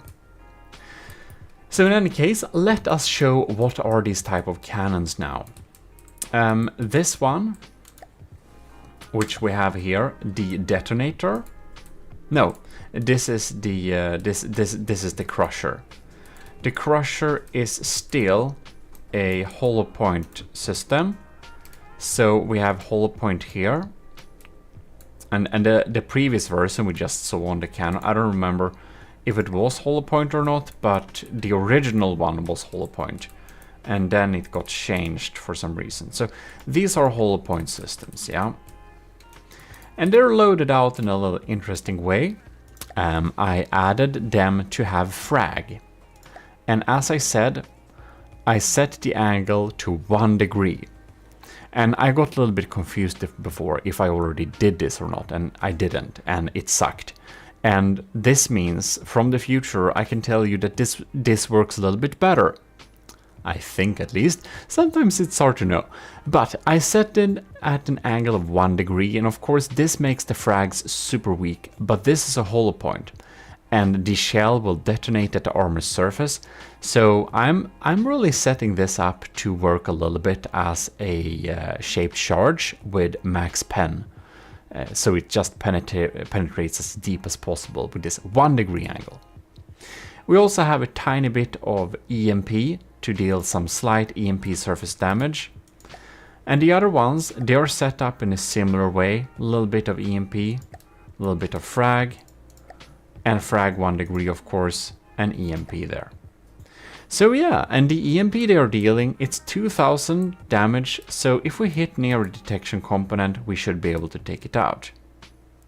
Now, to the detonator, it's 1970mm, mostly because I think it's funny. There is no real reason why I skipped some 30mm. It's just, you know, I like to have that. I think it's boring when all APS cannons are 500mm and all crams are 2000. Like, I want some variation, even though it's more like in my head. But in any case, this is a 150 degree, so wide angle frag cannon. We have a tiny bit of high explosives to really clear out some blocks exactly where the detonation takes place. But other than that, it's a big fragger. And having the frag angle as large as this makes the fragments very powerful. We have 51 fragments with almost kind of 120 damage each. These are gonna kill some blocks, are they not? Yes, they are. And I think this is detonate from first impact or something like this. Wherever I have the fuse, I don't know where I have the fuse. Is it kind of here? No, oh, there it is. Right, so here I put the fuse and it is time from first impact 0.09. And I set that up to be approximately exactly what I want to deal some damage towards enemy battleships. So we don't want to penetrate too deep, we just want to penetrate deep enough. So we're gonna do like this, and we are going to slow down time, and we're gonna fire these ones, so we can see what type of damage we have set up. Bam! Now, this one may be penetrating a little bit too deeply, but I kind of imagine that this will be pretty decent damage if we are penetrating a battleship with some stronger armor than this. This is one layer of heavy armor going through like that, just some metal and wood here. And I don't remember exactly how thick the Ragnarök is, but I think this would be kind of in the middle of most battleships. So that's why we have the detonation taking place there. Now here we can see at the hollow point cram, of course, the combined output of this cannon is a lot more health than this, because this is effectively like, what is it? I don't know, it's like 300-400-ish K. So all of them are not going to be taken out. And here you can see the detonation is taking place here. This entire chunk, it was a pretty, only 2 layers thick, but all of these blocks in the surface were destroyed, and the fragments went through and dealing some deep penetrating damage. I'm suspecting these will do more successful damage on a real target than on this dummy. So I think that should be a good combo for our cram cannons. A more classical doomer and a little pseudo heat shell, kinda. This is the Vigoletta Marksman sniper turret you saw at the side of the ship, and I'm not exactly sure how much damage they do. We can see they penetrate. I think this should be probably penetrating enough to deal some damage to a turret. So I think we're gonna make these aim over water. And this is just a sabot head. But yeah, we're probably gonna make these aim over water because they are dealing good damage, but they are not going to be able to penetrate like the side hull of an enemy ship. I think they're a good fit in there. We're not going to test all of the tiny turrets. We're going to take a decision on them only, or like solely, dependent on how big of a percentage the shot actually hit. If they didn't hit very often, they will just be removed. So don't be surprised by that later. This is in any case the Arcaballista Invictus. Oh yes, I already knew this by the way. But I just wanted to show you here an extra time. They are very well capable of shooting through most hulls. And these are definitely a keeper. I definitely think they were able to disable the Ragnarok's engines pretty decently too. And were one of the factors that made it sink in our little test earlier. I only have one pack turret by the way, so I always forget its name. But it is called the Triad. The Triad. So we're gonna test this one out too. We of course need to damage, clear all, repair, and we're just gonna... Excuse me? Excuse me? My god, they're acting super weird. I replaced them, let's see if they work now. Like, these worked actually pretty well in the battle. They hit almost every time, some of them hit every time. So, okay, let's see here. Ooh, the piercing ones are actually going through, man. That's pretty cool. Each of these turrets only cost... they only cost 30,000 by the way, but man, I didn't expect the pierce one to go through like that. That's cool. We're dealing EMP damage, we're doing some impact damage, and the impact damage is a little bit lackluster, but I'm kind of thinking if we hit the small turret, we can just delete it if we hit it with some. Yeah, I think that one gets a pass, and we only have one of them anyways. This is one of the cannons we're gonna replace some of the cram cannons with. I'm just gonna show it to you. This is the slightly updated version of my Fang turret. Let me see here. Is it Fang Mark II APS 49mm? It's a pretty old turret. It's one of the oldest one I have. Oh, which makes me remember, huge thanks to all of the commissioned officers in the Army of GMODIST who are supporting the channel. Admiral Super Dave, Captain Y, Stellar Lieutenant C2, Venerated Lieutenant Powered by Greed, Lieutenants, Regular Lieutenants Asteria, Lieutenant Tyler Russ, and Lieutenant Vincent Veritas. Thanks a lot for supporting the channel. And you can of course access this together with my cadets. You can also access all my files. But it is a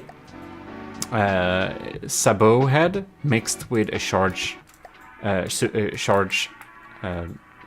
head, whatever is that called, heat shells. Now we are up to against heavy armor here, so of course this is not our optimal target. I'm more thinking that we should be able to kill some turrets by shooting the turret heads. This is of course a over surface sandblasting measure. But anyways, that's just an idea. I think we're gonna stick them there. Before we look at the next iteration, I'm going to show you the rules here. So you will have plenty of time to build your ships, because there are gonna be a long time before this is actually out and we are taking submissions, but the submissions will be open, so there is no deadline, there is no need to hurry. But if you want to be an early bird and start building already, I've put together some rules that is most likely the rules we're gonna use, that's kind of pretty official. So I will reserve myself to be able to change these rules if I have to later, but these are the building rules. So please check out these little rules and you can start building if you want to be an early bird. If not, there are gonna be plenty of time for you to actually complete your ship and send it in. Don't worry, we're gonna have battle after battle after battle with this. As promised, the Gimli rules. So, these are just some preliminary rules. If you're an early bird that want to build really early, remember the submission is going to be open. There is not going to be a deadline. Their rules are a little bit subject to change, but it should be these basic ones.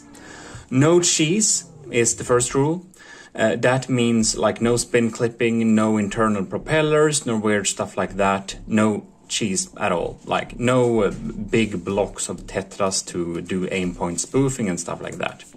Max 100,000 blocks. That's a pretty high block count, but you know, I need some kind of block count because sometimes people, the secret advisor, can go overboard with building out of only wood tetras. Yeah, so that's why 100k blocks.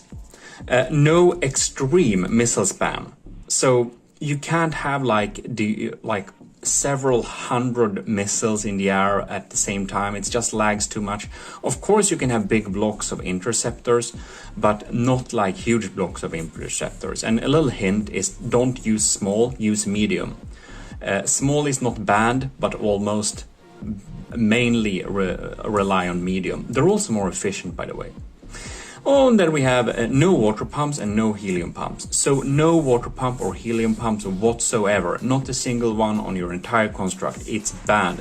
They lag too much. They make my game stutter. I'm sorry. I would like to use them otherwise too. Under 2.2 million cost, that means not 2.29. That means 2.19. So max. So max 2 repair bots. Yeah. No spawn drone, sub-object or detachment thing. You should not have 2 vehicles in one, basically. And lastly, no extreme sub-object spam. So don't come with me with like having like 500 diff guns. It's just like too much. Keep the sub-object sensible, of course. These are big ships. You should be able to have many turrets, but no spam. It's a little bit subjective, all of this, but I'm the judge of it, so don't test my patience. I can refuse to do battles if they don't work. Like, if my computer lags too much when I'm trying to run the battle, it won't be a battle. So these are some rules to make it fair and to make the battle works. Next iteration of the ship. Here it is. I've already started to replace some of the turrets. Here you can see we have the new detonator here and there, and we have the detonator here. Now these auxiliary turrets, I completely forgot to check the stats on this, but I actually checked these stats before, and that's pretty funny. They are mostly hardener pellet, they're not very big, but they have a detection rate of 257. So they actually hit more often than you'd think, because its small diameter makes it so that the LAM system is not occupied with it. So these are probably gonna stay, by the way. I just forgot to talk about that, but they're pretty cheap too, so it doesn't matter. But there we have, we replaced them there. So let us look at the next iteration of this little ship, because this is literally the only thing that was added, I think. Alright, here we have the next iteration. And a lot has happened. So let's dive into it. So here we are in our seat. Whoops, I'm just clicking the wrong buttons here. This one stays for now. I'm thinking we might remove this with some anti-missile missiles later, but we'll see. The pack turret does a phenomenal job, it stays. We replaced some of the diff guns. Here we actually have a diff gun that just looks so beautiful. And setup designed this one. And it is a Civs diff gun originally. Now I don't really remember if I changed this version to be a damage dealing one. I think I did.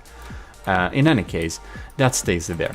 So we have the cannons there, nice angles going on there. We have them sticking out at broadside so they hit the enemy more oftenly. And here we have the Fang we talked about before. It's sitting here instead of those cram cannons. These cram cannons here, they were a little bit too expensive and they kind of sucked. So I stuck some super cheap cram cannons in here too. I think each of these cost like less than 2,000.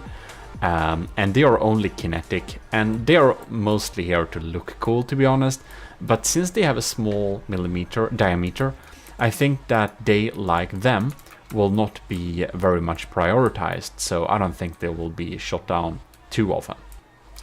So that's what we did there. We have some damage dealing areas, and I have a fantastic detail to show you. I've added the gemstone roof, just as promised. Now the Gimle is really living up to its name.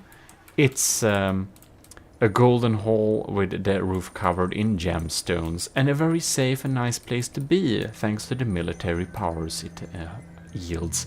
So I think it looks absolutely stunning. Please leave a like for my artwork in the roof here. I think it's pretty cool. Yeah. So here we have it, the Golden Hall, a hall that is worthy of kings and queens. If you're a king and queen, you need to subscribe right now. In any case, that's the things we have added. I don't remember if this area was so cozy, but it is now. Yeah, that's basically that. Oh, by the way, this entranceway, look at that. Beautiful golden trim around the corners like that so we can go in here.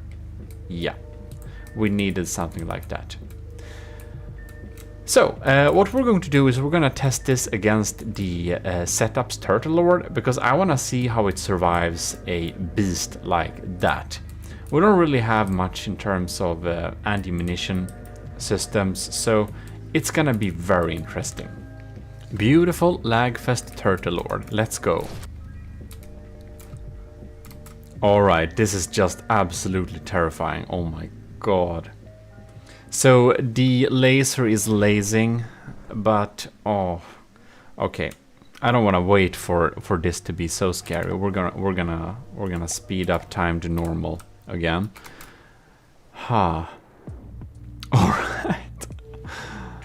We have some anti-missile missiles trying to deal some damage. Oh, that's a big taste of my own medicine. Cram my ass. That's scary, man. Ooh. Well, our pack is still alive. Man. Superstructure. This ain't a very nice feast anymore. There's like literally three shares left, man. Well, I guess only 3 people survived that, and it's the end of the table too. So I'm sure they're like low-ranking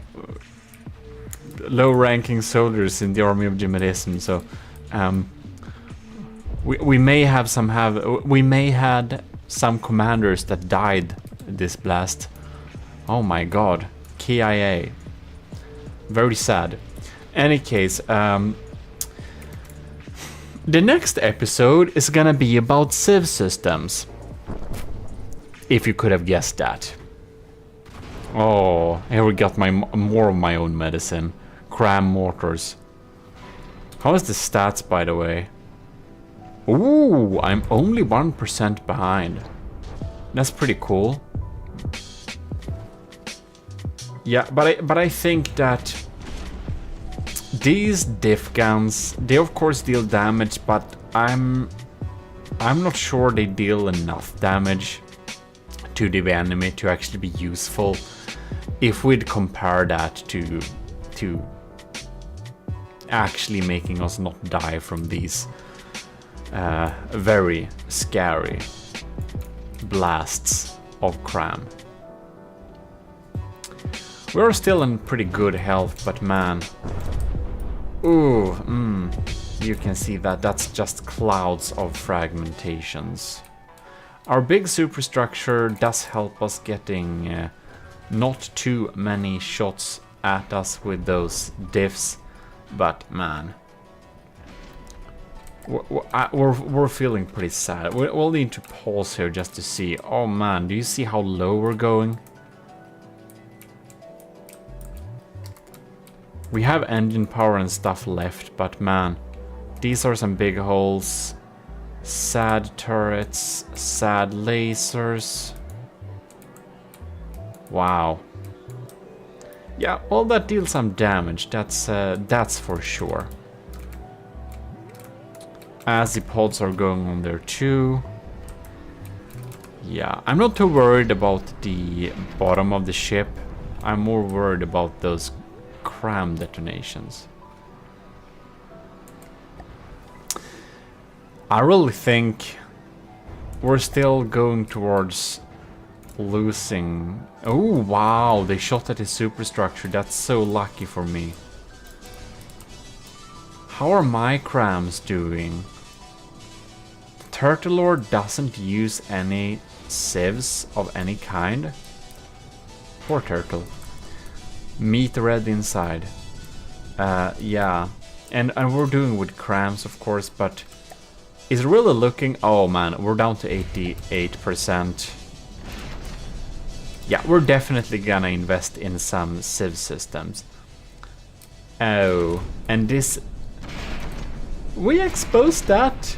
That's nice, but I think our hollow points may not be the best choice against the Turtle Lord.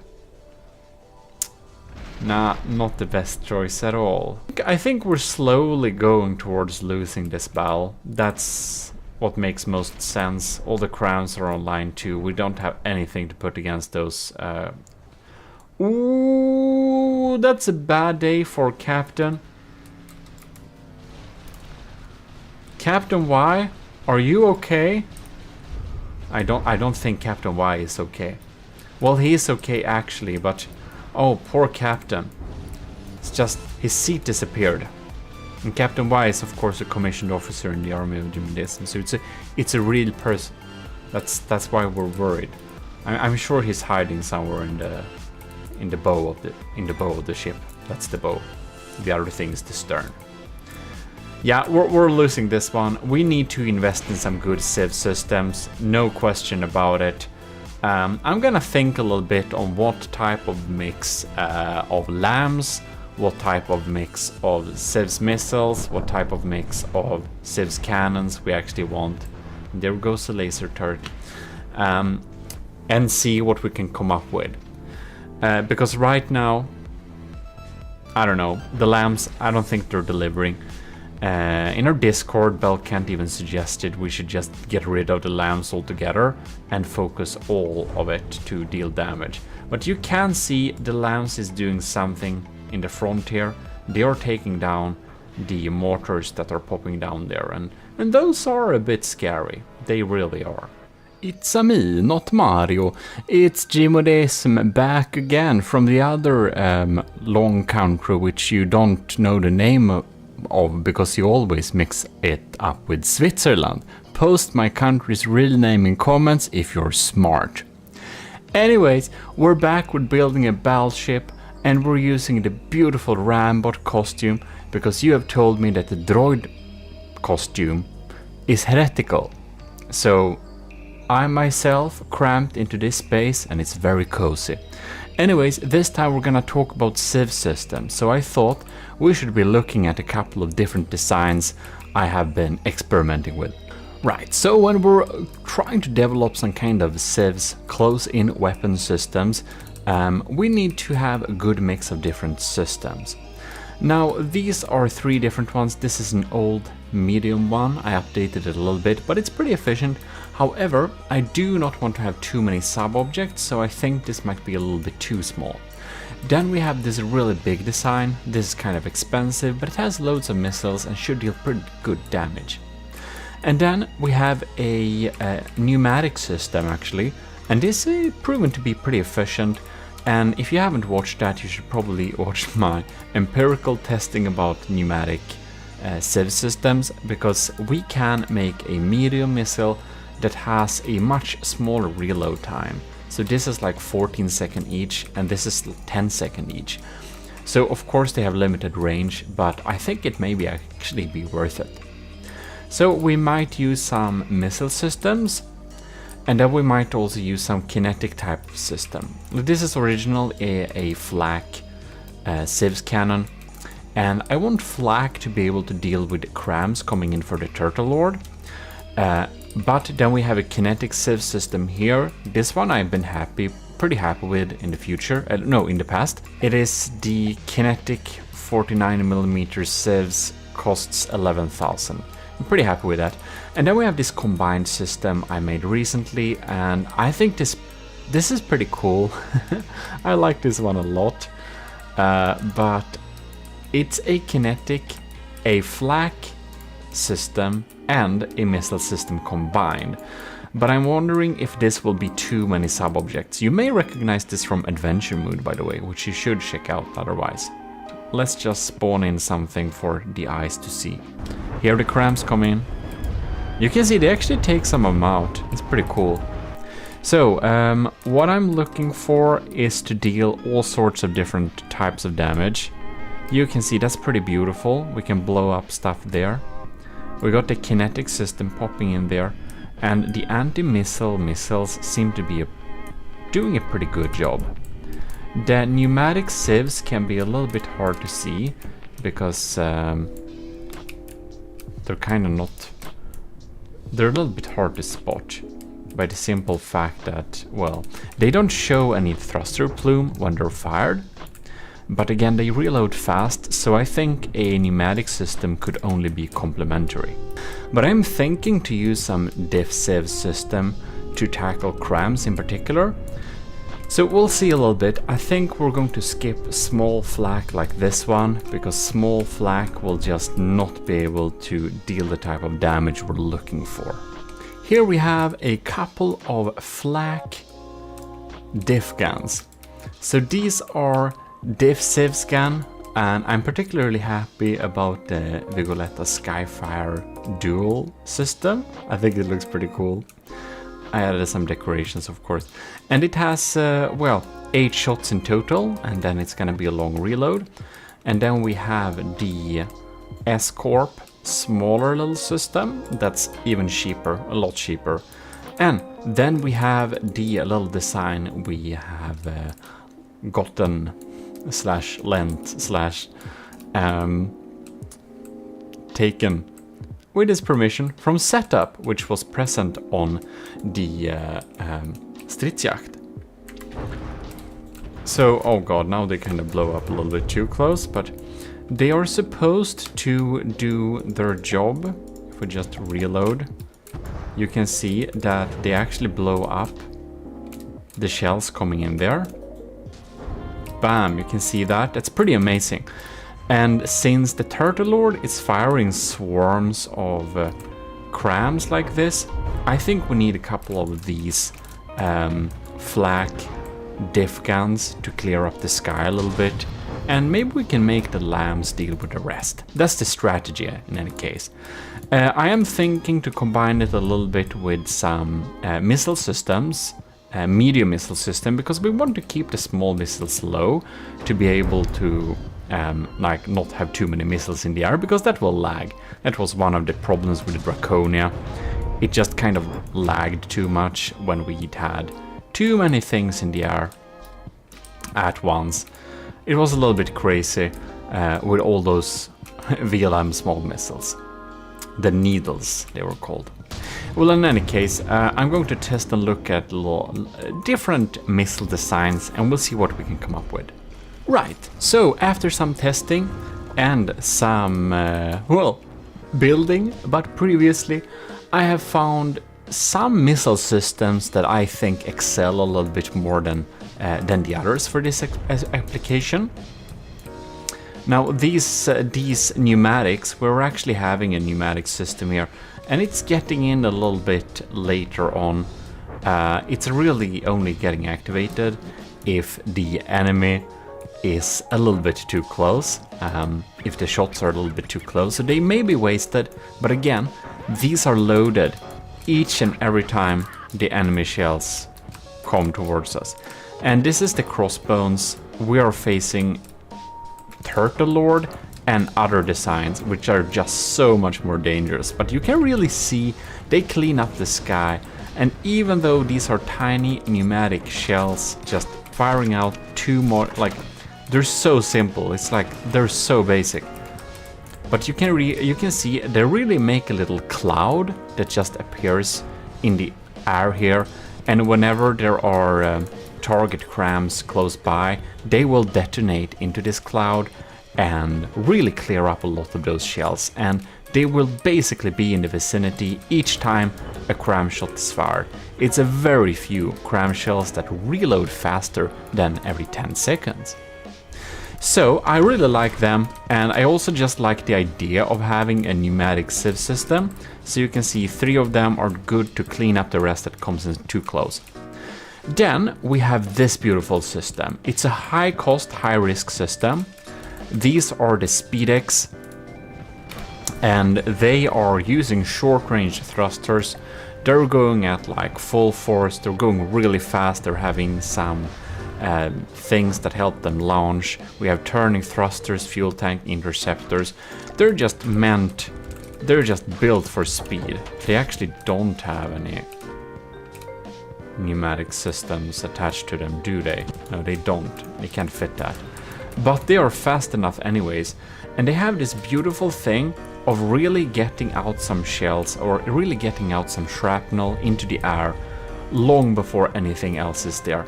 So now we have 3 of them, and let's see the cost here. This is the Shred, that's the pneumatic system. It costs 9,000 materials each. And then we have the, it's actually down there, Orion Combined Medium Missile Speedex Intersieves. I think they're pretty cool. They do the job very well.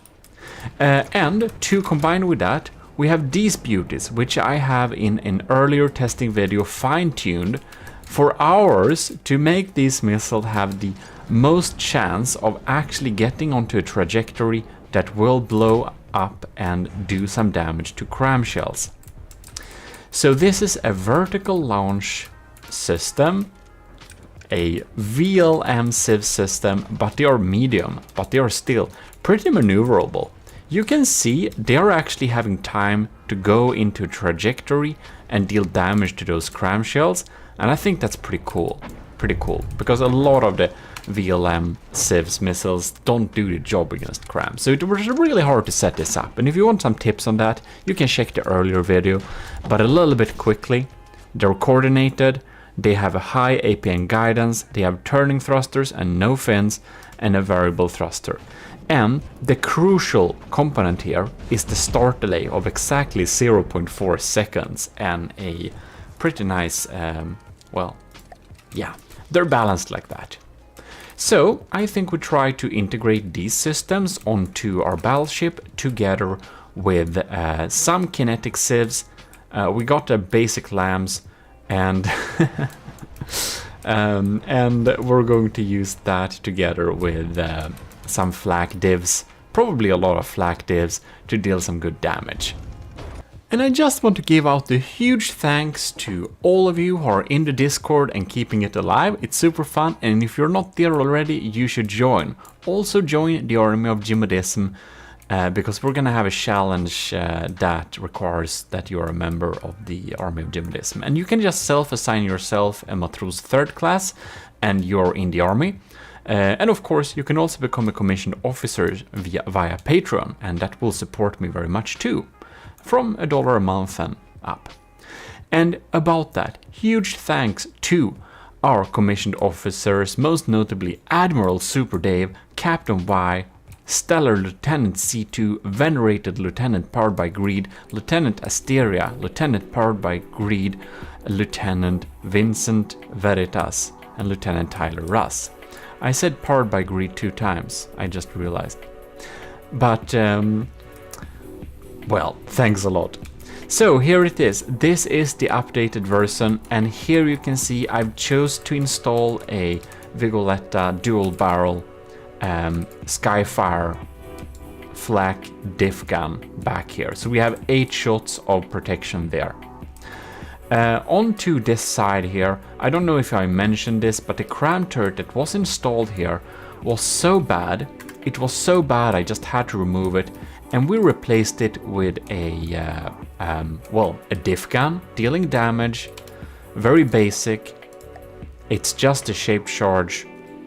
I'm not sure it's gonna get through, but we really need a turret there for looks. We might replace this with a flak diff gun later. But in any case, I did some interior accessways, so you can see it looks really beautiful now with the golden railings, and I don't remember if it's sometimes hard to remember what was added where. Look at this. The AOG BB Gamelab battleship commissioned by Lord Admiral GMODISM for the Army of GMODISM. Oh my god. The narcissism. Tune it down. No, it's the part of the army. Constructed in the GMODISM Industries shipyard. Yeah, we go on. It's extreme. I'm sorry. Shipyards 1. Gimle is the golden and gemstone roofed hall where all the worthy people reside during the Ragnarök cataclysm in Norse mythology. So there we have the story behind the name. Isn't that pretty cool? Yeah. In any case, I think it is. And yeah. Anyways, about the Skyfire, we have the Vigoletta Skyfire Durable. 2 of them in the front here too, because we really want to keep the skies clear. We also got a couple of diff guns there as before. We retained this system because it feels so integrated. I don't know if it does much, but what the hell. And here we have the S-Corp flak getting mounted there to shoot some shells from in front of us whenever we're spawning, because we're gonna spawn nose to nose. We also have the setups, beautiful little manual diff gun here. We've got 2 of them and a little tiny cannon for the looks. And I've added one to the side here to get that broadside action protection. And we added one down here together with a couple of S-Corps. So yeah.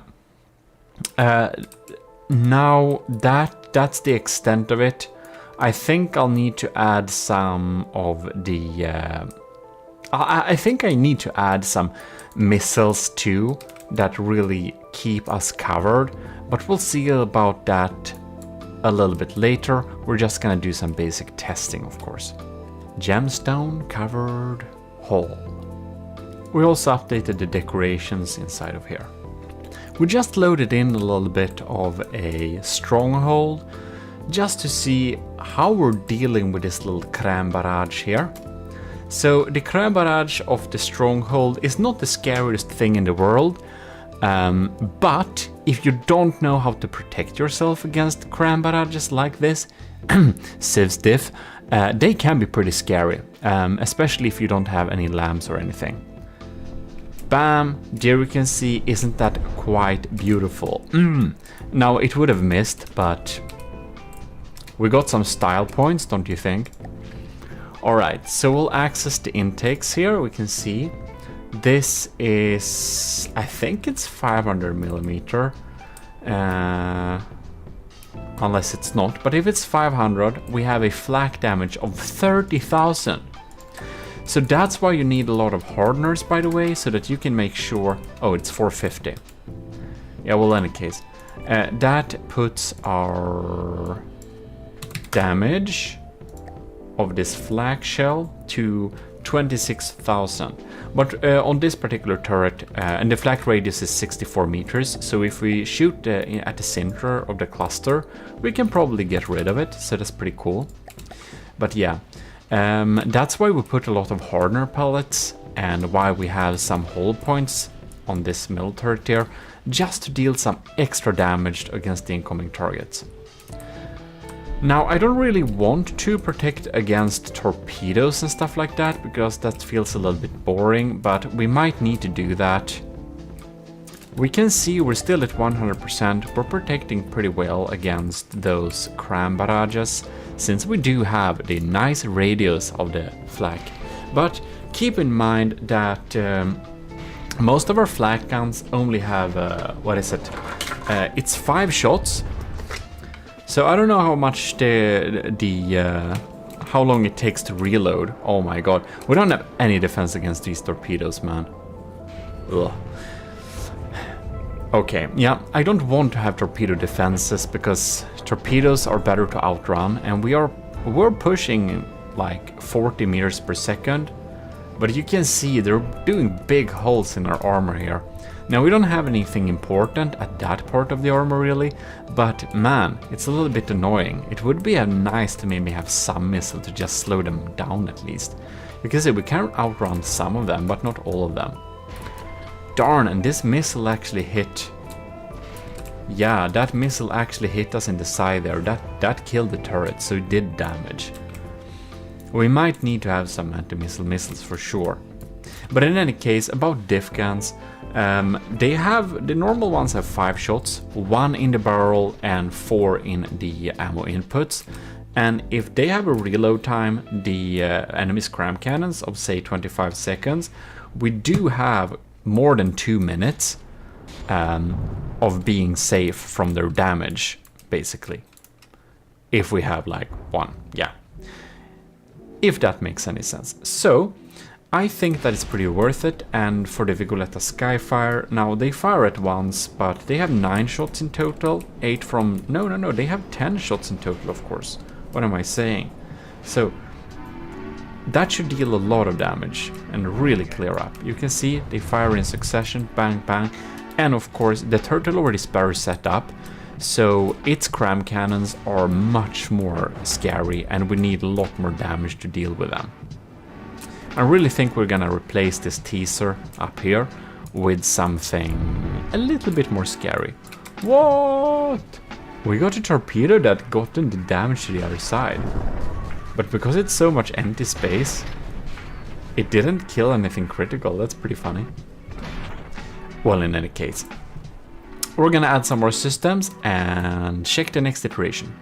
And there we go.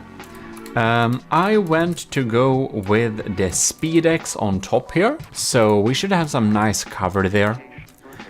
And I integrated the beautiful actual VLM system, but I figured we might as well point them towards the enemy.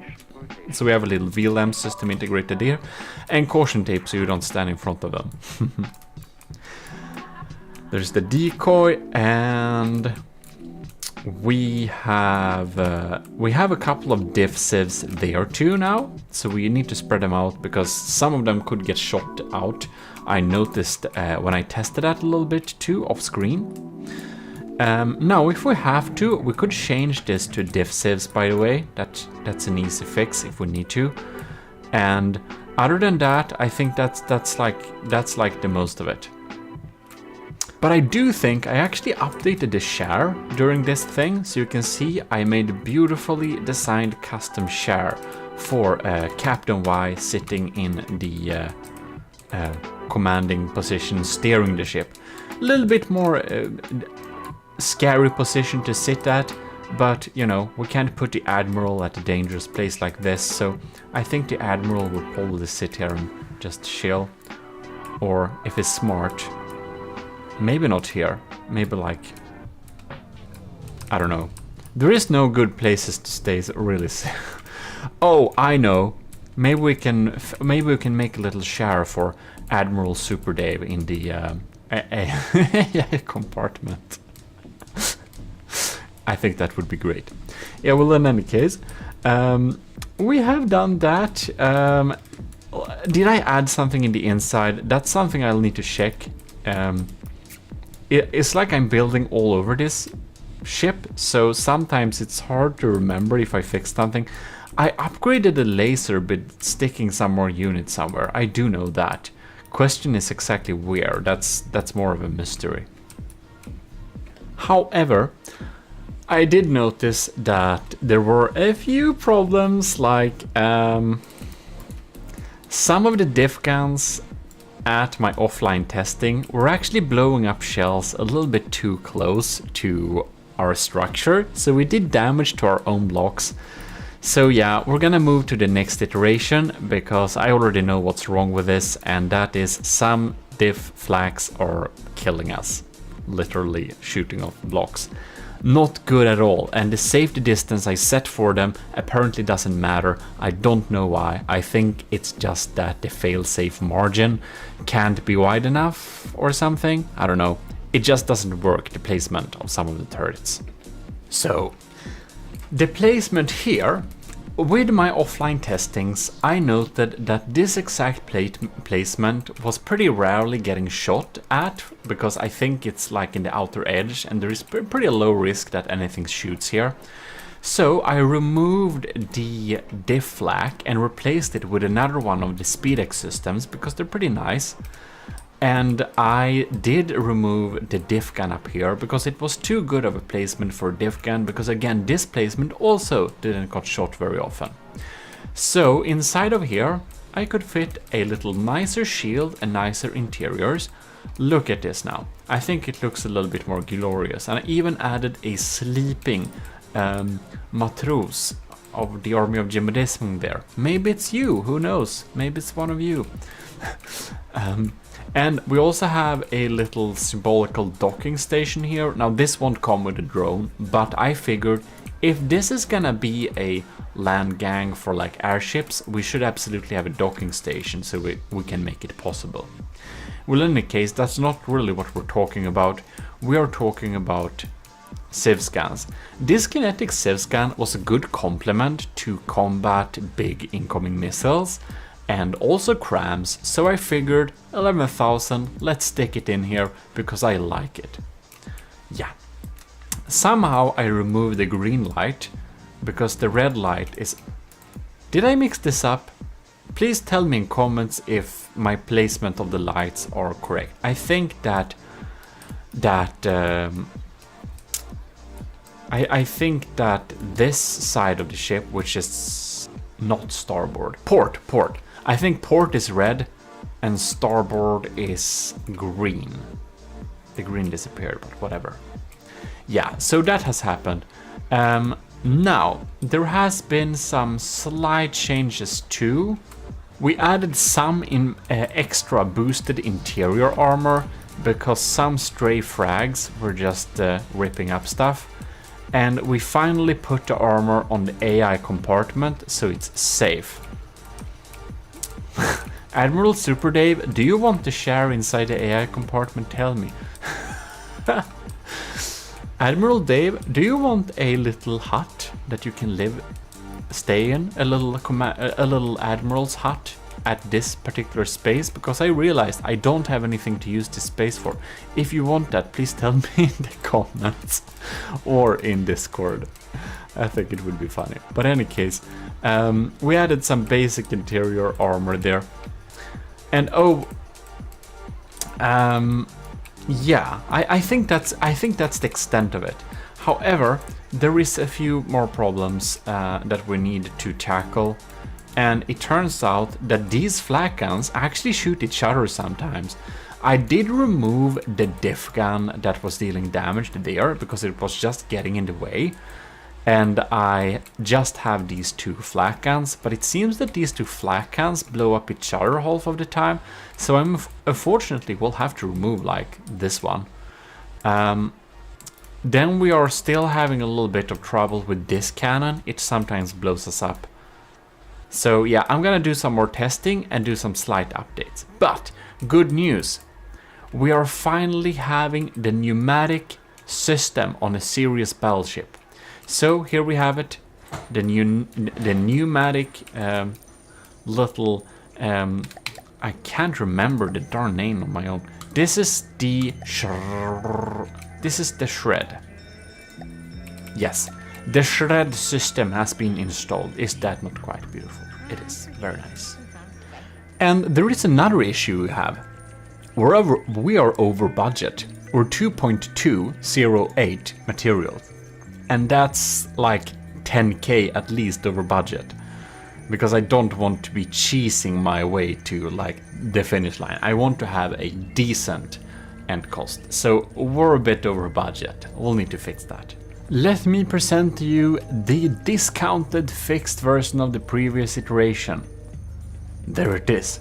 We have a little double sun bed there, but we only have one of the Vigolettas here because we don't want them to blow up each other. That's just super sad. Okay. Other than that, what do we have? We got some different types of diff sieves. You can see we have removed the problem shy that was there. This one, we were able to fix that one and that one with having just limitations on how they can aim. And other than that, we're looking pretty smart here. It's working perfectly fine, and I'm trying to remember how I decrease the cost because we are now under the limit. We're a little bit too close to the limit for my liking. It feels cheese almost, even though it isn't. But yeah, we are under. We're within budget at least. I added a green light, by the way. So that's nice. We're having a ship that should work, should have defenses, and it's under the budget. But we're going to move on to the next iteration with some small fixes on it. They are so small they're not really noticeable with the eye, but it's more like LAMs tweaking. We have been tweaking some turret movements so that they can't shoot where they shouldn't shoot and all sorts of stuff. We've been going through the system during some light battle testing just to see that it kind of works. But for now, I think we should end this video with checking out if we can defend ourselves against the Turtle Lord's cram systems, which I definitely hope we can do. Now the Turtle Lord is almost 200k less expensive. Oh my god. But the barrage is very scary. So we're going to stay with this barrage and see how our newly-ish set up LAM system is able to deal with it. Now the LAMs will take the power from the lasers when it's getting in close. They are not lasers that have much storage. They are more like a continuous laser system, which makes it so we can actually combine it with our LAM systems too, because our LAMs does take from the same pool. So here you can see the LAMs are taking, oh yes, bam, come on. We're getting in the closest ones. Bam. Here we see some flak diffs. Oh, do you see that?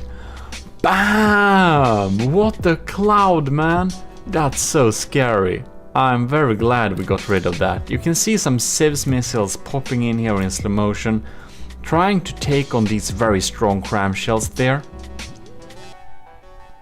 And they are of course filling the air with a cloud of sorts. Man, look at that! We got him! We got him! Amazing! Can we get this one too? No way. Are we gonna kill the turret? Are we going? No! Oh yes, we're so lucky. it misses the mark. Beautiful. Ooh, that's an explosion a little bit too close to home. I hope that was us defending ourselves and not a mistake. You can see the lambs are trying to do something. When the lambs are doing something, our damage lasers are not doing something. But man, we can't tackle all of them. And that was probably very foreseen. We already knew that they couldn't take out all of them, but yeah. The lambs are nice that they help with taking out these diff shells coming in here. And our diff shells are doing a good job at taking out the enemy cram systems. So now we have kind of seen how that works. No serious damage has really been dealt yet. We're gonna move up time to real-time speed and we're gonna see. But yeah, I think so far I'm pretty happy with this system. And we have the kinetic sieve system going in here too. Going with this barrage. Yes! Yes! We almost took out all of those cram barrages with our flak diffs. Ladies and gentlemen, are you having trouble with are you having trouble with cram barrages? Flak diffs is your answer. And that's super nice. Okay then, that's good. One thing we do want to check, and that is which turrets hit or not.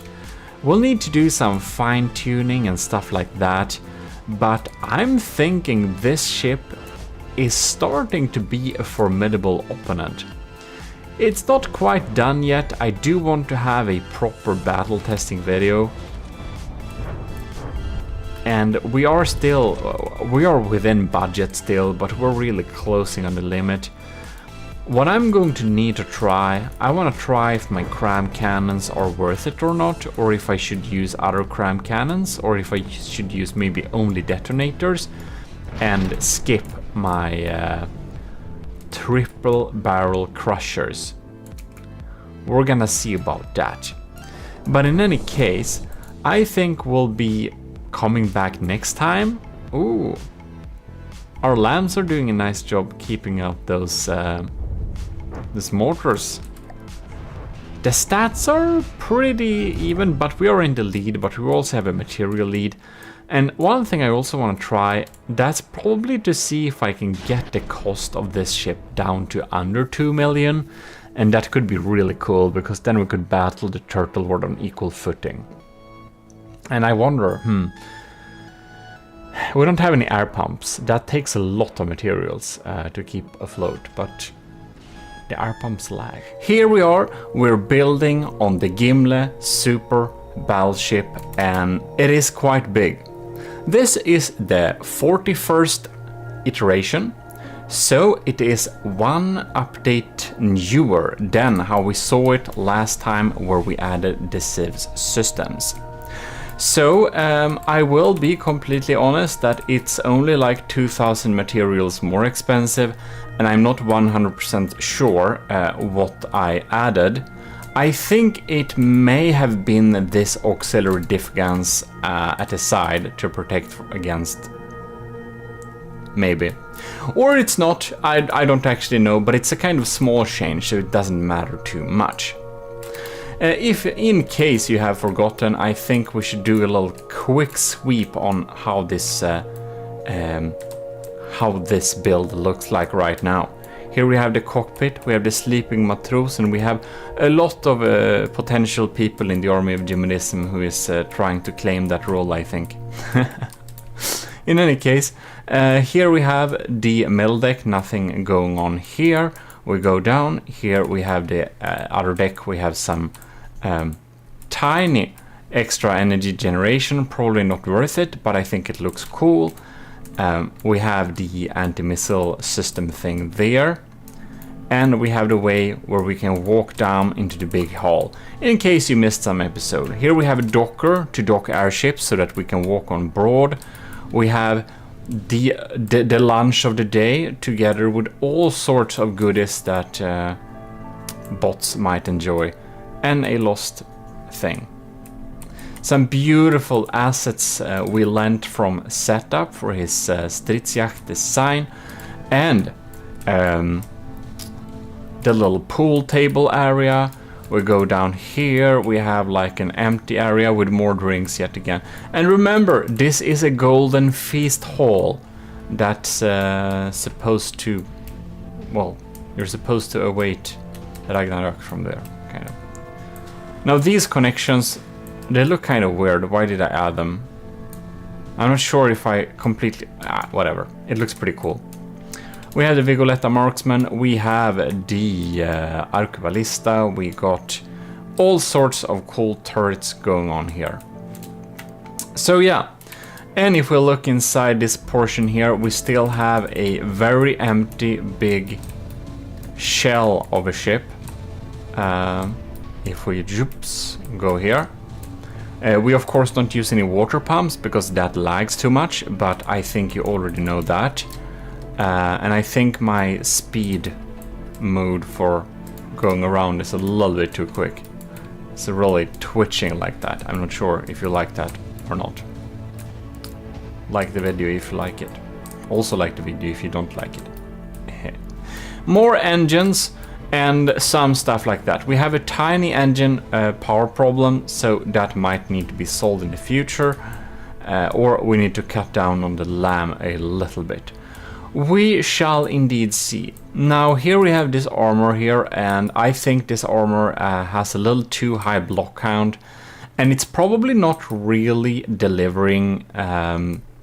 This armor is probably really good against heat shells, but against what we have it at now, I don't think this armor is really good, but in this episode we won't really change those right now. So then you might wonder, what will this episode be about? Well, let me tell you. Do you see the biggest turrets here? Yes, these two. Above here we have the detonator, and below we have the crusher. Yes. So the crusher is a 3-barreled design, and it has some penetrating plumes of frags. So it's basically some kind of heat cannon with slight EMP charges. And we divide it up in 3 barrels, which makes it so that it's less likely to get shot out of the sky using kinetic sieves. For the destroyer, we have a more classic Doomcram setup, and having all the payload in one shell makes it so that it's less likely for flak sieves to shoot down the target. And that's all in theory. And with this we can shoot down, we can avoid kinetic sieves, and with this we can avoid flak sieves. But after the previous episode, which you probably saw, I came to the fun little conclusion that flak diffs is kind of superior. Flak anti-cram sieves. We can shoot down big barrages from the setup's Turtle Lord using them, and I suspect that we could use the same weapon to great effect to counter this ship. So, firstly, I got some crazy idea. Now, the detonator doesn't have that long of a barrel for its stock design, so I thought that it would be a cool idea to redesign this turret, short barrel standard version, to a slightly more expensive turret that's named after our honorable Army of GMODISM Admiral Super Dave. So we're going to use Admiral Super Dave's glorious status and insert that into a upgraded version of this turret. Now it's really cool that this turret is more cheap. I mean, that's a really good thing. But I thought that if we only have one firing piece, it could probably be a good idea to not only like have one layer of heavy armor protecting the pieces, but actually having some really thick turret armor. So we basically spend the cost. Since the crusher is more expensive, then I thought, what if we make this turret as expensive? So we're going to update this turret, and you're gonna see in a moment why we do that. Alright, so the stats at a glance. AOG detonator, 90-70 millimeter cram class A cannon. And why isn't it 2000? Two reasons.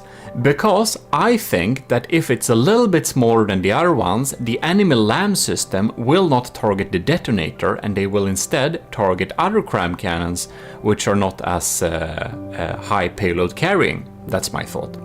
The other thing, it's boring to have everything 2000 millimeter. That's actually the main reason, by the way. So I want to have slight variations. So yes, maybe some of you think it's more efficient with flat 2000, but it's only 30 millimeters. I'm sure it doesn't make a huge big difference, and this is how I want to have it anyways, even if it's slightly less efficient. So when we have gone over that, you will see that the original detonator costs 150,000 materials. It is a good turret. It really is efficient. It really adds what we want. And if we go in here on sub-objects, we can see we have a detonator Mark II cram, class S Dave, and that's of course class S, like in S tier. You know where we're going with this. Anyways, and also SS in Super, so it's Super Dave. So here we have it, Admiral Super Dave's variant. We added some decals. It is more expensive. It's actually quite a bit more expensive. To be precise, it's 170,000 materials. So it's not that much more expensive, but more than 10,000. So we spent some on armor. And as you can see here, this now has heavy armor fronted areas, so that frags and stuff that is coming in a glance at the top of the turret will meet some heavy armor resistance, and this will make it so that they bounce off much easier. Now there is another thing that's changed with the SD variant. Here you can see the reload time is 16 seconds, 0.34, and the reload time on the original is 14.58 seconds. So basically what we have done is that we have increased the reload time a little bit. So this shell health has 216,000 and this old shell health has 180,000 almost.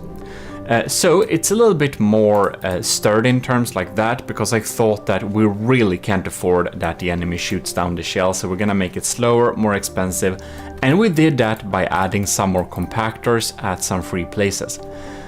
I think it may be slightly less efficient.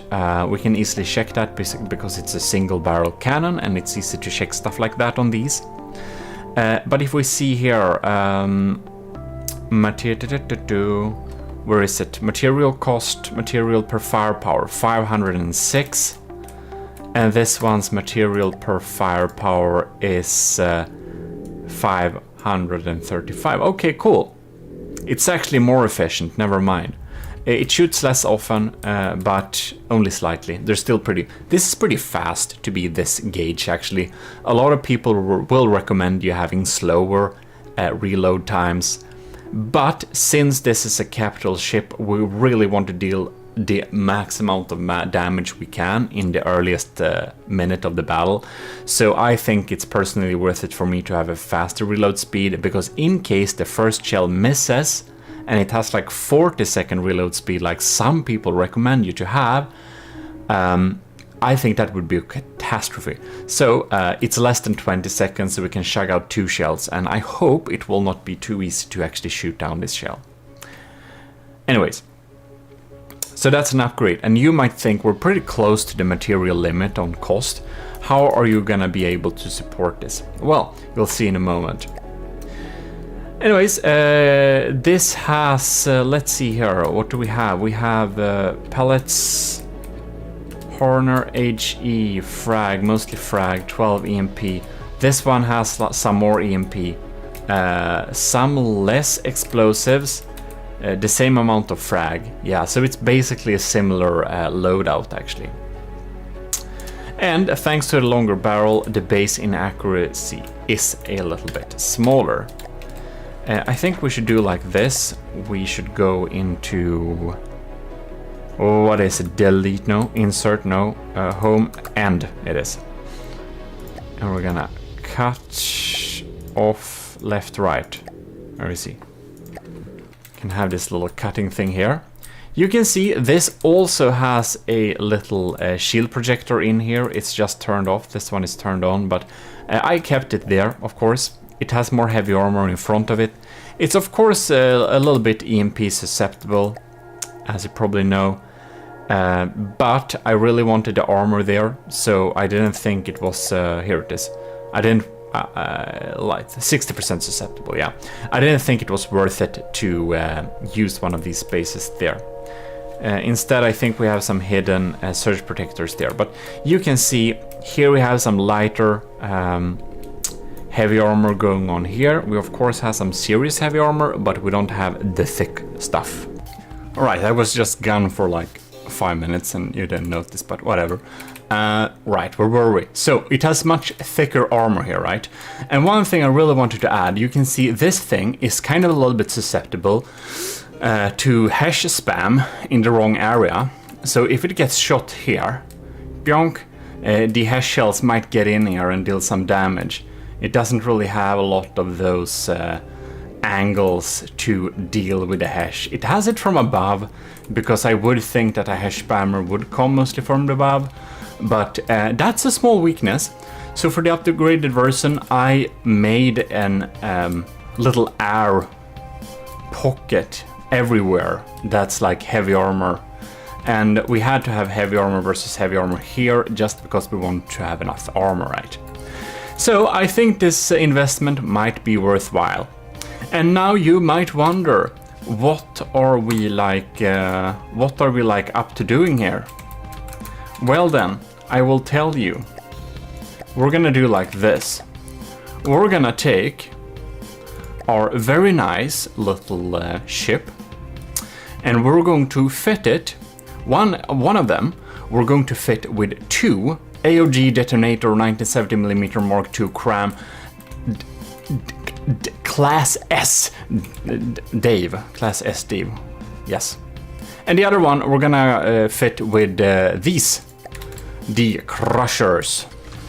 So, and we're gonna pitch them against each other, and we will thus do proper battle testing in order to see which of them is best. And this is something you always have to do when building ships. That's to test it against itself, because one of the absolute best ways to really find the weaknesses this particular design has. So, without further ado, let's retrofit the ship and spawn them in. And that's not very fun, so I'll just do it.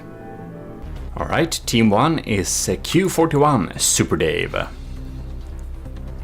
Team 2 in Scarlet Dawn colors are Q41 Crushers. Beautiful! And they're gonna spawn head on, so that they don't run away from each other and get close if they fail to maneuver. Great test to do that. So I'm gonna click the start button and I'll see you in 2 minutes when it's loaded in. And there we have it, the ships have loaded in. This is the AOG... Well, they're both the Gimlet, but this is the Super Dave variant, which you can see on these glorious turrets here, that have like blue stripes like this too. And I took that from the Admiral's badge, I believe, from the commissioned officer. And about that, I will also give huge thanks to Captain Y, Commander Jacob, Lieutenants Albert Benke, Asteria, C2, Cravey, Parbagreed, Talaras, and Vincent Veritas. Thanks a lot for supporting the channel. So we had some new folks joining, which is absolutely awesome. In any case, here we have it. That's the Super Dave thing. Let's move over to this evil Scarlet Dawn design, which is of course fitted with what is that? Quadruple crushers. So it should really crush through any kinetic lamps. So let us you know what? We should actually slow down time here. I want to see what happens. Alright. We got some shots incoming there.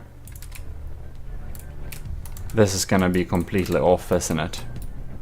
They are grilling each other. Ooh. Yes, this laser, I'm sure we have a lot of smoke in this area. That may be something we should fix. We have a laser warner here though. No, that's a munition warner. They updated the AI. This is the alpha branch, by the way. Because I think that's fun to play alpha branch. So our results should also be a little bit... well, we shouldn't believe them too much. Alright then. I wonder if the cram shells got through here. Hard to say. We should sneak by the cram shells coming in here. So here we have detonators, Super Dave detonators, 200k damage. These are really scary. If they get through, they can deal some serious damage. And one thing I was actually thinking about when building this design, that is that our armor is probably too expensive. Like, I know what you're saying, your armor is too thin, but honestly, I'm not sure about that. Oh, here we see the first flak rod is in there. Interceptors is popping in. Kinetic sieves 2. Oh, 3 flaks. Okay, and we got more. More interceptors. Oh, they got them out of the sky. Whew, that was that could have been real scary. And the laser is lasing here. Seem to not have stopped anything from moving yet. The laser has started to target up here. And that's probably because it's set against hot blocks and we have a heat decoy up there. And that's exactly why you need some heat decoys. Okay. Interesting. So, Crushers is actually behind, which is this one. I think it's time we speed up. We should probably speed up to normal speed, to be honest. Alright. I wonder where they did damage to this one. Now Super Dave has taken some damage too. It's equal stats for now. The pack is popping in. Bam. EMP surges goes through there. Oh. Here we see the crams. We got 4 shots incoming there. Lambs target them. Whoa, they all go through, right? Bam! That's probably some damage there. Oh, this part of the feast hall isn't very easy. Did I mention this is hollow point mainly? The crushes are hollow points, so they basically crumple structures like this. Now, oh no. I forgot to set up the rotation limit on the turret. This is what happens if you don't set up your rotation limits properly. Your turrets might be sad like this. And is this one having the same? No, it's actually popping along very fine. Well, since 2 of the Doom Crams of the Super Dave is disabled for this test, I must say I think it's a little bit unfair. Actually, quite a bit unfair. Alright. Oh, well, we can see it's good to have bulk, that's for sure. I think actually Super Dave, in terms of like armor, has a little bit of an advantage here. just because the crushers do a lot of surface damage and the Gimla has a lot of bulk. Both versions have the same bulk, of course. Yeah, these just go through. They get damaged, of course, but man.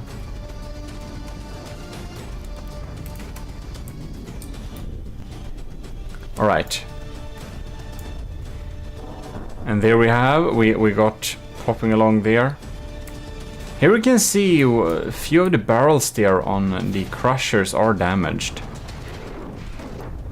Anti-missile systems are really shopping along here. Super Dave is like half a percentage behind. But I do also feel like that this particular battle is slightly unfair since it's not even in terms of the turrets. I would wanna see if the turrets will reach here or not. There we got some firing flashes. Okay. Come on. Let's see here. Let's see here. Okay, they're gonna go through, aren't they? Bam. Bam. They did go through. There's another barrel too. Yeah, that's some damage in the turrets there. Crushers and Super Dave are not far in between. It really picks those barrels off using using fragments and stuff like that. All right. I think a lot of the diff rods are used up, and that's why we don't have so many of them shot out of the sky. But what the heck, I think we should restart the battle actually. I don't think the results is too interesting since two of the turrets are still stuck behind there. And there we have it, the battle is now ongoing, and you can see I spawned them slightly with the broadside angle to each other so that the guns will turn the right direction from the get-go. Right. They turn pretty quickly. The laser sound is... Oh, the needles! Man, they're exactly designed to do that, by the way. They're exactly designed to shower the target with needles if it destroys it. And you can see the needles still do too much damage. And that's actually partly thanks to my surface layer little armor, I believe. Alright. Cram shells are popping in there. One got destroyed. Yeah, they're coming in there. Ooh, Civ's turret is down. Well, that's 10k lost already. So the Crushers is actually a little bit in the lead here. And I have insane amount of like alpha Civs potential. It's pretty crazy. I know there are Doom Crowns that have health of like 400,000, but they don't reload this fast. They reload a lot slower usually. Alright. Crushers went down to 97. Interesting. Let's see, we got another volley of shots incoming there. They're going through. It looks like they're going through. It's hard to see when my game is in degraded mode. You know, we can run it thanks to not having any water pumps. If we had water pumps, I would not be able to run this. So that's why this rule, that's why that rule is no joke. Like, seriously. All right. For me, it depends on your processor and stuff like that. I'm trying to target those crams, but they are getting through. You can see we did big damage to the cram shell, however. You can see that this cram shell didn't do much damage. I do wonder if that's really the 1970 the Crusher, or if that was actually our tiny cannon. But that's actually armor piercing, so it shouldn't be that. This is a small cluster of the extra turrets we have. I think it's the stealth daggers. Gonna be interesting to see if any of these shells get through. I think maybe.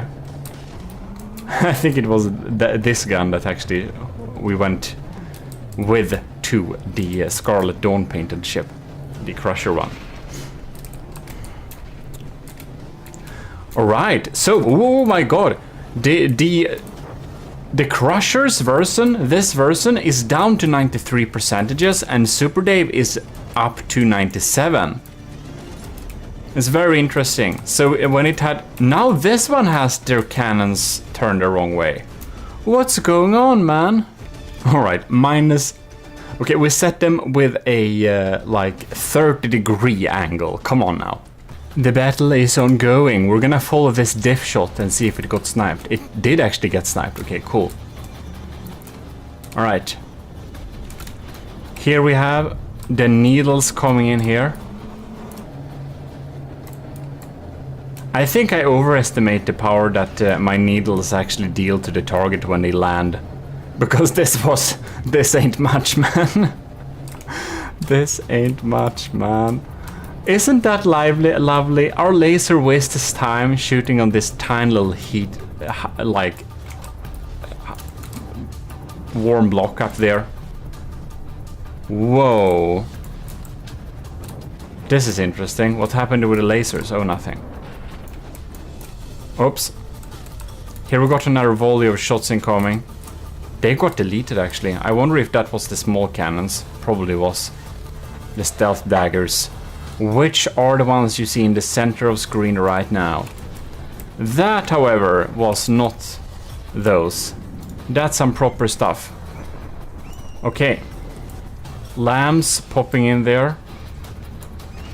Did they disappear? It looked like they disappeared. It's so hard to see when we don't get the like the tails on these shots. Alright, popping in. Getting through. Interesting. But doesn't deal too much damage though. Another volley popping in there. Flak sieves. Picking up most of it. We also have some live help of the seagulls, but not the one in the game, whatever it's called. In any case, see where this goes here. Ooh, wow, that seemed to do a... That's actually some surface level... Did that actually go deep? Interesting. 97 versus 96%. So the Super Daves are slightly in the lead. Now, this is not the fault of how we set it up. It seems that we have killed a weapons computer down here. Oh, yes, we have. Wow, so that turret is actually disabled from the fragments that entered. It felt like the battle has been going in this direction, the small like tests we have done previously. So we'll see if this continues, but I really wonder, it may be so that the Super Dave variant turret is superior and that we should only have that. Interesting.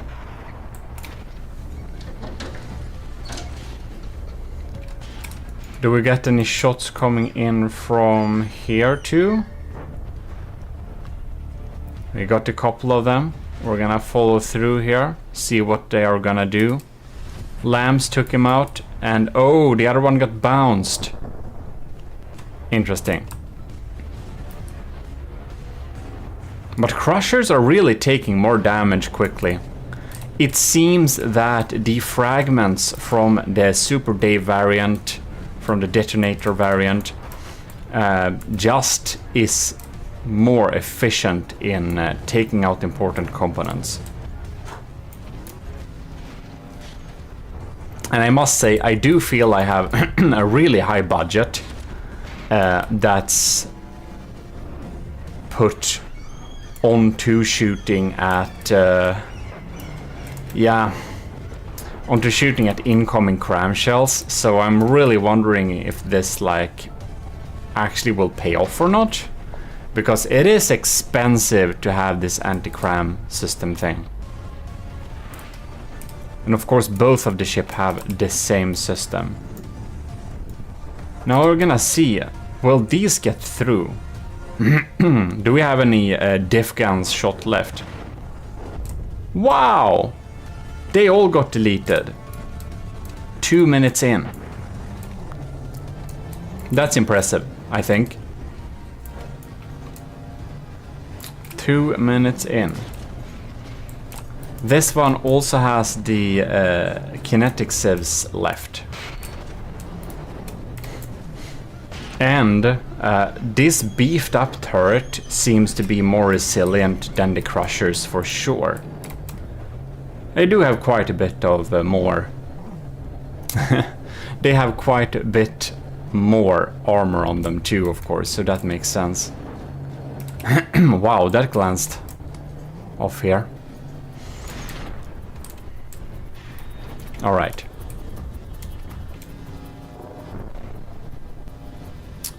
The crushers is down to 89%. This is very interesting. I think we need to check the ships inside a little bit here. Yeah, the needles. They only deal damage if they actually reach the target. Alright, so we have a little quick interior sweep here to see. We got some big holes there.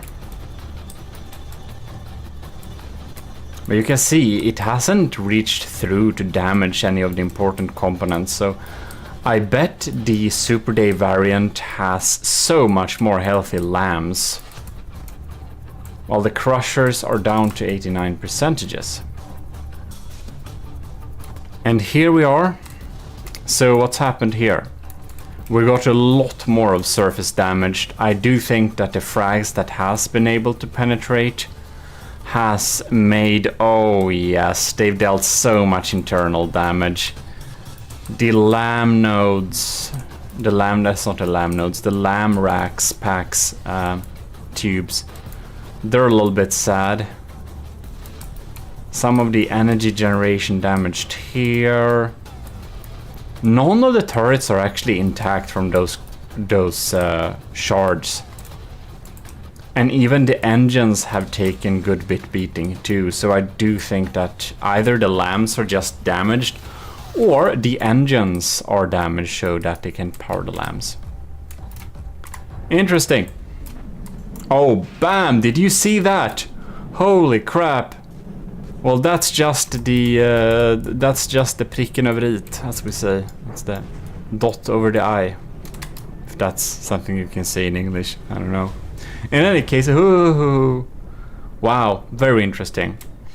So yeah, no way we can stop this penetrating capabilities of the Super Dave variant of the crushers.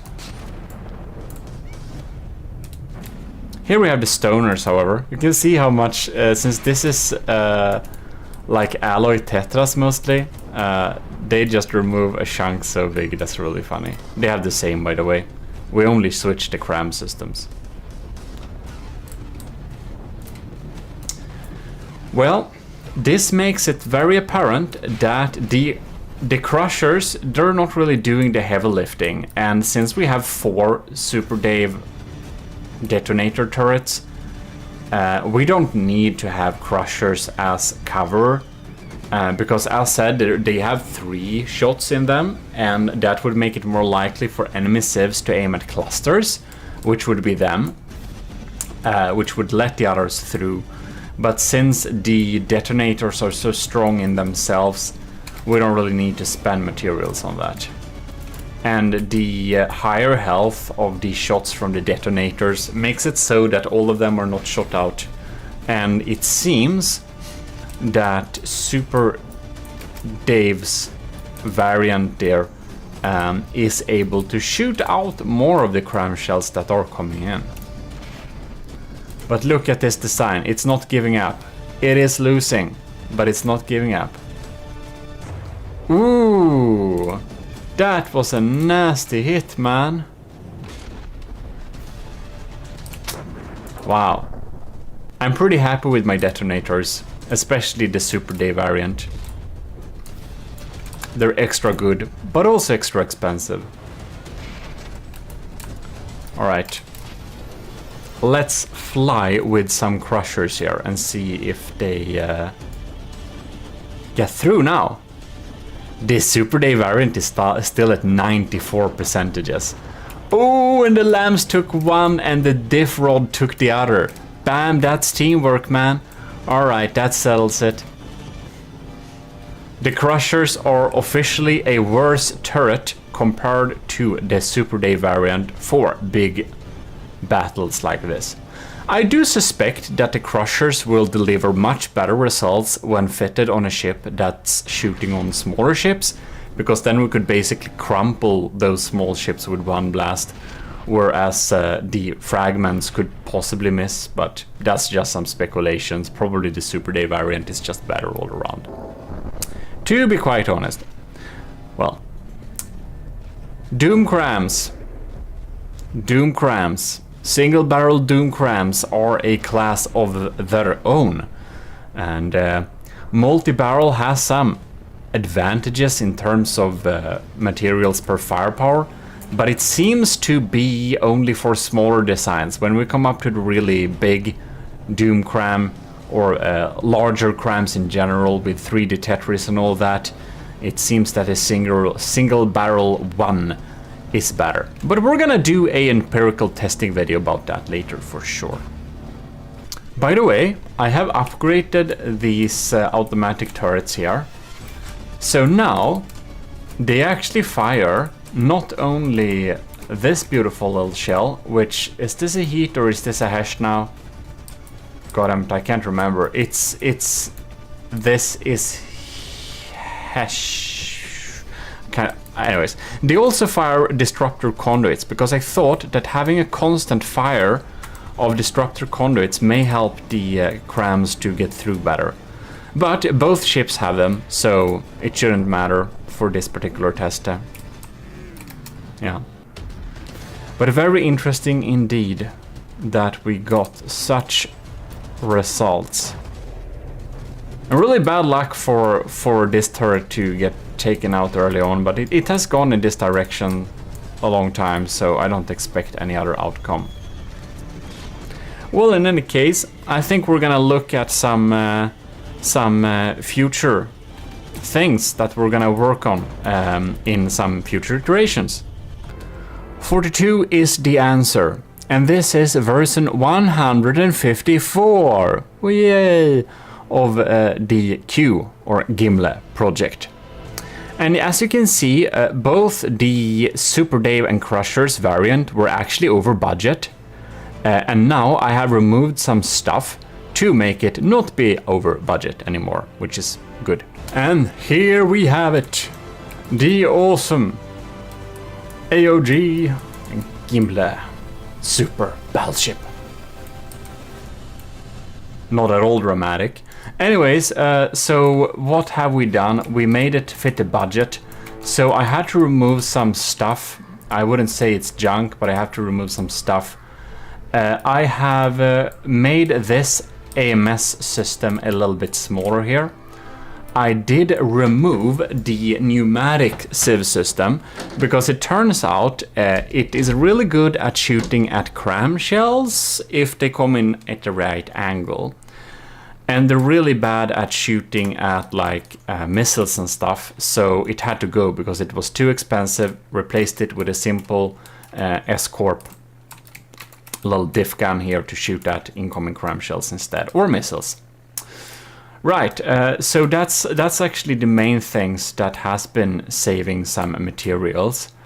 And what we are going to do in future little iterations here is that we're going to switch up and test which armor could be potentially better than with the one we have here, since the one we have here is really good against heat, but that's something we're probably not gonna see and be spammed with. And heat at these sizes anyways doesn't matter too much, so whatever. Oh, and now I just remembered, we have a typo I need to fix that some of you in comments kindly told me to fix. So, and that is probably inside of here. Yeah, that's the Ragnarök. It's the Ragnarök, of course. I think it was that. Please, everyone, do a quick spell check. No. I'm gonna fix that later. So yeah, that's really cool. We're going to remove the side of the armor here, and we're gonna replace it with some new stuff. All right, so here we are. This is the ship. This is the Gimli, and of course, we had some improvements from the previous versions, as you might imagine. Now, last time, I almost didn't remember, but last time we did some battle testing, and well, sorry for the delay between this episode and the last episode during this series, but that happens. I needed to test this ship extra carefully and see what things I could improve, because I really wanted to make sure that this version of the ship is actually a good one that I'm going to put up for the battles. Because basically I felt with the Draconia, it had so many flaws that I could have addressed earlier, that it felt like the Mark II was just so much better than the like newer ships. The Mark II was so much better than the Mark I, so I thought it was really nice to kind of have that. Now let's see here. The cutting point still doesn't... No, it doesn't work. Well, that's sad. Anyways, what we can do here, we can just see the armor here. We have a lot of wedges here. And this armor scheme isn't bad. It is, however, adapted for not very strong kinetic shots. So I think that the type of damage we are more likely to actually get damaged from is not any kind of sandblasting or armor piercing, like armor piercing high explosive things, which I actually made this for. The things that will damage us and actually make a lot of damage is cram shots.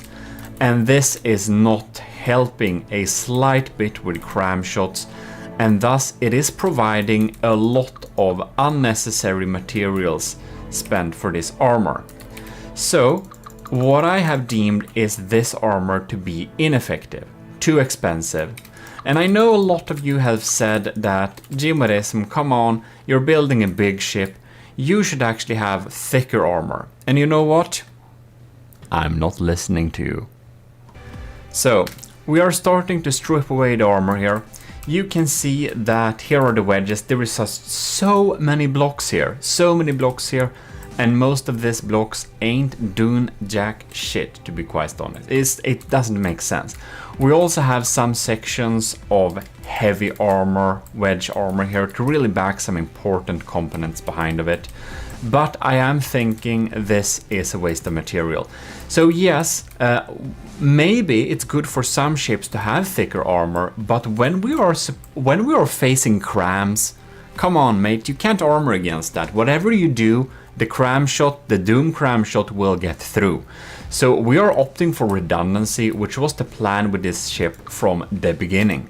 And that's something we should continue with, because that's one of the core values with this ship. It's size, bulk and redundancy. And then we don't need to spend a lot of armor cost really, because we won't stop the cram shell. Yes, it will help with armor piercing shells from APS cannons, but not much more than that. Yes, it will help with fragments that are really steep. It will help a lot against heat shells. In our tests, this was one of the most effective armor types we could have against heat shells. And yes, that is true. But still, what is a heat shell going to do against this ship? I mean, this beast is huge. We won't be taken down by a simple, petty heat shots. Not even a thing that spams a lot of heat shots. So what I have been thinking is that we should probably make the armor thinner at the outside, because you may have seen the Secret Advisor's wooden diff gun ships that just provides great performance, and they basically have no armor. The greatest armor, some say, is air. And I'm starting to believe that a little more. And I'm not believing that completely, because I don't think that's quite true. I think you can make a good Alpha Strike craft using a lot of diff guns, but that lags too much, honestly. I know, because I built a ship that uses only diff guns almost. Not only, it has a lot of cramps, but it has a lot of Diffgans. And it was supposed to go against Azusa's Saturnus class ship, but it didn't work because it lagged too much when we had 2 of them. It just did not work, and that was because it had loads of Diffgans. So having Diffgans and just wood and thin armor works well, because then there is no weak point to really hit against. But really, when you're making ships that are also fun and using all types of systems and methods in the game, well, Diffgan ship is not the answer. And they have a lot of weak points too, but what I wanted to say with the entire idea was that thick armor rarely wins, especially not during big battles.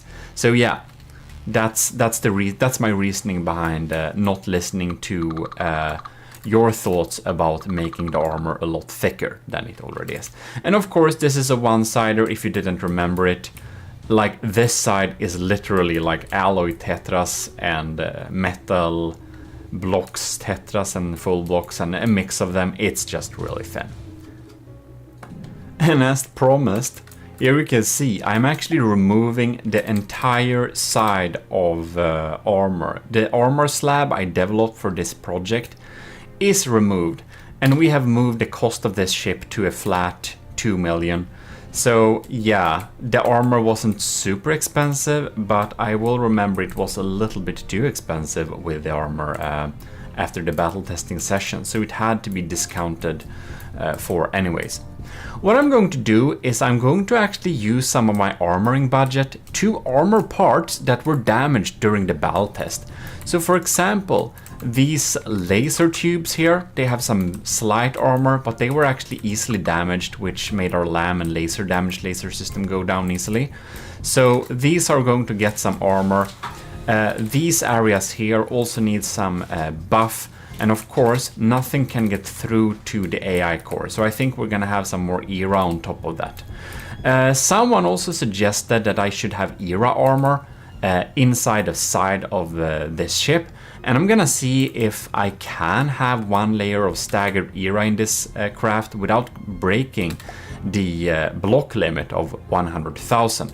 So I'm also going to give you some rules in this video for what you need to adhere to if you want to participate in the open submission Gimle battle. Basically, battle the Gimle. It's a little bit similar.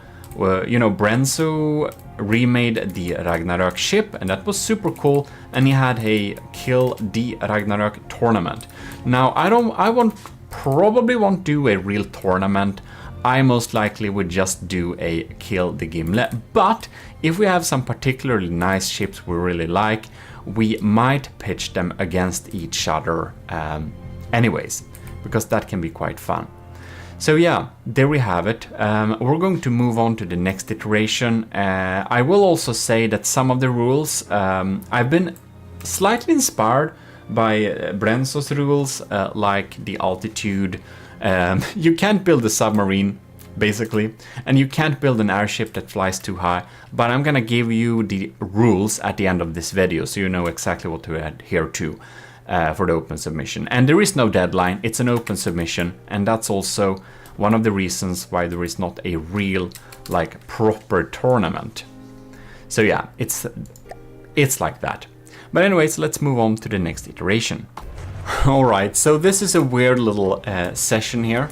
You can see my FPS is actually fine, because I went into here and I clicked boost my performance. So if you think my game looks like shit, well, that's why. I hope you enjoy the 60 FPS. I do. But in any case, I will say this. The texts and logos don't always work on other faction colors, but I will say that Gimle looks basically great in any faction color. It still looks kinda cool. Now, this is a little weird thing. This is the first iteration we looked at during this session, and it is actually battling, if I may ride with something, I may not. It is actually battling this thing, which is a test version. This is Gimle, working name Q44. and it is void armor. This is no armor. This is just one layer of metal. That's it. I wanted to test if it even matters if we have armor or not. Like basically, if I put armor on this thing, will it be improved at all? Like, does it matter? So that's what I did.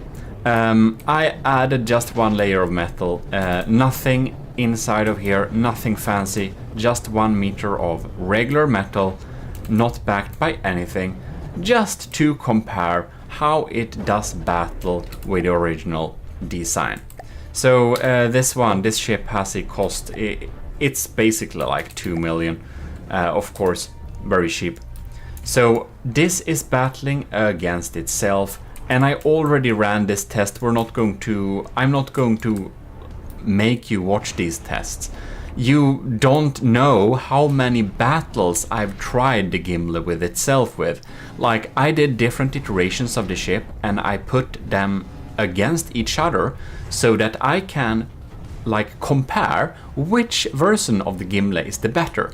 So this is one of the reasons it has taken so much time for me to get this episode out, because I have literally run more than 10 tests where the Gimli battles different versions of itself, and this is one of them. Now, not to spoil any action you won't see anyways, but the armor actually matters. This version that has no armor actually loses always against this version that has the previous armor. So by this test we can conclude that yes, the Gimli should have armor. It matters if it has armor. So now we need to go to the next point, how to make the armor. And yes, I've literally used this clipboard to check things like check for excessive heavy armor, add spawn smoke in the front, check diff guns, and like everything. Torpedoes, sieves. This is like, I filled this block with like improvements and suggestions and stuff. So anyways, let's dive in. So this version we have started to work on the internal armor of the Gimli. So basically here, if you go in here, you can see we added more armor so that we won't be killed by stray fragments that often anymore. We buffed up some era in the front in case the AI gets sniped from in front during the first frame. That would be really sad with charge lasers. Another reason we're adding spawn smoke in the front, but that will come in a later iteration. And you can see we have got some internal armor for that. And again, the laser units I talked about earlier, they have gotten a nice little box of alloy poles to have some weird angles against the incoming frags, as well as give floatiness, as well as activate any armor piercing heat shell. So yeah, that's what we've been working on here. And again, some internal heavy armor that I had before has actually been removed, and we have some wooden barriers inside of here actually to detonate shells perhaps before they deal any super weird damage. Anyways, that's what I've been doing.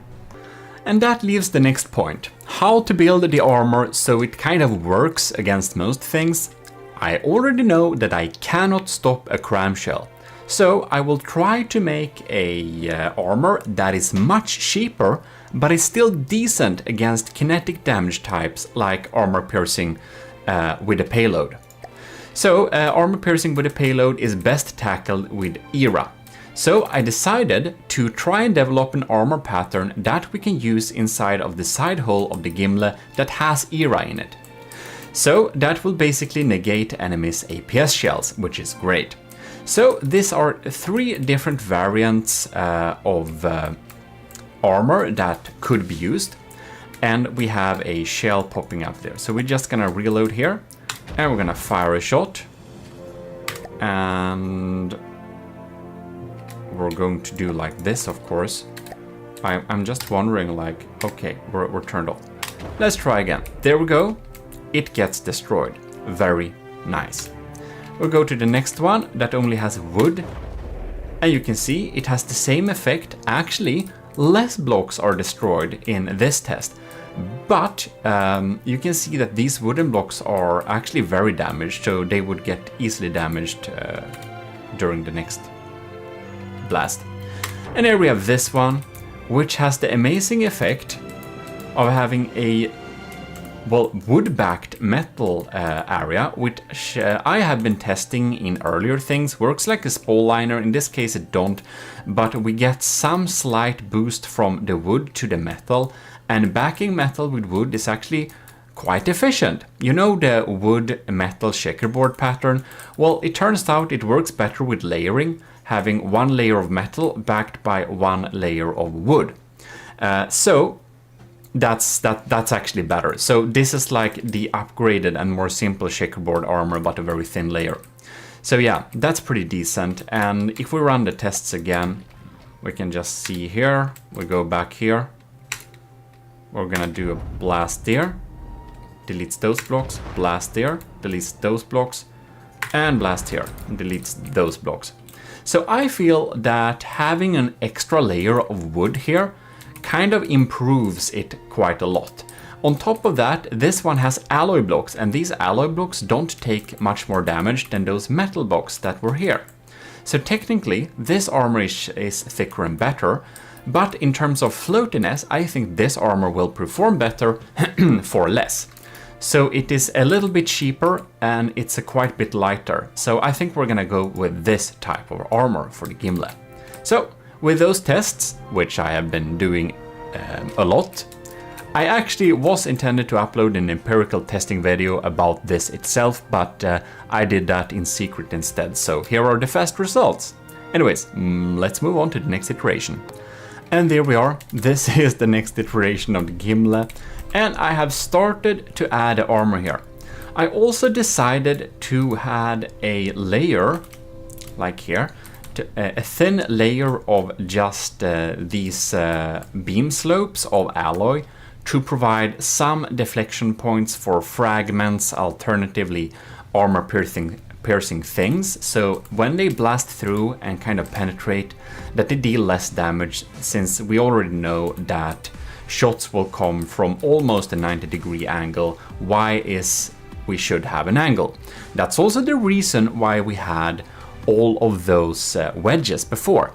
The problem with the wedges was 1, a little bit too expensive, 2, a little bit too heavy because it was metal, and 3, well, it only gives a great buff if the enemy is using kinetic APS, and since they're probably gonna use cram, well, whatever. So, but I added that. I think it's worth it, but I did realize one thing. Here is my armor. It looks like this: 1 meter of metal, 1 meter of wood. Then we have staggered era with alloy, gives floatiness and good protection from APS. The only problem with this is that we cannot cover the entire side of this. If we do that, we're going to exceed budget, and I don't want to remove any weapon systems to basically have less firepower. Right now we have a firepower of 1687, and I don't want to have less than that, I hope. So what I did instead is that I have looked internally where we should be able to actually protect. So of course we want to protect our turrets, so in front of the turrets we're gonna have the staggered era, and this turret, well, it doesn't start from the bottom, it actually starts from the middle of the ship because it's the same turret. So we don't need to have staggered era all the way down.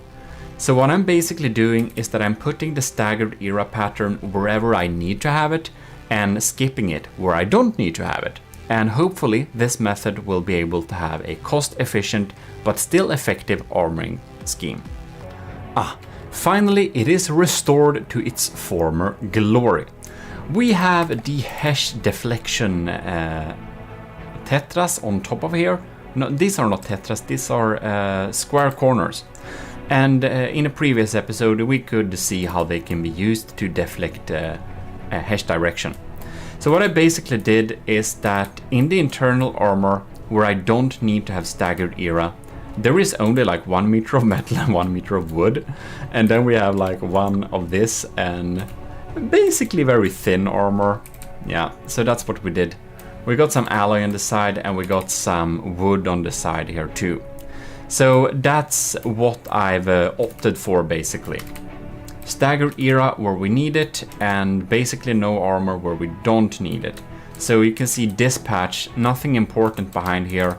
I have small patches here to make railguns not take out some of my LAM systems too easily, but really, it works fine with this type of empty space, it really does. And I shouldn't say too much because we're of course going to test this version against Q42 before I upload the submission. Not in this video though, but probably in the video where we're gonna release it. We can probably show some of the final fixes and suggestions that you guys have asked me to test or change. In any case, that's basically that. I think I did some improvements for the internal armor as well, possibly.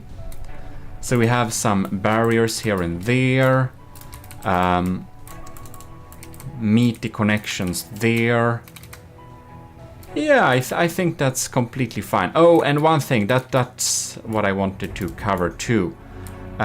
We have some staggered era. Okay, that's in the next iteration, never mind. Oh yes, it is. In the front, I added some staggered era, so that when we get shot from the front during the first blast, a railgun can't handicap us too much. It's going to kind of stop there. So I thought that was kind of reasonable to actually have here. Maybe we're gonna add some more staggered era in the lower bottom front. We'll see. Our only problem right now is that this iteration is actually over budget. It can be max 2.19 something. Like, it can't be 2.2 something, then it's over budget. And as you can see, I've solved this issue, barely. This is borderlining the max allowed rating. But what I did to make it a little bit cheaper is that you can see the turrets that I had here. We had the stealth daggers here, and I replaced them with the Type A turrets. The C-class Type A turrets. So they're back here. Really cheap, doesn't do much, and the previous ones didn't do much either.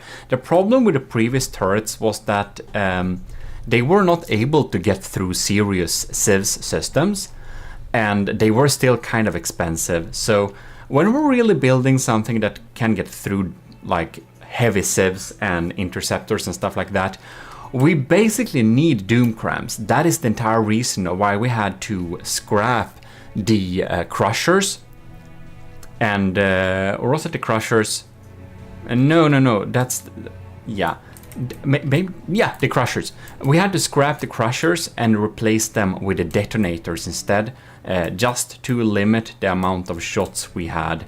The crushers were great against smaller vessels, but when we're up against heavy civs, one shot beats it all. So yeah, that's why. So we made those turrets cheaper. I think we discounted some other systems somewhere too, perhaps somewhere. But basically, we made it meet the budget, basically. We also removed some of the metal beams at the side where it doesn't take any fire, with just, well, metal square corners like this, because it didn't make sense to spend on full beams here, really. Just didn't make sense. So yeah, that's some improvement. Another thing we have been working on is that these missile interceptors in the back that was supposed to target torpedoes, they just didn't work very well at all.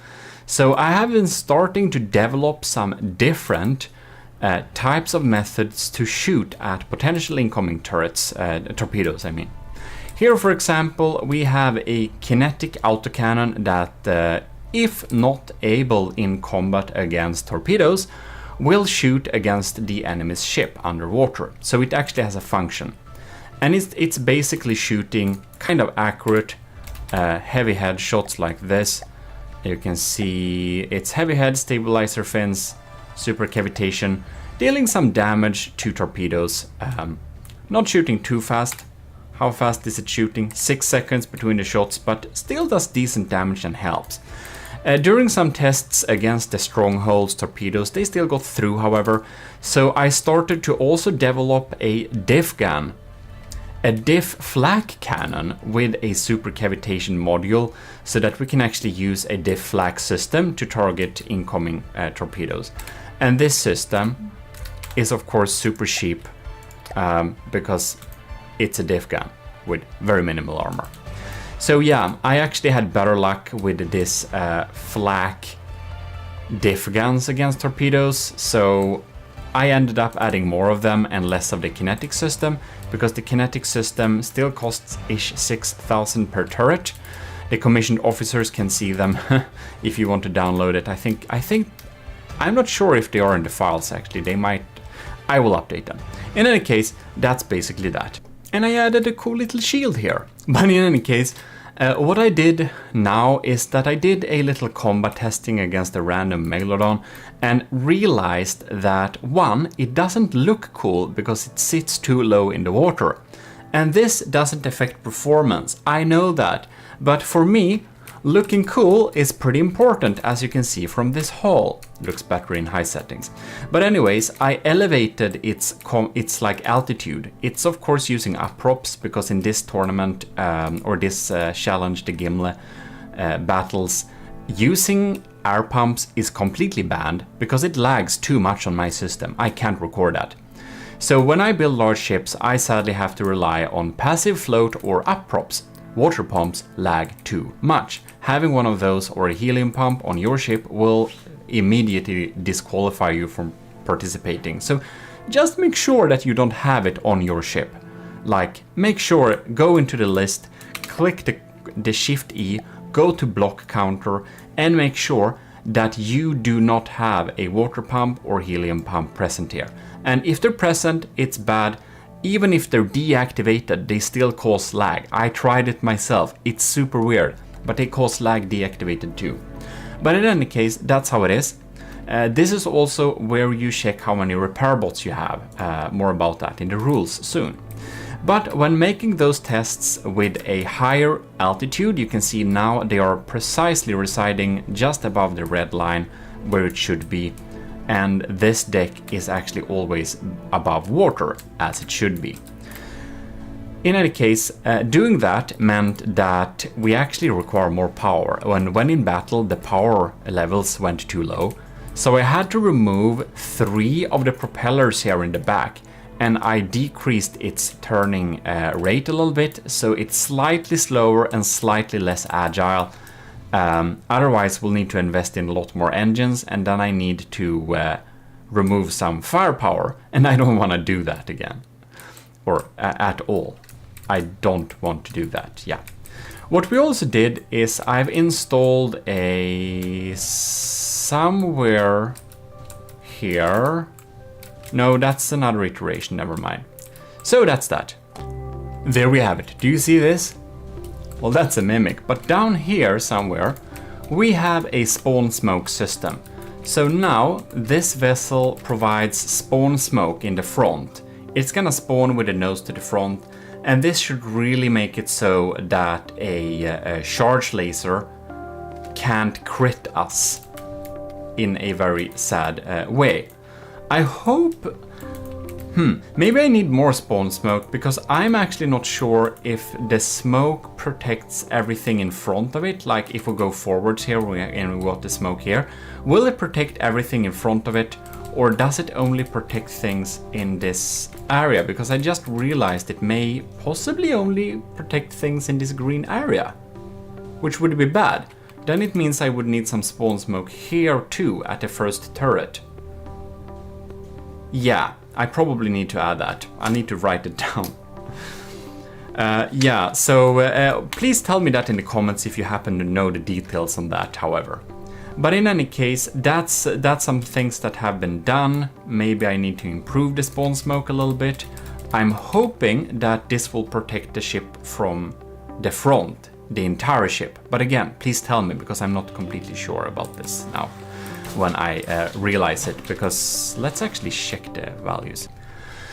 Yeah, I'm not sure, but I'm thinking that the smoke only reduces AP to the blocks within its green vicinity, and that we basically need more spawn smoke in that case. And this basically means that when we're moving, the smoke gets reduced, the effectiveness, but it doesn't move. So having smoke in the front of the ship, like in the nose here, won't like flow behind it and cover and envelop the ship in smoke. I don't think that's how it works. Yeah, well, anyways, that's how that is. It's a little bit weird, but again, please enlighten me if you know. And here we got a test mini iteration of the previous design, and you may wonder what's the difference between this.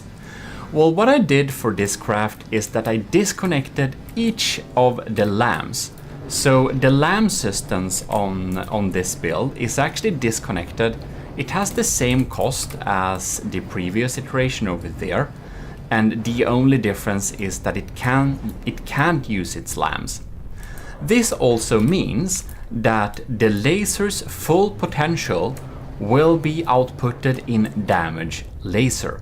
So the damage laser on this iteration is actually much stronger than this, by the simple fact that not a single piece of energy is used to power the lamps.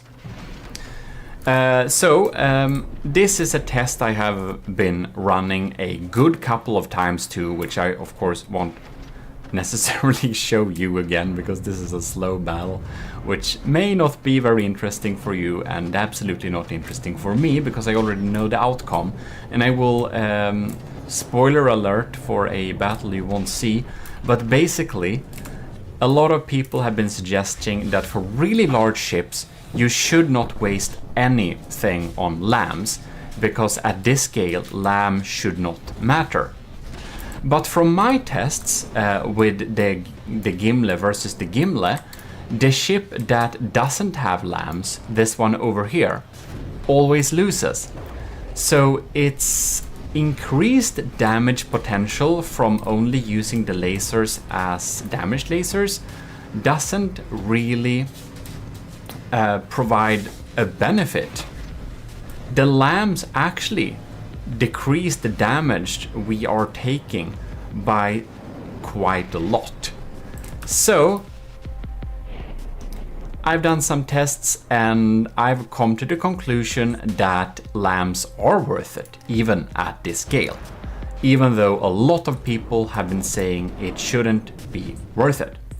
But that's that, I guess. What I did, by the way, is that I have been putting the damage lasers and the lamps lasers on the same laser system to save costs.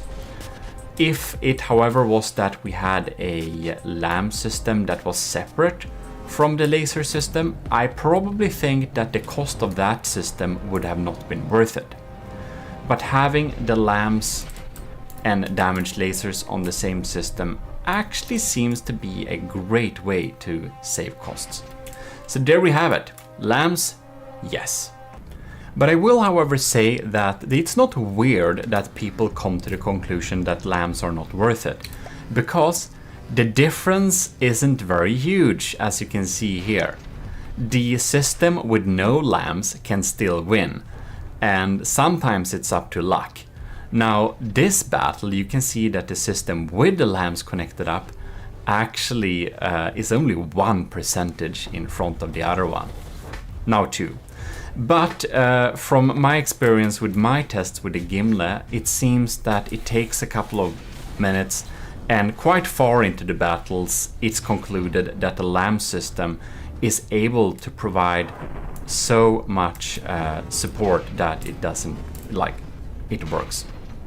And I have spent several more hours adding details, so we're gonna spawn in the next iteration. But before that, I'm going to tell you this thing.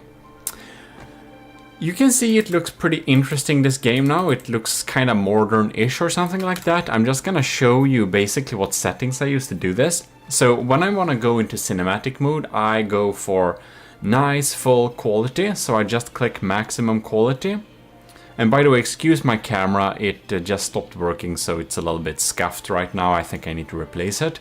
But in any case, so basically here you can see I drag down ambient light just a little nudge. You know what? I'm gonna do like this. So just a little bit. And then reflection intensity factor is drawn up so that we get more shiny reflections. And then down here at bloom threshold, it's actually dragged down so that we get more bloom reactions. Then we have bloom intensity factor, and that can be drawn up or drawn down, depends on your taste. So, and of course full clarity. And this combination makes this little dreamy feeling in from the depth. So if you want to take nice screenshots, those are my tips. So let's go and just explain one little thing that I had questions about last time. So for this smoke emitter right here, you can see this little green sphere. Any laser or missile laser that passes through this green sphere whenever it is active and emitting smoke will get a reduced accuracy / AP value. The lasers for missiles, of course, get reduced accuracy, and the damage doing lasers, of course, get reduced AP. So it is not, as I said, that I was fearing that it only protected the blocks within this sphere. It is not so. If it just goes through this green sphere, it will get reduced AP. And the AP will be reduced if we're moving quickly, but the smoke per se won't move. So if we move really quickly, it just gets weaker, but the smoke itself don't move like behind it. So it's not realistic in that way. But yeah, so that's how it worked. If you were confused about that, I had some very nice people in the comments or in Discord, don't remember which. I think I shouldn't, yeah. So basically, thanks for that. I did additional tests. I almost made a little testing session, but I didn't. But basically, I found the same results. It is true. It does indeed work. As long as the laser just passes through, AP is reduced. So we can survive with only having this spawn smoke here, since enemies will spawn in front of the enemy. Wait, enemy spawning in front of the enemy? I mean enemy spawning in front of the glorious army of GMODIST, of course. Well, let us spawn in the final iteration of this ship in 3, 2, 1. Ta-da! Gimle Q51 is right here and spawned. So here it is, the final iteration of the Gimle, and it has some new beautiful details. Now you can't see much from here, but I've spent hours fixing up some scuffed corners and adding some nice decorations, so we should take a little look at them. Now, before we do any of that, I will just give a huge thank to all of you who has followed this series through and enjoyed the process. Thanks a lot for staying tuned, and I hope you have enjoyed it so far. We'll do many more building sessions in the future, so I hope you will stay tuned. And other than that, I will thank an extra time to setup. So elord/setup made some assets for the you know the Slabman challenge. Well, they made a really beautiful Stridsjacht Slabman, and it has some AOG assets on there. And I asked them, and I could copy them. So I've used some of those assets, like the sunbed there, and a nice pack of cannons here, beautiful tables and chairs here, and of course, most notably, the beautiful diff gun manual loading style thing right here. Thanks a lot, setup. That's some great assets. Oh, and stuff like the cupboard desk, what is it called? Drawer with drinks on it right here, as well as a shelf, a similar style shelf that we also used. Other than that, however, the decorations and design is all mine, but those details are of course here and there in furniture and stuff, but they just make a huge difference to the quality of the like polish, to have some of those extra nice looking furniture. So I appreciate it a lot. Oh, a pool table too. Setup made a pool table that I used for this thing too. It's amazing. Well, in any case, let's dive into what's new here. And we should actually start in first person view. By the way, because I added a lot of decorations, we're now 2.199. And I didn't want to get that close to the limit, but well, the last bit was all decorations, so whatever, that's how it is. We're below the level we set, so it's okay at least. Anyways, we'll begin here in the cockpit. No, this is the flybridge. So I added some gemstones in the roof here to look nice and cool. Then we also have a text TV. I made a text TV and added some drink and stuff like there. And here we had a drunken matros. The one that leaves the most amount of likes on this video using different accounts is the official sleeping matros in this area. Anyways, here we have some helping hands, and we can of course go down here. So here we go. Be quick, this is the only VC. So yeah, there is a toilet here. Beautiful. This is the only toilet. Beautiful. And if we go along here, I added a poster with the ranks in the army of GMODISM, which I should indeed thank. So down here we have a huge thanks to Admiral Super Dave, and then we have, let's see here, Captain Y right here, and then we have Commander Jacob, and we have Lieutenants Asteria, C2, Cravey, Parvagrid, Tyler Ross, and Vincent Veritas. And Asteria, did I say Asteria? Anyways, huge thanks to all the lieutenants and of course the other cadets that are supporting the channel. About Captain Y, here he is, sleeping on his shift. That's why you have the opportunity to command the Gimle in case you download it from the Steam Workshop and spawn it. And a beautiful table from setup, I just love it. So in any case, let's be moving on here. We can go down here. It's not an all interior build like that. I just added some interiors because I thought it was a little bit cool. Anyways, let's check here. Here we have, who ordered this? Can we even use them? Everyone is at the party, question mark, expression mark. So yeah, we have some 64 pounders and nobody knows why we have them there. Here we have an extra engine. Use the other exit because of this. Yeah. So that's what we're gonna do. And of course, we can walk here at the promenade deck, I guess this is. We have some diff guns here and we got some beautiful... You can sit in all these sun shares, by the way, so I think it's pretty cool. And then you get back here, we have a Civs cannon and of course a way down to the party area. 2 bridge and water closet. You may not do your needs by the taff rails for obvious reasons. Yeah, that's because the flybridge and the rail down here isn't like, in case, you know, it's obvious. I don't need to explain why. So, air dinghy docking area. Tie properly when dis or embarking. So here we can see we can dock some air dinghies. I need to make an air dinghy, by the way, but the thought is that an air dinghy is a very, very, very tiny airship you can use to get to places. And that's kind of a thing I want in my imaginary universe with stuff I'm gonna build. So basically, the army of GMODISM needs an official little transport dinghy. However, the Gimle won't have any default drones, so this is only for delivering guests here. Here we can see, welcome to the greatest party ever. Here you are invited to feast in Golden Hall. Very nice. Well, you watched Gimle defeat all the cataclysmic foes of the army of GMODISM. Cheer on. Yes, drinks are free.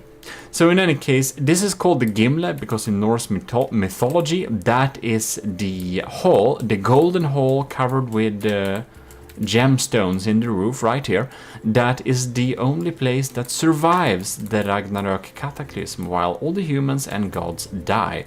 And in the golden hall of Gimle, all the worthy souls await to populate the new fresh air with the new fresh air, the new fresh earth with new gods and no of the old humans left, except the ones that stay in Gimle. And because one of the reasons why I made this ship was to conquer the Brensos Ragnarok 2.0, then I thought I need a fitting name, because Ragnarok usually destroys everything, so you know, I needed to find something that actually works. And that's Gimle. That's the only thing I could find. So here we have a beautiful little cash register in case you need to get some tickets here. Now the chef has already cooked all the food, so he's just sleeping there. And we got some personnel standing around there. Do you see this beautiful food? Doesn't it look very nice? It's a very nice feasting hall and absolutely not dangerous at all. You can stay here and nothing bad will happen because the Gimle is so superior. It won't die. Hubris, anyone? I'm hoping I don't need to eat that up. I probably will. I most certainly will. Look, the setup bookshelf thing with drinks. And here we have... So the second person that leaves enough likes is the other sleeping matrus here. No, that's already people in the army of GMODIST. But anyways, we can watch out here. It looks pretty cool. So there we have this area. Now we can go down. And do you see the army of GMODIST chandelier? I think it's very impressive. But that's because I made it. But anyways, let's move down here and we can go down to this area where we have some additional auxiliary detection, EMP insulated of course, and the pool table that Setup also made. I think Setup is the matrus here that actually do the games here, I believe. In any case, bet some money, the surplus goes directly to the army of GMODIST war efforts. Yay! So you're executing the main party area. Don't get in the way of personnel. So yeah, when you go below here, it's not party area per se. Of course, you can go here. There are some drinks down here too, and really even more of them. Why? Because never enough Daka. I imagine Desert Dragon said that. I don't know if he's okay with me using his name and stuff like that in here, but I think so. He's our community manager at our Discord server, one of them. So that's really nice. In any case, I wanted to include him here a little bit. He watches from the depth sometimes, but I'm not sure he watches this, so he might be not knowing. In any case, let's go down here. Here we can go to this little deck where we have the guns sitting around here. And remember, don't get in the way. And then you can move out here and you go to another promenade deck. So here is the look you are used to be seeing. We got the decals in the army of GMODIST, of course. And we also got some smokestacks going on here if some matruses want to control the engines. It's right there. We also have some beautiful army of GMODIST flags going on there.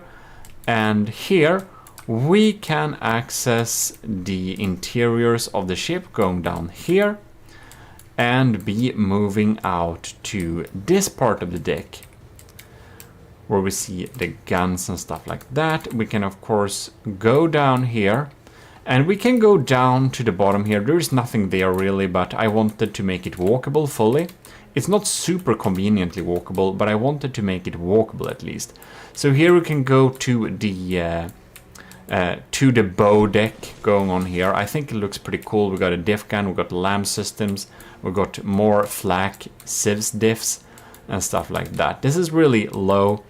The waves don't go over the deck when we are experiencing the game with not the fancy waves, but the fancy waves sometimes go over. So that's I guess that's not great. But in any case, moving on, we should. Oh, by the way, you can dive walk down there if you want to, but that's just boring. But I wanted all areas to be accessible, basically. Gimli battleship commissioned by Lord Admiral GMODIST, that's my official title, for the Army of GMODIST. Constructed in GMODIST Industries Shipyards 1. Gimli is the golden and gemstone roofed hall where all the worthy people reside during the Ragnarok cataclysm in Norse mythology. Yes, it's a real thing. So left bow decks, right bridge, promenade deck, and the golden hall. So yeah, we backtrack ourselves back into the bowels of the ship. We have the interiors here. As you know from last episode, we added some more interior armor and stuff like that to make it a little bit more survivable. Okay, no comment, just why? So we have more 64 pounders here in case we lose the other armament. So we're just gonna drag out those and hopefully we'll win the battles with the 64 pounders. Do not underestimate the power of 64 pounders. In any case, this is the, what is this? Starboard dock. Yeah, here we have the starboard dock. It's tiny and probably never gonna be used, but it exists, can be good in case we have damage on the port dock, I mean. So here you get in. So this is of course the port dock. It's a little bit more fancy like this, looking pretty nice and everything. And you can just walk in here. Welcome to the game of the battleship. This is the port dock. If you enter here, it probably means you were not eligible for an air dinghy to the main hall, or came via a large vessel, but that's okay too. Or perhaps your shift starts now, Matros. Welcome to your service. Enjoy the machinery and the guts of the Gimli, and don't touch sensitive equipment. Thank you. Here we have one that really want to touch sensitive equipment, but no, he's overseeing you.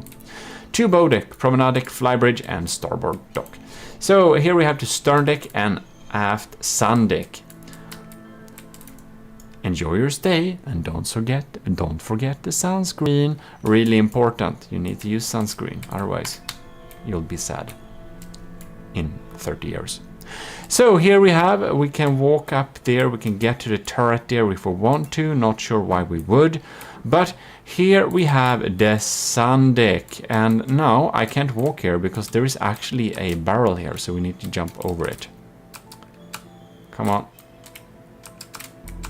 No, we're stuck inside.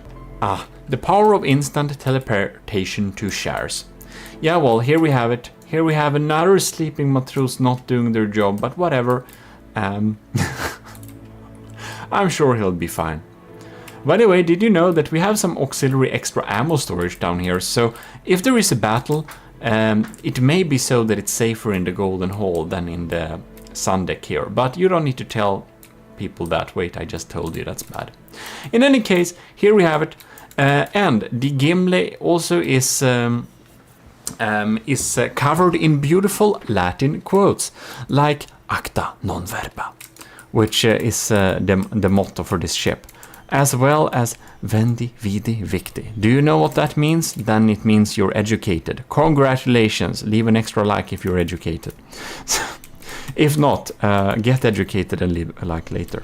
In any case, here we have it. I guess that's all the parts and the decorations of the ship. So the Gimli is hereby complete. And I will say this, go to Steam Workshop and download this beast, because it wants your downloads. Yeah. And if you're wondering what the beautiful sound is in the background, well, we are accompanied, I can't pronounce that right now, but basically real seagulls are singing for us. Isn't that very beautiful? So in any case, if you enjoy this build, well, I really hope you do. Then you should definitely stay tuned, where we have more projects coming on. But right now, we are going to start and having the battles with this beautiful little ship.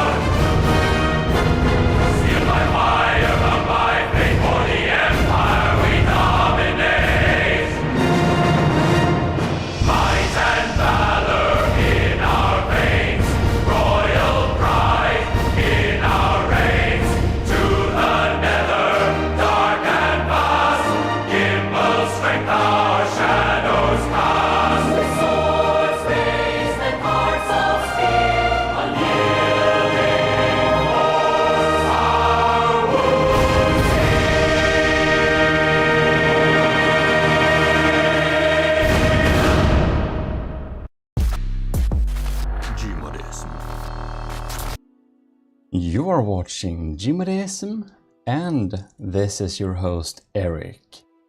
Today we're gonna build a tiny little pack ship.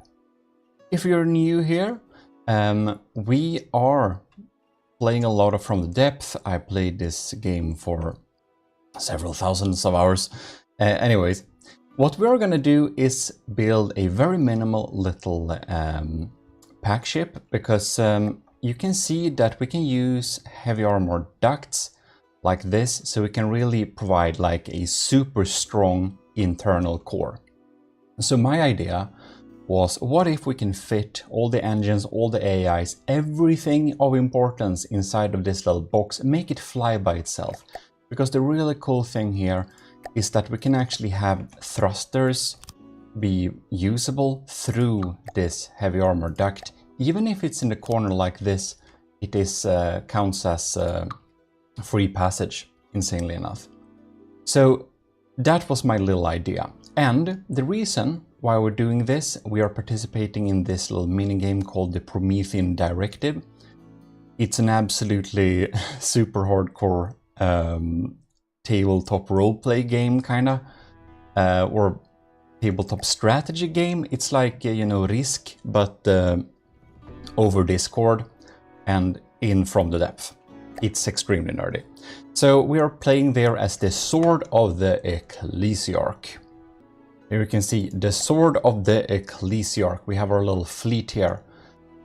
It is me and our army of GMODISM enlisted Witch Doctor and Robostellar and Graver as well. Even though Graver has actually moved over more to hosting the game, as they needed some extra hands there.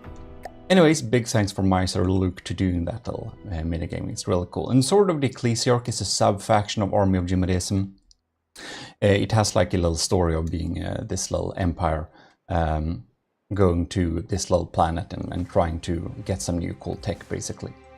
It's part of the Army of GMODISM, but as said, let us check what we can add in this box and see if we can make it work. We can, because it's already done actually. And look at that.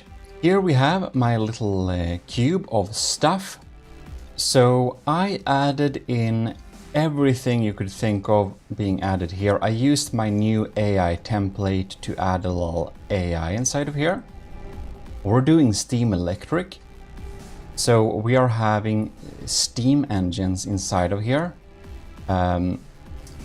which basically are just these little tiny turbines. So if you are, whoops, let's see here. If you check here, small boiler, compact steam turbine, and a little turbine generator. So we have small steam turbines generating in total with the battery. We have 3000 engine power. Batteries, it's really crammed, but it's definitely like viable. Costs 20k though, but we need to pay a premium to stick it inside of these heavy armor ducts, because each duct is 2000.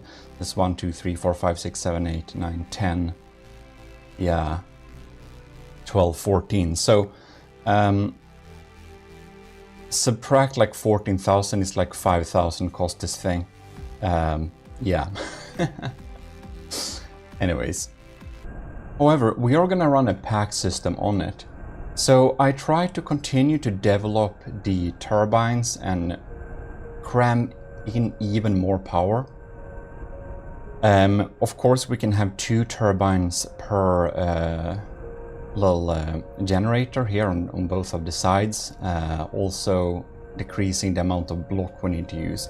If we can use minimal piping, that's also wise. Anyways, we did add, of course, thrusters on the top here as well to keep it stable. So now we have a decently stable system, but we're having some issues upholding this weight. So I started to construct a new little turret. So I already have some pack turrets, or actually I only have one pack turret in my folder. So that's a problem, but I needed a really low profile pack turret. So that is exactly what I've been designing here, and after some time I realized I need to actually save an iteration for me to be able to show like anything. But we have 3 pack tubes in one like this. I like to keep it that way because if one packs get destroyed, maybe not all get killed. So we have an impact, we have a pierce, so we have an explosive. I like to mix the damage types a little bit there because then we can shoot at a wide array of enemies and still do good damage. Like for example, it's even better if the impact shoots a little bit before the pierce, because then if you know we have an external armor, that will be opened up for the pierce to punch through. And of course explosive after the pierce, because if there is a small chance, or basically at the same time it hits basically the same hole, it can deal big damage. Anyways, doing pack turrets like this is of course very expensive, and they take insane amounts of energy. I had to upgrade the internals of this a lot. You can see here it's completely changed the layout of stuff here. I basically had to redo it. Now we have 1 medium boiler going into here, having a lot of tubes parting up, and then we can use some, not the all-in-one block, not the compact one, but the real ones, because they are a little better, producing a little bit more energy, as you can see here. So unfortunately we can't share too many of those turbine generators, but it does provide much better stats than before. And yeah, it's extremely crammed. We're like a solid block here. But we are generating a good bit more power than we did before, so we're more likely to stay in air. And of course, it's gonna have a larger fingerprint ending up, because this thing is obviously going to like not be this small. We need like an external cover to take the blunt of the fire, so to say.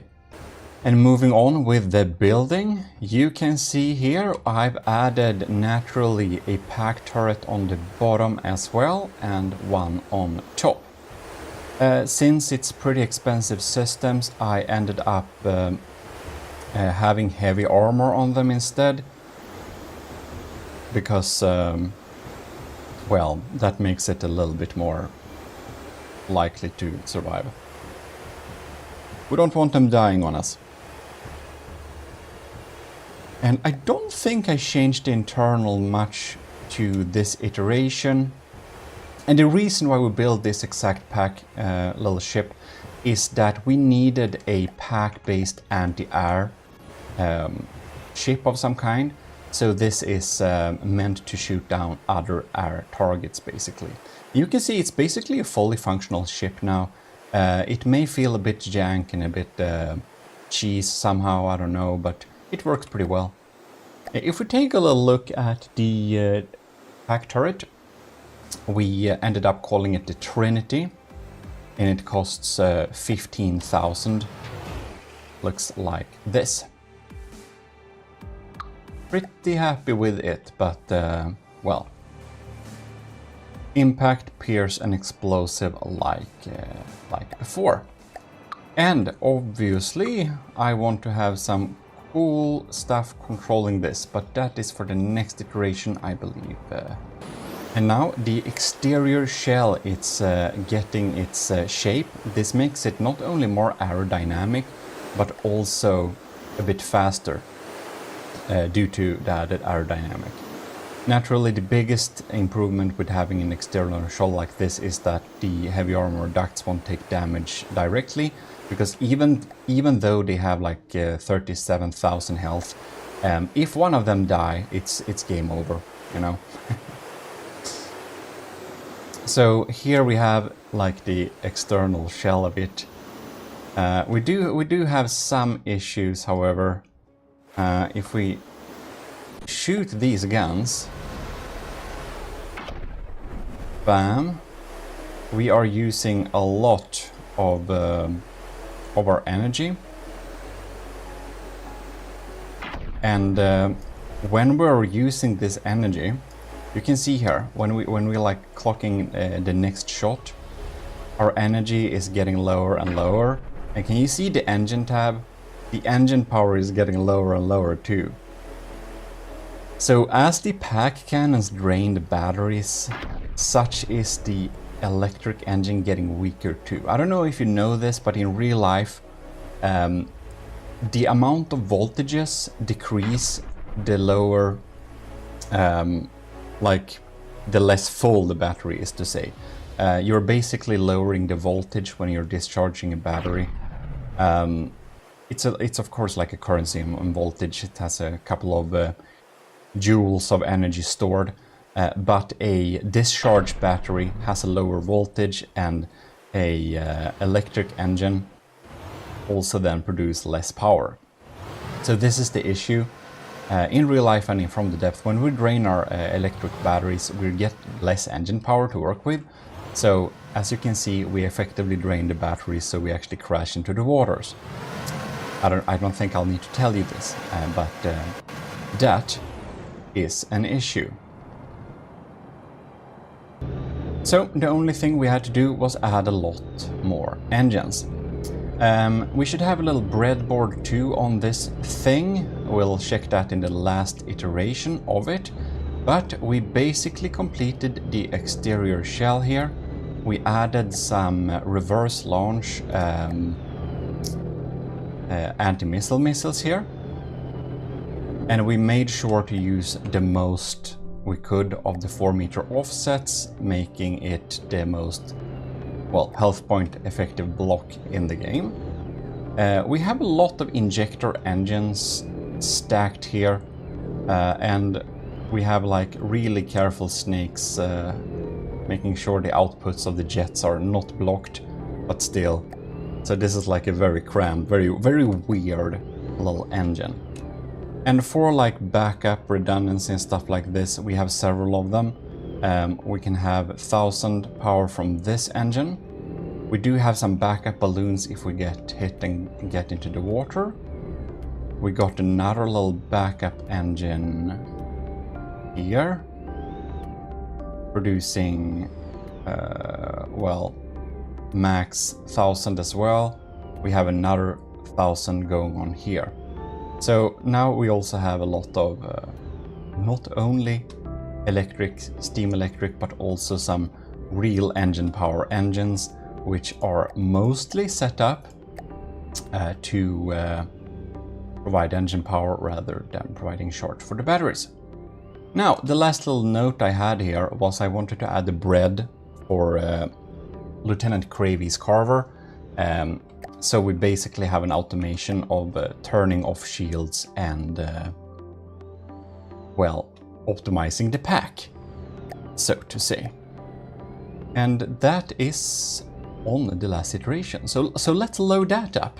I think it's actually the completed version. So here we have it, the Army of GMODIST Sword of the ECCLESIARCHY ZMZ. That's hull code for metal-clad airship. Clypeum class AA pack metal-clad airship. So, ladies and gentlemen, here we have the finished product for the Sword of the ECCLESIARCHY. I added a paint job, obviously. We have some redundant extra detection going on here. We obviously have some more detection down here. We have a 360 camera and stuff like that, so we won't be blind if one of them gets shot off. We may need some extra detection more, I don't know, but we do share the detection signals with other things nearby, so that's neat. Now, we added more armor, basically where we could, and it's ended up being a heavy armor duct box from all sides. To remove some of the weight, we did have to replace the armor on one of the turrets in the top here a little bit to alloy. We added some trails too, that's neat. And yeah, this little bread thing. we need to find that. Here we have the little bread thing. And this little bread does so much as the charge of the vertical particle cannon as a fraction times 30. So if it's fully charged, the reload time will be 30. And if it's like lower than that, it will be 3 at least, but it will be higher than whatever. So yeah, it will basically be as high as it can be. And we floor the value, put it here into the particle cannon, and all of those particle cannons thus get a neat little reload speed. So if we just shoot them here, you can see like that. And now 1, 2, 3, 1, 2, 3. And if we let it load up, you can look at them here. They are constantly providing the maximum charge, 8, 11, 10. So if we can shoot them here, we will, and they're shot like that. Whoops, here are the interceptors. Yeah. Also, now you can like change the color and stuff on the jet engines, so I did that to make it look a little bit cooler, I thought. And I suppose that's basically it. We should probably spawn some enemies just to test it out and see how it works. We do have a little propeller if we fall into the waters. This thing is surprisingly resilient, but it's 74,000 in cost. So yeah, there is that. Let us get in some deep water guard. We begin with like 2 small planes in the Geiger. Yeah, we're gonna do that. Oh shit, I spawned them really close. Really trying to get up in the air here. It is fighting from pretty high altitudes. We're getting shredded by those... Oh, bam! Look at that! Okay, that was a big hit. Fortunately, we have this exterior layer of armor, so it needs to go through that before it actually deals any type of scary damage. And if it can shoot, it will. And if it will be able to reload a little bit more, it will do that. So it's always firing at full charge, which is very neat. And this little front bulk basically shields us from a lot of that fire. Now I think our engine power got a bit compromised with some of our engines being taken out. So our shield has switched off, as it does have lower priority. Did I set this up correctly, by the way? Yeah, it has... okay, good. Just wanted to check. Really starting to dig through here. Oh yeah, the fuel box has caught on fire. It's not having a good day, so to say.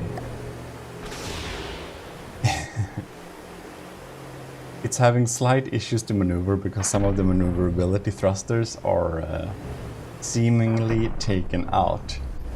But you can see it's still pretty resilient. It will still fight. Oh, and that is despawning. So our 70k ship could take out the deep water guard, Geiger, yeah, all of them we spawned. Very neat. I think we should spawn it again, actually. And just add in some Steel Striders something, because they're a little bit more scary. I don't know, Hake Squadron and a Predator. I don't remember what they do now. Whoops. Well, that was a bit unfair. I guess we'll just repair it for them. Oh, it won't get up. Well.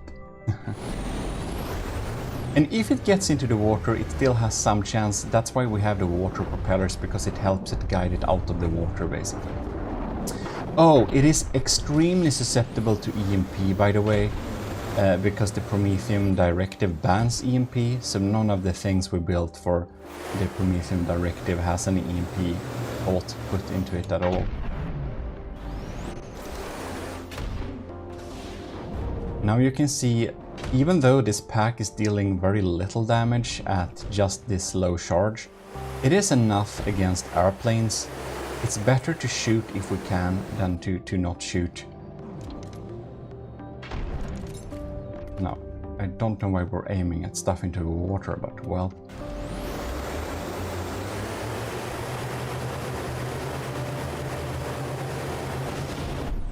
Oh, bam! I'm wondering if we have like some local weapon control or whatever taken out.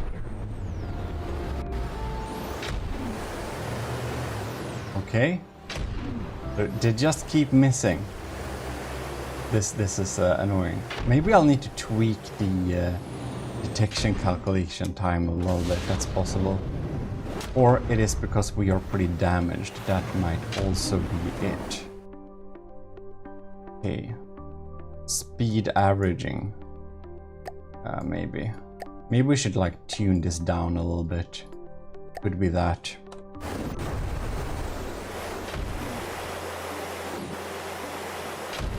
It isn't fully battle tweaked yet, but I feel we should repair it because I don't know if its performance is representative, as it may have issues seeing the target. Here we got a little hit. Bam.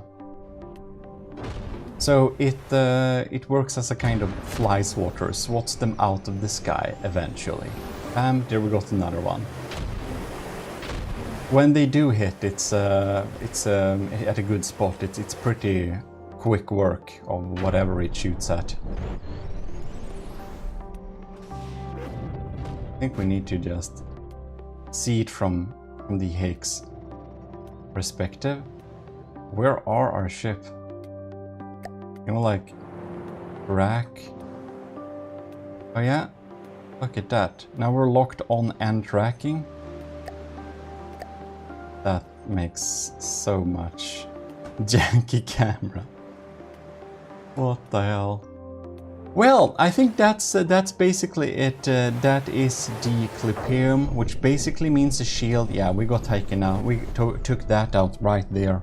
I do want to say big thanks to all the commissioned officers in the army of GMODIST. Captain Awesome Pupper, Captain Shuro, Commanders Ben Wilke and Delphin, Lieutenants Ali, Anto, Creevy, Flores Dagon, Josef Ishovsky, Owen, Parba Greed, Vincent Veritas, Rick Burrell, Scooby Rocks, and of course all our cadets.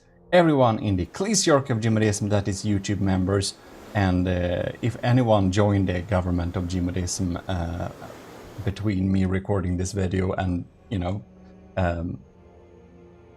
I'll mention you in future videos, okay? Well, huge thanks for supporting the channel, everyone that does it. That helps a lot. It really helps a lot. So thanks a lot for that. And well, thanks for watching this little video. I hope it was fun to check out this little Clipium class getting created bit for bit. And yeah, tell me if you want me to put it on the workshop. Well, if you're a commissioned officer, you can access it through the updated files, of course, as everything else. In any case, big thanks for watching. This is your host, Eric, reminding you to check out the GMODIST channel as well for more from the depth videos, and check out gmodism.com for links to everything and all assets and whatever you need. This is your host, Eric, signing out. See you next time. Let me check that again. Right, not there, not there, it's not there. Well, this isn't very good.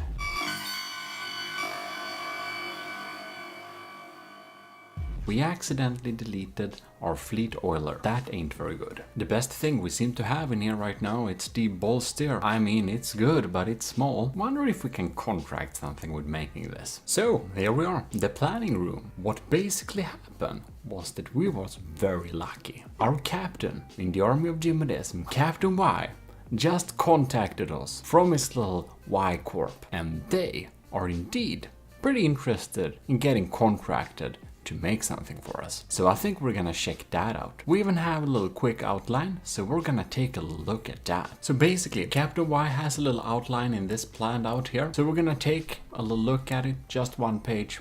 Get over to the desk over there and we can check it out. Look at this little flyer, isn't it cute? Right, Project 020, codename Hermod, is a design and feasibility study for a large fleet tanker support ship. Indeed, and fleet oiler. Large amount of resources, interesting indeed. The study must take into account a number of conditions and framework parameters and aims to develop one or more functional prototypes in order to start a mass production and begin period of service. After acceptance of the AOG leadership, well, that's me. The order to develop was given to Captain Y and his research team, the so-called Y Corp. Yes, now it is. AOG criterias: naval vessel, fleet oiler, large amounts of cargo and storage capabilities, 2 to 7 million materials. Yes, that is my request. And some main mining capabilities. Then we have some Y Corp criterias after analyzing: complete new way of ship construction, fleet self-repair ability, maneuverability, cruising speed. It's a pretty quick design, it seems, that Y Corp is trying to design here. Very interesting. 120 meters in length and 41 meters in width. Well, that sounds like a pretty good max standard. Cost below 220k materials. Yeah, more expensive than that wouldn't be great. So minimal maintenance cost, max energy efficiency. Yeah, well, it's a fleet oiler, so it shouldn't burn up all its materials. Ballot performance, offense, cargo and transport vessel. No combat participation planned. Active decoy system. Medium strength civs. Possibility to defend against medium vehicles while being attacked. Well, that sounds all really good. Well, after reviewing this first little outline, it looks pretty good, so I think we should say go. Well, I hope you appreciate getting in here with the army of GMODIST and, you know, get a little hunch of how we do things, you know? A fleet oiler, you know, it's secret projects. All the projects we do here are very secret, but of course it will carry ICBMs and stuff like that, but it's not that big of a deal, you know? It's a fleet oiler. It's not like it's our new battleship. So I'm thinking, yes, it's secret, but it's a kind of small secret, so I thought, like, why not share? Fun for you enlisted in the army of GMODIST and some of you other commissioned officers to kind of know how we're doing things here. So let's get on with this ride and see how this develops. Alright, so here we have a look at the prototype 1. Yeah, it looks a little bit strange. I think it looks a little bit more like the bed of some type of artillery system. I think it would indeed perhaps not prove to be as quick as one would want it to be. Definitely a hydrofoil system, looks pretty classical, but not too much in terms of new design. As you can see, I just came back from some very important Spec Ops operations, but anyways, Admiral's back here. We apparently got an update from Captain Y, so let's check in on a little bit. Document 2 is here. Well, we all know this text, very interesting. Let's dive in here. Oh, right. Army of GMODIST Project Hermod Update 1 Hull Decision. Ooh, interesting shape. Well, I'm glad it's rejected. State it's rejected. Cost of rejection. Yeah, too much water resistance. Yeah, that's gonna be slow. It looks so unmodern. So I'm glad it was rejected, this one. What is happening here? What is he doing? And anyways, I'm glad that was rejected. Not gonna say it with his face, so I'm just gonna send this response.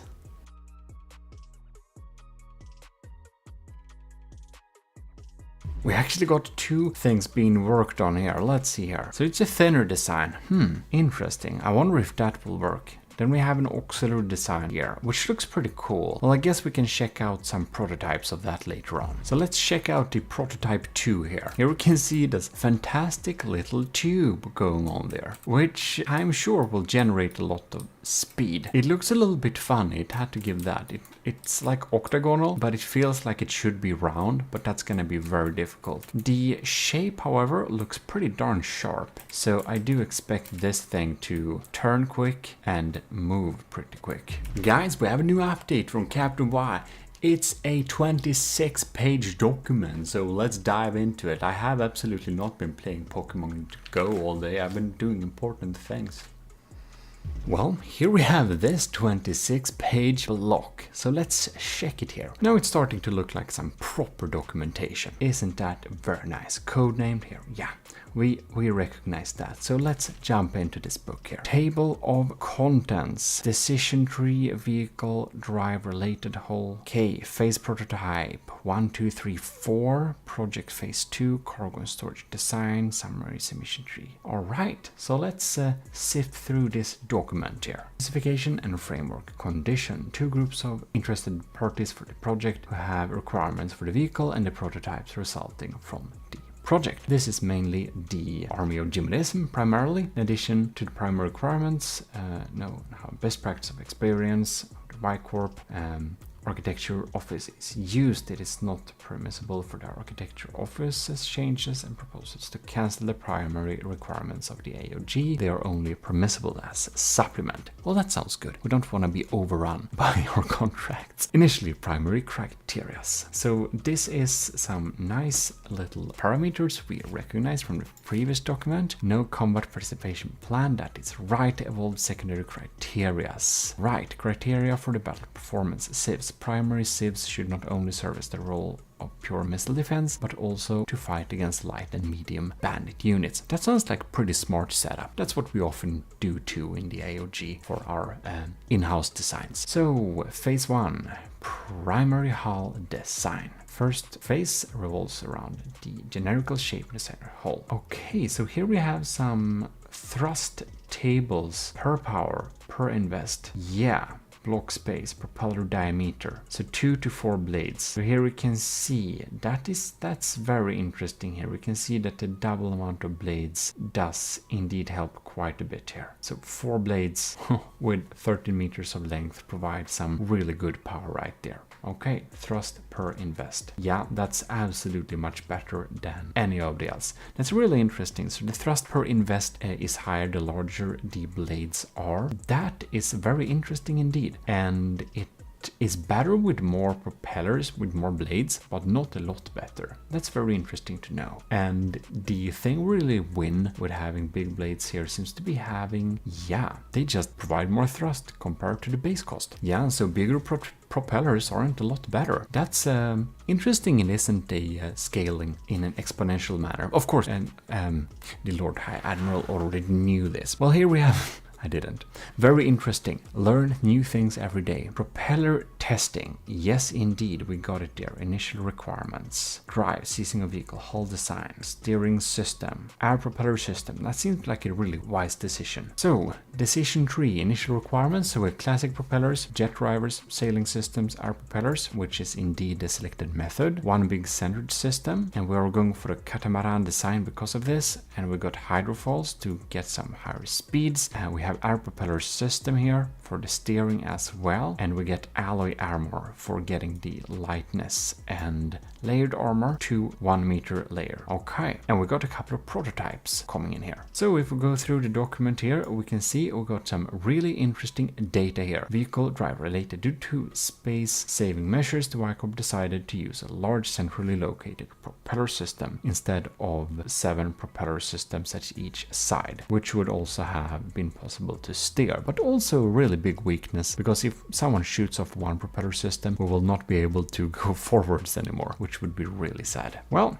let's go to the next page. Here we got hull form related, less block building space, less needed building material. We got some weak points, but we got some redundancy, so I think that should be really good. Skeleton armor should be light and cheap, so it's more expensive than wood, yes, but the only light material is alloy. That's really feasible to use in our modern battle building. Wood is of course really good too, but I can understand you want the maximum lightness. Alright, so here we have this old hull, which is rejected. We're very happy for that. It seems this prototype here is indeed obsolete, because we indeed went for the catamaran design, which we have all here. Looking pretty splendid, I must say. Look at it. The glory of the AOG will blow through this hole and get very high speeds. Very beautiful. So, prototype 3 is obsolete. Alright, okay, we have a really covered area here. Benefits from prototype 2 with layered armor while reduced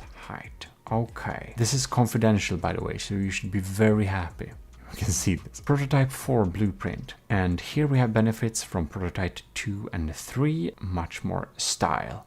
Indeed, indeed. It's not a tube anymore. It is a framework for propellers, not just a simple tube. Tube is a little bit boring. We have to agree with that. Project Phase 3, cargo and storage design. Since the vehicle is primarily intended to transport materials, the type and shape of the storage space and the transport capabilities, therefore, Phase 2 of the demo deals with this important topic. So here we have storage type, the cost of the storage type, the storage amount, the QM rating, the weight of it, material storage per weight. Oh, storage material invest. So we can clearly see here that the cargo container is just excelling at all regards here. It's just so much better in terms of storage capacity per investment. That's actually very interesting here. I wonder how it measures together with health points. Could have been interesting too. Well, here we see a couple of them there. Storage types. So here we have large, small cargo container, mainly use of cargo containers. With every project and every prototype, important decisions and crossroads have to make at some point on the way at a functioning series of products. This chapter serves to document and trace such designs and architecture decisions. All right, storage related. So here we have some different type of extra details going on here. Now we're getting into some really interesting things here. Closing weapon system sieves. Decision about type of sieves, amount and placement of sieves. So here we have a really interesting X-shaped sieves like this, and it's even shielded, which could be very interesting against missiles, rockets, cram guns, and occasionally torpedoes. Sounds good. So what are we going with here? RPM 281. All right. Caliber 60mm. I think 67mm is better, but 60mm is absolutely very convenient and efficient. Type of armor, yeah. Turn head, turret bay. Indeed. Looks like it's gonna be pretty decent designs here. Gunpowder propelled. It's good we don't spend too much extra materials on the railgun parts for a fleet oiler like this. All right. I think it sounds good. Flak head, flak body. Nose. Yeah, it's probably gonna be a mix of anti-munition and anti-vehicle. All right. So here we have two sieve systems, which is the placement of them, and that is rejected here because the alignment blocked the air propeller system. Yeah, that's not gonna work. So that seems like a better placement. All right. So the sieves system, I love that cram was considered. I mean, it works. It's not the best. Missile, laser, and APS. Two sieves, side alignment, diagonal, and bow stern. Single barrel gun, caliber. All right. Looks pretty cool. Prototype 5 we're having there. Architecture and designs decisions, a library. So here we can go into some more details on each of the decisions. Well, this is obviously how you make any decision in when you're designing anything. Of course, you need to have some proper documentation. Don't you? Beautiful anyways. So we're really looking forward to look at the last document. That's what I'm talking about. Now we're getting somewhere here. This is like some real documentation. This is how we always do things in the Army of GMODIST. Whenever we're developing something, we're not doing some kind of joke. We always have, like 900,000% of the time, we always have documentation like this. It's how we do it, you know? You have to stay professional. Well, anyways, I'm looking forward for the final results of this. I think it's gonna be a real good fleet oiler. I can tell you that. I'm pretty sure we won't miss the old, what was it called? I don't know. It's deleted from the workshop. It's deleted from my files. Who cares? Here we have the prototype 3. I think it looks pretty darn cool. Now we're getting a little bit more modern design, open up the tube a little bit, make it look a little bit more open and less constricted to turning, because having a big tube that's not open anywhere, it feels like it would turn kind of more slowly. We have a sharp design going on here, and we got the same type of turning. Gonna be really interesting to see how we're gonna be able to fit the internals here, but having the outer hull be 2 meters of alloy is probably a wise decision. We're now looking at prototype 4, and the prototype 4, as you can see, has a much more decorated tube for the propellers, which just look a lot better. We have a pretty wide feeling to this, and other than that, we're retaining the main features and feeling of the design. This is like a cool little additions and cool small details that really make it come together and really look like a professional army of GMODIST design, with gold trim and everything. So here we can take a little closer look at the sieves system.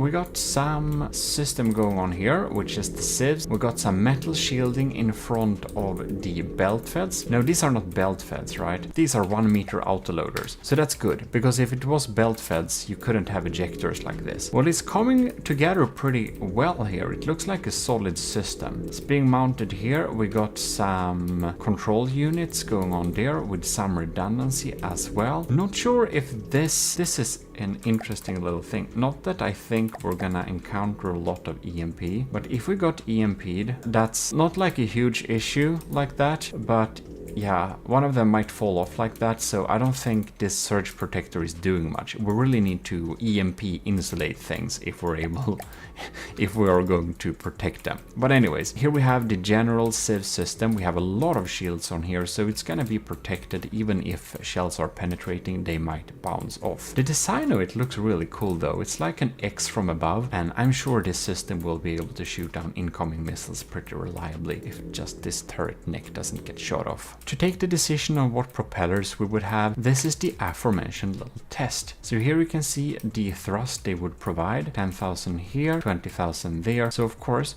having 2 blades will make it have more thrust, but it will not make it be more efficient. If you have 3 blades, however, it will be kind of unbalanced, and that will not be very good. If you didn't know that, I think it's pretty funny. You can see now, it now has asymmetric limit there. Asymmetric thrust reduced to 98%.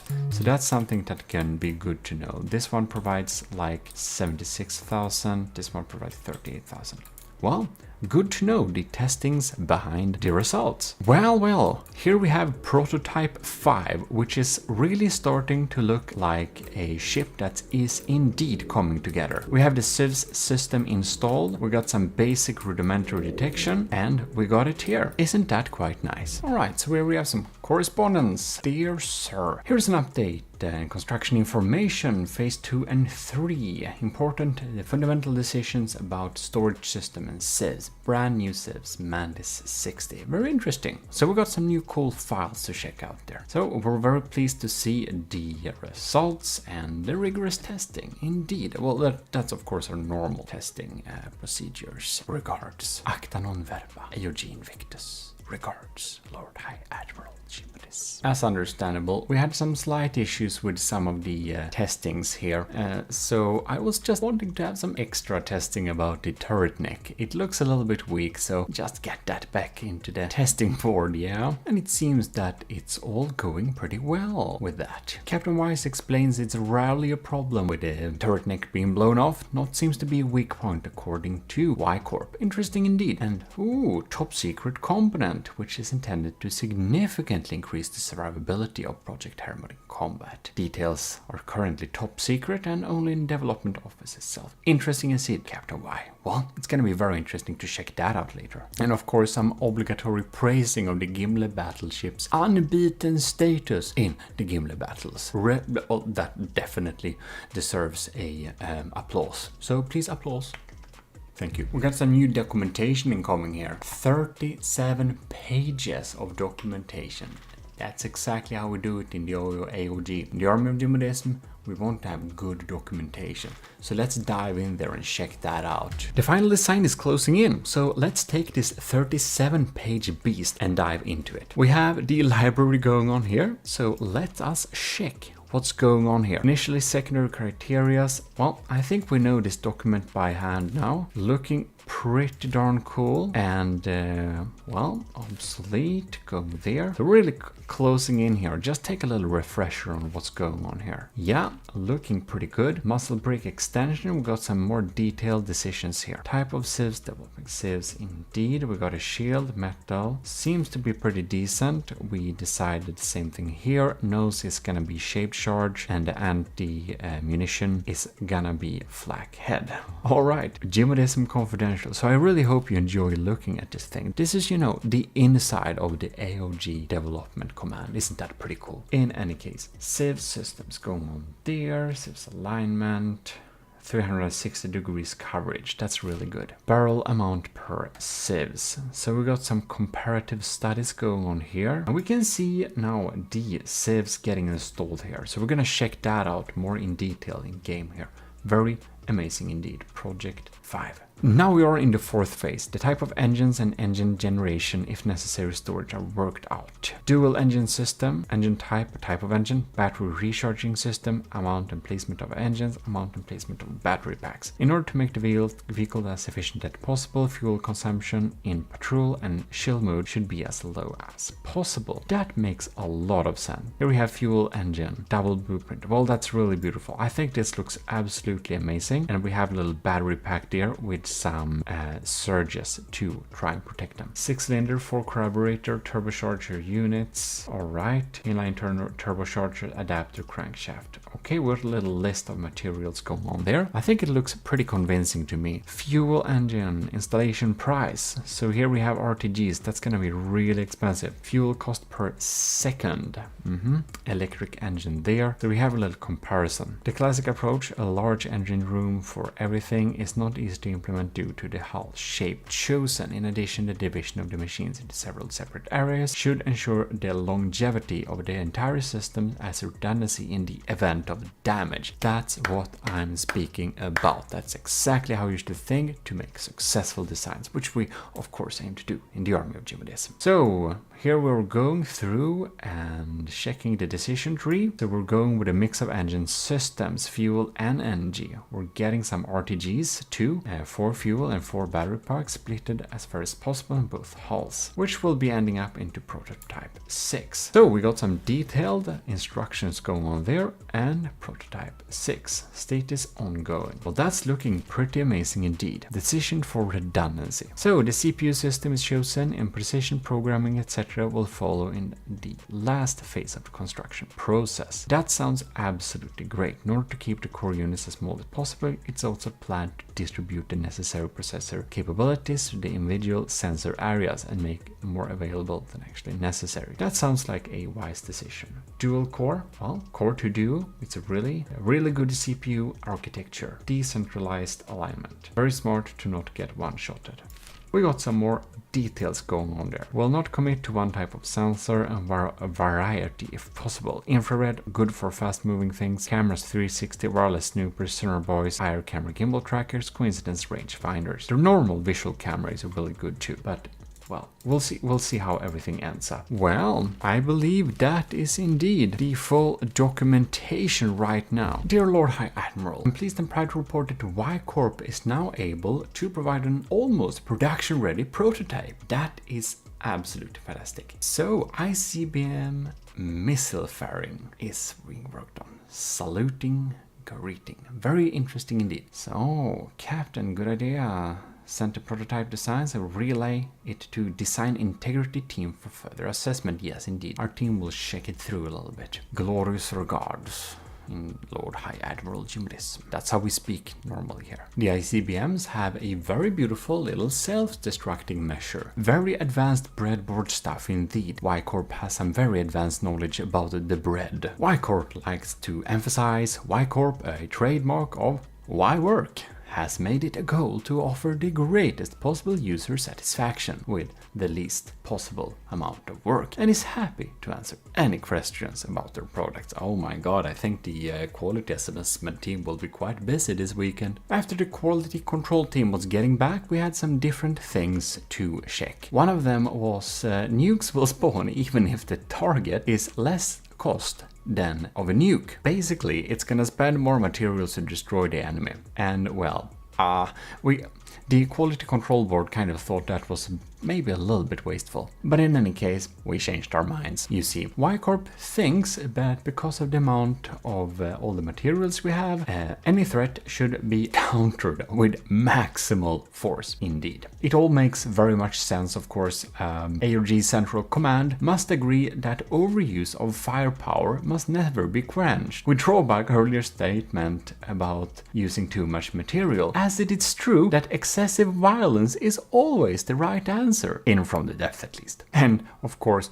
our honored captain will absolutely agree to this motto, thinks it's a promising attitude. Well, it seems we have the final design sent over to us.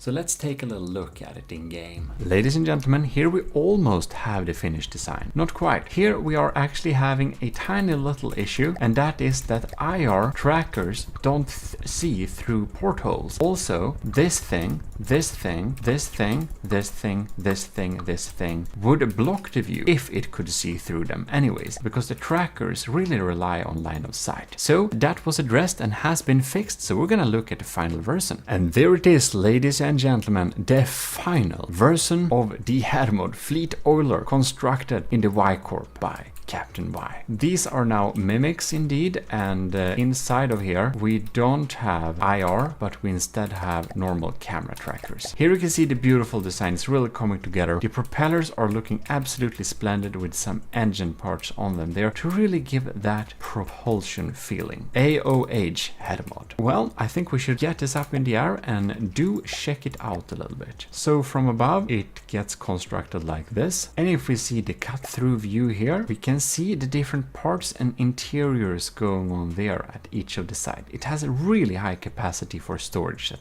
of course, because that's its main purpose. If we check a little cut through view here, we can see the armor and the components coming together here. Looking pretty solid. And it's AO because it's a fleet oiler, and the H is added because it's a hydrofoil. Hydrofoil fleet oiler, if you were wondering. Well, I think it looks pretty splendid here. We're definitely gonna take a little tour on this thing. But first, let's check the weapons.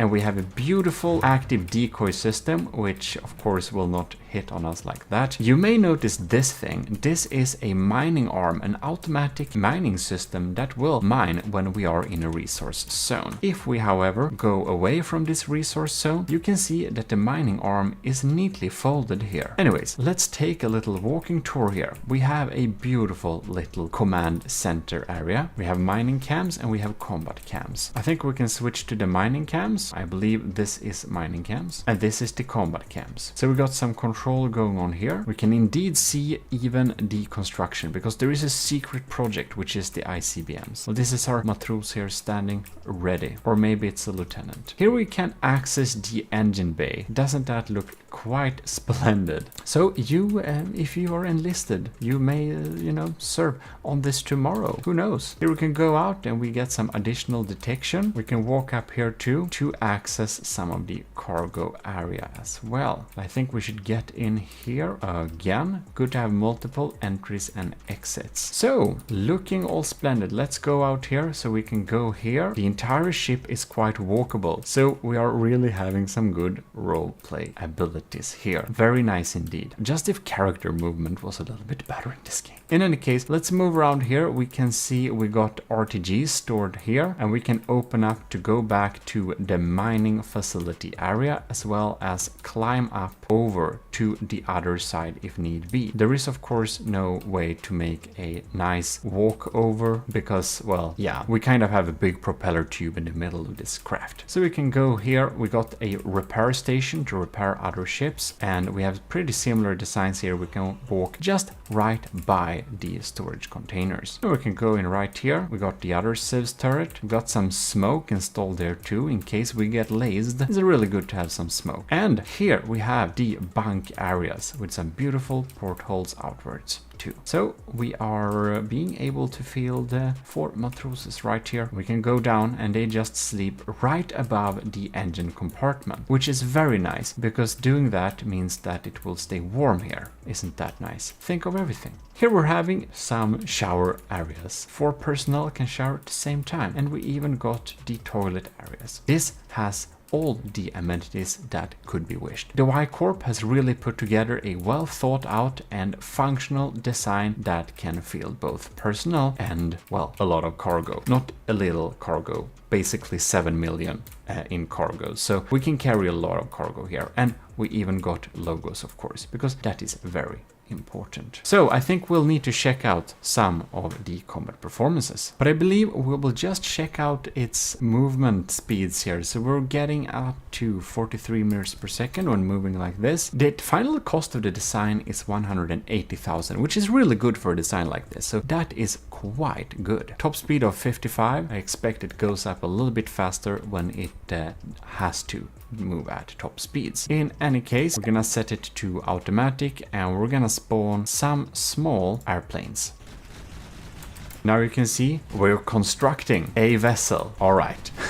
As said, we're gonna carry some ICBMs, and that's of course really useful, but maybe for countering a little bit larger targets. I think our decoys are doing a pretty good job at decoying here, which is very nice, and the guns are, oh yes, the ICBM really hit there. Awesome to have some ICBMs going on here. We're shooting a mix of shells, we're shooting both heat and flak in order to deal with the multiple different targets, just because switching the ammo isn't the easiest thing to do. Fortunately, the ICBMs will take out these threats very efficiently. So yeah, this thing spawns nukes, because as said before, excessive violence is always the right answer when meeting opposition, as Captain Y and I discussed earlier. We can also spawn a, let's see here, let's drop in a couple of Marauder and see if we can deal with that. However, what is really good here is that we have some security lights. So if we're having some issues here, we can see that the warning lights does indeed light up and tell that there is an issue here. We're moving at like 61 meters per second, so we're speeding up her a little bit to not get hit. Of course, we're staying out of sight here because we don't want to get messed up. And you know what? Did you see that? It actually switches between two different ICBMs dependent on the target, if it's an aerial target or if it is a naval target. This is steam jet propelled and it deals a lot of damage. Let's see if it's switched here. No, yes, it switched indeed.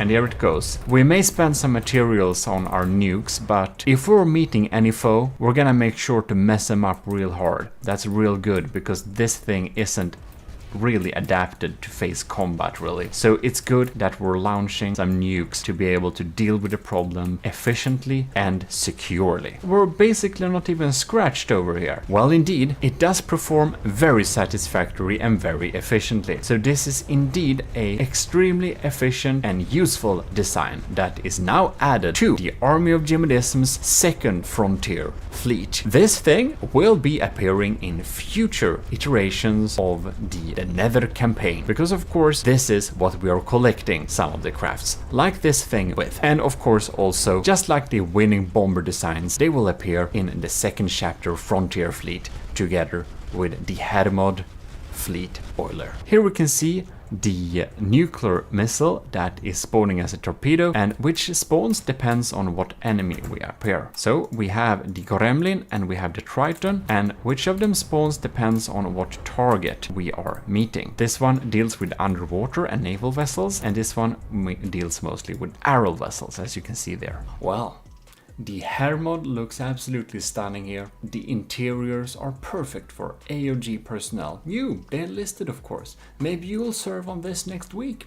What do you know? Maybe, maybe not. In any case, Captain Y for Y Corp has really put together a really nice design here and put together some pretty nice documentation too. So for that, we will say applause. Very, very impressive indeed. But wait, there is more. We have a little extra look at a little extra project actually that Captain Y has been putting together with the Y Corp, because the Army of GMODISM needed a low power radar outpost so that we can remove the fog of war and just have some eyes, you know, in the nether to see whenever some enemy approaches, so that we can take swift action. So let's dive in and check that out. And as said, there is a radar station to look at. Lastly but not least. We have a beautiful little radar station going on here. This is the Lyttepost, and it will make sure that enemy units are detected using this beautiful radar antenna, cleverly designed in a tower like this. So the Lyttepost works as follows. We have a space for 2 personnel, we've got an AI core and some amenities right here. We can then go outside and we have some different structures to walk around on. Here we can control the fortress if need be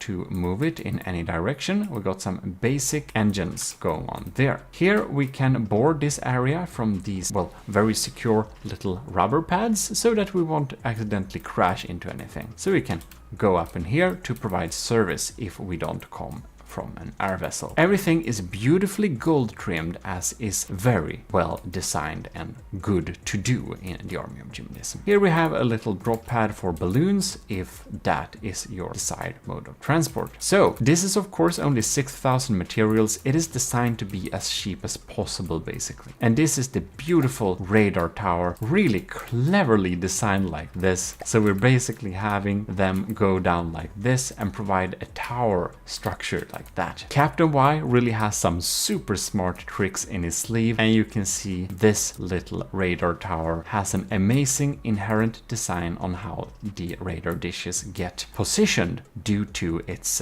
algorithm of positioning. We also got some basic detection on top of here to make sure we have some type of tracking towards the enemy to share with other vehicles that can pick up inter-vehicle transmitters. So there we have the Lyttepost as well. Very beautiful, and is already in the second chapter Frontier Fleet. Well, there we have it. I hope you liked getting some insight on how we work behind the scenes here in the army of GMODIST when we develop new units and combat vessels and stations and stuff like that for our military empire. In any case, if you haven't joined the army of GMODIST, you should probably join it right now. You just self-assign the Matros 3rd class in the Discord and you are enlisted. Or if you want to be a commissioned officer, well, there's the Discord for you. In any case, now you get in the Discord automatically if you, the commissioned officer is Patreon, of course. In any case, hope you enjoyed this. If you did, do leave a like, and I just need to give a huge thanks to Captain Y for putting together this absolutely stunning documentation. That's just so RP. Sorry for getting out of character. In any case, this is your Lord High Admiral GMODIST. We're signing out.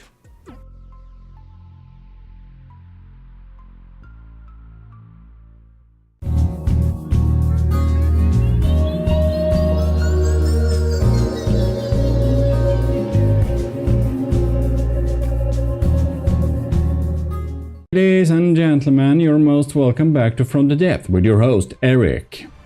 You kinda like the battleship scissors, so in this little empirical testing, we are going to try and upgrade the battleship scissors, test the different game mechanics, and, as I did promise before, that I would take a look at that Hitman's chain gun, chain sword, chainsaw. Yeah, it's the chainsaw. You wanted me to make a chain sword, however.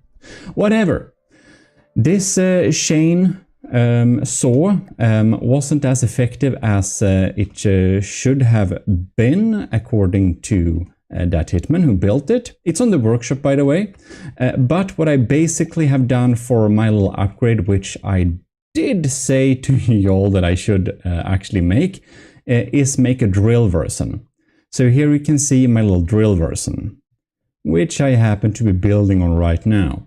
So we just have a few spokes left to replace, and we're going to test our different systems out. We're going to begin with testing out the, what is it? The scissors, the battleship scissors, of course.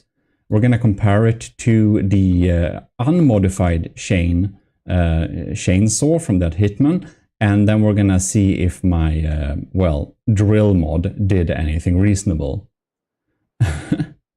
Oh yeah, and this little platform is our new testing rig. If you want to see me make this testing rig and the development process of it, it was a lot harder than it should have been. Because it's so difficult to tweak. But whatever, if you want to see that process, go to the GMODIST channel. There's like all sorts of links in the descriptions for that if you want to check that out.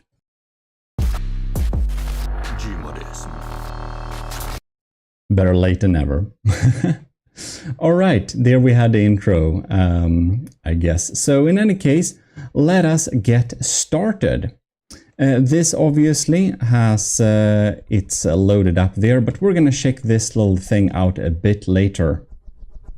All right, so we have the scissors, we have the drill scissors, a new thing. We have the scissors saw you've seen in the last section of the Let's Build a Battleship Scissors video. Then we got the chain sword chainsaw, I mean, from that Hitman, but on a little sub-object like that, and with a Lua code included. And then we got the Hitman's chain drill, so my chain drill modification of it. So, first out, this is an empirical testing video, and if you're new here, you are most welcome to the GMODISM Empire. I'm your host Eric, and in the empirical testing videos, we basically do some tests, right? Now, this little test platform, which I built on the GMODIST channel, another channel that is, if you want to check that out, is really useful. We basically control it with a complex controller, so I set up a custom controller here.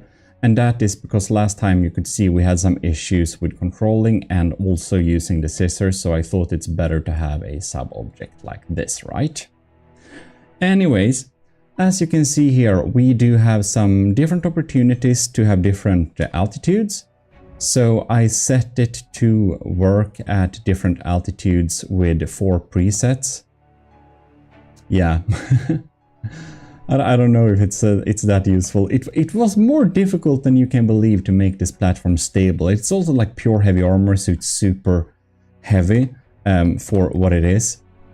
Costs 200,000 with a weight of 300. Okay, so we have a weight of 373,000.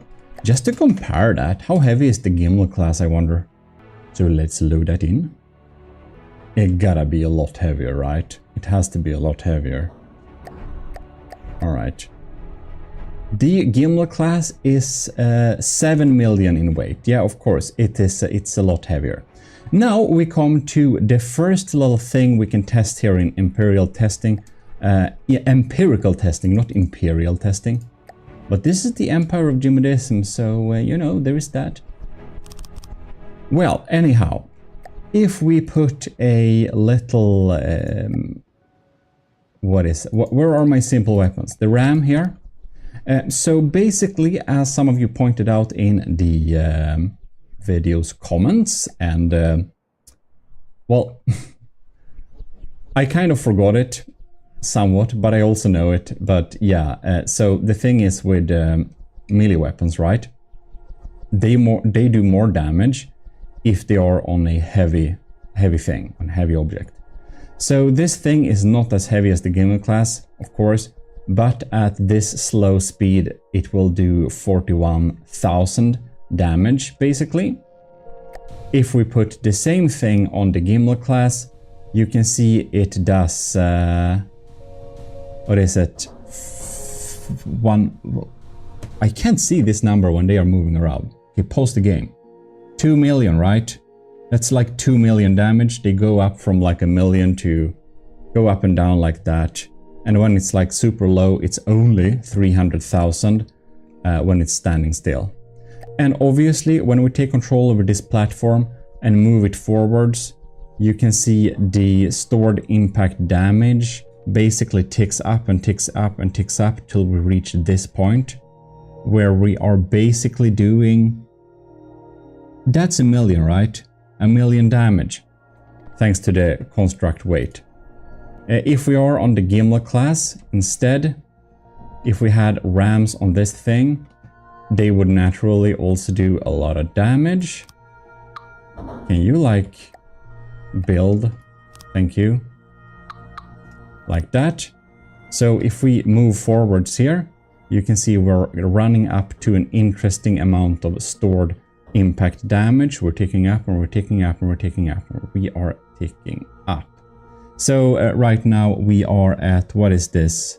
7.8 million, right? Yeah. So it is proportional to our weight, and our speed. Now this thing can of course go pretty quick, and Gimbal class has a limited speed she has.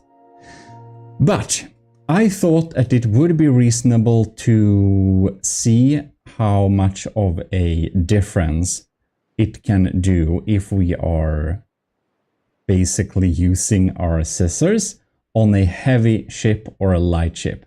In the previous little Let's Build video, we tested it on the Reed class, which is a somewhat light ship, to be honest.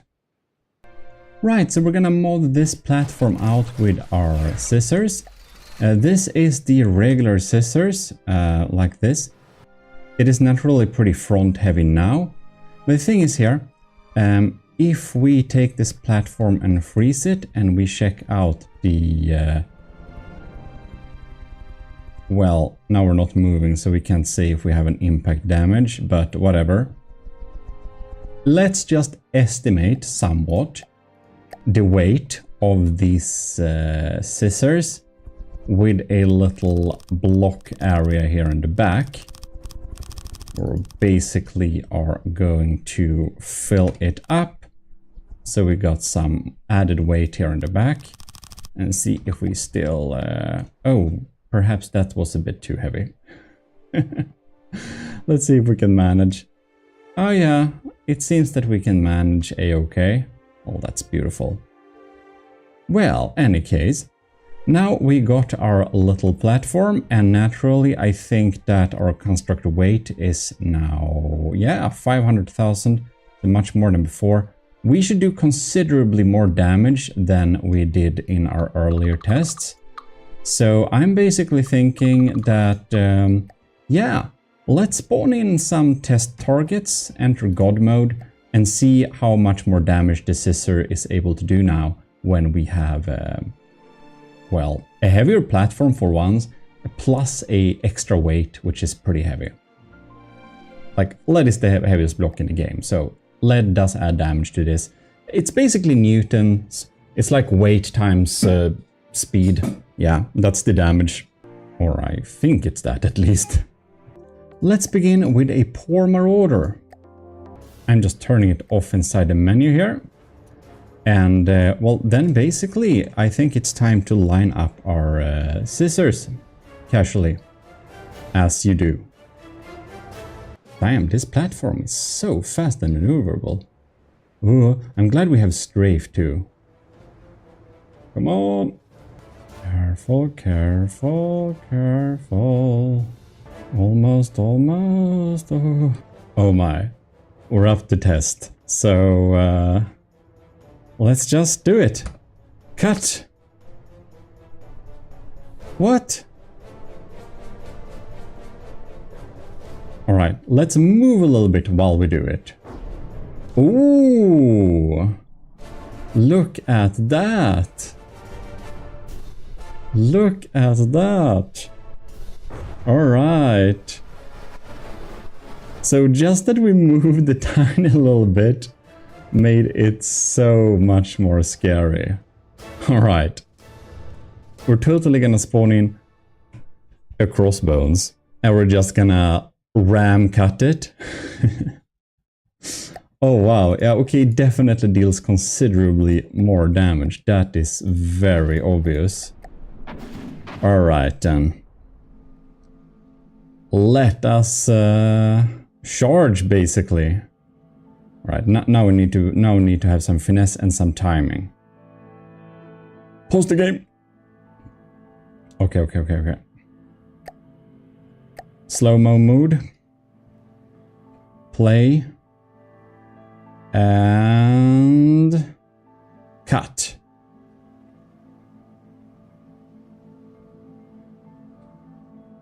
Oh, bam. Oh, wow. Holy crap. Look at that. Look at that. Alright, we missed a couple of blocks there.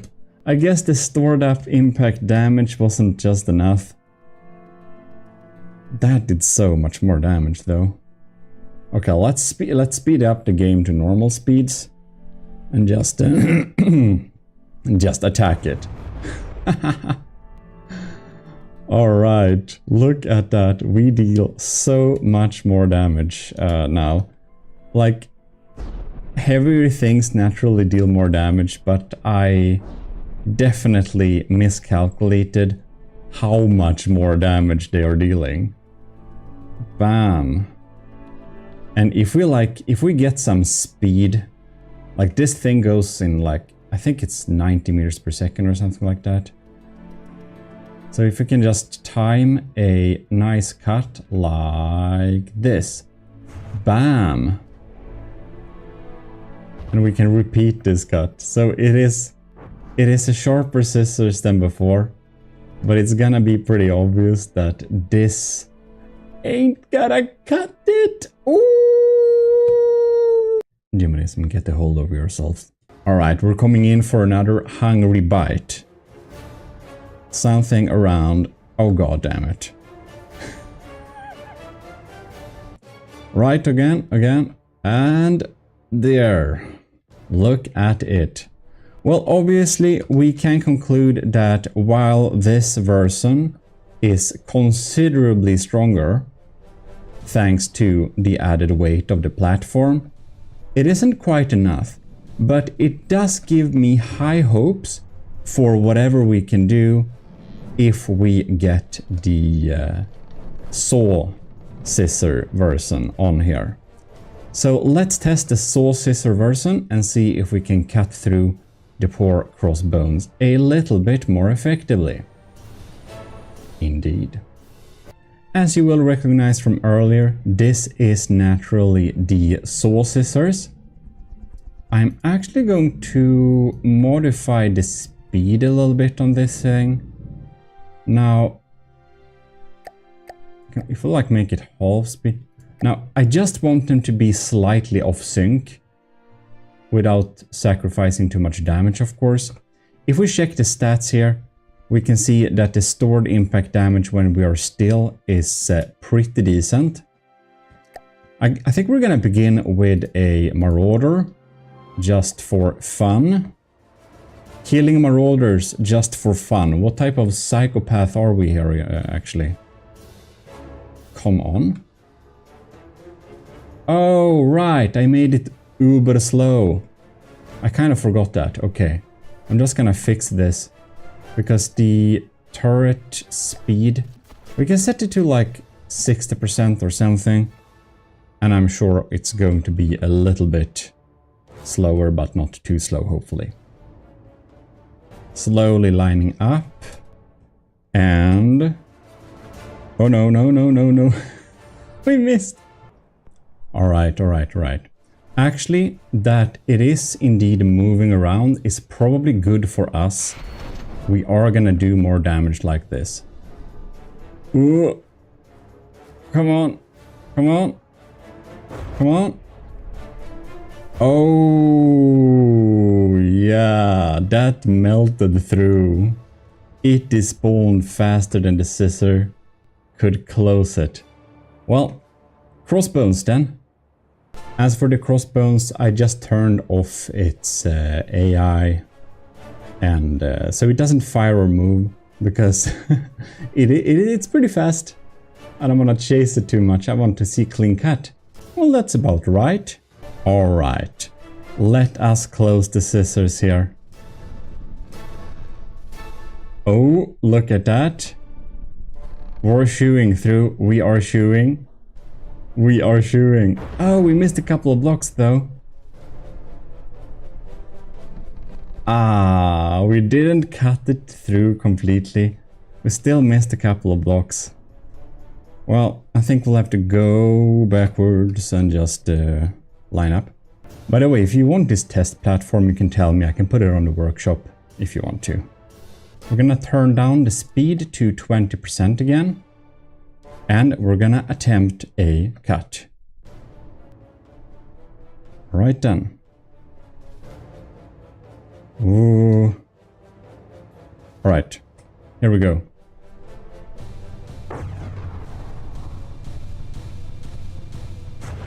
Does it have time to damage? Ah, no, it didn't have time to damage all the blocks.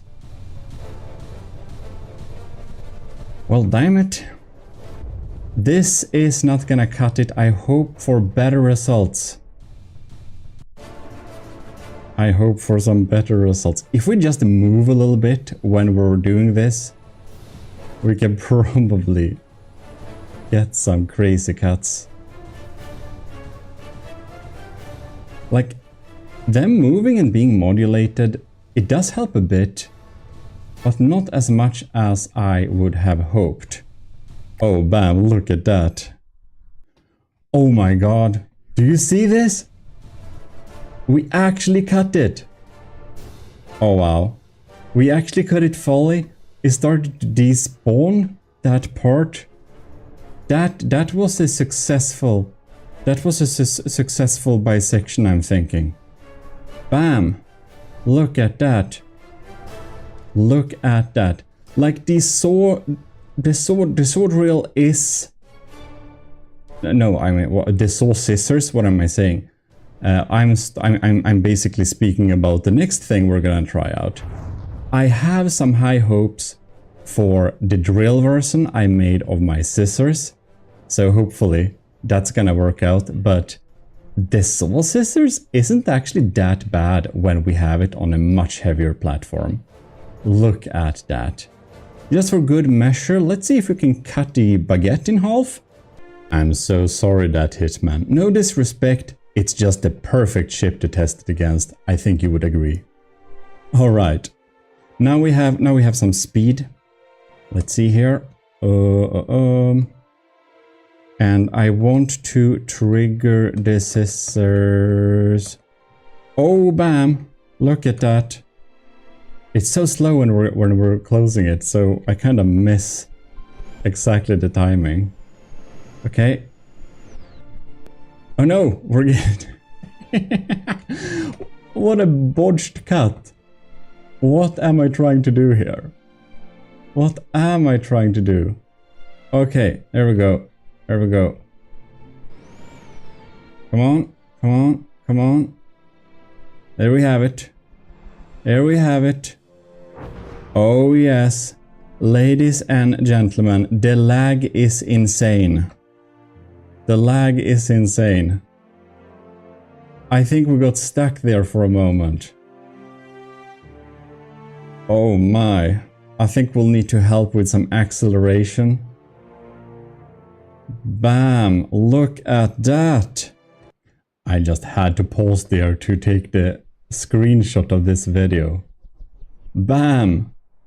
Look at it! It's despawning! It's despawning! The baguette has been bisected. Ladies and gentlemen, you can now turn off this video. We have successfully bisected the baguette. Okay, now only true GMODists are here. Now we should check more weapons. Oh yes, indeed. Look at this thing. Its health got so halved, but it's not like halved enough. Oh yeah, of course, because I spawned it on my team. What am I saying? Well, we'll just have to look at this thing. We're so stuck. Can we like help this scissors a little bit? Look at that. This is too funny. We're supposed to do some imperial testing here. I can't even speak. Empirical testing. And I'm just gleefully bisecting ships with my big scissors. As you do, you know. Well, it is more effective than I would anticipated after the last test. I did have in my backhead that heavier did a little bit more damage, but I thought it was so little that it didn't really matter much.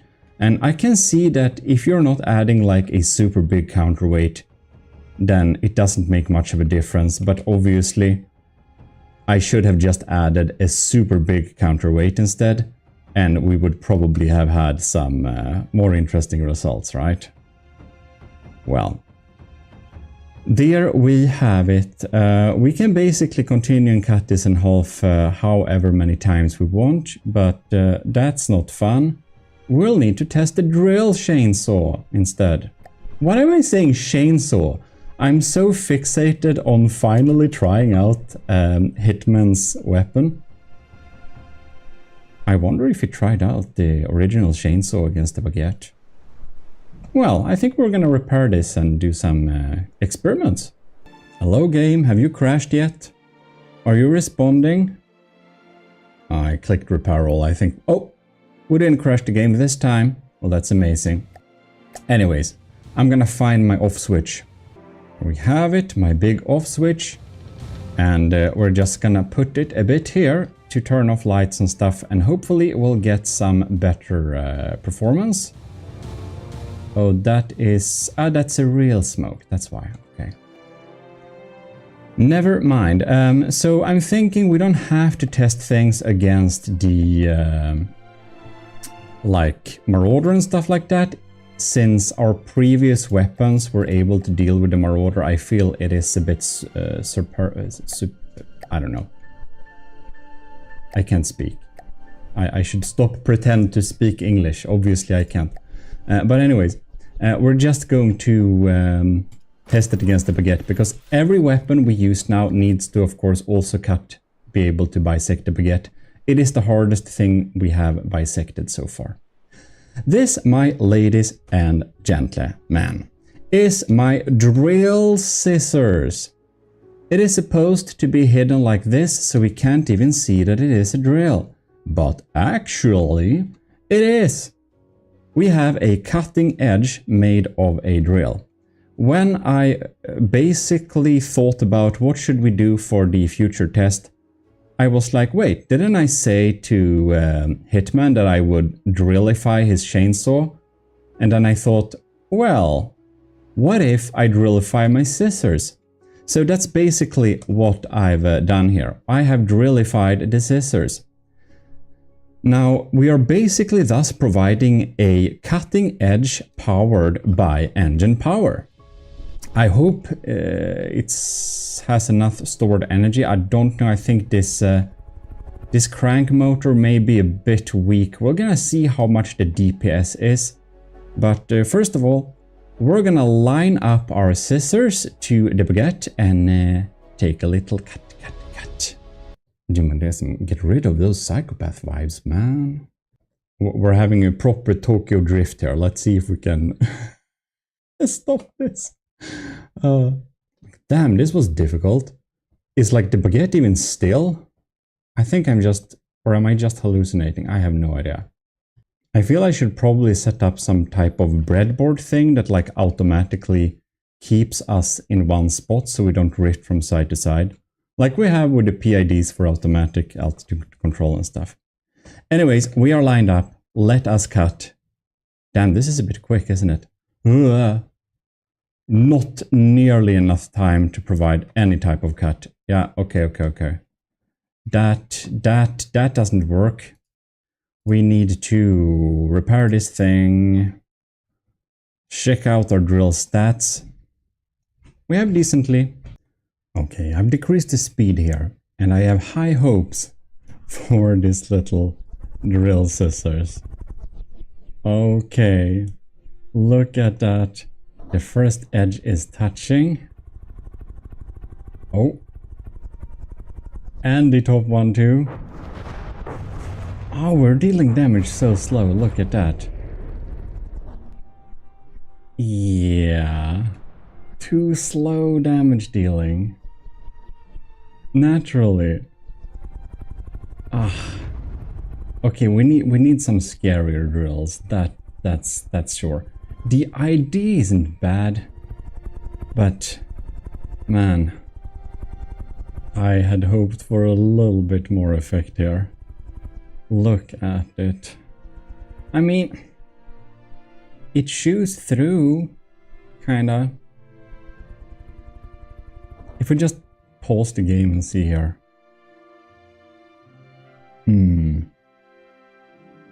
not much kinetic damage saved. Well,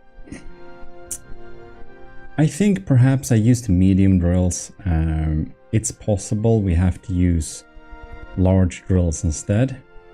So I guess we should try that out and see if this could be a viable weapon. Oh my, look! Look! It actually, due to some internal fires, it actually was cut off eventually. Well, that's neat. Either way, I think we'll have to see if we can upgrade these drills. They are, well, not quite the damage we're looking for. If you look at them right now, by the way, you can see that, like, I don't think a lot of the engine power has to... Yeah, it probably takes a big time for it to spin up to.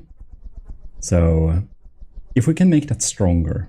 So here's an idea. What if we take some medium crank motors, some more of them, connect them up with some of these, and basically, well, they're all now connected. So perhaps it will spin up to full power a lot faster now. We can probably add even more. I'm gonna see how many I can fit all around here and see if we indeed get some better damage or some better recharge rate of them. All right. We can probably, okay, connect to that group. And this is... I guess they're all connected now, maybe. I don't know. I feel we should probably connect the middle one to them all. Perhaps that works. Okay, I don't know how this works, but whatever. It is connected. Well, we're up to test then. Just carefully gonna go forwards. And close the drills. Now it's moving forwards. That's not good. Alright. Let's see if we can check like the values here. This is the boosted one. And if everything is correctly, I'll need to turn a bit. They should not decrease much in its kinetic damage. They should continually deal damage too. They should be more providing a better DPS. Kinetic energy used, okay. Let's see here. They seem to be using this engine power, so they're doing something. I don't know if I noticed much of a difference. Now it feels like we're super stuck though. We're like getting repaired stuck. So when the baguette is regenerated with its repair bots, we are kind of getting, well, basically locked into the design. This would have worked so much better if we didn't have this edge, like if we only had a drill stick like this. Kinetic energy. I don't know, but I think it seems to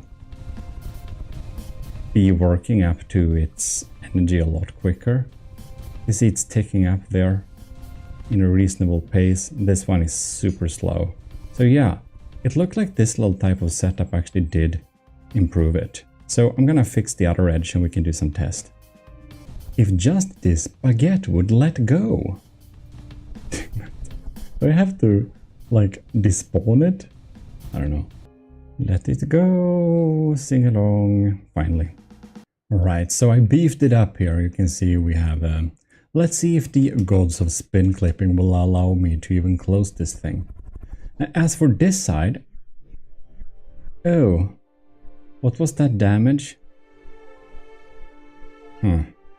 Well, in any case, what happens if we disable God mode? Are we okay? Yeah, well, maybe we are. In any case, I added a ton of medium wheels to this. And why do we have this? Well, we can basically make these flywheels act as a type of like kinetic battery. So you can see here we have kinetic energy. It is a little bit higher on this side now. Like, are they even spinning? Yeah. Oh my, it just ended up here. We'll have to be careful with our little system. Okay, let's put on the brakes. It's time to test. Oh, we have to be a little bit further away. Okay, come on, come on, come on. Oh, damn. Alright, alright, alright. We're like drifting. Stop drifting. And we can close it down. Alright. Let's do a controlled little cut here. Just watch the damage. Oh! It seems the initial impact damage took away some stuff, but is it just me, or did it like do less damage or something? And this is weird. I'm not sure. I'm not sure this is working. Oh, it hit a sub-object. That's why? Alright. I'm just gonna pause the game and check the stats here. We do have kinetic energy used. We have a lot of kinetic energy spawned, stored, I mean. I'm not sure the flywheels actually help out at all.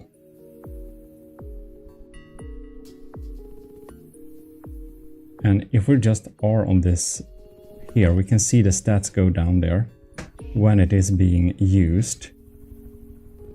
The RPM is slowly decreasing like that. It's weird. It's like we're not doing damage this time. How come?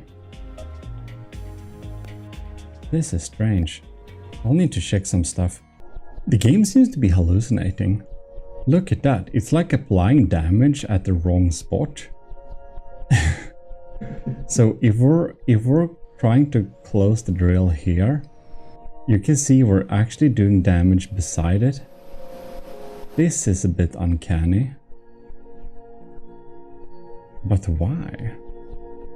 Well, it seems to be working, but I don't know if I need to restart my game or something. Well, this sure is a botched bisection. Oh, wow, what are we doing over here? Well, I'm glad I have the stray function. Excellent.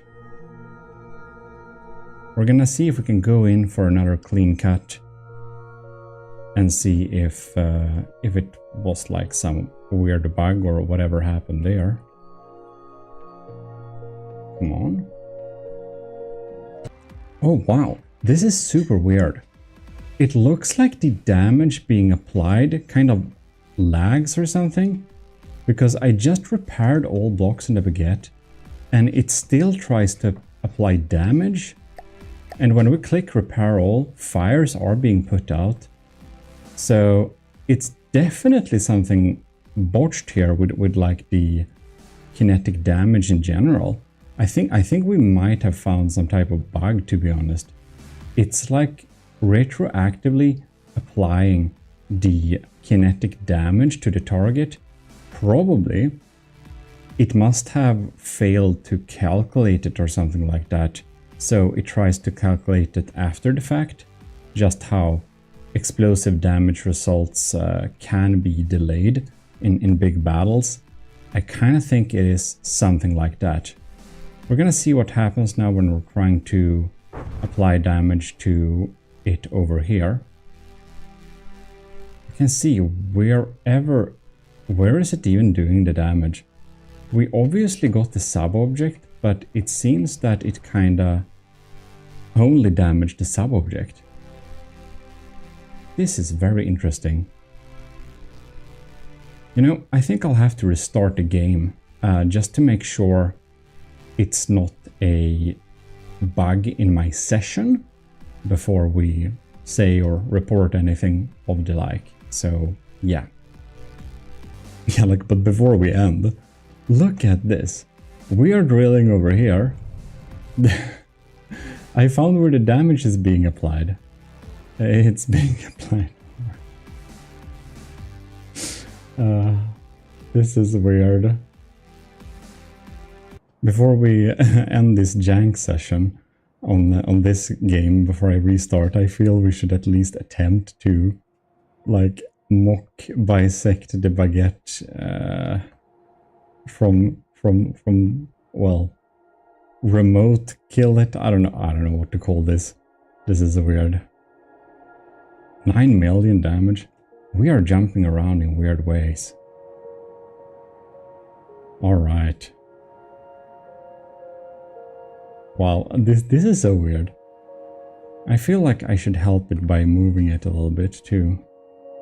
Look at that. When I turn, the damage is like spread out like this. This is weird. This is weird. Oh my god! Look at that! Look at that! It has started to apply the damage over here instead. It seems it has updated its damage dealing metrics. And we were so close, and now we already switched where we're dealing the damage. This is so weird. I think this is the weirdest game bug so far this year for me, which I've seen. This is crazy. And like, look at it. We just melted through with the scissors here, but it almost, we almost attempted, managed to cut it off there. Not quite. Well, see you after the restart. Alright. Very nice. I'm gonna fill up with some new backgrounds, by the way, for save screens you can download. So keep tuned for that on, I don't know, in my videos / the post page on YouTube. Before we do any tests, I restarted the game, by the way, but I'm going to replace this medium drill for the top one with a large drill instead, and just to see if that gives us a significant damage boost. We will be able to see that quite easily, I think, when we are checking it out. Probably like which edge is like cutting the hardest and stuff like that. I'm thinking too, the little trick I did with the large wheels like this seem to have worked somewhat. So I'm thinking I'm gonna have like a support engine on top of there. And we're gonna set, okay, they're set to max RPM and max RPM. And we're just gonna turn on this drill. So you can see we have a lot more kinetic energy in the shaft now. Like a lot. I'm not sure, however, how long time it's gonna take to charge up this thing. Probably it's gonna take ages, right? Well, let's see if I can add some extra engine power as helpers. All right, we could do that. Now we're using 16,000 engine power. So I guess we'll just have to wait for this to actually get to level. And we can probably spawn in the baguette in the meantime. It seems that these drills are a lot heavier too. So I'm just gonna modify the settings here on the spin blades to provide a little bit of a better up force. Alright, we're gonna have the big off switch here. Slap it on right there so we can get a little bit better performance. I could lower the settings, of course, but that's no fun. Well then, let's see if our drills had time to... Oh, look at that. Look at the difference. 100,000 kinetic damage, and this is like 1.5 million almost. That's a big difference. Alright, let us see this. This is gonna be very interesting. Alright, ladies and gentlemen, I spared the maneuvers. I think you've seen enough of that. So here we are, looking at this drill. Oh my, oh my. We're gonna slow down the game. We are gonna slow down the game. Okay, okay. It's touching in... Oh, we're almost there. We're almost there. We're almost there. Oh, which edge is gonna touch the first? I wonder. Oh, is it down here? It's taking ages. We're running the game at a slow speed, so there is that too. Okay, okay. Oh, the first edge has touched the scissor top. And it hit a sub-object. Okay, alright. Look at that. The scissor blade underneath. We are cutting blocks. Of course we are. But damn, look at this. Alright. There is a very, very large difference. I forgot to God mode our own platform, actually. You know what? I think we're gonna quickly God mode our own platform because I think the scissors... I think the scissor broke. Bam. This is some damage, I'll tell you that. Okay, we're turning back to full game speed. Obviously. The large scissors blade, like the large drill blade, is so much more efficient. You can see we have a botched cut underneath here, but on top we have damage. It just melts through. Yeah, definitely. There is something to be said for the scissor. The drill scissor does really offer what we like here, but we have to use the large drill, it seems like. So, for further development. Oh, bam! That's awesome. Look at that. Okay, I'm happy. I'm happy. So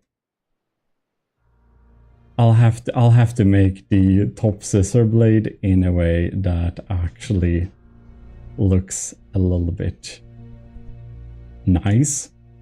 And for both of them, this is nice. Alright, I'm abandoning the scissors aesthetic, and I've actually thought that why make a super complex setup?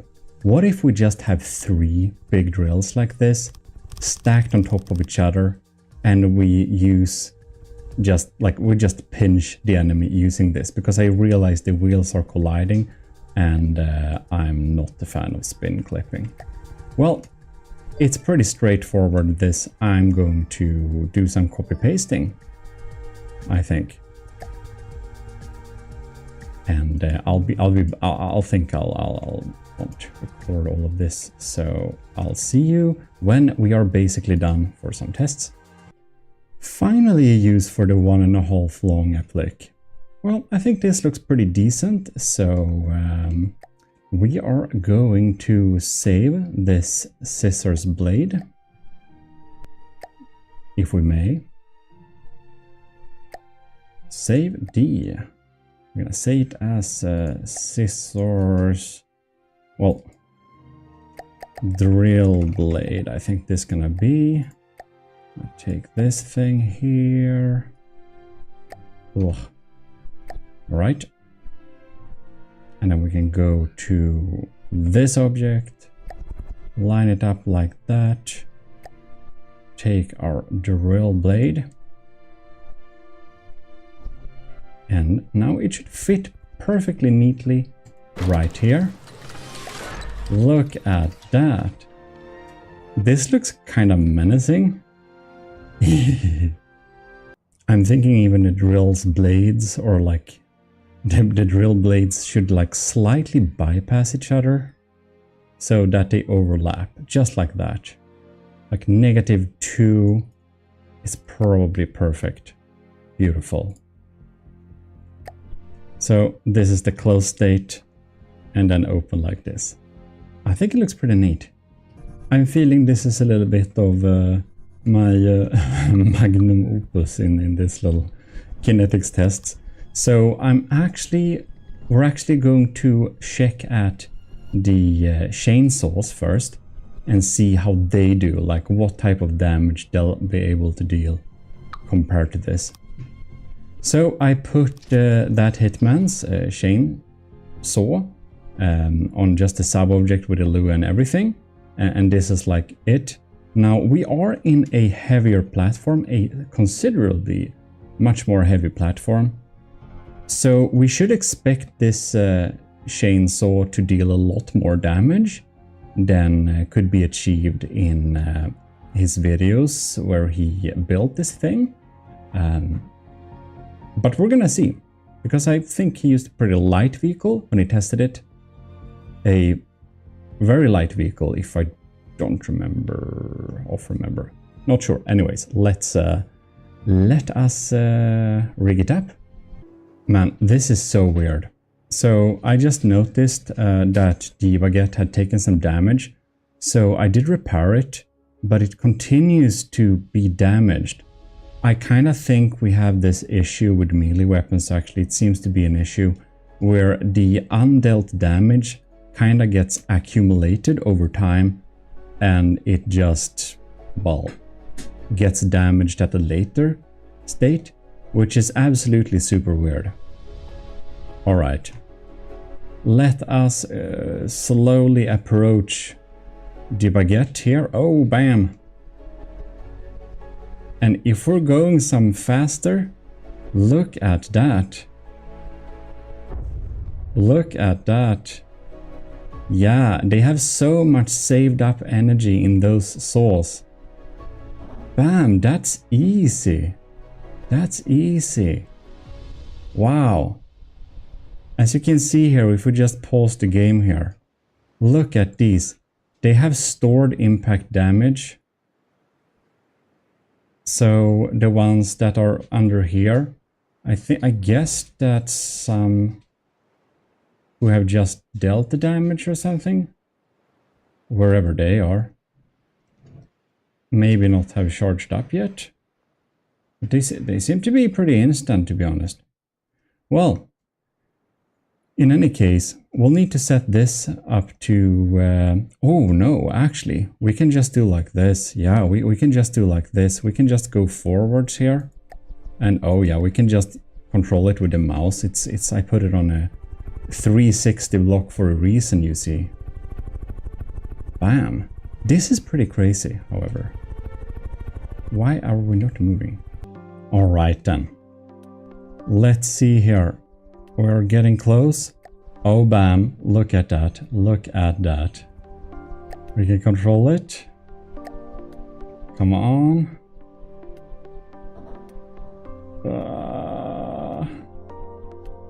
Wow. This deals some decent damage. That Hitman's baguette is getting absolutely shredded here by the chainsaw that Hitman put on the workshop. It is absolutely brutal. The chainsaw is actually... it's actually really good. It's actually very good when you have it on a heavy platform like this. That is very much true. Look at... by the way, let's check here, like, if something dealt damage just... will it, like, get the... you can see it took a hit, right? It seemed to be, like, instantly getting back that. It's very interesting. Well... we're just gonna make this go forwards a little bit. It seems that it doesn't want me to let me control the complex controller whenever I'm in control of the turret. It kind of breaks down. I don't know why, but it does. Wow. The cool thing here is that it's really like drilling through anyways. It is doing a quite good job. Let's see if I can line it up a little bit better. Okay, so this is what we're gonna do. We have lined up perfectly like this.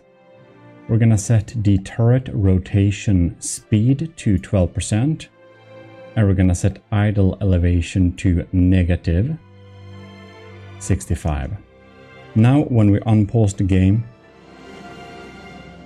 I think we should be getting some pretty neat action. And then I can try and control the platform, make sure that we are... Oh, right. I forgot about that. It doesn't work in slow speeds. Right, now it seems to be a-okay. Oh man, it's cutting so slowly. It is cutting so slowly. Are we even moving the blade? It feels like the elevation we set for it. Yeah, we're moving. Let's up the speed to double at least. It is slow as it is. Alright. Up to test. Man. This testing video has a lot of carnage. Now it's like slightly... It feels like it's slightly less effective, to be honest. You can see the kinetic damage like ticking down there, but it's like instantly regained. Well, I think we have a pretty decent drilling motion going on here. Just making sure we're not getting left behind. Feels like this drill, or like not this drill, this is a chainsaw.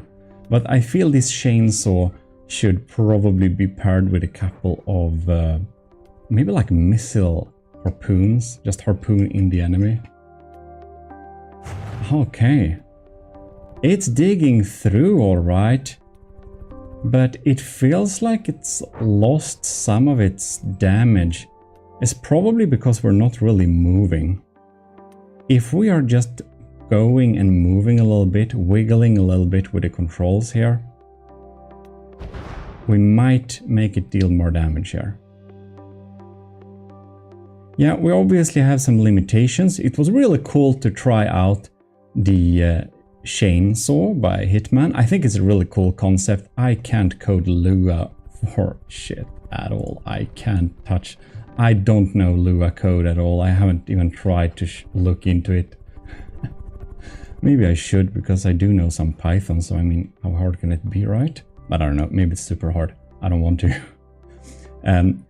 There is a little bit of caution that may be used when using systems like this.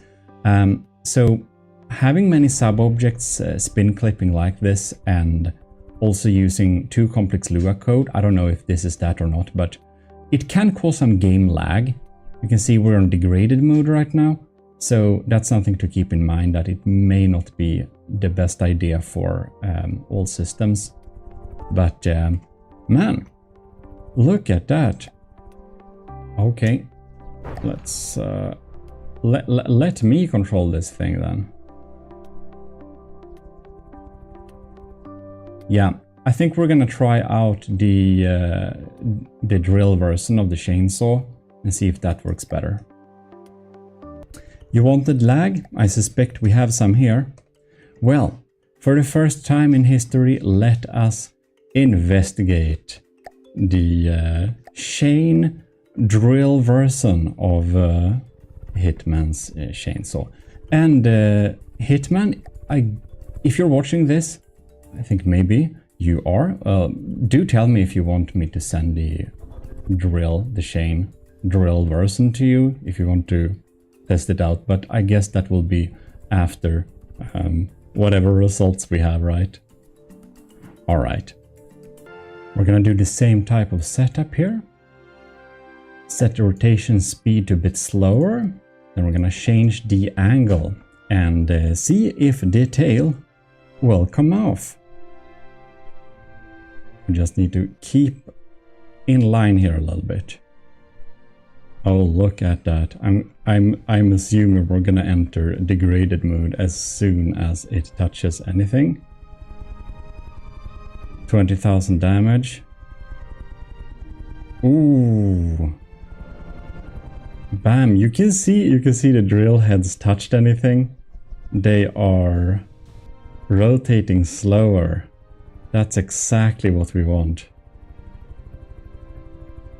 Look at that. This is pretty neat. We need some chainsaw effects. Write chainsaw effects in the comment section. That's great. Look at that. Working pretty nice. Well, I'm not surprised. When I saw the concept first, I thought that, this should be good with drills. So I'm glad we finally got to test that. You can see the drills are... some of them need to spin up a little bit to speed. That's so funny. Alright, ladies and gentlemen, let's try some proper ship bisection now. We have some lag, I'll tell you that much.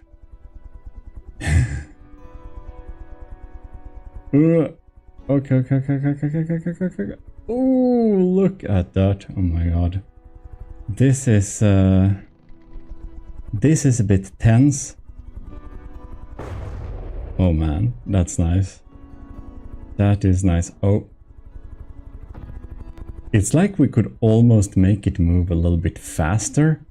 This is cutting through like butter. No problems at all. Beautiful. That's neat. It just melts through.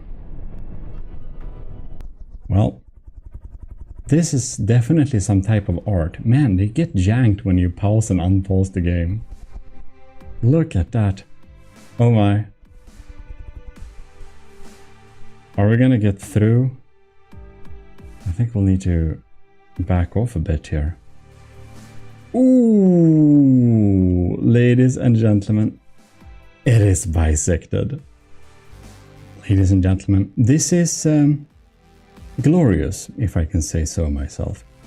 It's pretty cool. I like this. I like this. I like this. This is nice. This is very nice. I'm just very, very, very excited to see if the drill scissors is going to be remotely as effective, because if it is, that's fantastic.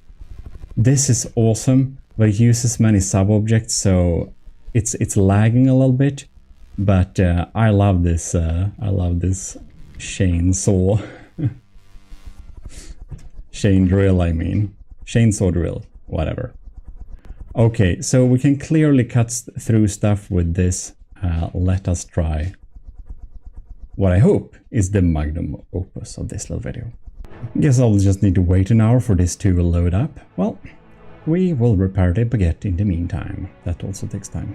Right, we have assumed the position. And cut! Alright. This is going to be highly interesting. Oh, look at that. We're cutting through here, the first layer. Oh, that's a clean cut. That's a clean cut. No, we missed the block. Oh, bam. Is it gonna do a clean cut? Oh my lord. Look at this. This. I think it repaired itself a bit. Let's open it up again, and it actually does damage on the opening as well. That's the beautiful thing with this. Now, I'm also wondering if the kinetic damage is being lagged behind, as it were for some of the others. But that's the quickest damage I think we've dealt. This deals damage. That we can conclude at least. Well, if we get back our HUD here a little bit, let's just check out this. Oh, we have so much kinetic energy stored here. We have so much left. Like, look at this.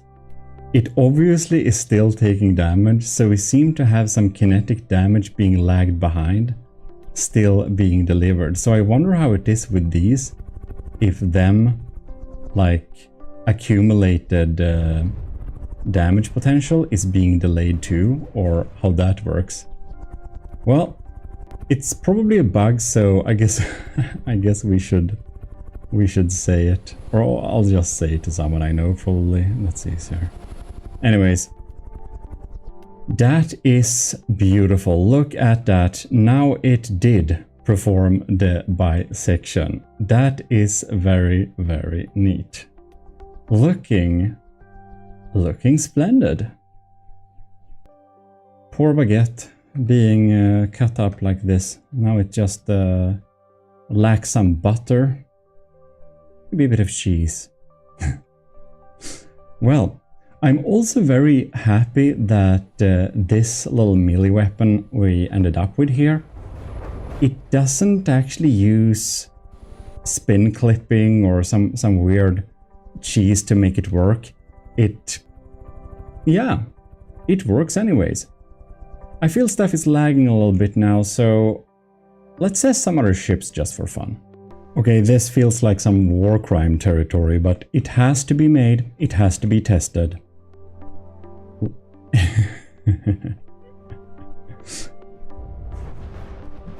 Oh well, very easy.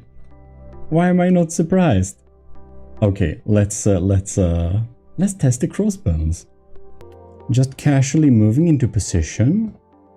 I think we have it there. Let us cut. Oh my. How much damage are we accumulating here? That's a lot of damage. Bam! Oh, is it a clean cut? Let's see if the damage calculations can get up to date.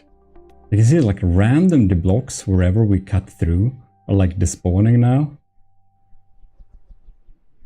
I guess we'll see in a while if we actually did perform a clean cut. You can see blocks are like disappearing. Oh yeah. It's a clean cut, ladies and gentlemen. We cut the crossbones in half. Well, do you want a special testings episode where we just cut through all ships possible? Well, tell me in the comments. And if you have some other ideas for stuff we should try with these little melee tests, do indeed tell me that. This is a proper crossbones cross-section if I ever seen one. Oh wow. That was absolutely crazy. I just want to say huge thanks to all the commissioned officers in the army of GMODIST, most notably Captain Awesome Pupper, Commanders Ben, Wilkie and Delphine, Lieutenants Ali, Ant-O, Gravy, Flores Dagon, Daniel Zaikin, a new one, or welcome, Owen, Harbag Reed, Vincent Veritas, Rick Proel, Scooby Rocks, and of course all the cadets and everyone in the ECCLESIARCHY of GMODISM, which is the YouTube members. Perhaps you saw this video early. In any case, also, do you want to join the government of GMODISM? Tell me if you want me to put the commissioned officers files for them. Perhaps that would be better. That's a good idea. Well, whatever. Check out the GMODIST channel also, because we have some extra from the depth content there. This is your host, Eric. I'm signing out. Thanks for watching, and do like the video. It really helps. What if we could have perfect APS Tetris every time? Well, ladies and gentlemen, today we're gonna check that out. Naturally, you can just take a 4-clip Tetris template of some kind and try to, well, fit it together and make a reasonable Tetris out of it, but it can be a little bit hard to know where to start and how to make it perfect. Thing is, however, it is a mathematical issue, so it isn't hard actually. It's actually pretty easy. You'll just need to find the right calculation for it, so you don't have to do this. And now I'm even doing a simple way, because of course you can just have it have no prefabs and just try to build it by hand. It's pretty difficult. Also, each of the autoloaders need to have the equal amount of magazines, because the magazines of course increase the load time of that autoloader. So if you have different amount of magazines for different autoloaders, the fire will not be smooth after a while. And if that's fine, well, then it doesn't matter. But if you want to be smooth firing all the time, you need to have the same amount of clips per autoloader. That's a lot of people miss that. Anyways, I'm sorry TRK20. Army of GMODISM Matros 3rd class, TRK did complete this like some month ago, and I thought to look at it earlier, but well, as you will notice, today is the day we do actually look at it. And sorry to everyone who has been waiting to look at this fantastic system. Because you know, what we need to make perfect APS Tetris, it's obviously code. We need a program, we need a software. And that's where our Matros third class comes in. TRK20 has built that software. We're gonna go look at that software and download it. But first, I just have a little question for you about the platform, the build platform which we're making. So I have my turret templates, and I made some different iterations of how to make the turret sizes for the update. This is the eldest one. Then I tried to make some different, more bright colors so it could be easier to see. Then I thought, why not make it the same resolution as the pixels actually are? And you can see from the depth upscaling is completely jank, so that won't, that looks horrible. So we made a file really large, and now you can see we have sharp angles. And I decided to use this checkerboard pattern here to kind of make a nice middle between transparent and not. But now here's the question. I noticed that if you make those transparent feature a lot smaller, you can see they only appear when we come close. So I don't know if that's a bug where from the depth is not able to generate too much detail in a projected image, or if it's a feature. So I'm thinking for the Mark III of the platform, do you think we should have this as a feature, or do you think it's better that you can see the colors clearly, solidly all the time? That's something I like you to, well, answer me in the comments. You don't need to write an essay, you can just write in solid if you like the solid ones, or write in transparent if you prefer the transparent ones like this. Okay, thank you. Let's look at that software. The link to the software is naturally in the description of this video. And here we have the code, APS optimizer tool for from the depth. Simple, user-friendly method.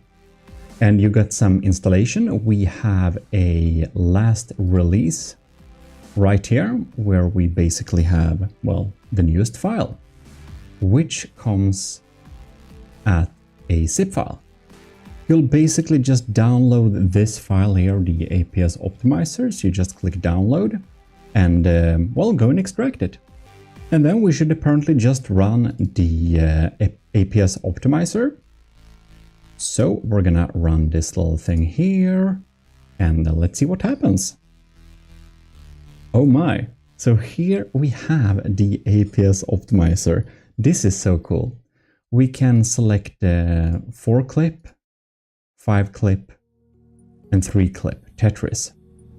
So 5-clip is pretty advanced though. Okay, let's do a simple common one. Let's do a 4-clip variant. Whoa, okay, this is pretty advanced. We have different types of symmetry here, so we can have a horizontal, vertical, or a rotational. Okay, oh, look at that, grid editor. So you can basically check areas where the grid cannot be. This is weird. So you can select it to be a turret, which is actually not symmetrical. That's weird. Anyways, let's write in 19 or something. Let's do 17 Tetris here, which is pretty normal, I think, for large APS, since that is the default in-game one. I think I may have crashed the software. Oh, damn. Alright, so this is just a grid template. You can make it however you want. You don't need to do this. You can just set no hole as a template. We're gonna do 17 times 17. And yes, it crashed, but I just restarted it. Very simple.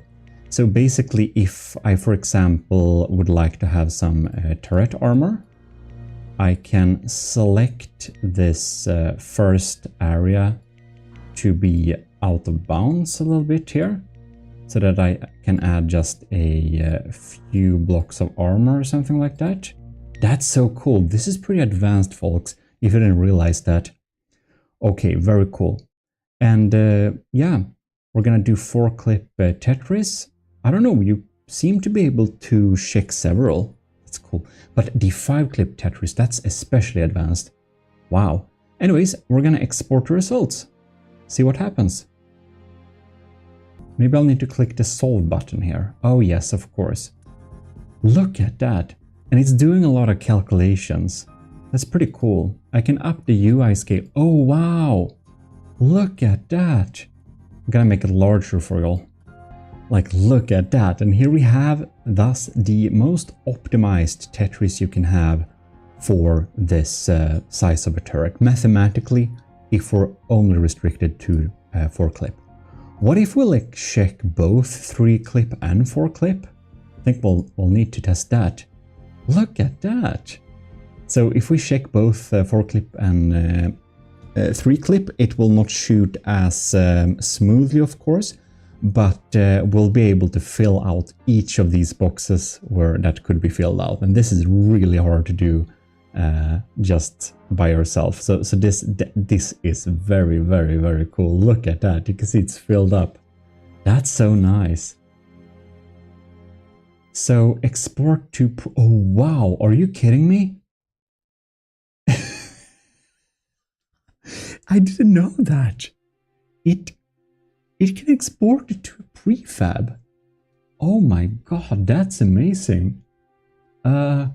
So target, I guess if we're setting this to 7, it's gonna be 7 autoloader, right? Wow, what the hell? Guys, this is real. This is crazy. My best GMODists are... APS Tetris is solved. This is cool. You can export it to? What the hell? I didn't know you could do stuff like that. Like, make prefabs. How the hell?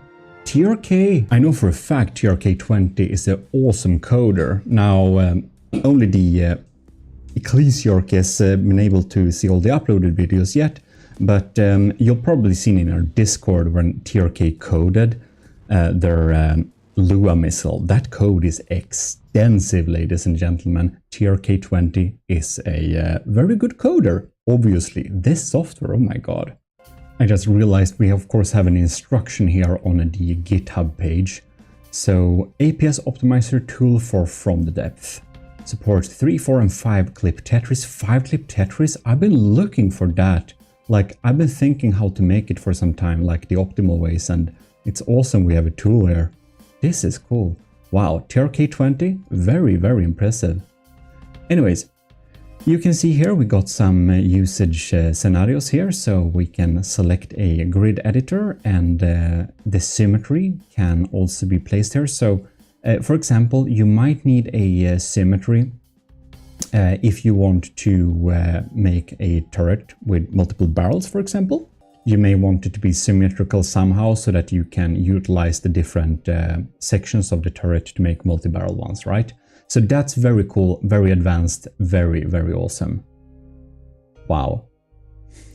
Okay, so tells the solver whether or not to discard non-symmetric placements where the rotated or reflected shape would intersect itself. I'm not 100% sure I understand what that means, but I can see from the images here that the hard symmetry, the sides are exactly symmetrical. Both have like 8 spaces free, it looks like, so they are equally good, I suppose. But I guess that if you have the soft symmetry at times, it would allow it to place something that would fit on one side but not the other side, and thus make it a little bit more efficient at times, probably. So hard symmetry is like exactly equal sides then. Wow, that is very cool. Center hole, so wow, okay, so oh, look at that. We can even set it to none. That's amazing. I need to test that. Look at that, we set it to none. So we could, for example, set it to 5-clip Tetris. So yeah, let's try and generate a 5-clip Tetris for, what is it, 17 times 17. This must be really advanced. Wow, my CPU must be working hard now. It held the CPU hostage for like a long time.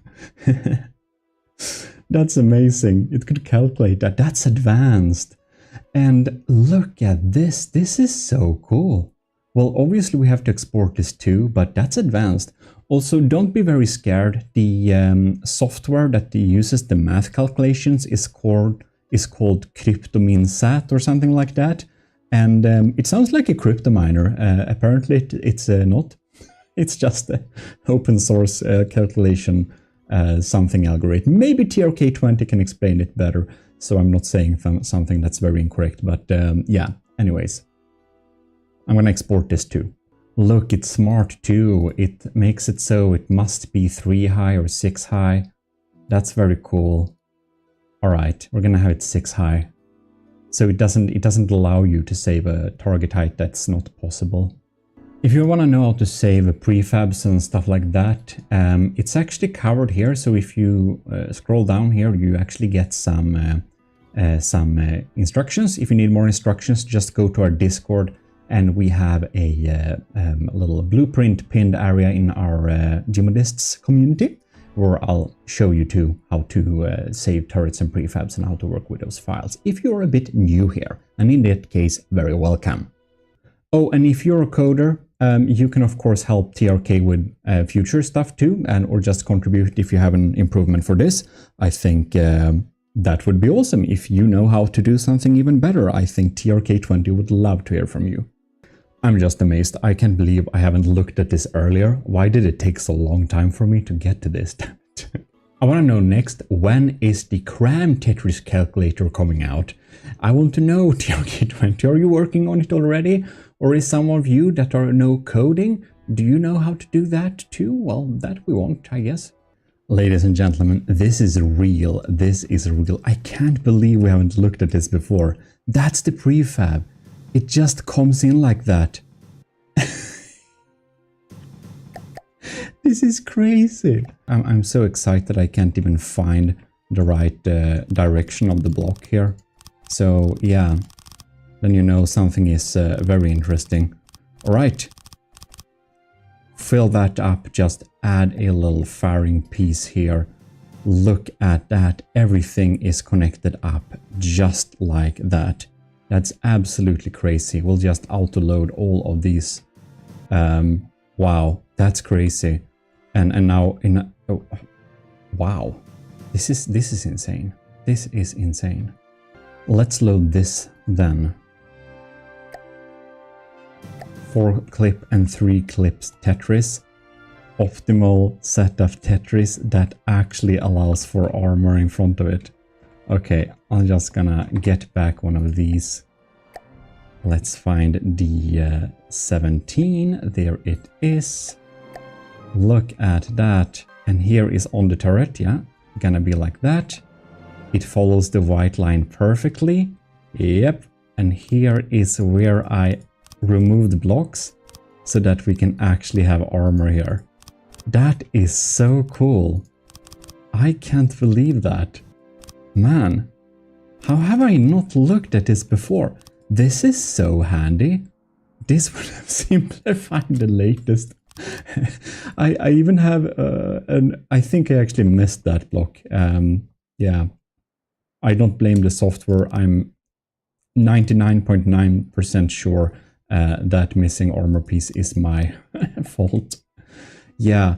I can't believe I haven't looked at this before, because this would have simplified my latest building of APS turrets, which will be a little video coming out in a while too. But man, this is so cool. Optimized just like that. This is crazy. TRK20. Wow.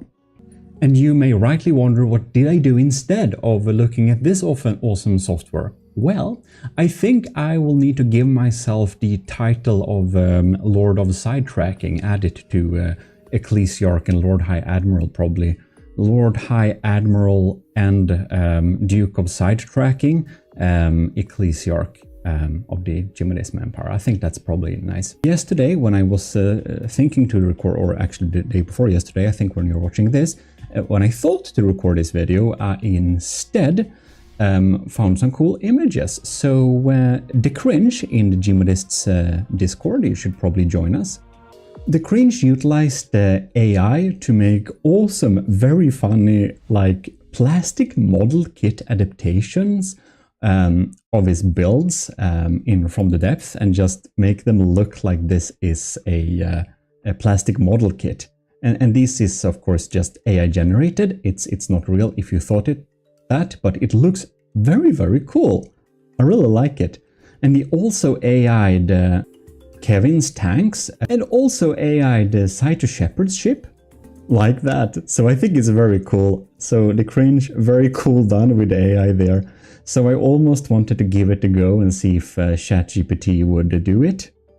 And it kind of did. This is the first day. It's a bit botched, not what I looked for really. There is a little bit better, but now it's obviously looks like Lego. And finally, I adjusted the prompt so that it's a bit more acceptable almost. But yeah, it's the Gimli class battleship, which you can't read because it botches the name completely. But just a fun little gimmick joke thing to do. Polished it a bit more so that I could make the broadsword class look a little bit nicer, I think. However, it completely botches my face, so I don't know. And then it's also that case that I don't really want to use too much AI. So I just tested this out for fun a little bit. Then I got this idea, you see. I'm like, what if I made this somehow in-game instead? Just like we did for the microphone model. And if you somehow missed that the From the Depth podcast first episode came out, you can watch it on Spotify, on YouTube and Apple, of course. And please go to the subreddit, GMODIST, and suggest the new topics for the podcast if you haven't done that already. That could be fun. First episode is about beginner mistakes, featuring Rorstan.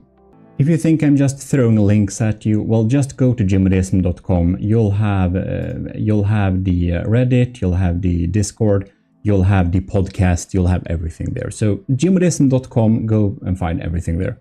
Well, in any case, getting to the point, I tried to make something to make a plastic model kit inside From the Depth instead.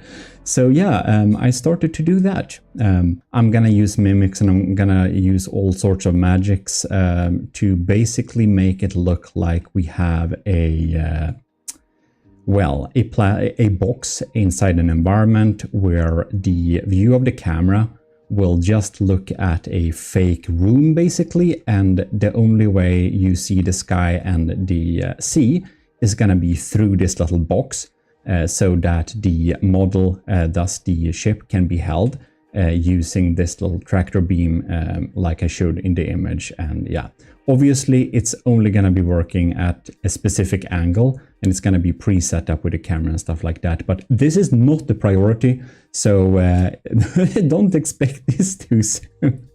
I just thought it was a cool idea to make like a screenshot frame to make it look like a plastic model kit without using any AI, since I want to move away from that, since, you know, if you do something AI assisted, it's I don't know. I like it when people see stuff that I made that they can say, GMODIST made at, like Eric made at 100%. And if it's like 10% AI, people think I did nothing, and I just don't like it when my 5 hours of work is like assumed to be nothing. So then it's just, I don't know, more peace of mind for me to just skip any AI shortcuts. When I've done that little plastic model set screenshot thing, I will, however, try and make small images of ships inside plastic boxes, and maybe I'll use them as like workshop images. By the way, if you haven't liked this video yet, please do leave a like. That helps me a lot. In any case, big thanks, of course, to TRK. This is awesome. We are going to, of course, make some more turrets here. This is very nice. So we're going to make, I think I want to make something actually useful, right? So I want to make something really useful. That's what we're gonna do. I want to have a D7 diameter 7 5-clip fast-firing turret. That could be really cool. While it's not exclusively made for the army of GMODIST, we have to reward this amazing thing with a army of GMODIST Iron Star of Creativity medal for creative endeavors in the service of the army of GMODism. Congratulations TRK20, you have been given this most exclusive Discord role for bragging rights. That's it.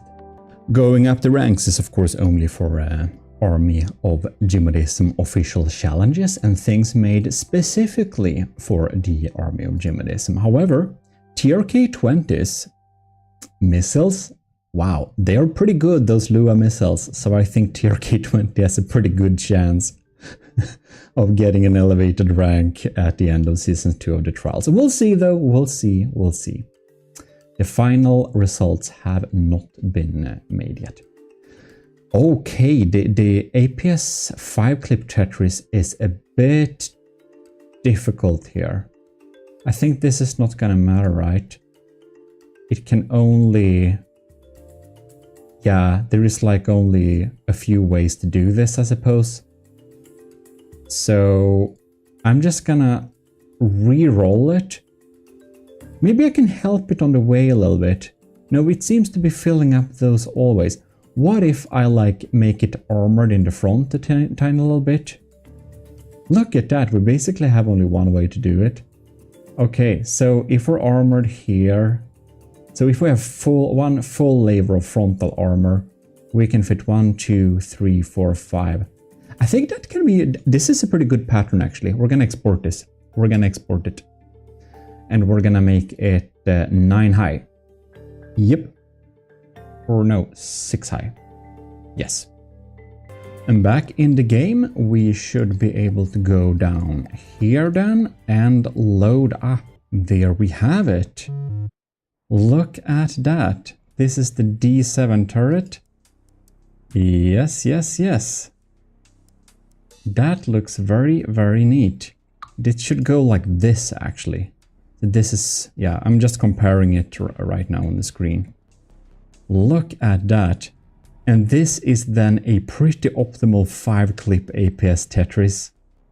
Yeah, this is gonna be a game changer for our guns, I think. This is, I think we're gonna do it a block higher too. Yeah, we're gonna make it hurt, but this is a really useful tool. And again, you find it into the description, of course, if you want the software, which you probably want. And also, yeah, say thank you to TRK on my behalf as well, if you have the opportunity to chat with them or whatever, find them somewhere. Maybe on some other Discord server. Wow. Yeah, this we're gonna use this. We're gonna do a we're probably gonna do a good masterclass APS turret tutorial where we should cover this, so we can go into some more advanced topics, not only the basic stuff. Yeah, that is very cool indeed. On another note, the Sword of the Ecclesiarch sub-faction that has participated in the Promethean Directive, well, the Promethean Directive is basically over, which means that we're gonna publish these ships here. All of them beautiful ships are gonna be published to the Steam Workshop. It will take some time, of course, going through all of these, but we have some really cool ships here, which you can see, and it can be a cool idea if you look at them too at the GMODIST channel, my second channel, because we're gonna do some nice battle tests